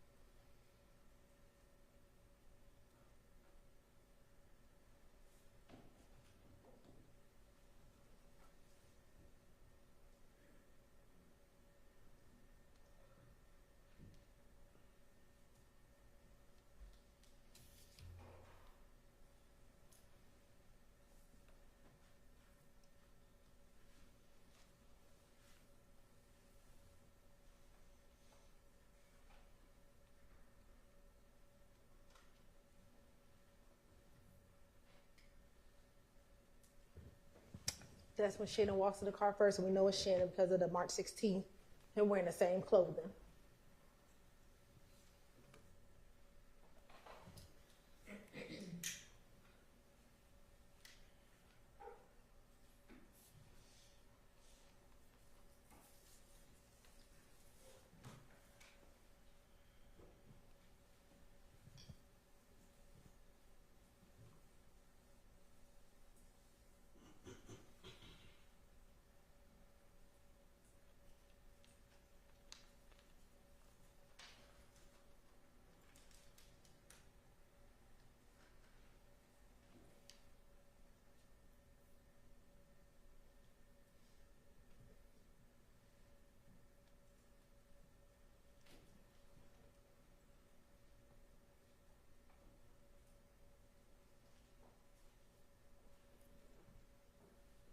Of course, that's Cornelius Nichols when he walks inside the store.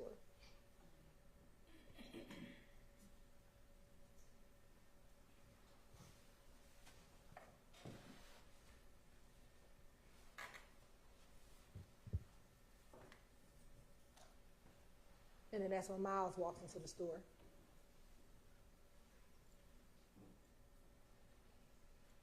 In his Slama dye shirt.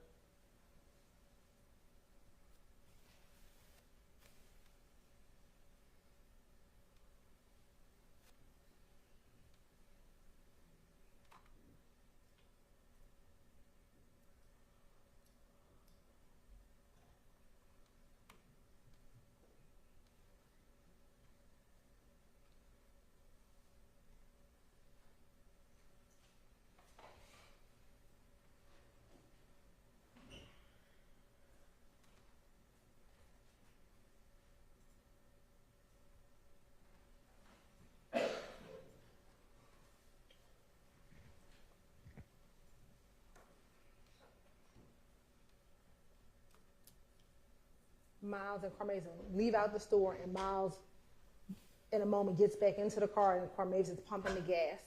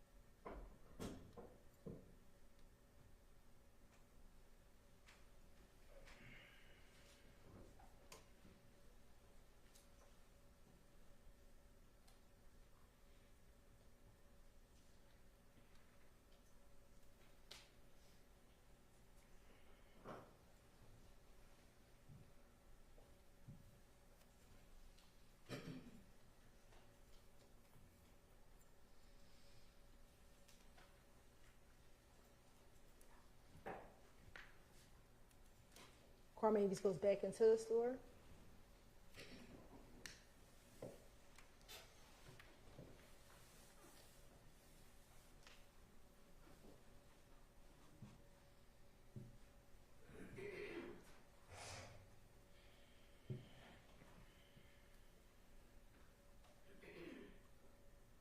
And this Mr. Drinks pulling into the gas station. Now, this is how ironic that Quarmavius and Drinks never, you're going to see, they never see each other. Because Quarmavius gets into the car, and Mr. Drinks sits in the car for a little while. Now, it would appear that all their business is done at the gas station. But they don't leave.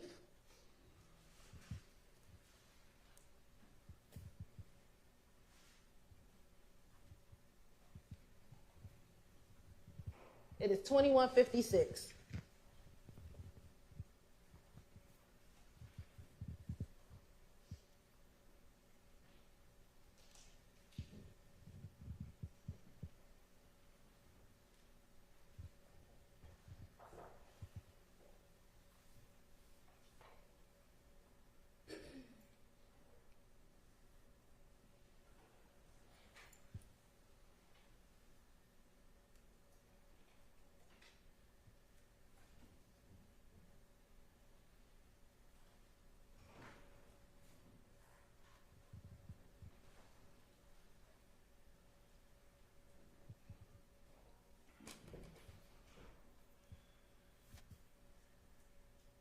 Now Mr. Drinks is finally getting out the car. See where he's walking? He's walking closest to where Drinks and Demekian are in the car.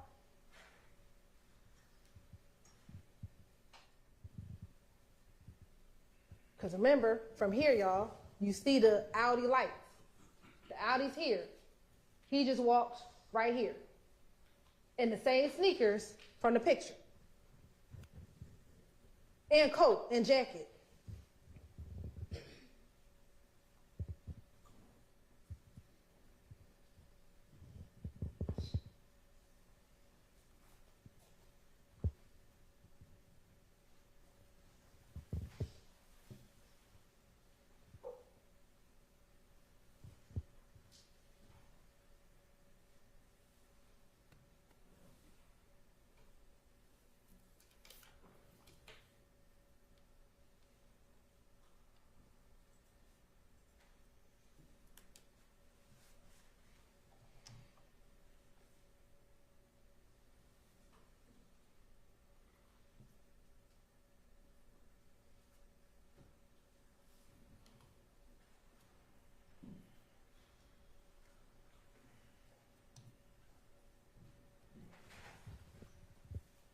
They're still sitting there.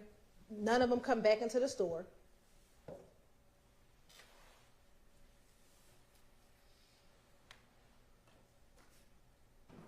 And Mr. Drinks walks out.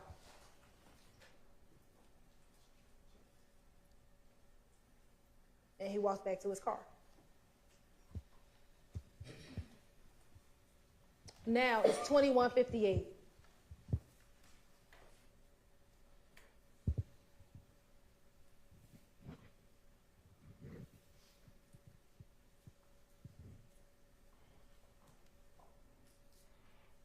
Neither car, they're not pumping gas. They're not getting anything. They're watching Mr. Drinks. I submit confirming that that's the person in that social media post.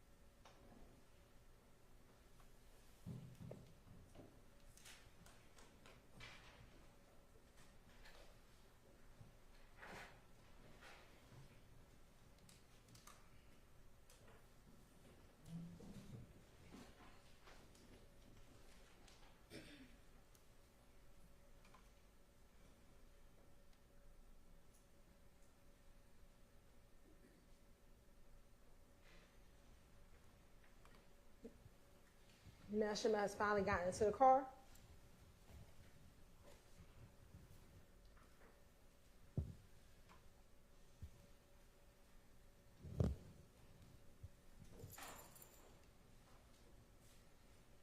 And I submit this is what's happening. Hey, what the hell pull up?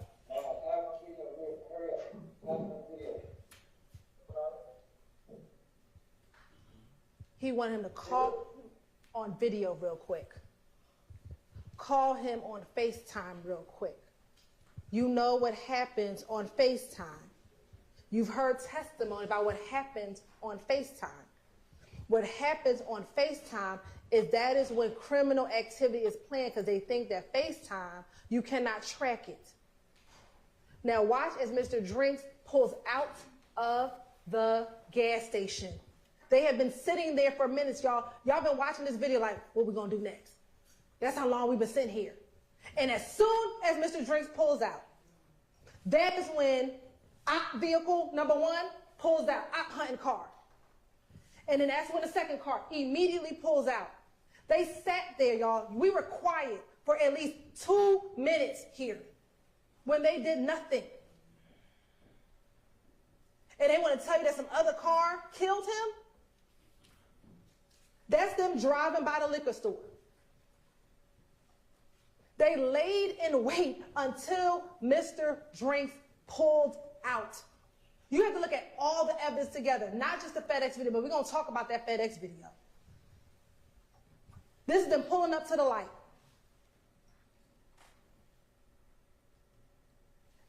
You see there's somebody walking on the street, walking this way towards the gas station. Here go the 3 cars pulling up at the light. Ladies and gentlemen, you can't see it here, but we know that there's a red light. Shannon and Nichols are stopped at the red light. They stop.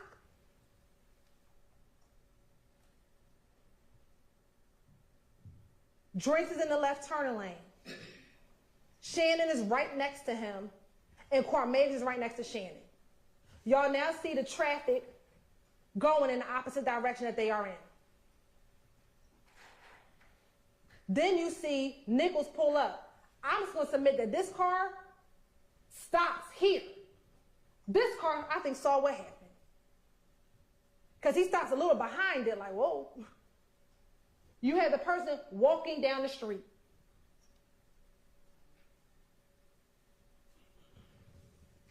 Mr. Shard, and we're going to talk about this car in a moment, Mr. Shard talked about what the medical examiner said.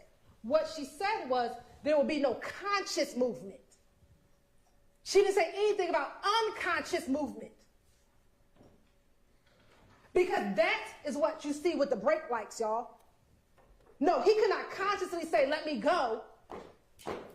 But the unconscious movement, because he just been shot in his head, is what is happening.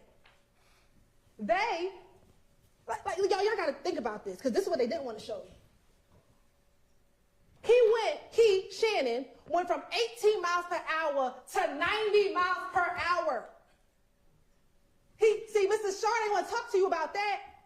He want to tell you about a car that turned around because he heard the gunshot, but the man or woman walking down the street didn't hear any gunshot. That person walking, just chilling. You think if the people in the car heard the gunshot and turned around, don't you think that the person walking down the street would be like, hold up, let me back up. It's a gunshot down there. No. Could it be that maybe the car that turned around saw the liquor store and said, shoot, let me go get me a drink. It's Saturday. Could it be they left something at the gas station? He wants you to believe that the only reason why they turned around is because they heard gunshots. That doesn't make sense when someone is walking down the street. It don't make sense. Now let's talk about the car that was closest to them.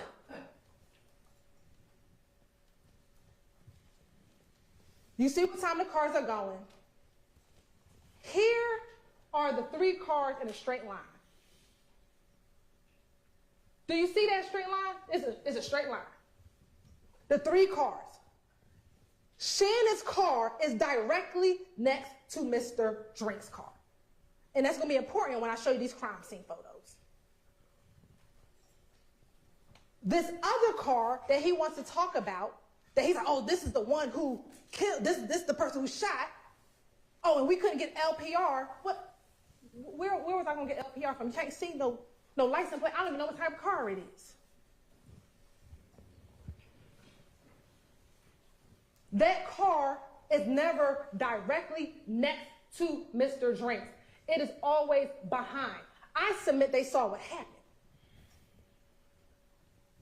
And when they inched up, they looked over, was like, oh, let me get up out of Dodge. As most other cars did, except for Mr. Cheeseborough. Mr. Cheeseborough's call did not come in until 10:27, because every other car did what that car did. They drove by it. That car actually waited at the red light versus Mr. Stillwell almost hitting traffic. So this notion that he stopped at the red light, if you didn't just shoot and kill somebody, why are you fleeing through traffic to get on the highway at 90 miles an hour? Use your common sense. Many of y'all, if y'all choose to talk to us at the end and you can, once the judge lift all the admonitions, some of you may ask, how I get chosen? And we're going to say, because you got common sense. Your common sense will tell you that when you go from 18 miles per hour to 90 miles per hour, when you see the person who you think killed your best friend, that you shot and killed him. That's just your common sense. Not some random car that pulls up behind and unfortunately may have witnessed a shooting and they don't want to be involved. Let's look at the car. The crime scene pictures take pictures for a reason. Here go the bullet holes. 1, 2, 3. See, Mr. Sharp didn't show you that. Because if you see the crime scene photos will show you that the bullet went through the door where Mr. Stillwell's car was. And we'll talk about the gunshot residue. What makes sense? There's no muzzle flash anywhere on the video. So that's just nonsense. Hey, don't see no muzzle flash. Mr. Drink's dead, though. So we know a gun was fired. Let's take his theory. You don't see the muzzle flash when the other car pulls up, do you? You don't. That theory makes no sense.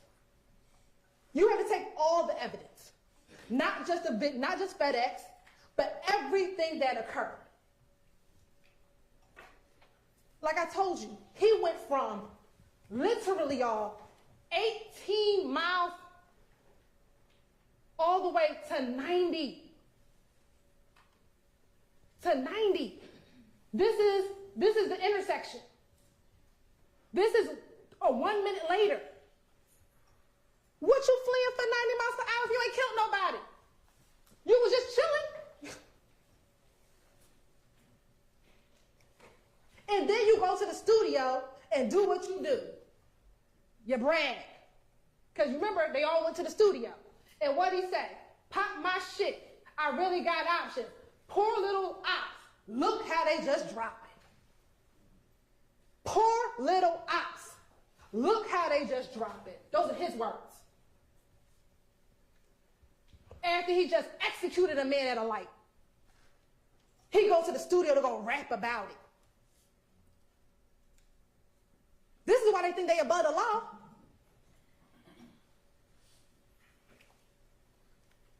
This is what Deamonte say afterwards.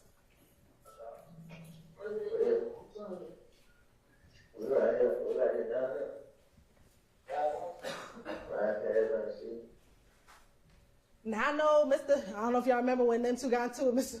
Viverito was like, he said city, he said see. No, he said, I'm coming back, we just coming back through riding trying to see. This is at early morning hours on March 15th.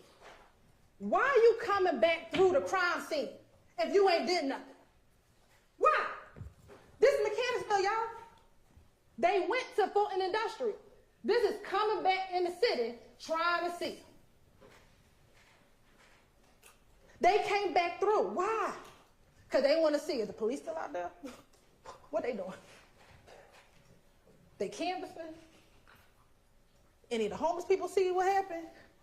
Let me try and see what's going on.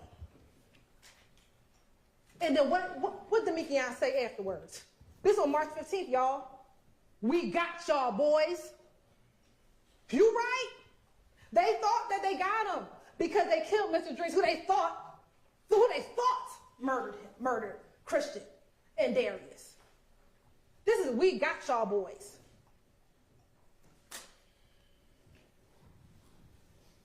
Here's a direct response to the shooting. Remember, this on March 16th. YFN folks, and we know it's YFN, or we believe it's YFN, because remember, these shell cases match the shell cases of the Darius Ford, Christian McMillan shooting. There's too much going on yesterday. Man, it's crazy here, man. School had me back at 3-4 now. For real? Squid? How old is you? Yeah, now, you know, they shut up Big Dick Spot. I was in the you think?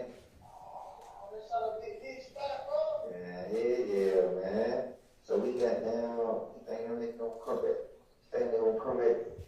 They through? 12 pulled up.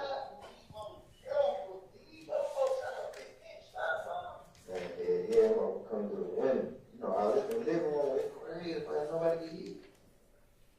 And you know what one did was, what y'all know he is, Yeah, for sure. What did he say?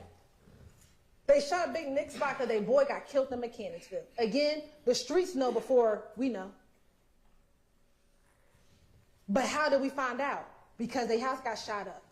And I don't know why they wear the same clothes. I have no idea.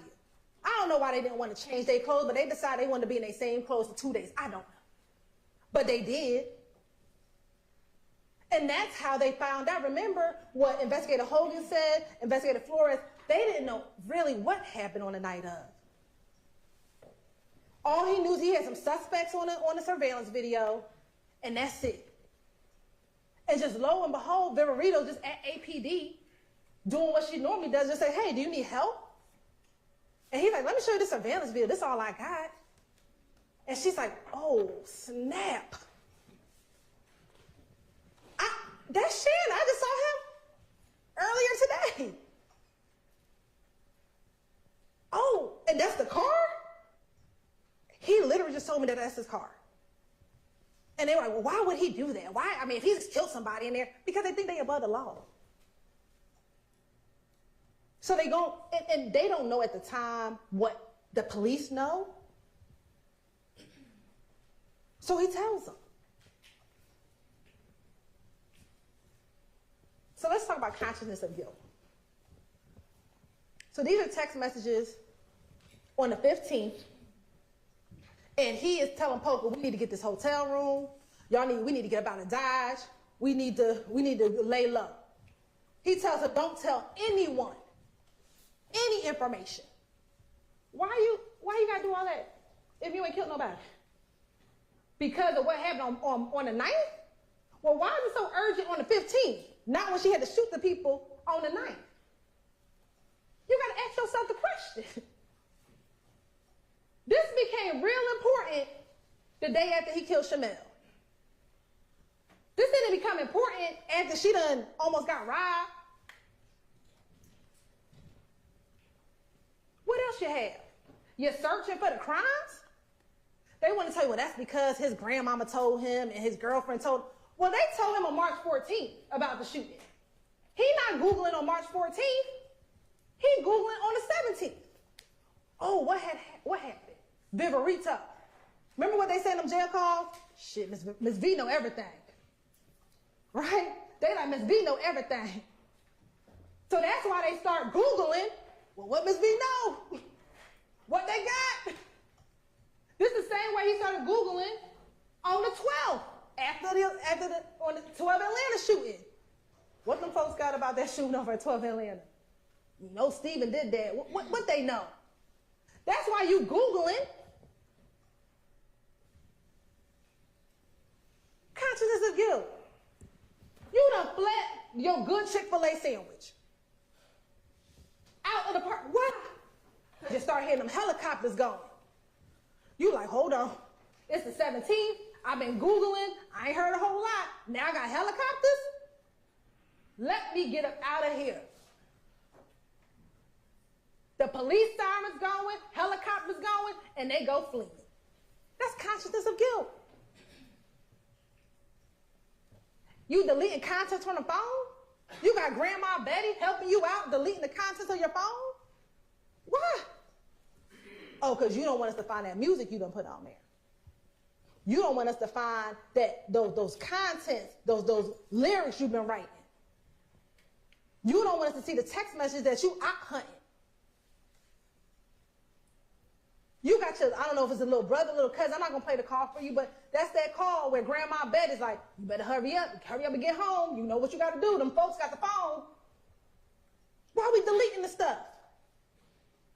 And it's not because of poker, because they didn't delete it until Viverito got the phone.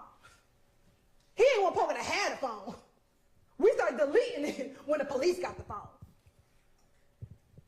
That's consciousness of guilt, ladies and gentlemen. And then let's talk about the call that Mr. Sharp played, because he ain't played the whole call. So we're going to play another portion of the call. What's up, bro? What's up?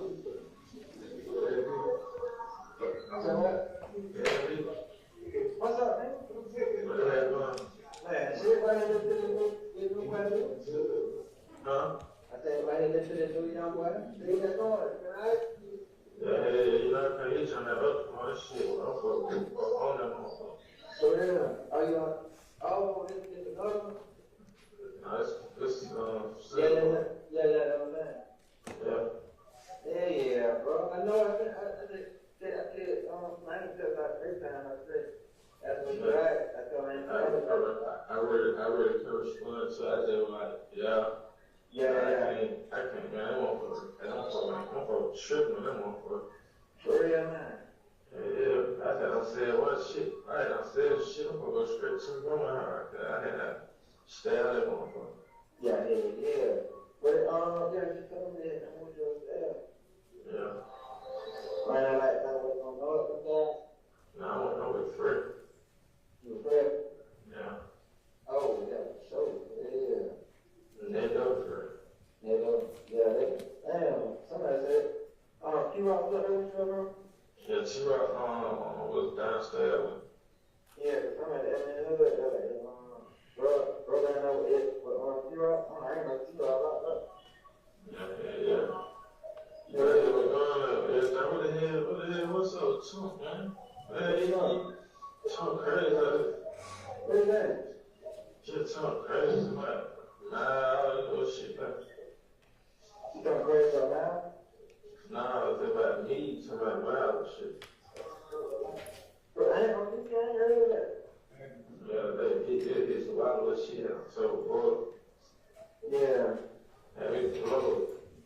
They blow? Have me blow.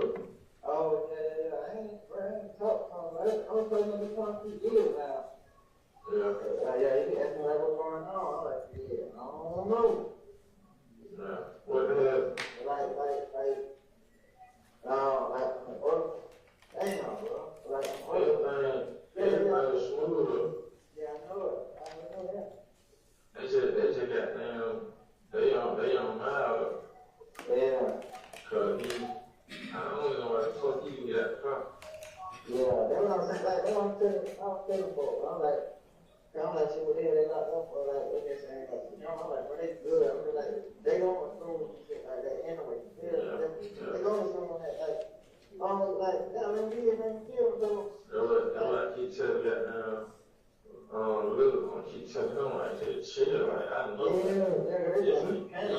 Yeah, I'm like, this ain't nothing, bro. Like, they just doing that cut.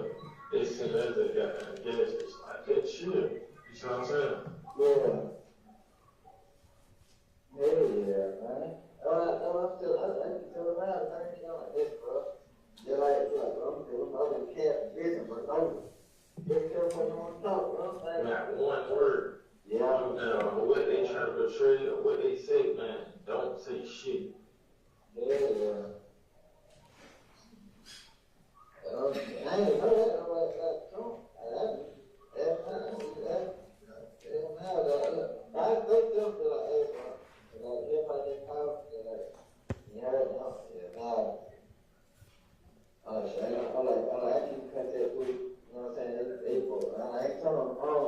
understand that anyway.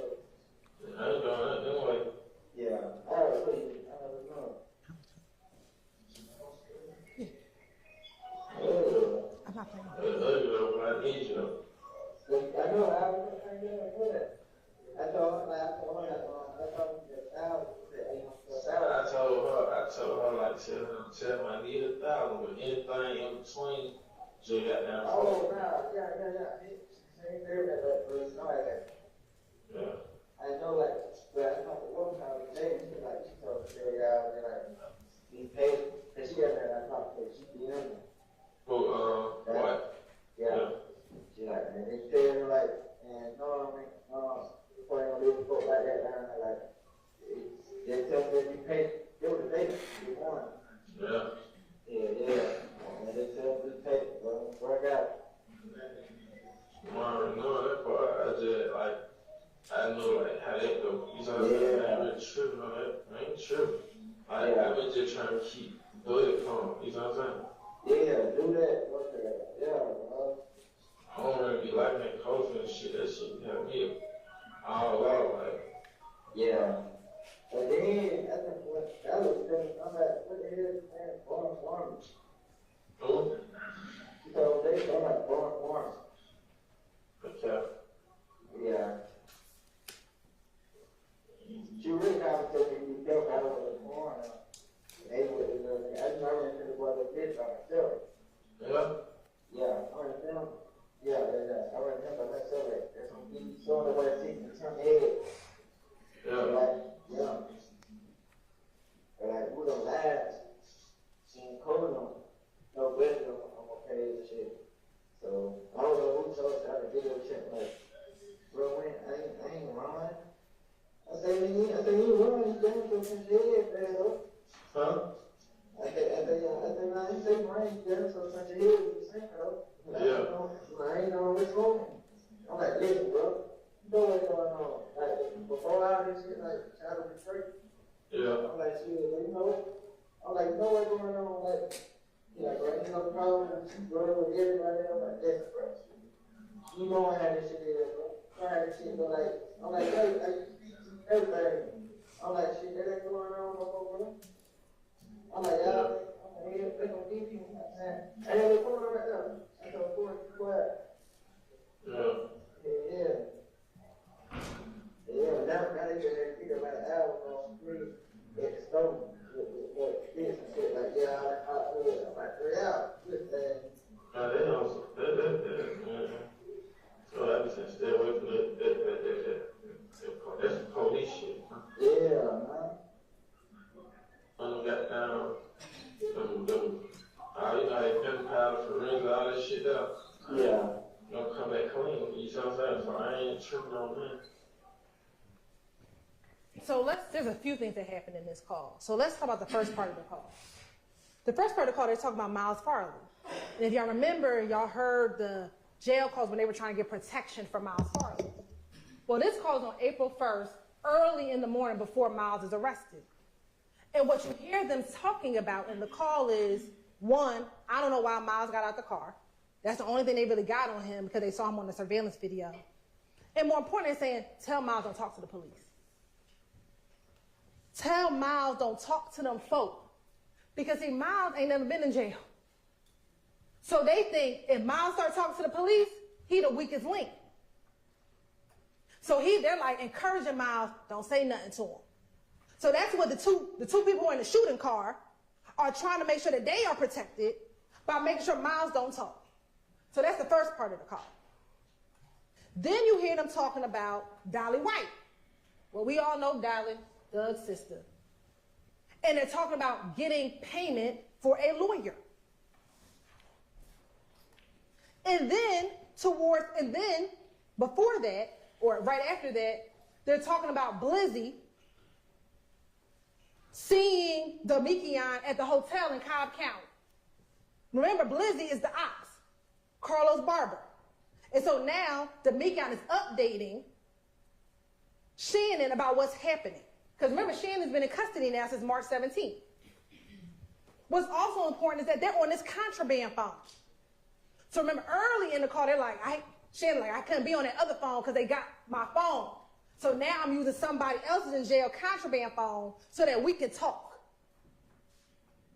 So on this contraband phone where they don't think anyone can hear them because they don't know it's a wiretap, they're like, hold on, Miles is tripping. Tell him don't talk to them police. He said the other boy tripping too.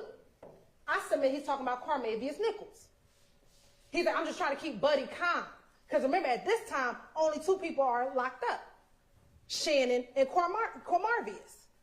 Miles is not locked up, and we have not confirmed that DeMarco Boyer is a part of this. So he's trying to keep Quay down, trying to keep Miles from snitching, and that's what they're talking about. Then towards the end of the call, and I know Mr. Sharp tried to flip this, but he says, if they get my car, it's going to be clean, because there ain't going to be no GSR in it. Who says that? And let's see, did he go get the car clean? He did. These circles, and y'all gonna have these pictures in the back, are watermarks. You see, they ain't do a good job cleaning it, but it's watermarks dripping. On the dashboard, over here, over here. Because he got the car clean. See, he thought, maybe in his mind, that the gunshot residue might be on the dashboard. It might be over here. Because he shot that gun out the window. He ain't shoot the gun in the car. Go look back at the trajectory, and he could not have shot in the car. He had to shoot out the car because the bullet had to go through the car, through the window, into Chanel drinks. I submit he not inside the car like, ping, ping. That's not what he's doing.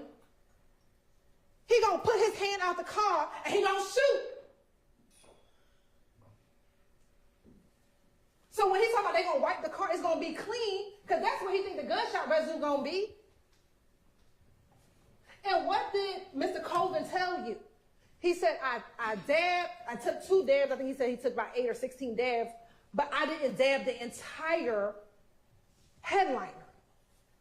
He said there could be portions that had it, that's just not what I tested.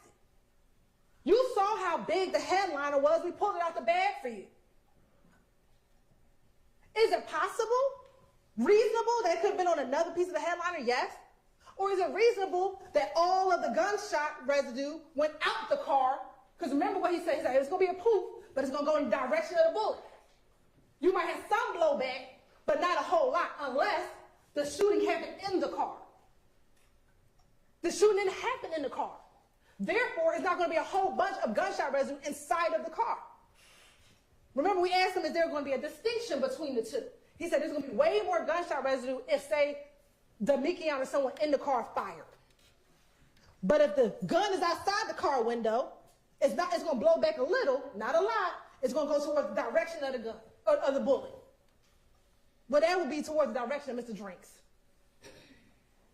So any gunshot residue, he thought he wiped down.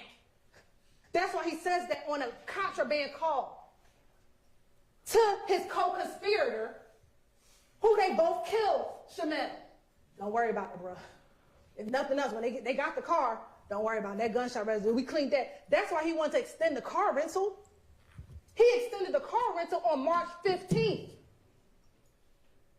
He had to. He couldn't take the car back.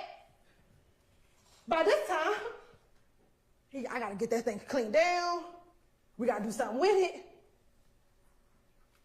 He probably going to try to get rid of it. But we called him on the 17th. He ain't have enough time.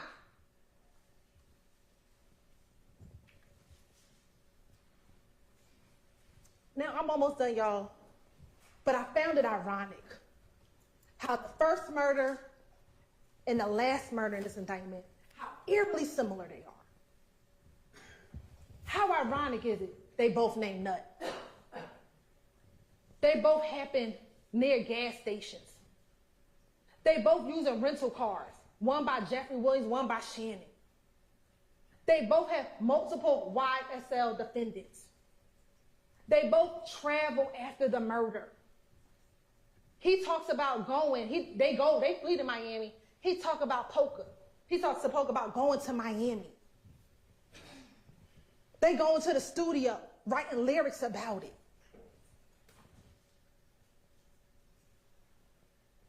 They're both, Chanel and Donovan are affiliated, associated with YFN. But they want you to believe this is just two totally unrelated cases. Oh, and Shannon is supposed to be the shooter in both of them? The one who's always on go? He says it himself, but Quindarius said it too. The one who wants to do the murders because he wants status in the game? But they want to tell you, don't believe any evidence that the state brought. Don't believe any of it. Ladies and gentlemen, I ask you not to do that. You know, Mr. Drinks, young man maybe trying to find his way, maybe getting caught up in the wrong crowd. But on that day, he should have been able to go to his girlfriend's house. He should have been able to maybe decide that these aren't the friends he want to be with. But no, this is what they did to him. Left him at the light like this. And for what? Off a social media post? This is trash that they're doing in our community. Same thing with Donovan. Donovan was trying to turn his life around. Donovan was trying to get into the music business. Donovan was trying to leave that gang stuff alone. He up here drinking his glass of wine when you see the picture. But what did they do? Off of what? Because Donovan was at the barbershop joking, laughing outside. You see the surveillance video? And left him like this. All in the name of YSL. All in the name of the game that they want to tell you is a music group. It's music. This ain't music. This not a song right here, y'all. This is real life. Real dead bodies. Real dead people. Real shootings. This ain't no song over a beat. And they know when they bought into it, with his slap tattoo, his omerta tattoo, what they were doing. Ladies and gentlemen, they are guilty of every single count that they are both charged with. Mr. Atkins told you what this was about. Destruction of people. Destruction of the community that they live in. Deception. They want to deceive you by telling you that these people in here are just lying just to lie. They're trying to deceive you to tell you that this is all about rap music, rap business. It is not. This is about death. How many dead bodies at the hands of YSL? How many people shot at the hands of YSL? They are a gang. By every definition of the word. And you want to talk about we are here just trying to get people of color? No, I'm trying to get gang members to stop committing violent acts in this community, in Fulton County, where each of their victims are people of color. The people that they destroyed, the people that they hurt, the people that they tarnished. Young boys. Rodalius Ryan could have had a promise in life. But what is it? He out here murdering folk at the hands of YSL. Christian Eppinger at the hands of YSL. Go catch you a body. That's how you become slime. That's what he says in his song. Go catch you a body. I'll show you how to be slime. And that's what these little boys are doing. Catching a body to be slime. But they want to tell you that we got a vendetta on people of color? It's ridiculous. It's absurd. And intimidation. These two defendants, Mr. Kendrick and Mr. Stillwell, are guilty They are guilty of murder.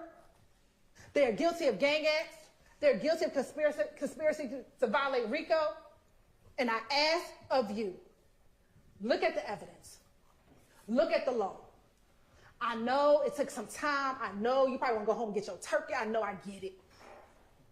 But I am asking you all to go back there, finish this marathon, finish this race, hold them accountable for their actions. When you apply the law with the facts and the evidence, there's only one just conclusion, that these defendants are guilty. Ladies and gentlemen, evil prevails when good men and women do nothing. I'm asking you to do something. I'm asking you to hold them accountable. I'm asking you to return a verdict of guilty. Thank you. All right, ladies and gentlemen, I want to thank you for your attention and your patience during this very long day. I know this was not an easy day for y'all. It's been a lot of hours here in the courtroom today, but y'all paid good attention and close attention, and everybody appreciates that. So let me give you some instructions before you return tomorrow. To maintain the integrity of this trial, remember that you must decide this case based only on the evidence admitted during the trial and the law as I will explain it to you.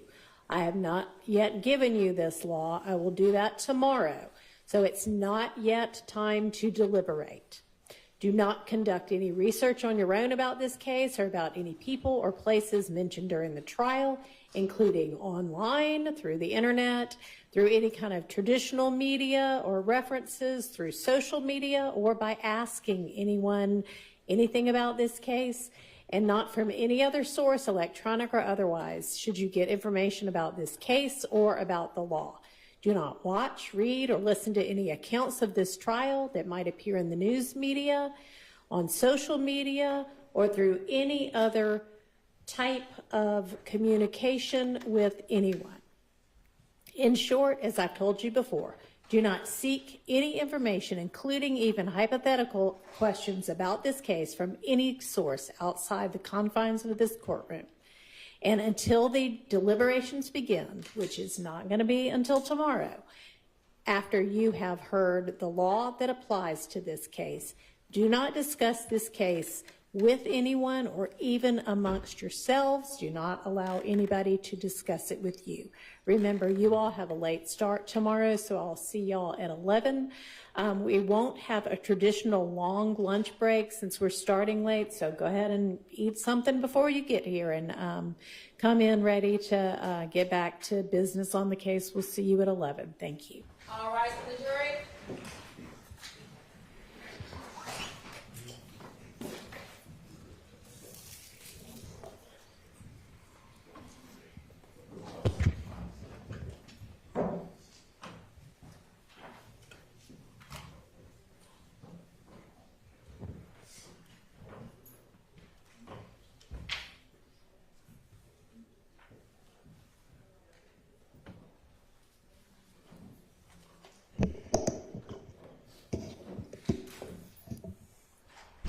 All right, and for all of y'all, because we all still have some business to wrap up and, you know, dot all the I's and cross the T's on before we join the jury joins us again, let's plan to be here at 9:30. All right, see everybody then. Thank you.